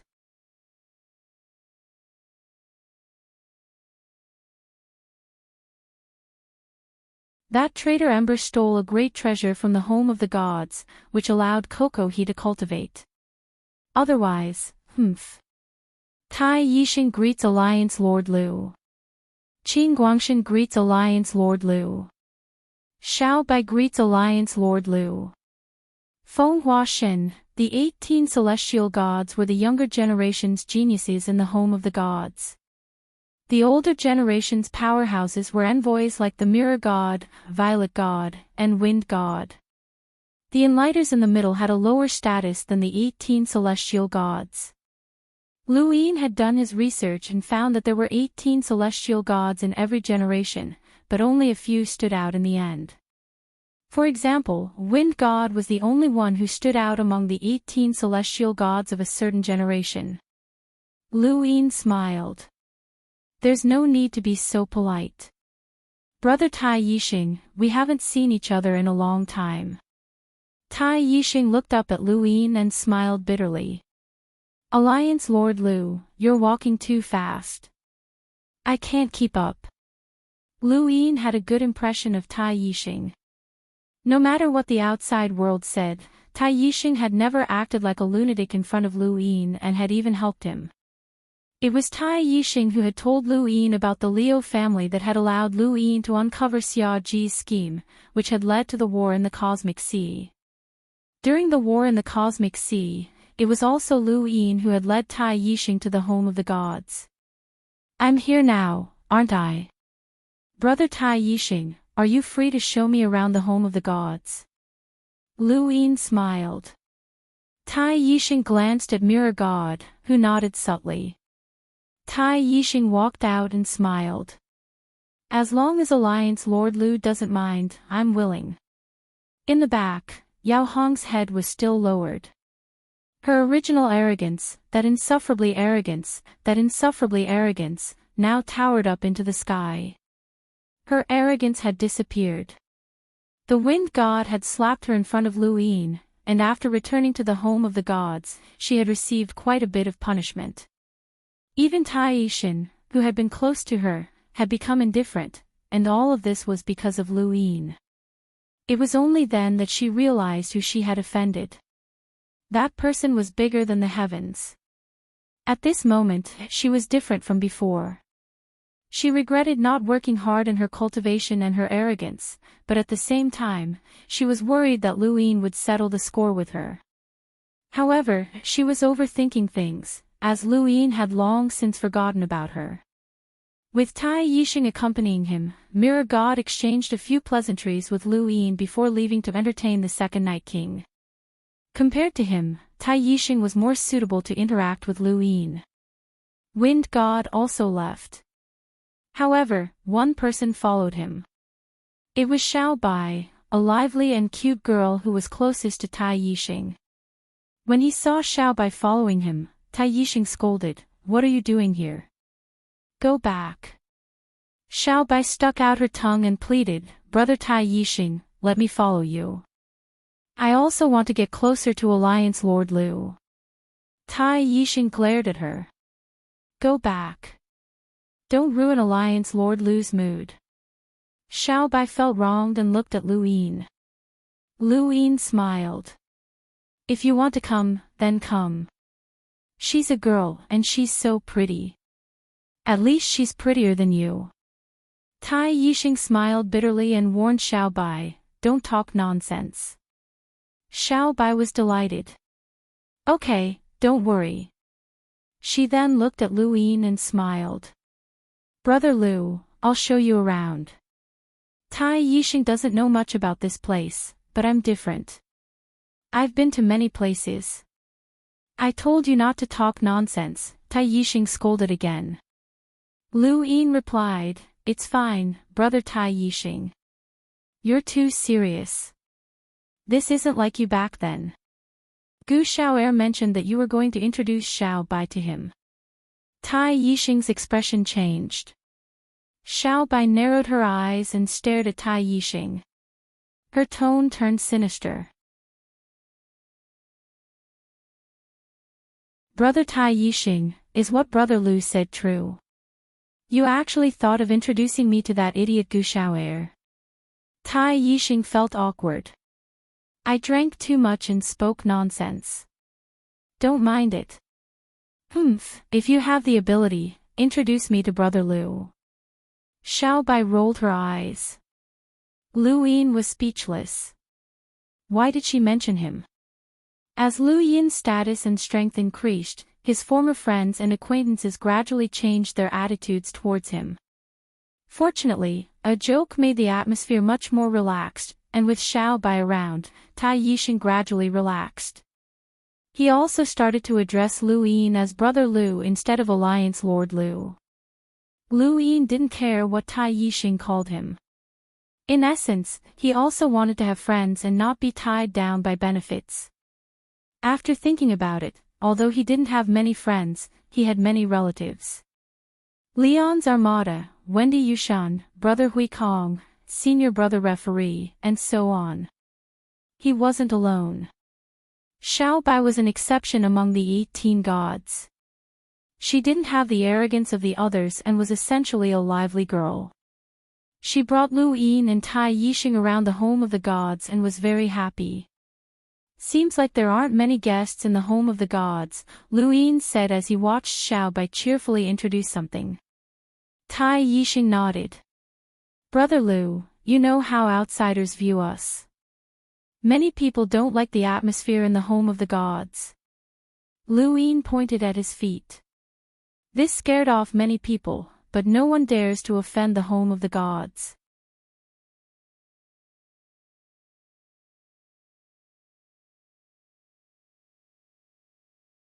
Welcome aboard. Stay tuned and subscribe to Han Li's Wuxia Adventures for more thrilling content. Chapter 1976. Hearing Lu Yin's words, Tai Yixin's expression changed. "Brother Lu, don't take what happened to Yao Hong to heart. She's changed now and won't cause trouble again." "Yao Hong? Luin was stunned, but he quickly recovered and laughed. What kind of person do you think I am? Do you have to be so calculative with her? Tai Yishan replied, of course, I know that Brother Lu has never taken Yao Hong seriously, but I still want to apologize on her behalf. Many disciples in the home of the gods aren't bad by nature, but it's easy to lose yourself in this kind of environment. If it wasn't for the Star Tower competition that made me realize the situation, Yao Hong might not have been the only one who offended Brother Lu. Luin smiled, this is fate. It means that you and I are destined to be friends. Tai Yishan's eyes lit up, not bad, with a friend like Brother Lu, I have no regrets in this life. Hey, what are you two talking about? You're avoiding me. Come on, Brother Lu, I'll show you the biggest trial platform in the home of the gods, Xiao Bai waved from afar. Lu Yin's eyes flashed, a trial platform. Brother Lu, let's go, we'll take a look at the trial platform first. You're also cultivating the Aeon evolution scripture, I'll take you to the rune technology ruins later, Tai Yishan said. Lu Yin nodded and followed Tai Yishan to catch up to Xiao Bai, heading towards the back of another giant. Not long after, the three arrived in front of a screen filled with green light. Xiao Bai introduced, Brother Lu, this is the biggest trial platform in the home of the gods. Most people can't see it, so let me take you in. She was about to step into the green light. Suddenly, little white god's body was pushed back by an invisible force. She was confused, why can't I go in? Tai Yishan frowned and walked up to the light, raising his hand to touch it. He was also pushed back a few steps, and he looked at Xiao Bai in surprise. This had never happened before. Lu Yin narrowed his eyes. I'm looking for the wind god. This light screen is broken. Xiao Bai was about to contact the wind god. No need, I'm here. The wind god walked out from behind the curtain of light with a calm expression. He glanced at Xiao Bai god and Tai Yi god before looking at Lu Yin. He politely said, Alliance Master Lu, I'm truly sorry. The violet deity has returned and is currently cultivating on the trial platform. Thus, the trial platform is temporarily closed to the public. Xiao Bai was shocked. Uncle Violet God is back. The wind god replied, I'm back. Tai Yishan frowned. The training platform is very big. Even if Violet deity returns, she can only cultivate in one of the places. I'll just take Brother Lu to take a look from afar. We won't disturb her cultivation. The wind god looked at Tai Yishan with a warning look in his eyes. Violet deity is heavily injured while pursuing that traitor, annihilation. She cannot be disturbed. He then turned back to Lu Yin and bowed. I'm truly sorry, Alliance Leader Lu. Can you just take a look? I said I would bring Alliance Master Lu here to take a look, Xiao Bai begged. Wind God bowed again. Alliance Leader Lu, my apologies. Xiao Bai God looked at Lu Yin helplessly. Tai Yishan looked at the Wind God strangely and then said to Lu Yin, Brother Lu, do you want me to take you to the rune technology ruins? Lu Yin looked at the Wind God deeply. Alright, I'm fine with anything. I'll do as the host pleases. Brother Lu, please. Tai Yishan gestured and then led the way in another direction. The wind god heaved a sigh of relief when he saw the trio leave. Behind him, a purple-robed figure walked out of the green light. It was the violet deity, who had left a deep impression on Lu Yin when he had faced annihilation in the cosmic sea. The wind god turned around and respectfully said, They've left. Do you have any suspicions? The violet deity asked. The wind god shook his head. Probably not. The violet deity said, Don't let your guard down. That kid is crafty, so we can't let him see the trial platform. Also, don't let him near the library that might have records of the platform. This disciple understands, the wind god respectfully replied. The violet deity frowned. If he had known that this would happen, he would not have brought Lu Yin to the home of the gods. He had thought that this kid would not be able to escape, but he had still managed to escape. Now, there was a future problem. Lu Yin probably did not understand the trial platform. Even in the home of the gods, only the core disciples had seen it. Once he saw the platform, he would definitely be able to guess his relationship with Xia Ji. That would be troublesome. He could not let him see it. Brother Lu, there are a total of 17 rune technology ruins in the home of the gods. There are cities, battlefields, and even hidden worlds in the void. They were found in the fifth mainland, the innerverse, the outerverse, the cosmic sea, and the neoverse. Do you want to visit them one by one? Tai Yishan asked. Lu Yin was surprised. I can visit them. Tai Yishan's expression was solemn. Of course. As long as the mirror god doesn't explicitly object, I can show you around. Xiao Bai added, I can show you around as well. The mirror god has no objections. Lu Yin nodded and followed the two to the first rune technology ruin. This was an abandoned city that was similar to the one he had seen in the outerverse, but it was much larger and more comprehensive. He saw weapons that were completely made of runes that were carelessly strewn on the ground. In a corner, disciples from the home of the gods would occasionally pass by and bow when they saw Lu Yin's group. To us, the home of the gods, these ruins are like the battle techniques and ancient books of other sections. We can use this place to observe and learn the rune technology of the past. Even a broken brick or a piece of cloth can give us inspiration. The entire ruins are treasures, Tai Yishan said in a sincere tone. Xiao Bai nodded. I often stared at a jade hairpin, and that was how I broke through to the spiritual realm. Finding a breakthrough in the rune technology ruins was not something that could be done overnight. Lu Yin did not expect to be able to break through to the unbounded realm in a short period of time. He was more curious about what had happened during the rune technology era and what the rune progenitor had experienced. He might be able to find out from the ruins, but that was not something that could be done in a short period of time. Over the next 2 days, Tai Yishan brought Lu Yin to visit 4 ruins. Lu Yin did not continue. It was not that he was not interested, but that he did not have the time to waste here. If he wanted to break through to the unbounded realm, there was a high possibility that he could use the rune technology ruins, but now was not the time.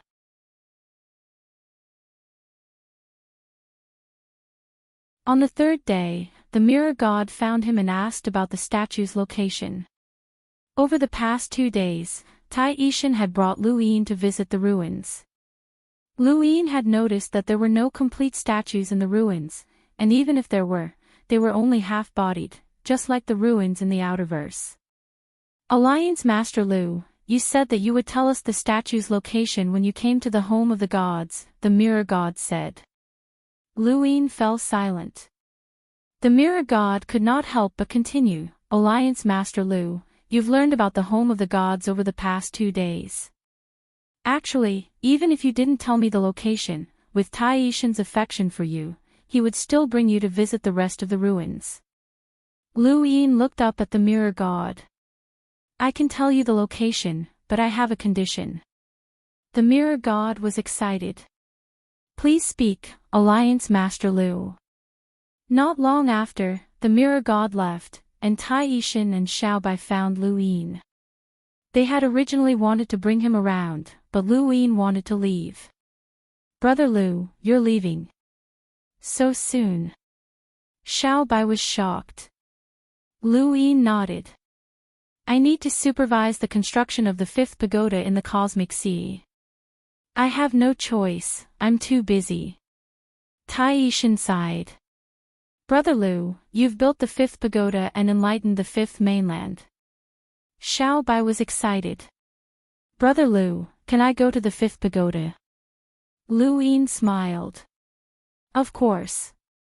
There are many inheritances in the 5th pagoda, and even if you're not interested, there are still many resources. How could I not be interested? Xiao Bai was delighted. That's your inheritance, the sword sect's 13 swords, the vacant palm, the sourcebox array, and the unprecedented golden battle force. It's all enviable. Luwine laughed. Golden battle force is not unprecedented. You'll understand once you go. The fifth pagoda welcomes everyone from the fifth mainland, but it won't be that easy to obtain the inheritance. Alright, I'm leaving. See you there. Tai Yishan nodded and solemnly said, see you there. Xiao Bai was reluctant to part. Brother Lu, see you there. Outside the home of the gods, all of the disciples bowed while the kneeling commoners faced Luwine and kowtowed 9 times. Luwine wasn't used to this, and he quickly left after exchanging a few pleasantries with the mirror god. After Luwine and the second Night King left, Xiao Bai said, Brother Tai Yishan, Brother Lu isn't that fierce. You guys made him sound like a bad guy. Tai Yishan sighed. He treats us as friends. If we were enemies, you'd understand. Mirror God said, don't underestimate Luwine. King Qing was crushed by him, and he won't show mercy to his enemies. He then glared at Xiao Bai. Especially you. Don't spout nonsense and repeat Yao Hong's mistakes. Xiao Bai stuck out her tongue. Got it.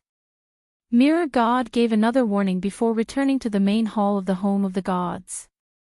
Not long after, the violet deity arrived. Did Luwine tell you where the statue is? Mirror God nodded. He did. Fortunately, Tai Yishan showed him around, and I didn't stop him from visiting the ruins. Otherwise, it wouldn't have been so easy. The Wen family has been hanging by a thread. Where is it? The violet deity wasn't interested in listening to Mirror God's nonsense. Mirror God was put in a difficult position. He said that he did, but he made a condition that he couldn't tell anyone but me. He even made me swear an oath. The violet deity's expression changed. You mean that you won't tell me? Don't worry, I'll bring the statue back as soon as possible. You'll be able to see it then. The violet deity frowned. Even I haven't obtained a complete statue in the home of the gods. You might not be able to get it back. Tell me where it is, and we'll go together. Mirror God was unhappy. I already said that I won't tell anyone. Once I do, there will be a flaw in my mental state. Go back, I'll bring the statue back.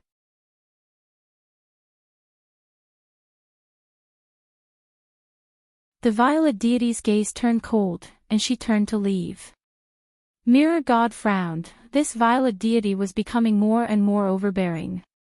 She was clearly chasing after Ember all year long, and she wasn't even in the home of the gods. She hadn't contributed much to the home of the gods, but she was still putting on airs. Mirror God tidied up a bit, and after half a day, he confirmed the location that Luwine had told him and prepared to leave. The wind god arrived and respectfully said, Mirror God, I have something to report.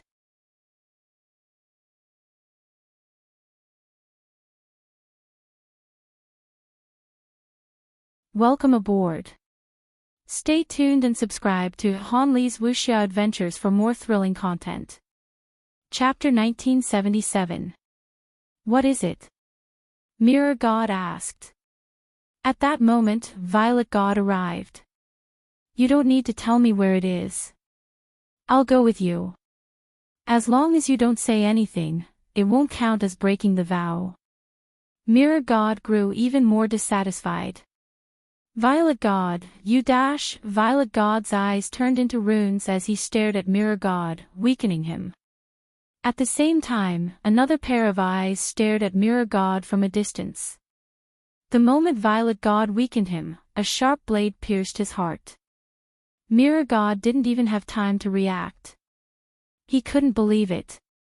At that moment, all the mirrors in the home of the gods shattered. Mirror God was called Mirror God because of his innate gift, Mirror World, which allowed him to move between mirrors. The one who had destroyed all the mirrors was Wind God. Mirror God spat out a mouthful of blood as the blade in his heart disappeared. Violet God sneered, and a figure walked out from beside him. It was a familiar face, a face hated by countless people in the home of the gods, Annihilation. Mirror God's pupils constricted, and his face paled. He looked at Annihilation and then at Violet God. You. Annihilation sneered. I told you, he'd be surprised. Violet God looked at Mirror God. Tell me where it is. You don't need to think about cultivating anymore. As long as you tell me where it is, I'll spare your life and allow you to join us. From now on, you'll still be the Mirror God of the home of the gods. Mirror God clenched his teeth and glared at Violet God. You betrayed the home of the gods. He then looked at Wind God. You're a traitor too. You can't call me a traitor. I was the one who raised her, Violet God said indifferently. Mirror God stared at Violet God. Why? Violet God's eyes flashed. Tell me where it is. Why did you betray the home of the gods? Why did you work with Annihilation? Mirror God shouted, and his gaze suddenly swept across Violet God, Annihilation, and Wind God. Violet God and Annihilation took a step back, and Wind God's body disappeared without a trace. Even she didn't react. There was no sign of her attacking. This was the true scripture of Ian, the way rune technology fought. Even an emissary could disappear without a trace. Purple God placed a hand on Wind God's shoulder, allowing her body to regenerate. Annihilation waved his hand, and a sharp blade appeared in his hand, slashing at Mirror God. The blade spun in midair, and as if it was alive, it slashed at Annihilation himself. Annihilation's eyes were cold, and the blade spun again, moving between Mirror God and Annihilation. Puff Mirror God spat out another mouthful of blood. The violet deity stared at his wounds, and his eyes flashed coldly. Mirror God's wounds began to tremble, and his blood began to evaporate. They turned into runes and disappeared. Mirror God immediately used the knowing and unknowing realm to stop the violet deity's attacks. The three of them didn't move much, but they experienced an extremely thrilling battle. The Wind God's body had recovered by more than half. Her entire body was trembling and her face was pale. She had almost died just now. If the Mirror God had completely disappeared, she would have truly disappeared from this world.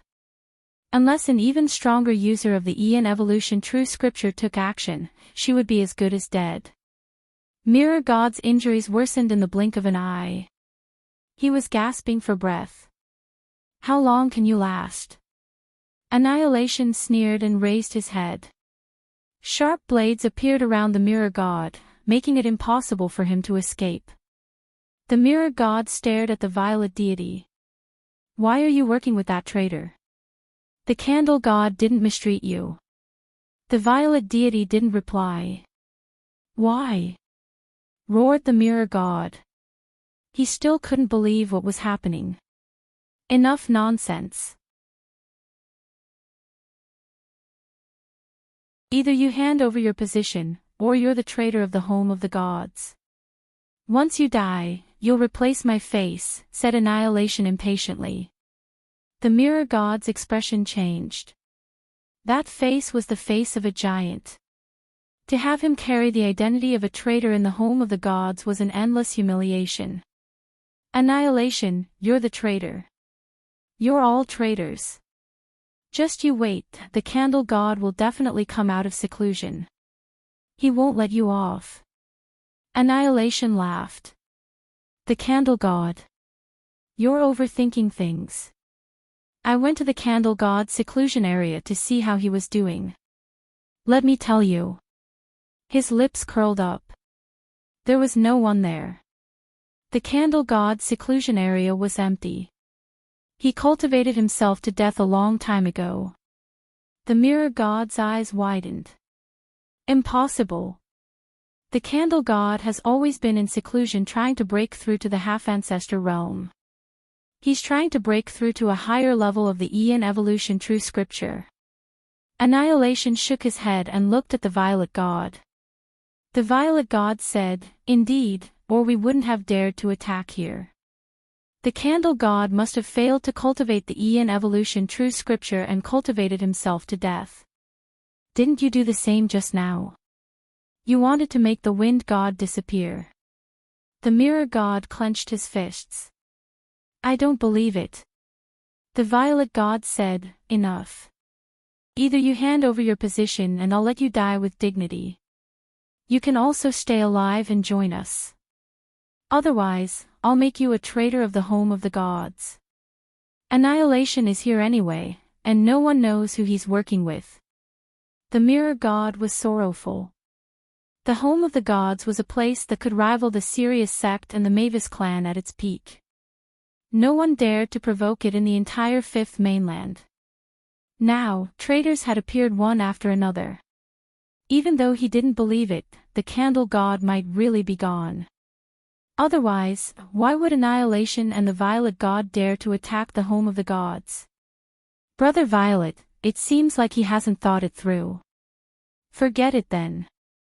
The Aeon evolution true scripture isn't your main power anyway, said Annihilation. The Violet God frowned and stared at the Mirror God. One last chance. The Mirror God stared at the Violet God with bloodshot eyes. I just want to know why you betrayed us. You can obtain everything in the home of the gods. The Violet God shook his head. It seems like you want to die. If he doesn't want to say it, then I'll tell you, a voice suddenly spoke up, causing Violet Deity and Ember's expressions to change. They all looked towards the corner at the same time, only to see Lu Yin leaning against the wall at some point. He was watching this scene with interest, and there was a hint of a smile in his eyes. The Violet God's eyes narrowed. Lu Yin. Annihilation's expression changed, and his heart sank. Lu Yin clapped his hands, wonderful, truly wonderful. I didn't think that I'd be able to see such a good show while passing by. How wonderful. The Mirror God hadn't expected Lu Yin to appear either and was in disbelief.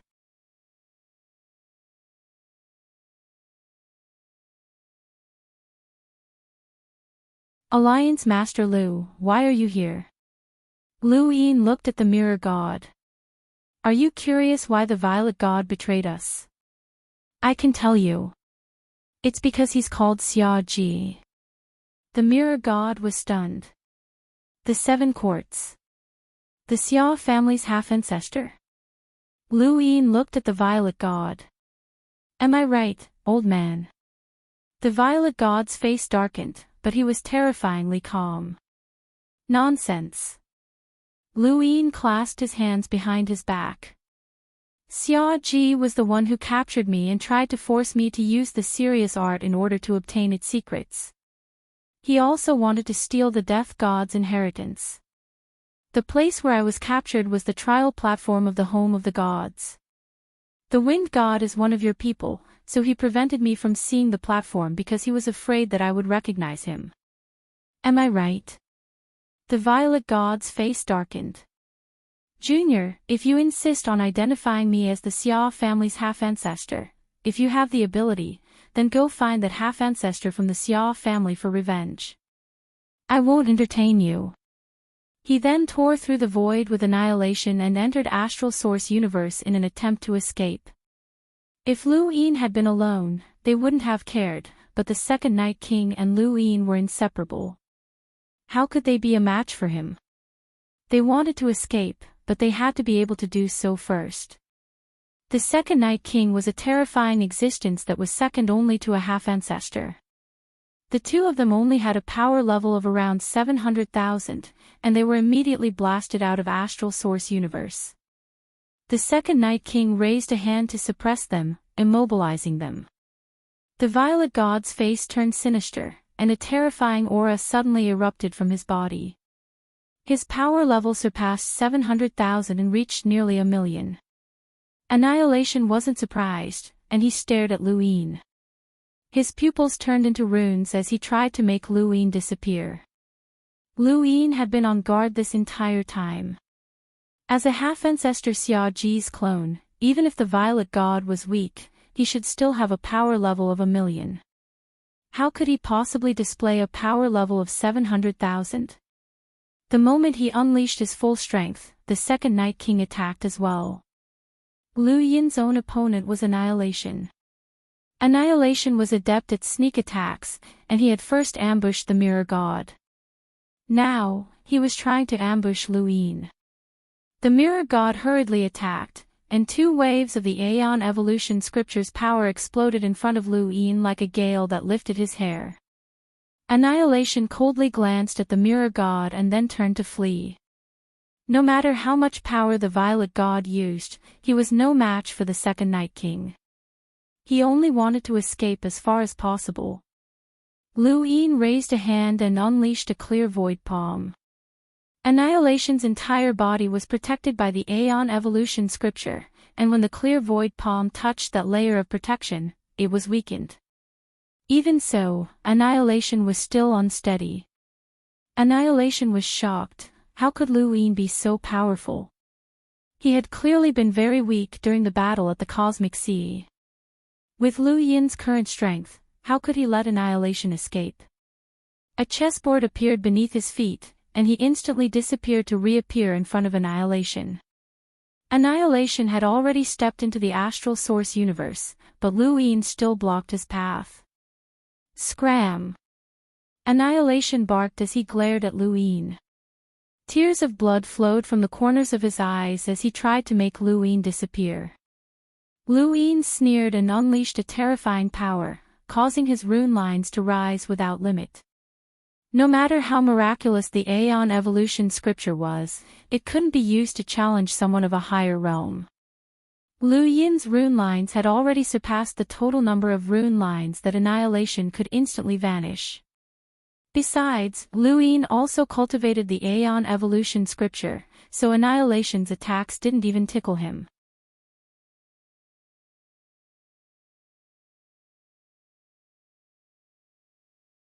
Lu Yin raised his hand and struck out once more.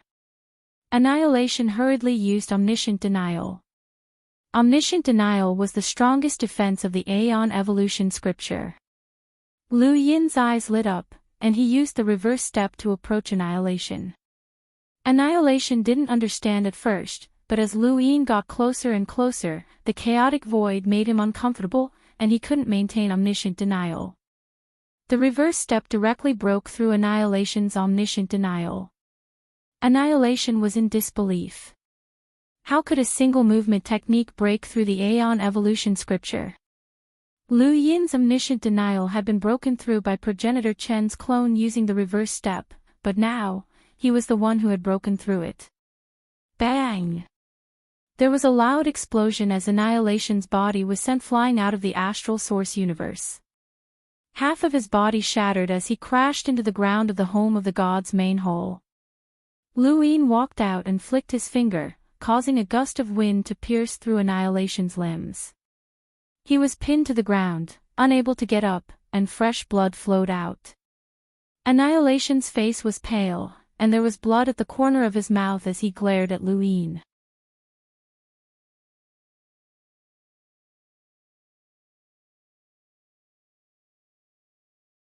Welcome aboard. Stay tuned and subscribe to Han Li's Wuxia Adventures for more thrilling content. Chapter 1978. Lu Yin looked down at him.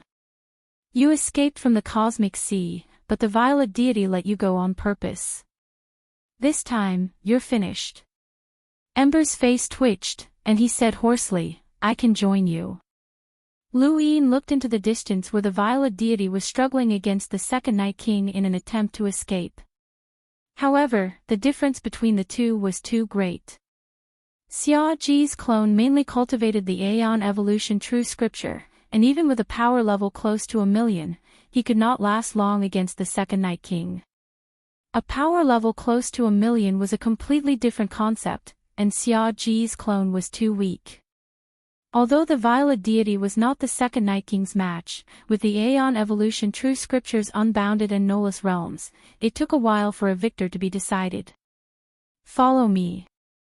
The second Night King's spiritual force swept past the violet deity, who was on the verge of collapse. He suddenly took out a candle and lit it, causing the endless void to transform into rune lines that shot towards the second Night King under the violet deity's control. Lu Yin's expression changed, and he said, "Retreat." In his eyes, these rune lines were infinitely close to the level of a half-ancestor. The second Night King also felt the danger. Although he could not see the rune lines, the formless sense of danger caused him to continuously retreat, and a gap appeared in the void. The violet deity turned around and glared at Lu Yin. The river Styx appeared beneath his feet, and he reached for the candle, intending to leave. Lu Yin raised an eyebrow, and a star chessboard appeared beneath his feet and extended to the violet deity's feet. He did not intend to move, as even the second Night King might not be able to withstand the rune lines, let alone Lu Yin. Lu Yin simply wanted to leave the candle behind. The violet deity grabbed the candle and turned to leave. Lu Yin's eyes widened as he used the secret plan, reversal. The violet deity's actions were inexplicable as he retraced his steps and forcefully released his grip on the candle. He was shocked. Time had not changed, but space had changed. The rune lines that the violet deity had used to ignite the candle only lasted for 1 second. In that 1 second, the rune lines ended, and the violet deity's attempt to escape with the candle was not completed. Lu Yin shouted, "Second Night King." The second Night King turned around and pointed a finger. The Night King's immortal finger froze the void. The violet deity was infuriated. He wanted to take the candle away, but the second Night King's attack had arrived. If he hesitated any longer, he wouldn't even be able to escape, much less take the candle away. With no other choice, he used his rune lines to ignite the candle once more, causing it to explode with a barrage of rune lines. He then borrowed the power of the river Styx to turn around and flee. The violet deity's speed was not comparable to the second Night King's, but Lu Yin's use of the Styx allowed him to bridge the gap. Lu Yin also had the Styx, but its enhanced speed was only comparable to the second Night King's. Thus, there was no difference if the second Night King used it or not. Moreover, he had also used the candle to explode once, giving him a chance to escape. Lu Yin felt helpless. After all, this was Xia Ji's clone, and it would not be easy to keep him here. The second Night King could not accept the fact that he had let a person with a power level of less than 1,000,000 escape. It was simply too humiliating. Mirror God had been watching from beginning to end. At most, he had only been able to control Wind God. As for astral envoys like the Wind God, Lu Yin didn't even consider them worthy of his attention. The candle burned in the void, and Lu Yin looked on in amazement.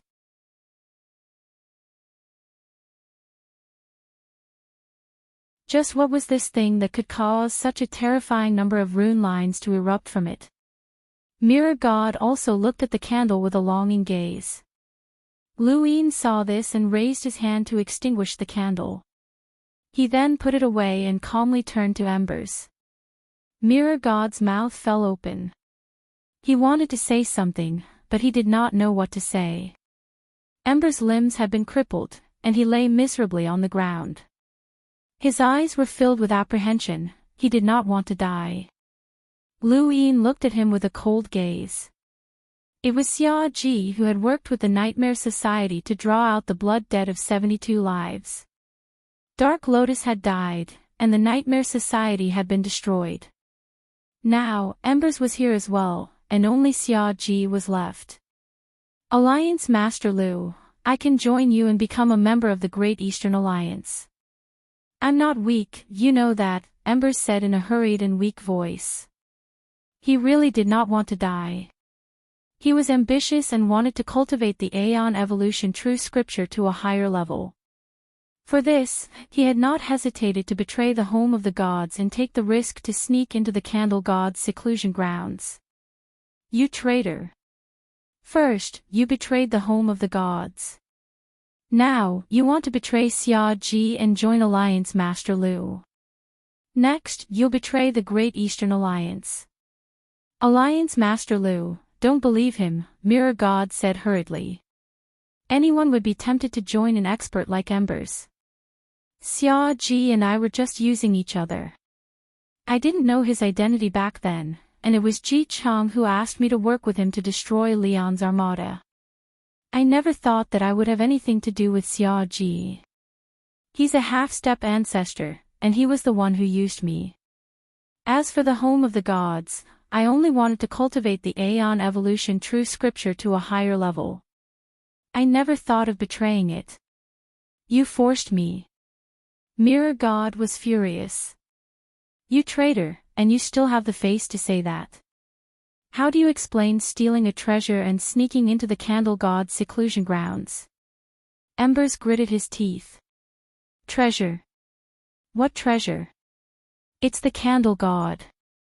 Mirror God frowned. What did you say? Lu Yin looked at Embers. Embers panted heavily and coughed a few times as blood flowed from the corner of his mouth. I snuck into the Candle God's seclusion grounds, but there was no Candle God there. I'm not lying. The Candle God disappeared a long time ago, and there was only this candle. Mirror God looked at Lu Yin. Lu Yin took out the candle. This? Embers nodded and looked at Mirror God. You haven't forgotten why the Candle God is called the Candle God, right? Lu Yin looked at Mirror God. Mirror God's expression changed, but under Lu Yin's gaze, he braced himself and said, it's because the Candle God's innate gift is a candle. Light a candle, and its divine light illuminates the world.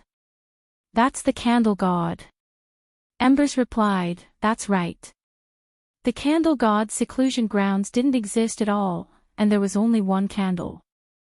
I suspect that he cultivated the Aeon Evolution true scripture to the point that he lost himself.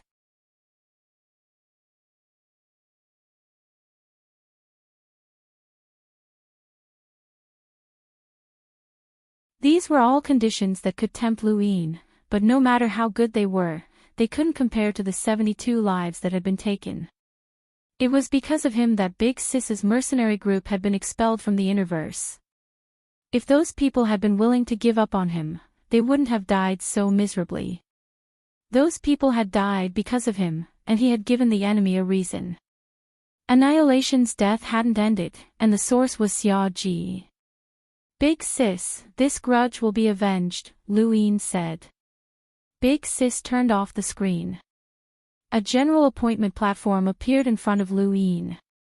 In my name, general appointment. At this point, Lu Yin no longer needed to hide the platform. He already knew what he needed to know, and he didn't understand what he didn't know. The Mirror God didn't understand, and he stared at the platform in shock. What was this? The Mirror God wanted Annihilation's punishment to be carried out by the home of the gods, but he didn't dare say anything in the face of Lu Yin's decisiveness.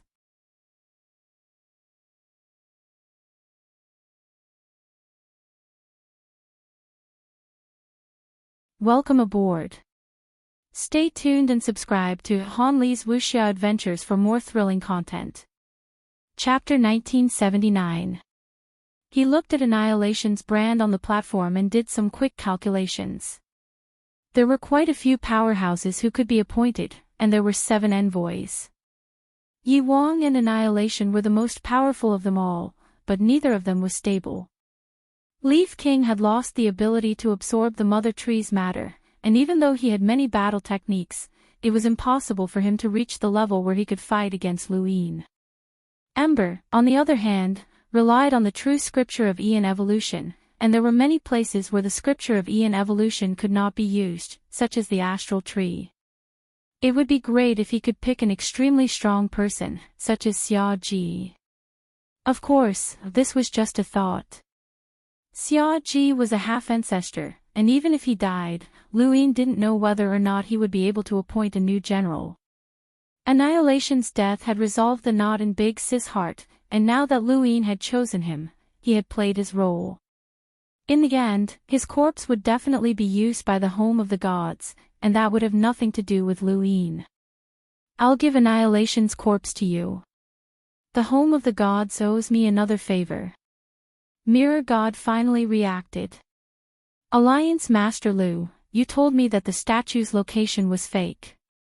Can you tell me the real location? Lu Yin had originally wanted to keep him in suspense, but after thinking about it, he realized that he had used the mirror god to lure out the violet deity and had even taken away her candle. That candle might very well be the candle god, and it would be embarrassing to keep him in suspense. Sure, but that's that. I'll tell you where the statue is to make up for lying to you. What about saving the home of the gods? What if I helped you get rid of Annihilation? Lu Yin asked. The mirror god bitterly wanted to say something. Forget it, I'll just treat this as a favor from a friend. After all, my relationship with your home of the gods is pretty good. The mirror god swallowed the words he wanted to say. As for the candle, he was too embarrassed to ask for it. The statue is in the burial garden. Mirror god was astonished. A burial garden. Lu Yin nodded. If the burial grounds reopen, then send some people in to search for them. However, I have to remind you that there's an extremely powerful person overseeing the place.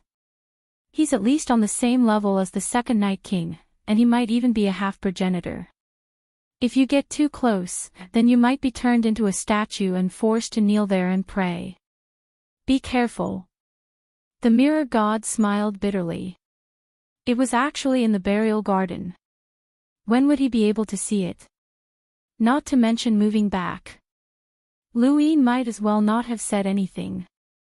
The main hall of the home of the gods had undergone a battle, and all the mirrors in the home of the gods had been shattered. The disciples outside naturally sensed this, but they couldn't enter. After Lu Yin and the second Night King left, Tai Yi Shen and the other disciples entered the main hall. When they saw Annihilation's corpse, they were shocked. Mirror God, this is Annihilation, the traitor. The mirror god nodded. Her face was still a little pale. Behind her, the wind god lowered her head. She hadn't been executed. The home of the gods couldn't afford to lose 2 emissaries in a row. Otherwise, if the outside world found out, it would likely attract enemies. Why is Ember here? Xiao Bai was terrified. The disciples of the home of the gods stared blankly at the mirror god. I don't know how that traitor managed to sneak in and ambush me, but I killed him and hung his corpse outside the home of the gods. Anyone who betrays the home of the gods or is hostile to the home of the gods can't be spared. Yes. The disciples of the home of the gods grew excited.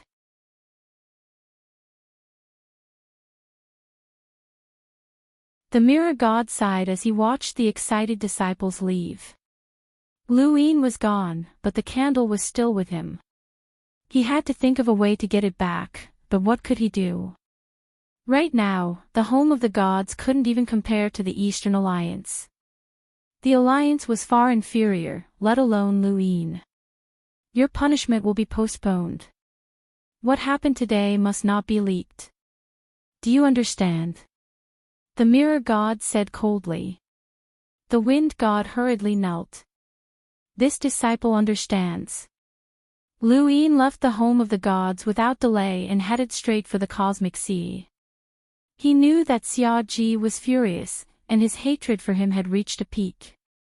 However, Lu Yin didn't care. Xia Ji wouldn't attack him, and he was even worried that Lu Yin would expose the secret that the violet god was a clone. Right now, the most important thing was the cosmic tree.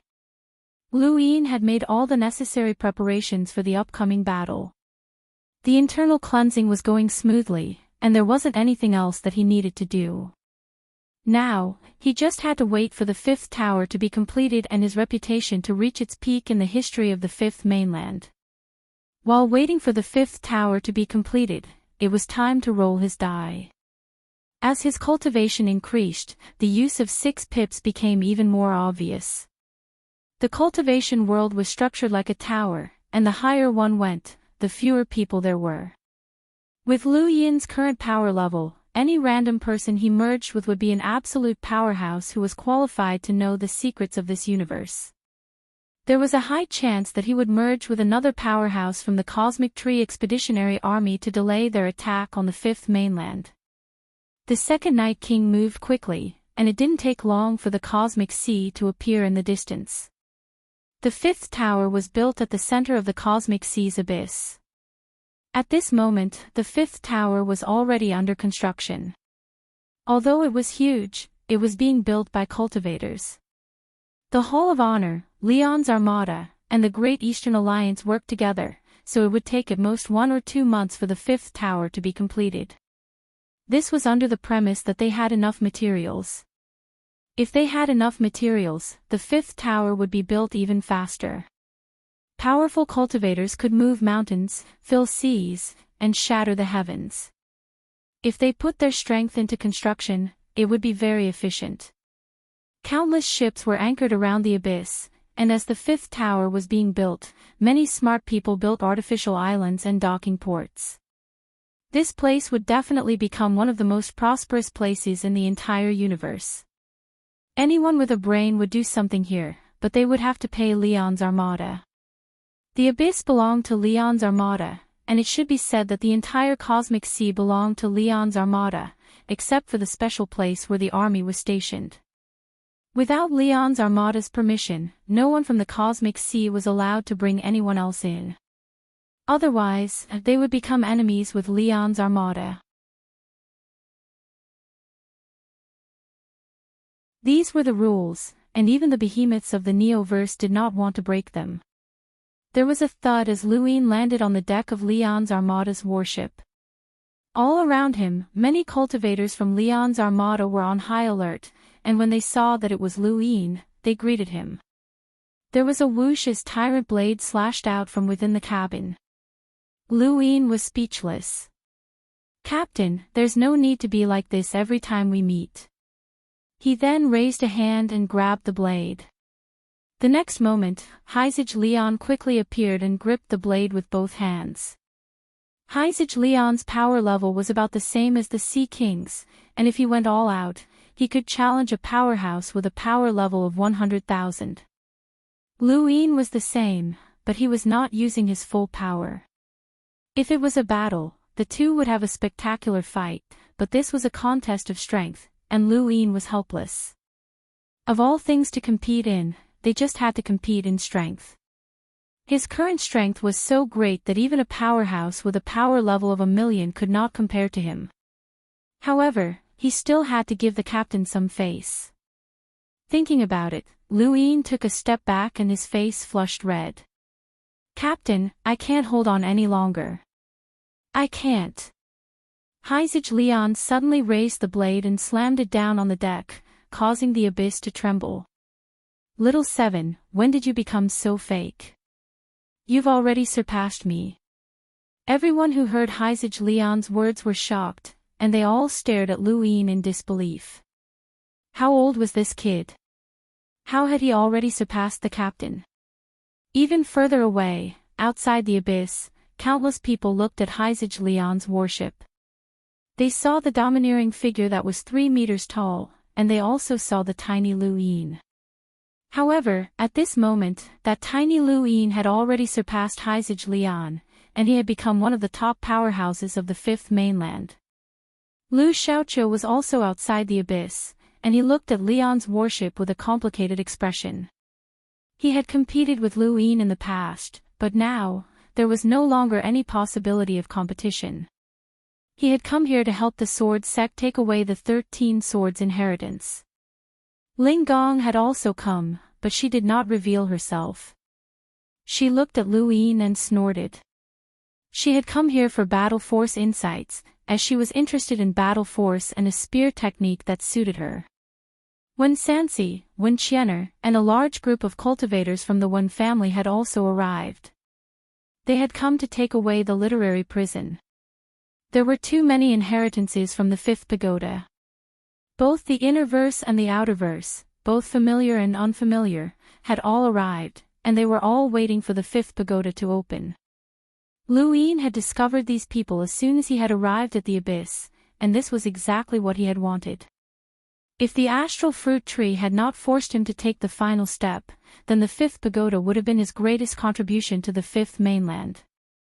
He would have enlightened the world, and just as Xianzhou had said, it might have changed his future. Everyone had thought of doing good deeds, but very few had actually done so. Only those who had done so would know how wonderful it felt. When the fifth pagoda had been constructed, Lu Yin had already experienced this feeling. He only hoped that he would not have to take the final step. Humans were selfish, and while he could enlighten the world, he did not want to be abandoned by them. Lu Yin's arrival caused Leon's armada to become very lively, and the various captains gathered around him. "Captain, we still haven't properly thanked Little Seven for the battle at the Cosmic Sea. If it weren't for him, our Leon's armada would not have dominated the Cosmic Sea. Little Seven, let me give you a toast." Brother Hao, the captain of the Merfolk squadron, stood up. Lu Yin hurriedly returned the toast. "I'm also a member of Leon's armada, so this is what I should do. Little Seven, I'll give you a double toast. If it weren't for you, I would have died during the battle at the Cosmic Sea." Sister Fei stood up and thanked Lu Yin gratefully. Lu Yin also returned the toast. "It's a pity that I wasn't able to save Elephant King and Boulder." He still remembered the simple and honest Elephant King and the stone-helmeted Boulder. They had both died during the battle at the Cosmic Sea. Life and death are predestined. "That's their fate," the ghost doctor said in a hoarse voice. She stooped and looked at Lu Yin in admiration. "Picking you up was the right decision. That brat Qingqing left in a fit of pique and took you away. You almost couldn't return," Sister Fei grumbled. Xiao Zi smiled. "Speaking of Qingqing, I heard that she had a lot of fun at the World Mountains." Haizij Lian slammed his wine glass on the table. "That brat is so troublesome. Keep a close eye on her and don't get thrown out of the World Mountains if she causes trouble." Sister Fei snorted. "Let's see who dares." Lu Yin enjoyed the atmosphere as he watched the excited conversations of the crowd. Not long after, Haizij Lian waved his hand to chase everyone away. "Wait," Lu Yin called out. Under everyone's puzzled gazes, the general appointment platform appeared. "With my blood, I summon the general."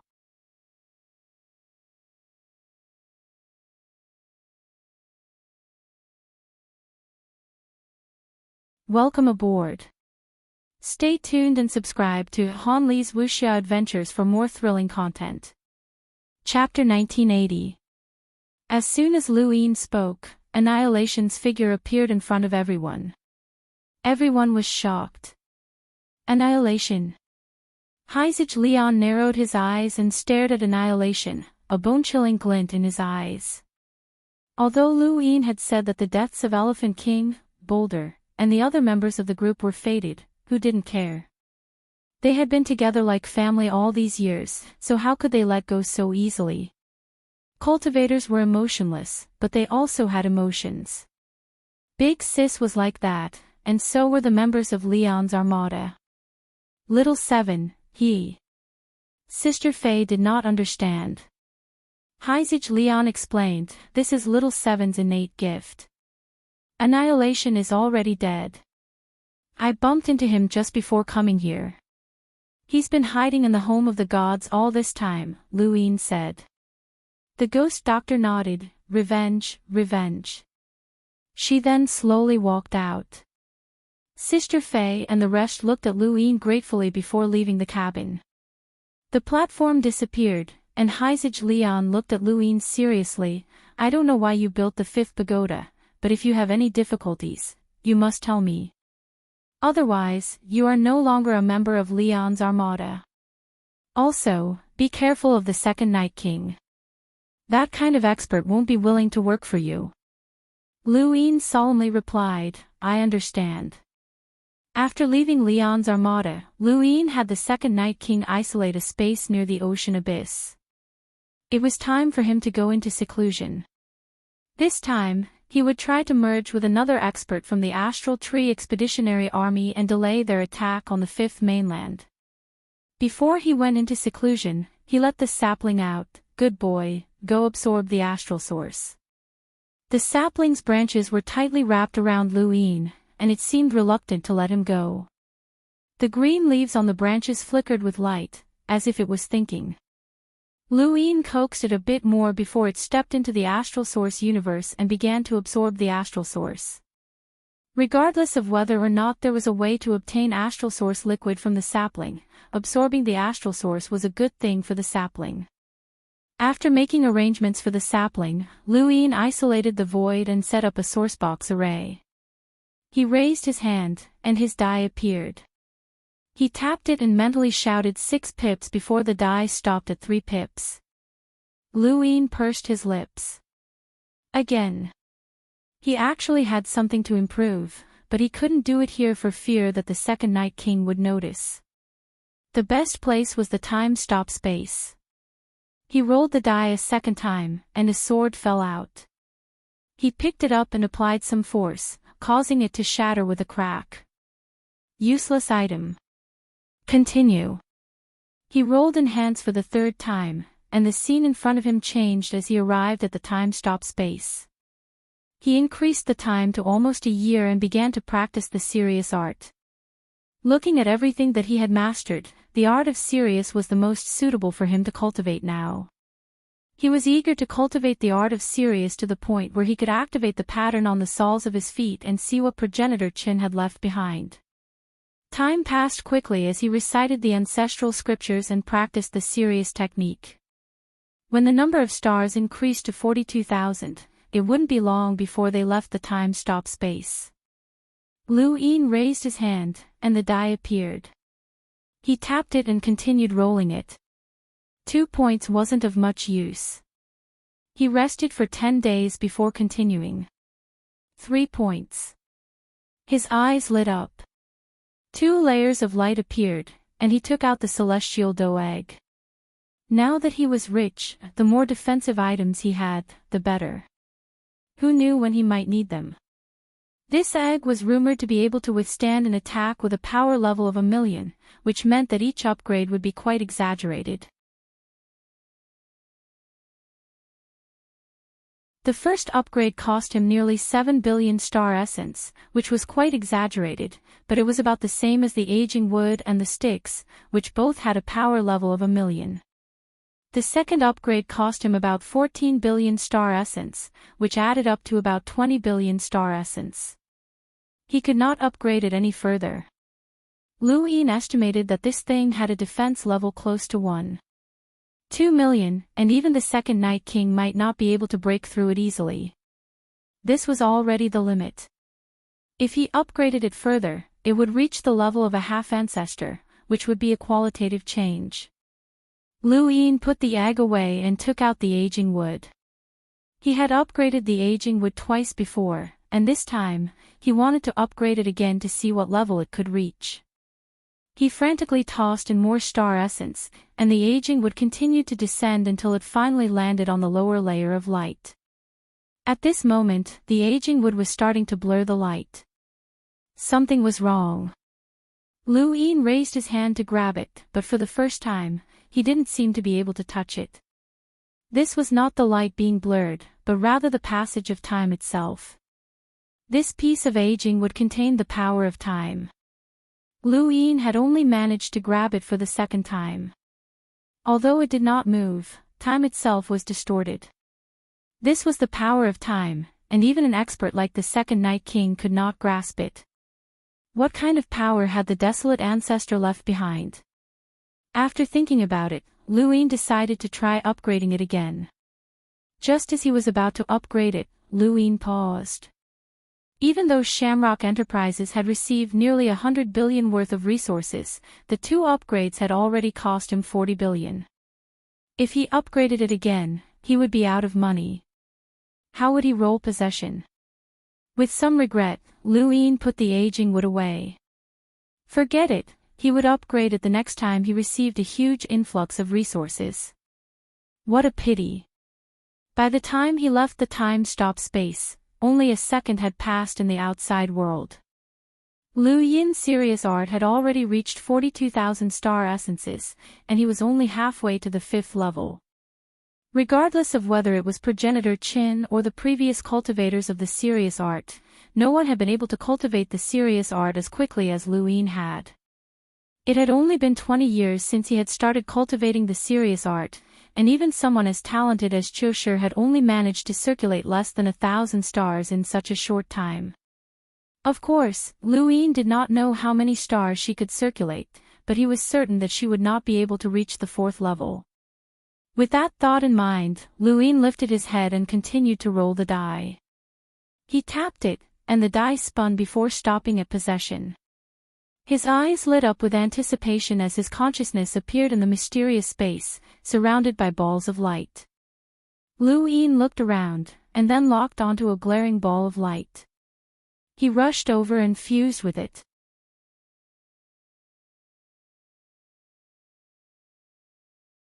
He had already fused with balls of light many times, so he had some experience.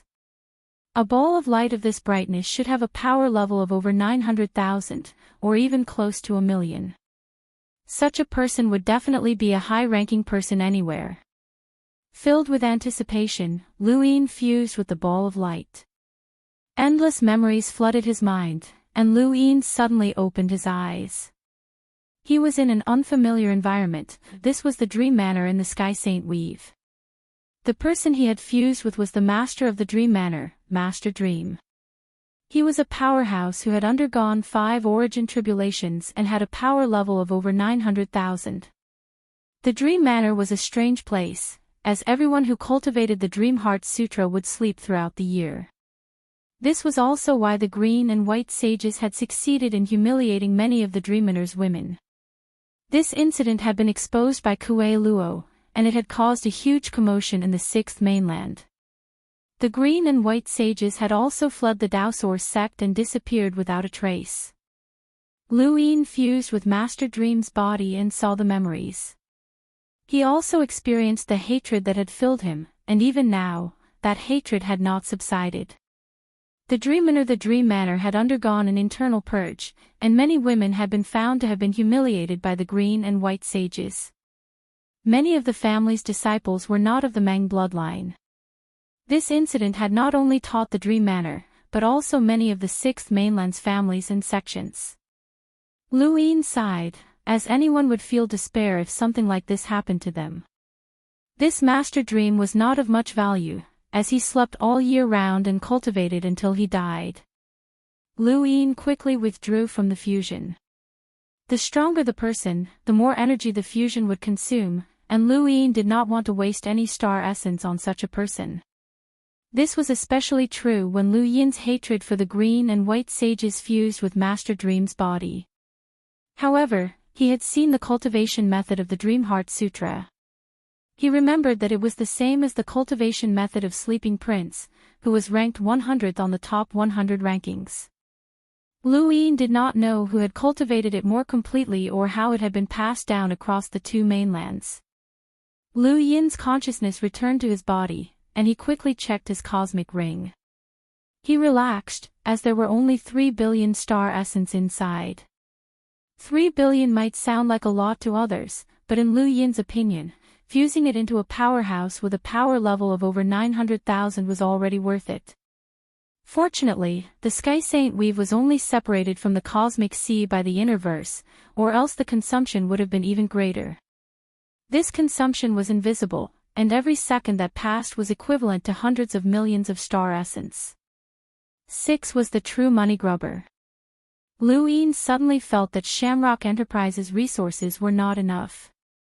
Perhaps the Hall of Honor and the Mavis family were the only ones in the entire 5th mainland who could support his consumption. After resting for a while, Lu Yin raised his hand and continued to roll his die. He tapped out with a finger, and the die slowly spun until it finally stopped at possession.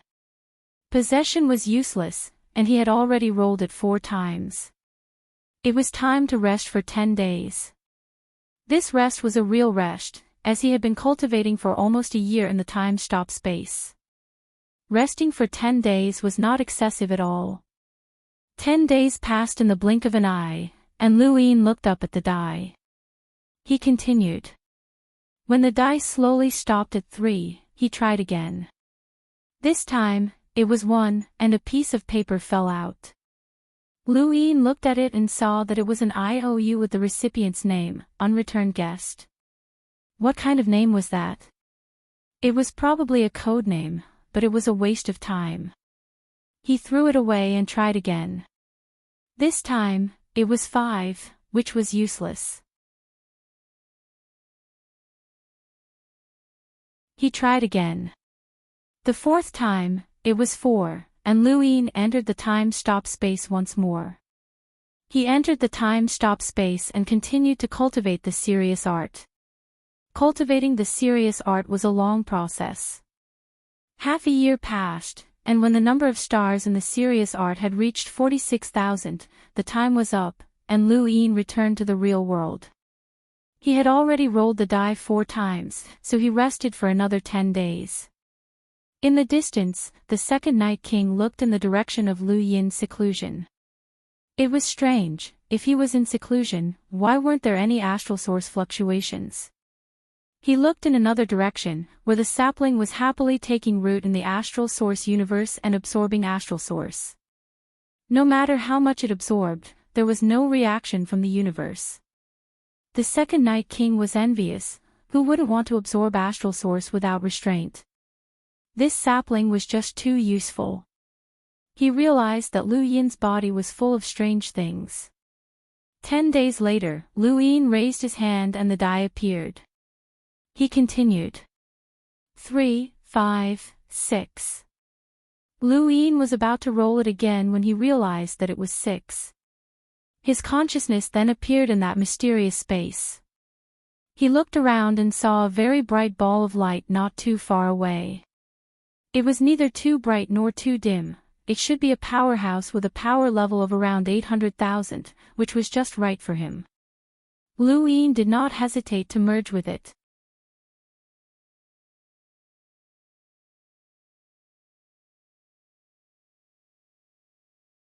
Welcome aboard. Stay tuned and subscribe to Han Li's Wuxia Adventures for more thrilling content. Chapter 1981. When he opened his eyes, he saw a huge fleet of spacecraft that filled the sky. He was shocked. What was this? The next moment, memories flooded into his mind, and his expression changed. He looked down at his own body.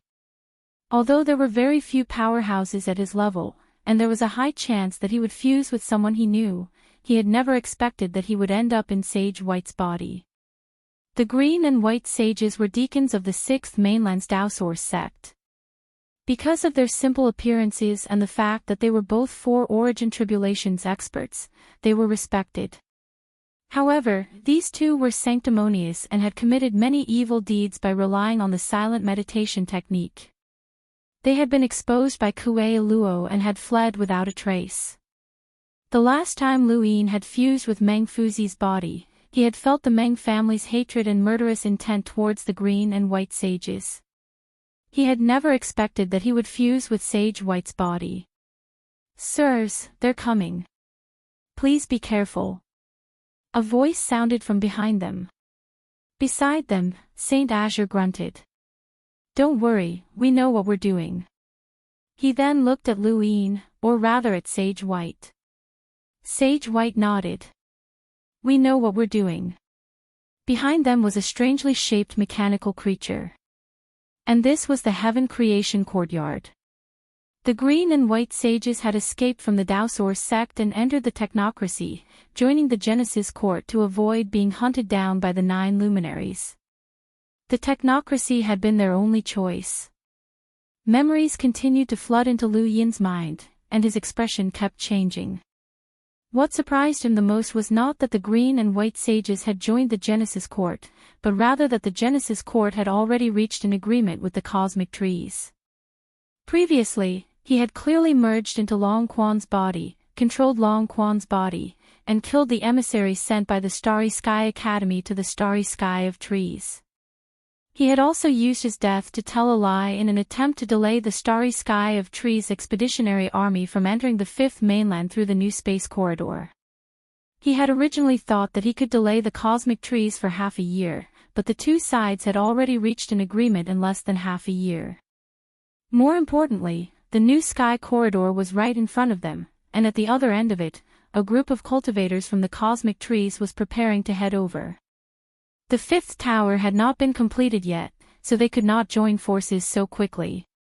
Luin controlled Sage White's body to move forward. Saint Azure shouted, "Come back, we can only wait here." Sage White was curious. "I want to take a look at the new sky corridor and see where the people who abandoned the fifth mainland live." Saint Azure frowned. "The Genesis Academy doesn't trust us, so we can only wait here. Once we get too close, it'll be easy for them to suspect us, and we won't be able to return to the Tao Source sect. I don't want to be unable to even stay in the Genesis Academy." Sage White felt that it was a pity. If the Sky Creation Academy doesn't trust those people, then why did they let them in? They even told us to keep an eye on them. Have you forgotten? Those people are the true elites of the fifth mainland. Back then, it was those primeval surnames who fought against the sixth mainland. Saint Azure replied nonchalantly, "So what? After so many years, the sixth mainland has already established itself in the fifth mainland. Those primeval surnames didn't come for the sixth mainland. I heard that they came for that junior called Luin. He's just a junior. Is he worth it?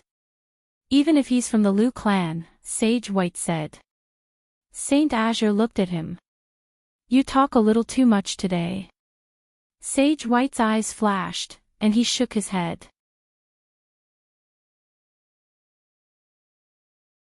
"I just feel that it's a pity that he was discovered after so many years. His reputation has been ruined. If not for this matter, you and I might have been able to break through to the fifth or sixth origin tribulation in the Tao Source sect. Have you forgotten that our greatest wish is to see that place?" Luin looked through Sage White's memories, saw his past, and also saw his life in the Tao Source sect. Among them, the place that the green and white sages wanted to see the most was the core area of the Tao Source sect. Even though they were attendants, they had never entered that place. Actually, Luin knew what was there. Kuei Luo had barged in and seen a statue, but the green and white sages did not know. For many years, they had often seen people enter the Tao Source sect to pay their respects, especially the three ancestors, who had piqued their curiosity. At the mention of this, Saint Azure sighed. "It's impossible in this lifetime. If I had known earlier, I would have stopped earlier. Women have no interest in us, and we only seek the thrill of the unknown. And the excitement of seeing those large sects' direct disciples turn out to be our descendants," Sage White agreed. These were Sage White's heartfelt words. These two had not been born into good families, and they had been bullied since they were young.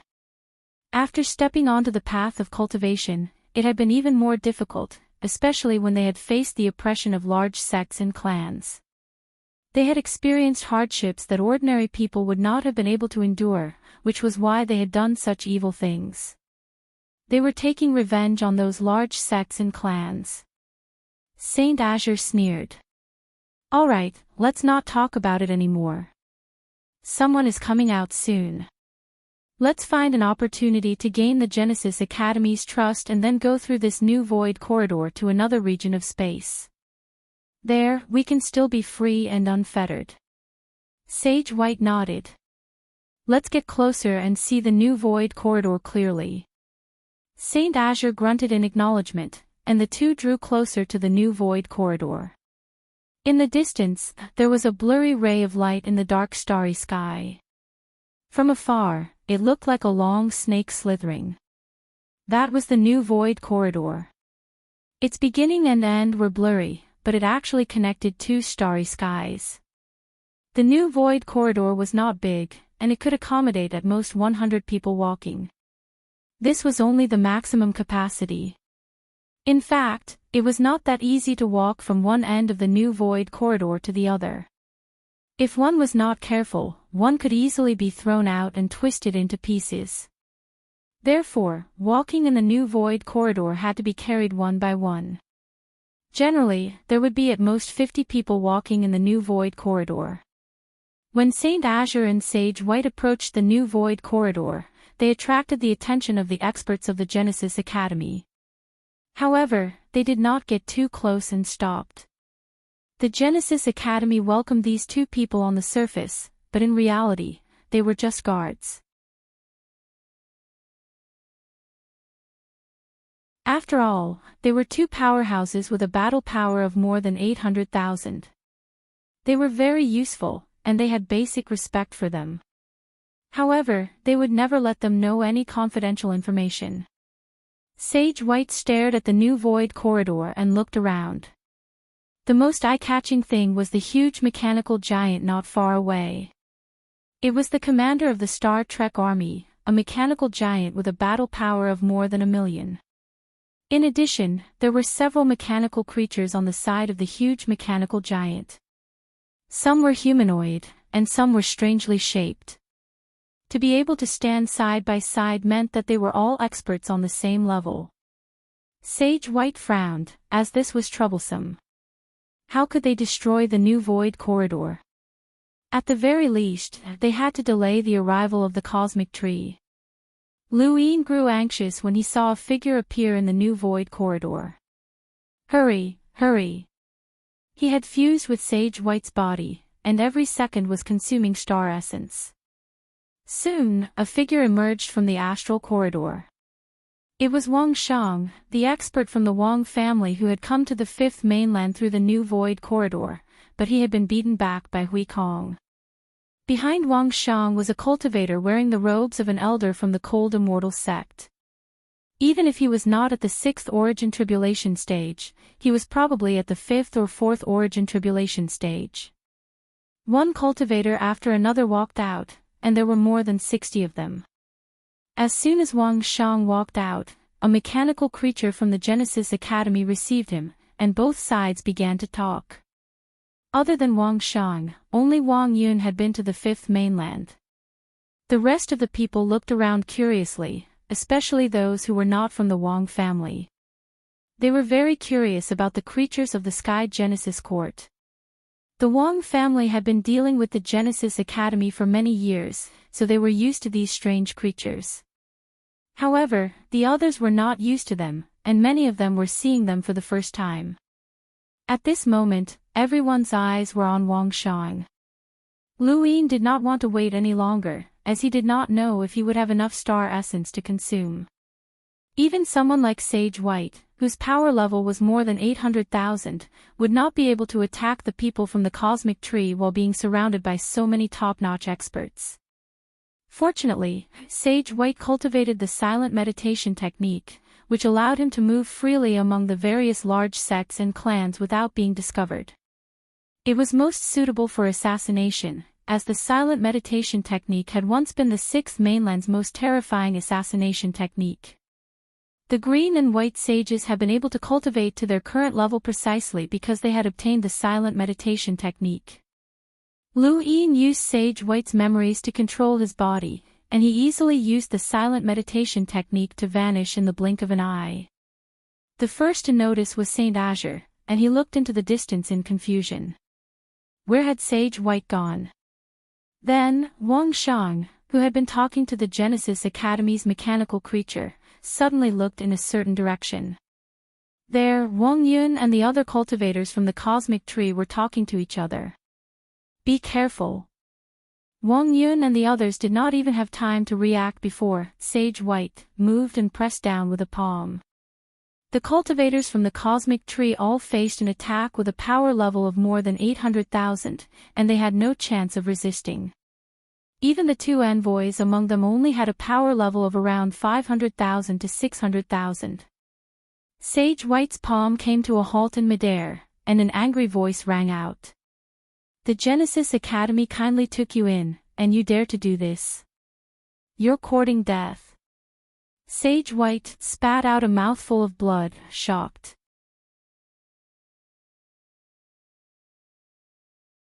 As expected of the technocracy, even an attack with a power level of more than 800,000 was instantly stopped. Even so, such a powerful palm still shattered the heavens and swept past many of the cultivators from the Cosmic Tree Alliance. The first batch of cultivators from the Cosmic Tree Alliance were not weak, and they were all enlighters. However, this was an attack with a power level of more than 800,000. Even if it was just a tiny bit, it was still not something an ordinary enlighter could withstand.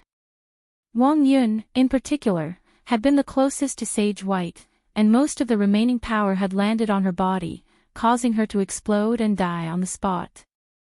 The remaining power swept through the rest of the cultivators from the Cosmic Tree Alliance, and at least a dozen of them died. One of the envoys was also hit by the remaining power. Lu Yin was helpless. He had thought that he would be able to kill all of the cultivators from the Cosmic Tree Alliance in one strike and then kill himself. That way, it would be difficult for the Genesis Academy to explain himself.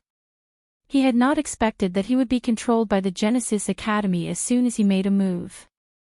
Now, aside from killing a few cultivators, there was nothing he could do to break the agreement. Fortunately, Wang Yun had died, which should buy him some time. Given Sage White's current state, he could not even kill himself. Lu Yin was just about to withdraw from the fusion when his expression suddenly changed. He saw someone using one of the Lu family's ultimate techniques, the Xidigarba needle. In the distance, a man dressed in the frigid immortal sex robes opened his palm, and a needle pierced through his palm, healing his injury slightly.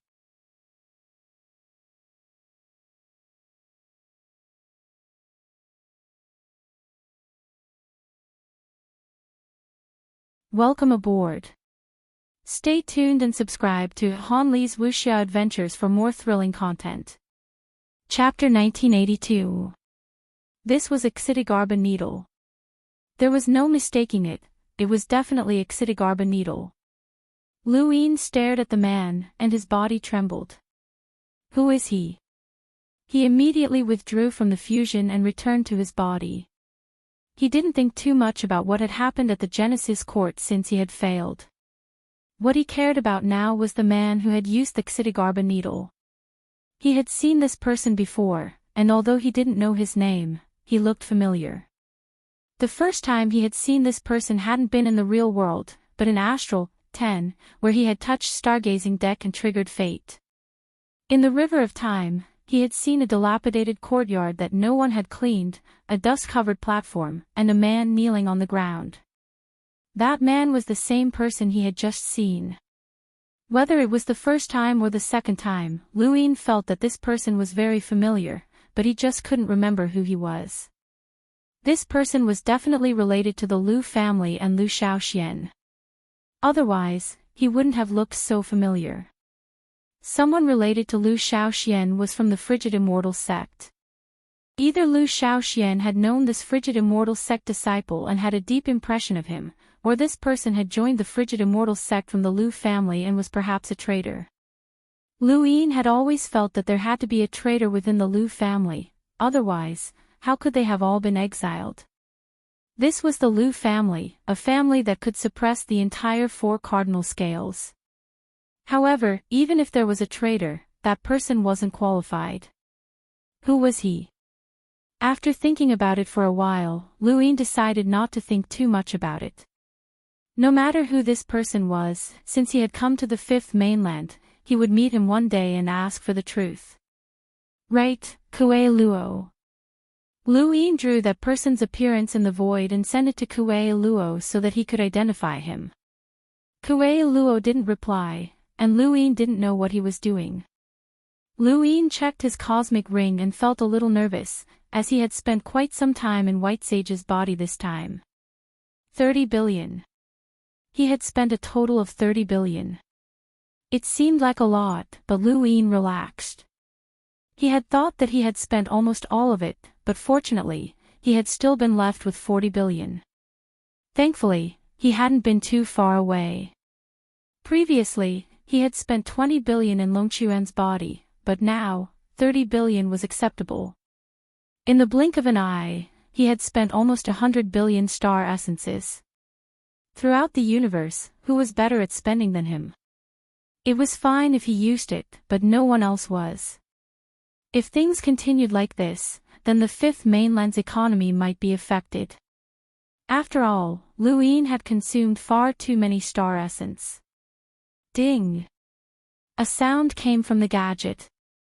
Luin hurriedly looked over and saw that Kuei Luo had replied. I don't know him. He looks very young. How would I know? Kuei Luo replied. Luin immediately contacted Kuei Luo, who picked up shortly after. You promised me that you would tell me everything about the Lu family as long as I became an emissary, Luin said. Kuei Luo chuckled. You really believe me? Let me tell you this, I don't know much about the Lu clan. Back then, it was the Lu clan that saved my brother and me, or we wouldn't have survived to this day. But since we were rescued, we can't show our faces in public, so we don't know much about the Lu clan. We only know a few important people, such as your father, that scoundrel. Your grandfather died long ago on the battlefield on the other side of the battlefield. Even further back, there's that Elysium sect leader. I don't know much about him either. Your Lu clan has a few direct descendants, but I've never met any of them. Is that all? Luin didn't believe it. Kuei Luo said helplessly, we need to hide. Otherwise, if those bastards from the frigid immortal sect find us, not even the Lu clan will be able to protect us. Lu Tianyi. Have you heard of him? Luin asked. Kuei Luo's tone turned solemn. One of your progenitors is one of the 9 mountains and 8 seas. He's probably your ancestor's ancestor. One of them. Lu Yin's eyes lit up. My Lu clan has more than one progenitor? Kuei Luo said in a low voice, of course. Otherwise, how could they possibly suppress the frigid immortal sect, the Wang clan, and the Xia clan? Compared to them, your Lu clan is the true colossus. You have more than 1 or 2 progenitors. You should know that your Lu clan's direct descendants all have some general talent. It's said that even Patriarch Lu Tianyi has recruited progenitors before. You can imagine how terrifying your Lu clan can be.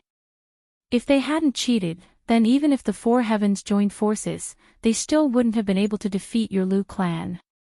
Not to mention, your Lu clan also has a legendary figure. Luin was excited. The more progenitors the Lu clan had, the higher their chances of survival. Exile didn't mean death. That was what he'd thought in the past, but he'd always been apprehensive. Now, he was much calmer. What kind of person? Kuei Luo exhaled.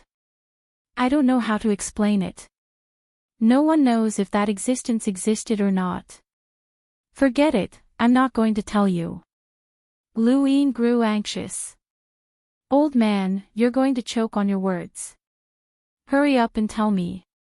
Kuei Luo rolled his eyes. If he doesn't exist, then I'll just be happy for nothing. Even your Lu clan has no way of proving his existence, let alone me. He's a rather ancient figure that's basically a legend. Your Lu clan has taken advantage of others because of this legend. Now that I think about it, the 4 cardinal scales probably banished the Lu clan because they had enough of being taken advantage of. Alright, don't ask anymore. I've already told you everything. Back then, us 2 brothers were hiding, so we really don't know much about your Lu clan. With that, he ended the call. Luin looked at his gadget helplessly. He knew Kuei Luo well, and if he didn't want to talk, he wouldn't say anything no matter how much he asked. However, Kuei Luo's words inspired him, and he looked up at the sea. The Lu clan had more than 1 progenitor, and Lu Tianyi could even summon progenitors.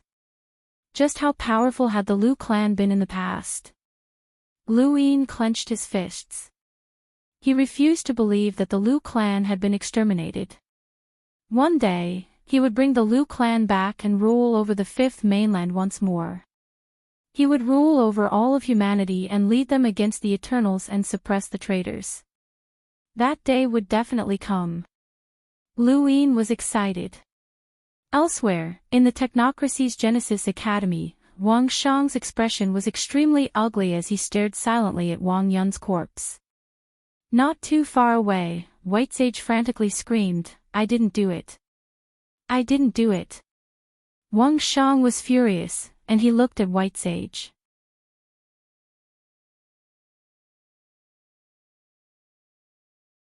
He pulled out a hand and smashed half of White Sage's face. White Sage spat out a mouthful of blood, and his eyes turned red. His originally simple and carefree temperament was nowhere to be seen. I really didn't do it. I didn't do it." A figure walked out of the void. It was an ordinary android. When the Genesis Academy's robots saw this android, they all bowed. Director. This android was Director Sun of the Genesis Academy. Director Sun walked up to White Sage and stared into his eyes. White Sage's eyes were filled with fear. "Please, Director, it was me. I didn't do it. I really didn't do it." Director Sun's eyes turned red as he glanced at White Sage. "There's nothing wrong with your body." White Sage despaired. "But I don't remember doing that. There must be an absolute expert controlling my body. Director, please save me. I really didn't do it." Director Sun looked to the other side, where Saint Azure was also being controlled. He glared at White Sage with hatred. What had this bastard done?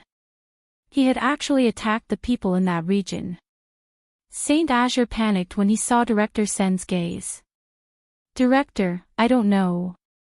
I don't know anything. I don't know why he attacked those people.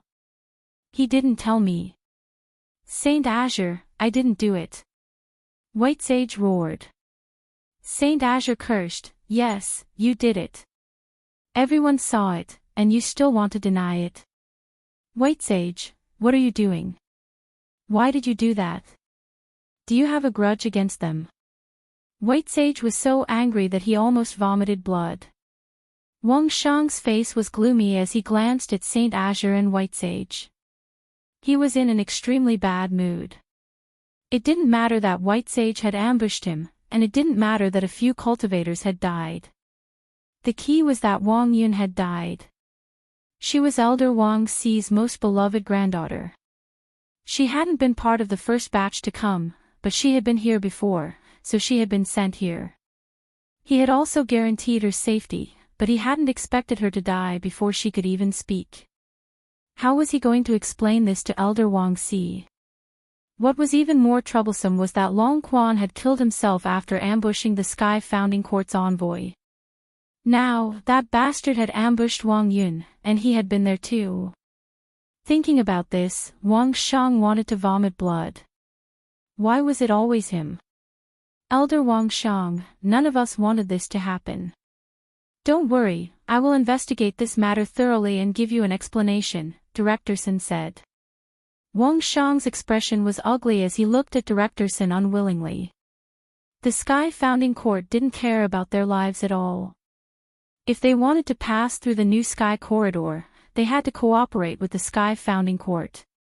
In fact, from the beginning to the end, the Sky Founding Court had been asking for a sky-high price, especially after an envoy had died. To be able to reach an agreement so quickly, the four cardinal scales had paid a huge price. He knew this, and now that something like this had happened, they didn't have the confidence to pursue the matter. Otherwise, how could they pass through the new Sky Corridor? In the end, they were asking the Sky Founding Court. "I will explain this matter to the Great Elder. I hope the Sky Founding Court will give an answer as soon as possible." Wang Shang didn't dare to get angry at Director Sun, so he could only say this. Director Sun nodded and looked at White Sage. This matter was very strange. White Sage didn't seem to be lying. Even if he had a grudge, he wouldn't be stupid enough to attack here. Moreover, how could he have a grudge with the primeval surnames in the starry sky? It was impossible. If White Sage didn't take the initiative to attack, then what was going on? Was he being controlled? Who could control White Sage under their noses? This was the technocracy, a place that even half-ancestors were afraid of. Unless it was the ancestor realm.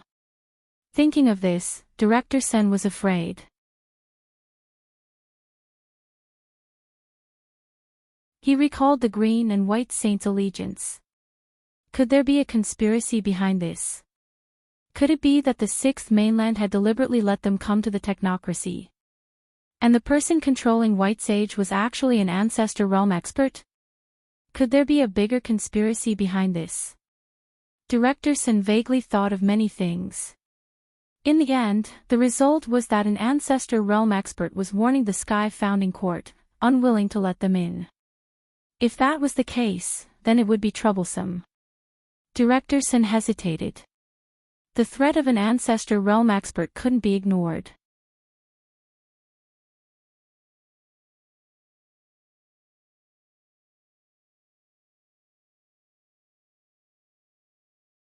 Welcome aboard. Stay tuned and subscribe to Han Li's Wuxia Adventures for more thrilling content. Chapter 1983. After resting for 10 days, Lu Yin suppressed his excitement and continued to roll his die. He didn't know if he had used up all of his luck or something else, but he had only rolled a 5 after 4 consecutive rolls. This had never happened before, and he hadn't even rolled a 4. Lu Yin had no choice but to rest for another 10 days before continuing to roll his die. He watched as the die slowly came to a stop at a 4. Time stop space. After arriving in this space, the only thing Lu Yin needed to cultivate was the serious art, which was the most pressing matter at the moment. A year quickly passed, and the scene before Lu Yin's eyes changed as he left the time stop space. His serious art had already activated 50,000 stars, which was far from enough, and he still needed to continue cultivating. At one, a colorful piece of paper fell out. It was printed with all sorts of advertising slogans. Lu Yin raised his brows and tore it off. Who would put advertising paper in their cosmic ring? Nostalgia. It was still at 1, and a drink fell out. At 2, it was meaningless. He still needed to rest for another 10 days. He had already been in seclusion for a month, and the construction of the 5th tower was already quite extensive. He estimated that it would be completed in another month or so. The construction of the 5th tower was in full swing, and the battles outside the 5th tower were also in full swing. Although there were many inheritances within the 5th tower, it was impossible for everyone to have them. If Lu Yin wanted to obtain more, he would have to reduce his competitors as much as possible. Just like the competition for the Star Tower in the Mountain and Sea Realm, all sorts of battles were playing out outside the 5th tower. Quite a few people had already formed their own groups and were preparing to enter the 5th tower. Little Mountain God, Kuang Wang, Yu Xianzi, Ling Ke, and Shi were fighting fiercely against another group of people who had come from the Cosmic Sea. Ling Ke had thought that this group would be easy to deal with, but as they fought, he felt that something was amiss. These guys are quite difficult to deal with. Quite a few of them have the same style, and they don't seem to be from the Cosmic Sea. As he spoke, a man in front of him opened his mouth and roared, forcing Ling Ke to retreat. Ling Ke's face turned ugly. What a foul mouth. The man sneered and quickly approached Ling Quebec. He was a hunter and was able to suppress Ling Quebec. Ling Ke, on the other hand, was sullen. Although he was only a cruiser, he was still one step away from breaking through to become a hunter. With his soul-splitting technique and innate gift, he was able to jump realms and challenge hunters, and he was even able to fight against enlighters. This person was simply too powerful. Little Mountain God could also sense that he was being held back by 2 women. The 2 women were using a combined battle technique, and he was unable to win against them for the time being. Little Mountain God had once been qualified to compete with the 10 arbiters, but he was not at Ling Ke's level. No, these guys aren't from the cosmic sea or the Neoverse. They're from the north, so they should be from the sixth mainland. Stupid stone, you're bullshitting. A woman shouted, her attacks becoming even fiercer. The little mountain god swayed back and forth before shouting, I was right. Everyone, come and take a look. The sixth mainland is shamelessly trying to steal the fifth tower's inheritance. At the same time, Ling Ke shouted, everyone, come and take a look. These guys are pretending to be part of the cosmic ocean battle team. Come and take a look. Kuang Wang, Yu Xianzi, and the others were dumbfounded. Were they really from the sixth mainland? The woman fighting Little Mountain God was infuriated.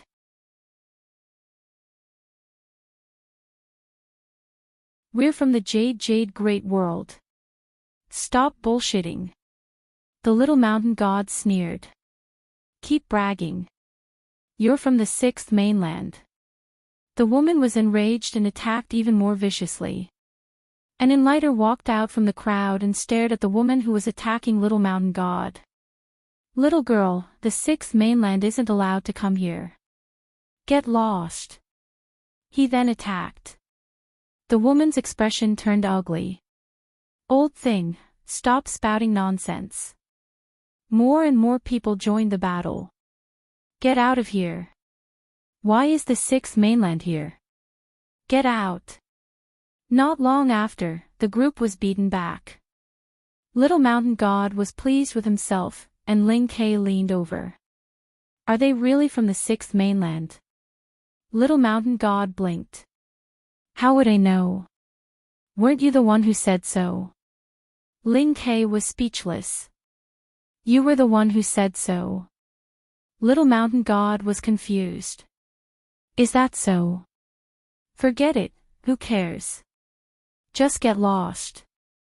A bunch of old fogies are here to join in the fun. Not too far away, the enlighter elder heard their conversation and glared at Little Mountain God. Little Mountain God smirked and turned to Ling Quebec, I'm not afraid of that old fogey, but there's no need to start a fight, right? We still don't know what's in the fifth tower.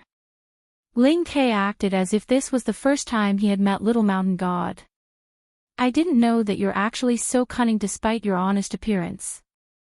It's fortunate that I didn't run into you at the Blazing Mist Flow Zone's battlefield.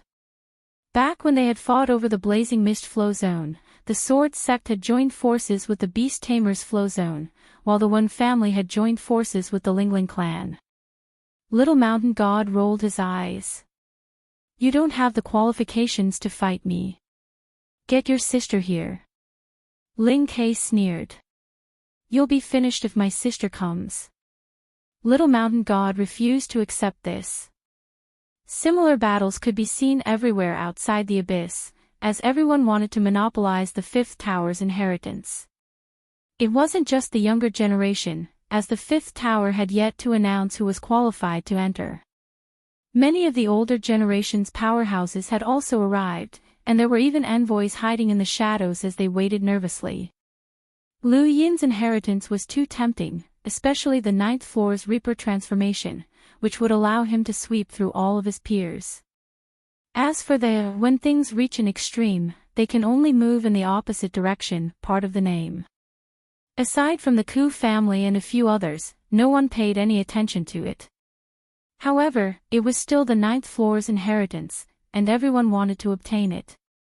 Aside from competing for the inheritance, there was another area that attracted attention, the inheritance list. This so-called inheritance list was actually the contribution list that Lu Yin had previously thought of.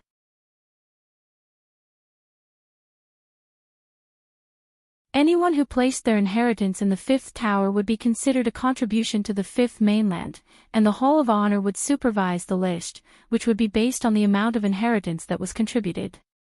This list was the same as the fifth tower's, as it would be passed down for eternity. As long as the fifth mainland was not destroyed, the fifth tower and the inheritance list would not be destroyed. This was a historical record that was constantly being written, and anyone who could enter the inheritance list would leave their name in history. In the universe, many cultivators had died without being able to find a suitable successor, and the fifth tower had provided them with the opportunity to leave their name on the inheritance list. This way, they would not be able to do good deeds without anyone knowing. This list had also opened up another function of the fifth tower. With the appearance of the inheritance list, the fifth tower no longer belonged to Lu Yin alone, but rather to the entire fifth mainland. This list elevated the fifth tower's status even further. Of course, this list was only for individuals, and the inheritances provided by sects and organizations were not included. However, the inheritances provided by the fifth tower would also leave their name in history. The inheritance list had just been established, and registration had not yet begun because the fifth tower had not yet been completed. Once the fifth tower was completed, the Hall of Honor would send someone to verify the value of the inheritances provided by individuals so that they could be placed on the inheritance list. More and more people gathered in the cosmic sea to wait for the fifth tower to be completed. Even many cultivators who had been in seclusion came out and looked towards the cosmic sea with fervent gazes, waiting for the moment to open the tower. 10 days passed in a flash, and Lu Yin stopped looking at the fifth tower. He raised his hand and continued rolling his die. His luck was quite good this time, and he immediately rolled 6 pips. There were not many star essence left in his cosmic ring, and Lu Yin wanted to merge with the person in the cosmic tree realm, but he also did not want to use up too much star essence. Lu Yin's consciousness appeared in a dark space, and there were many balls of light, some near and some far away. Lu Yin looked around and then charged towards a bright ball of light that was not too far away. Although the light was bright, it was not blinding, and it was obvious that it was a cultivator who was on par with him. As his consciousness merged with the ball of light, Lu Yin suddenly felt a chill spread from the bottom of his feet. He opened his eyes and saw a vast white tundra. Where was this? Master, Su Feng sent news that Master Gui Juanheng has already gone to that place to investigate. We don't need to go, a clear voice sounded from behind him. It was a girl who looked rather young, but she was an enlightened cultivator. Lu Yin stopped as memories flooded into his mind. Behind him, Disui stopped and asked in surprise, Master. There was no response. Disui was puzzled, and she walked forward to look at the old man. Master. What's wrong? The old man's eyes regained their vigor, and he replied, nothing. Disui was also puzzled, but she did not ask any further. Lu Yin exhaled and learned that this old man was called Hao Yue, and he was the Lockbreaker Society's Jiyuan formation master. He was a very experienced one. Lu Yin had never thought that he would actually merge with the body of a Jiyuan formation master. More importantly, this was the place that Elder Chan had mentioned before that he might need to contribute to. Lu Yin raised his head and looked into the distance. The vast tundra was just a planet that had been frozen. He looked even further into the distance and saw that the tundra had extended beyond the planet and frozen the heavens. Even further away, the planets were all frozen. It would have been fine if it had just been a frozen planet, but Lu Yin suddenly looked down and saw a sinister face staring at him from the bottom of his feet, which gave him a fright. It was clearly frozen, but he could still see that the face was bloodthirsty and murderous. Its gaze was savage and merciless. It was a corpse king. Here, all of the surrounding planets had been frozen, and beneath the ice were many faces and living creatures. Not only were there corpse kings, but there were also astral beasts and humans. This was a battlefield that had been frozen for countless years. If Lu Yin himself were here, he would definitely think so. But in reality, this place had not only been frozen, but it had also once been transformed into a source box. However, after its discovery, the Lockbreaker Society had sent people to unlock this place all year round. Over the course of countless years, they had unlocked layer after layer, but in the end, they had reached the frozen layer and no longer dared to continue. It could be seen that most of the creatures beneath the frozen layer were corpse kings and astral beasts. No one knew what would happen after unlocking the source box. Regardless of whether it was a source box unlocking or a frozen seal, once unlocked, the creatures inside might die or come back to life. This was an ancient battlefield, and no one knew how strong the creatures inside were, but there were definitely half-ancestors. Through Hao Yue's memories, Lu Yin knew that Elder Chan and a few other half-ancestors had come here before. They had sensed that there was an inner world beneath the frozen layer. Even an inner world had been frozen, which not only represented the power of the ice, but also the fact that there was a half-ancestor inside. This was a battlefield with half-ancestors, and they did not dare to casually release their source boxes. Most of them were corpse kings, and once they were unlocked, no one knew what the human domain would face. This was only one of the reasons.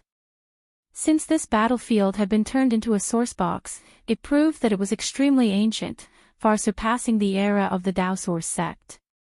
The more ancient a creature was, the more different the materials that they carried with them would be. No one could say for sure what these ancient creatures would bring to the current universe.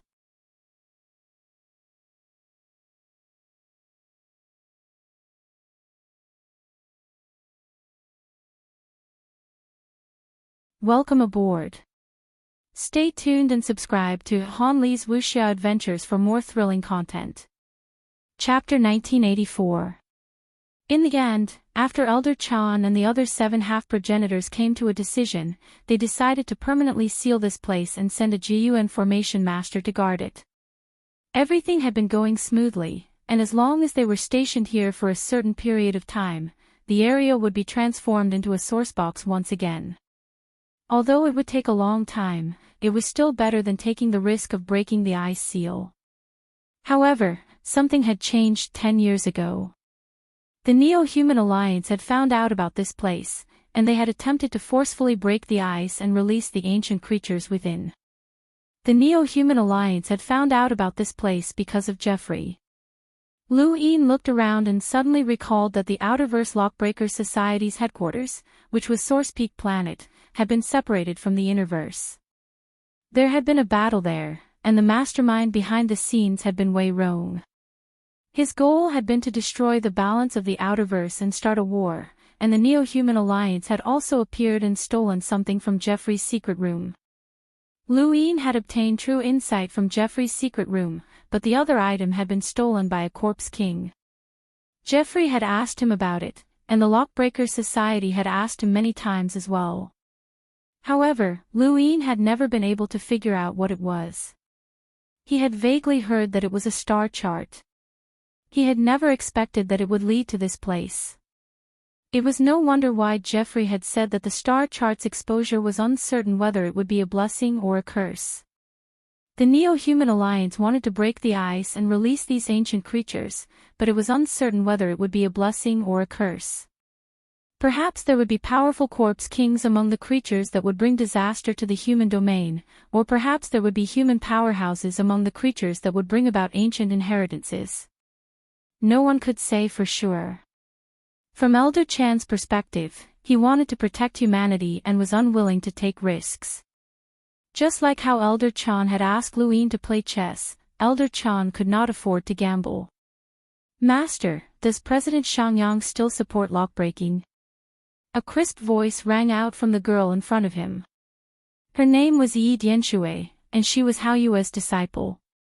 Although she did not seem very old, she had actually been cultivating for several hundred years. Hao Yue replied, "That's his business. It has nothing to do with us." Yi Dianxue was displeased. Master, you've been guarding this place for so many years just to protect it and prevent it from being broken. If he can really convince President Xiaoming to break the seal and release the creatures here, then wouldn't all of your efforts have been in vain? Hao Yu ignored her and continued walking. Looking at the bottom of his feet, he saw many creatures. Some of them were abnormally large, with no end in sight.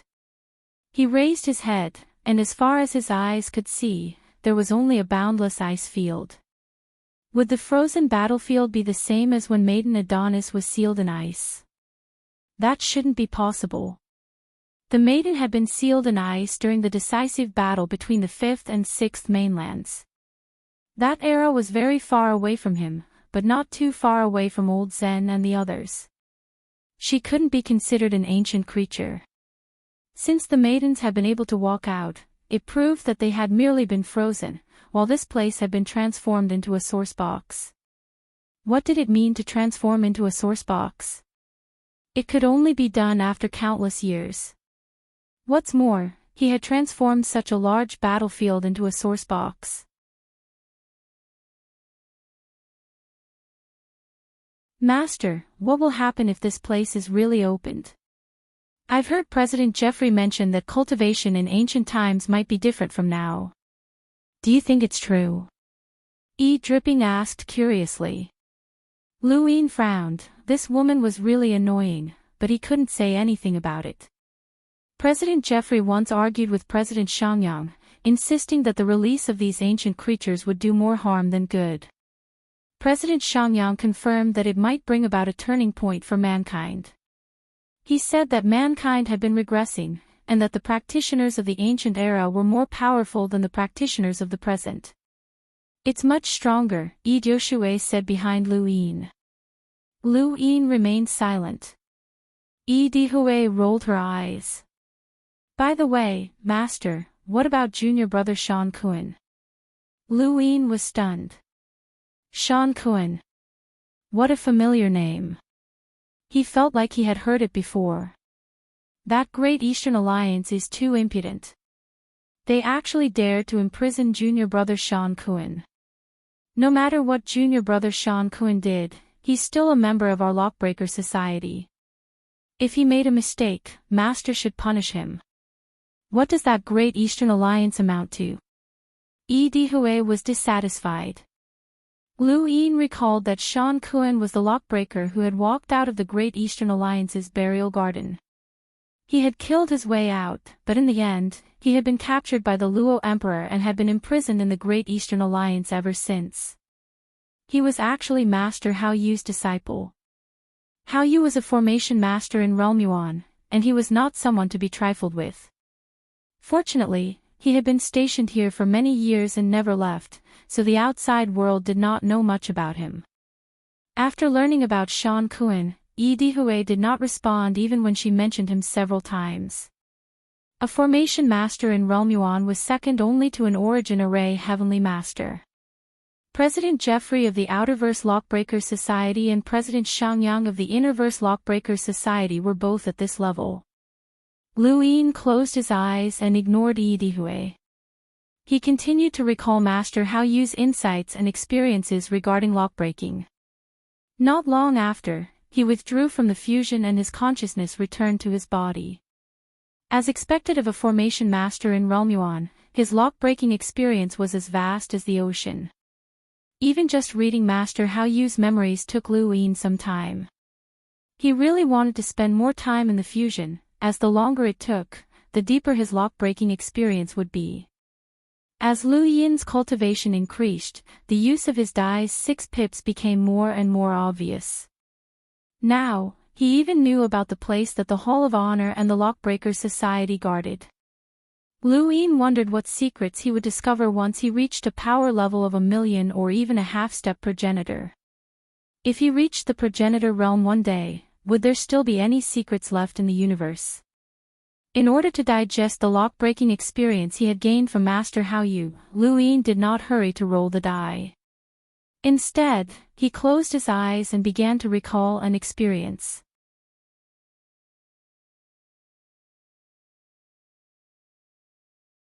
A few days later, Lu Yin opened his eyes.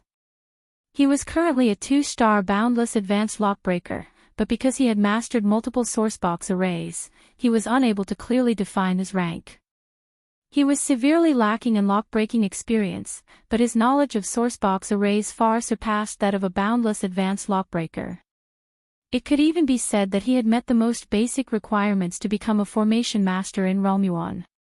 To become a formation master in Realm Yuan, one needed to master at least 3 sourcebox arrays, which Lu Yin had accomplished. However, his lock-breaking experience was far from enough. Master Hao Yu was a true formation master in Realm Yuan. After several days of digesting the information, Lu Yin had taken a shortcut as he frantically absorbed Master Hao Yu's lock-breaking experience. Now, he was certain that he had the experience of a 5-star boundless advanced lockbreaker, and he needed to find some time to upgrade it. He had no other choice at the moment. Even if he had the time to take the test, President Xiaoming and the others were not around, and there were not many powerful lockbreakers in the lockbreaker world. Right, it seemed that Wu Dan had been trapped in Burial Garden, and Master Hao Yu had unintentionally heard President Xiaoming mention it. Lu Yin checked his cosmic ring. Not bad, he had consumed 1 billion star essence, which was not much compared to his current wealth. Lu Yin discovered that the amount of star essence required to fuse with his dai's 6 pips was not only related to distance, but also to his cultivation. Back in the cosmic tree realm, when he had fused with the Neoverse 3 Liang's body, the amount of star essence he had consumed was far less than what he had consumed now. Perhaps when he could fuse with a powerhouse with a power level of 1 million, even if that powerhouse was in his eyes. In the past, he would have to consume hundreds of millions or even billions of star essence. The dai's ability to swallow money seemed to have not been fully unleashed yet, and it could only be considered a small matter in the past. He raised his hand and the dai appeared. He decided to continue rolling it, as he might not have the time to do so after the 5th tower was completed. He tapped the dai and watched it slowly spin before stopping. He tapped it again, and a spear fell to the ground with a clang. Lu Yin picked it up and applied some force, causing cracks to appear all over the spear's body. He shook his head and continued rolling the dai. 5 pips was meaningless. He continued rolling it, but it was still meaningless. 3 pips. Lu Yin put down his hand, as he would have to rest for another 10 days. 10 days later, Lu Yin rolled the die again. He tried 4 times in a row, but still failed to roll a 6 pips. However, the 4th time, he rolled a 4 pips, which was somewhat comforting.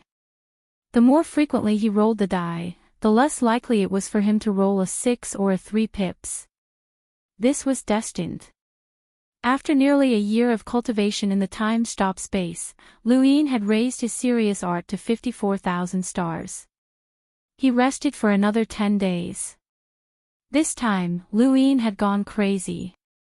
The last time he had rolled the die so crazily was in the astral tree realm. He tapped the die and watched it slowly spin before stopping at 4 pips. The scene in front of him changed, and Lu Yin arrived in the time-stop space. He had been cultivating in the time-stop space for 4 years. It wasn't a long time for ordinary cultivators, but it was very long for Lu Yin. He only left the time-stop space when the number of stars in his hand neared 60,000. He was getting closer and closer to the 5th level of serious art, and he was looking forward to it. He lifted his hand and continued rolling the die. 3 pips was useless. Continue. 5 pips, continue.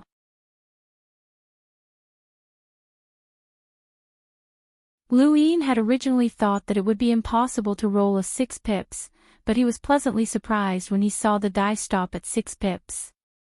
His consciousness entered the dark space and he looked around, but there were no bright orbs.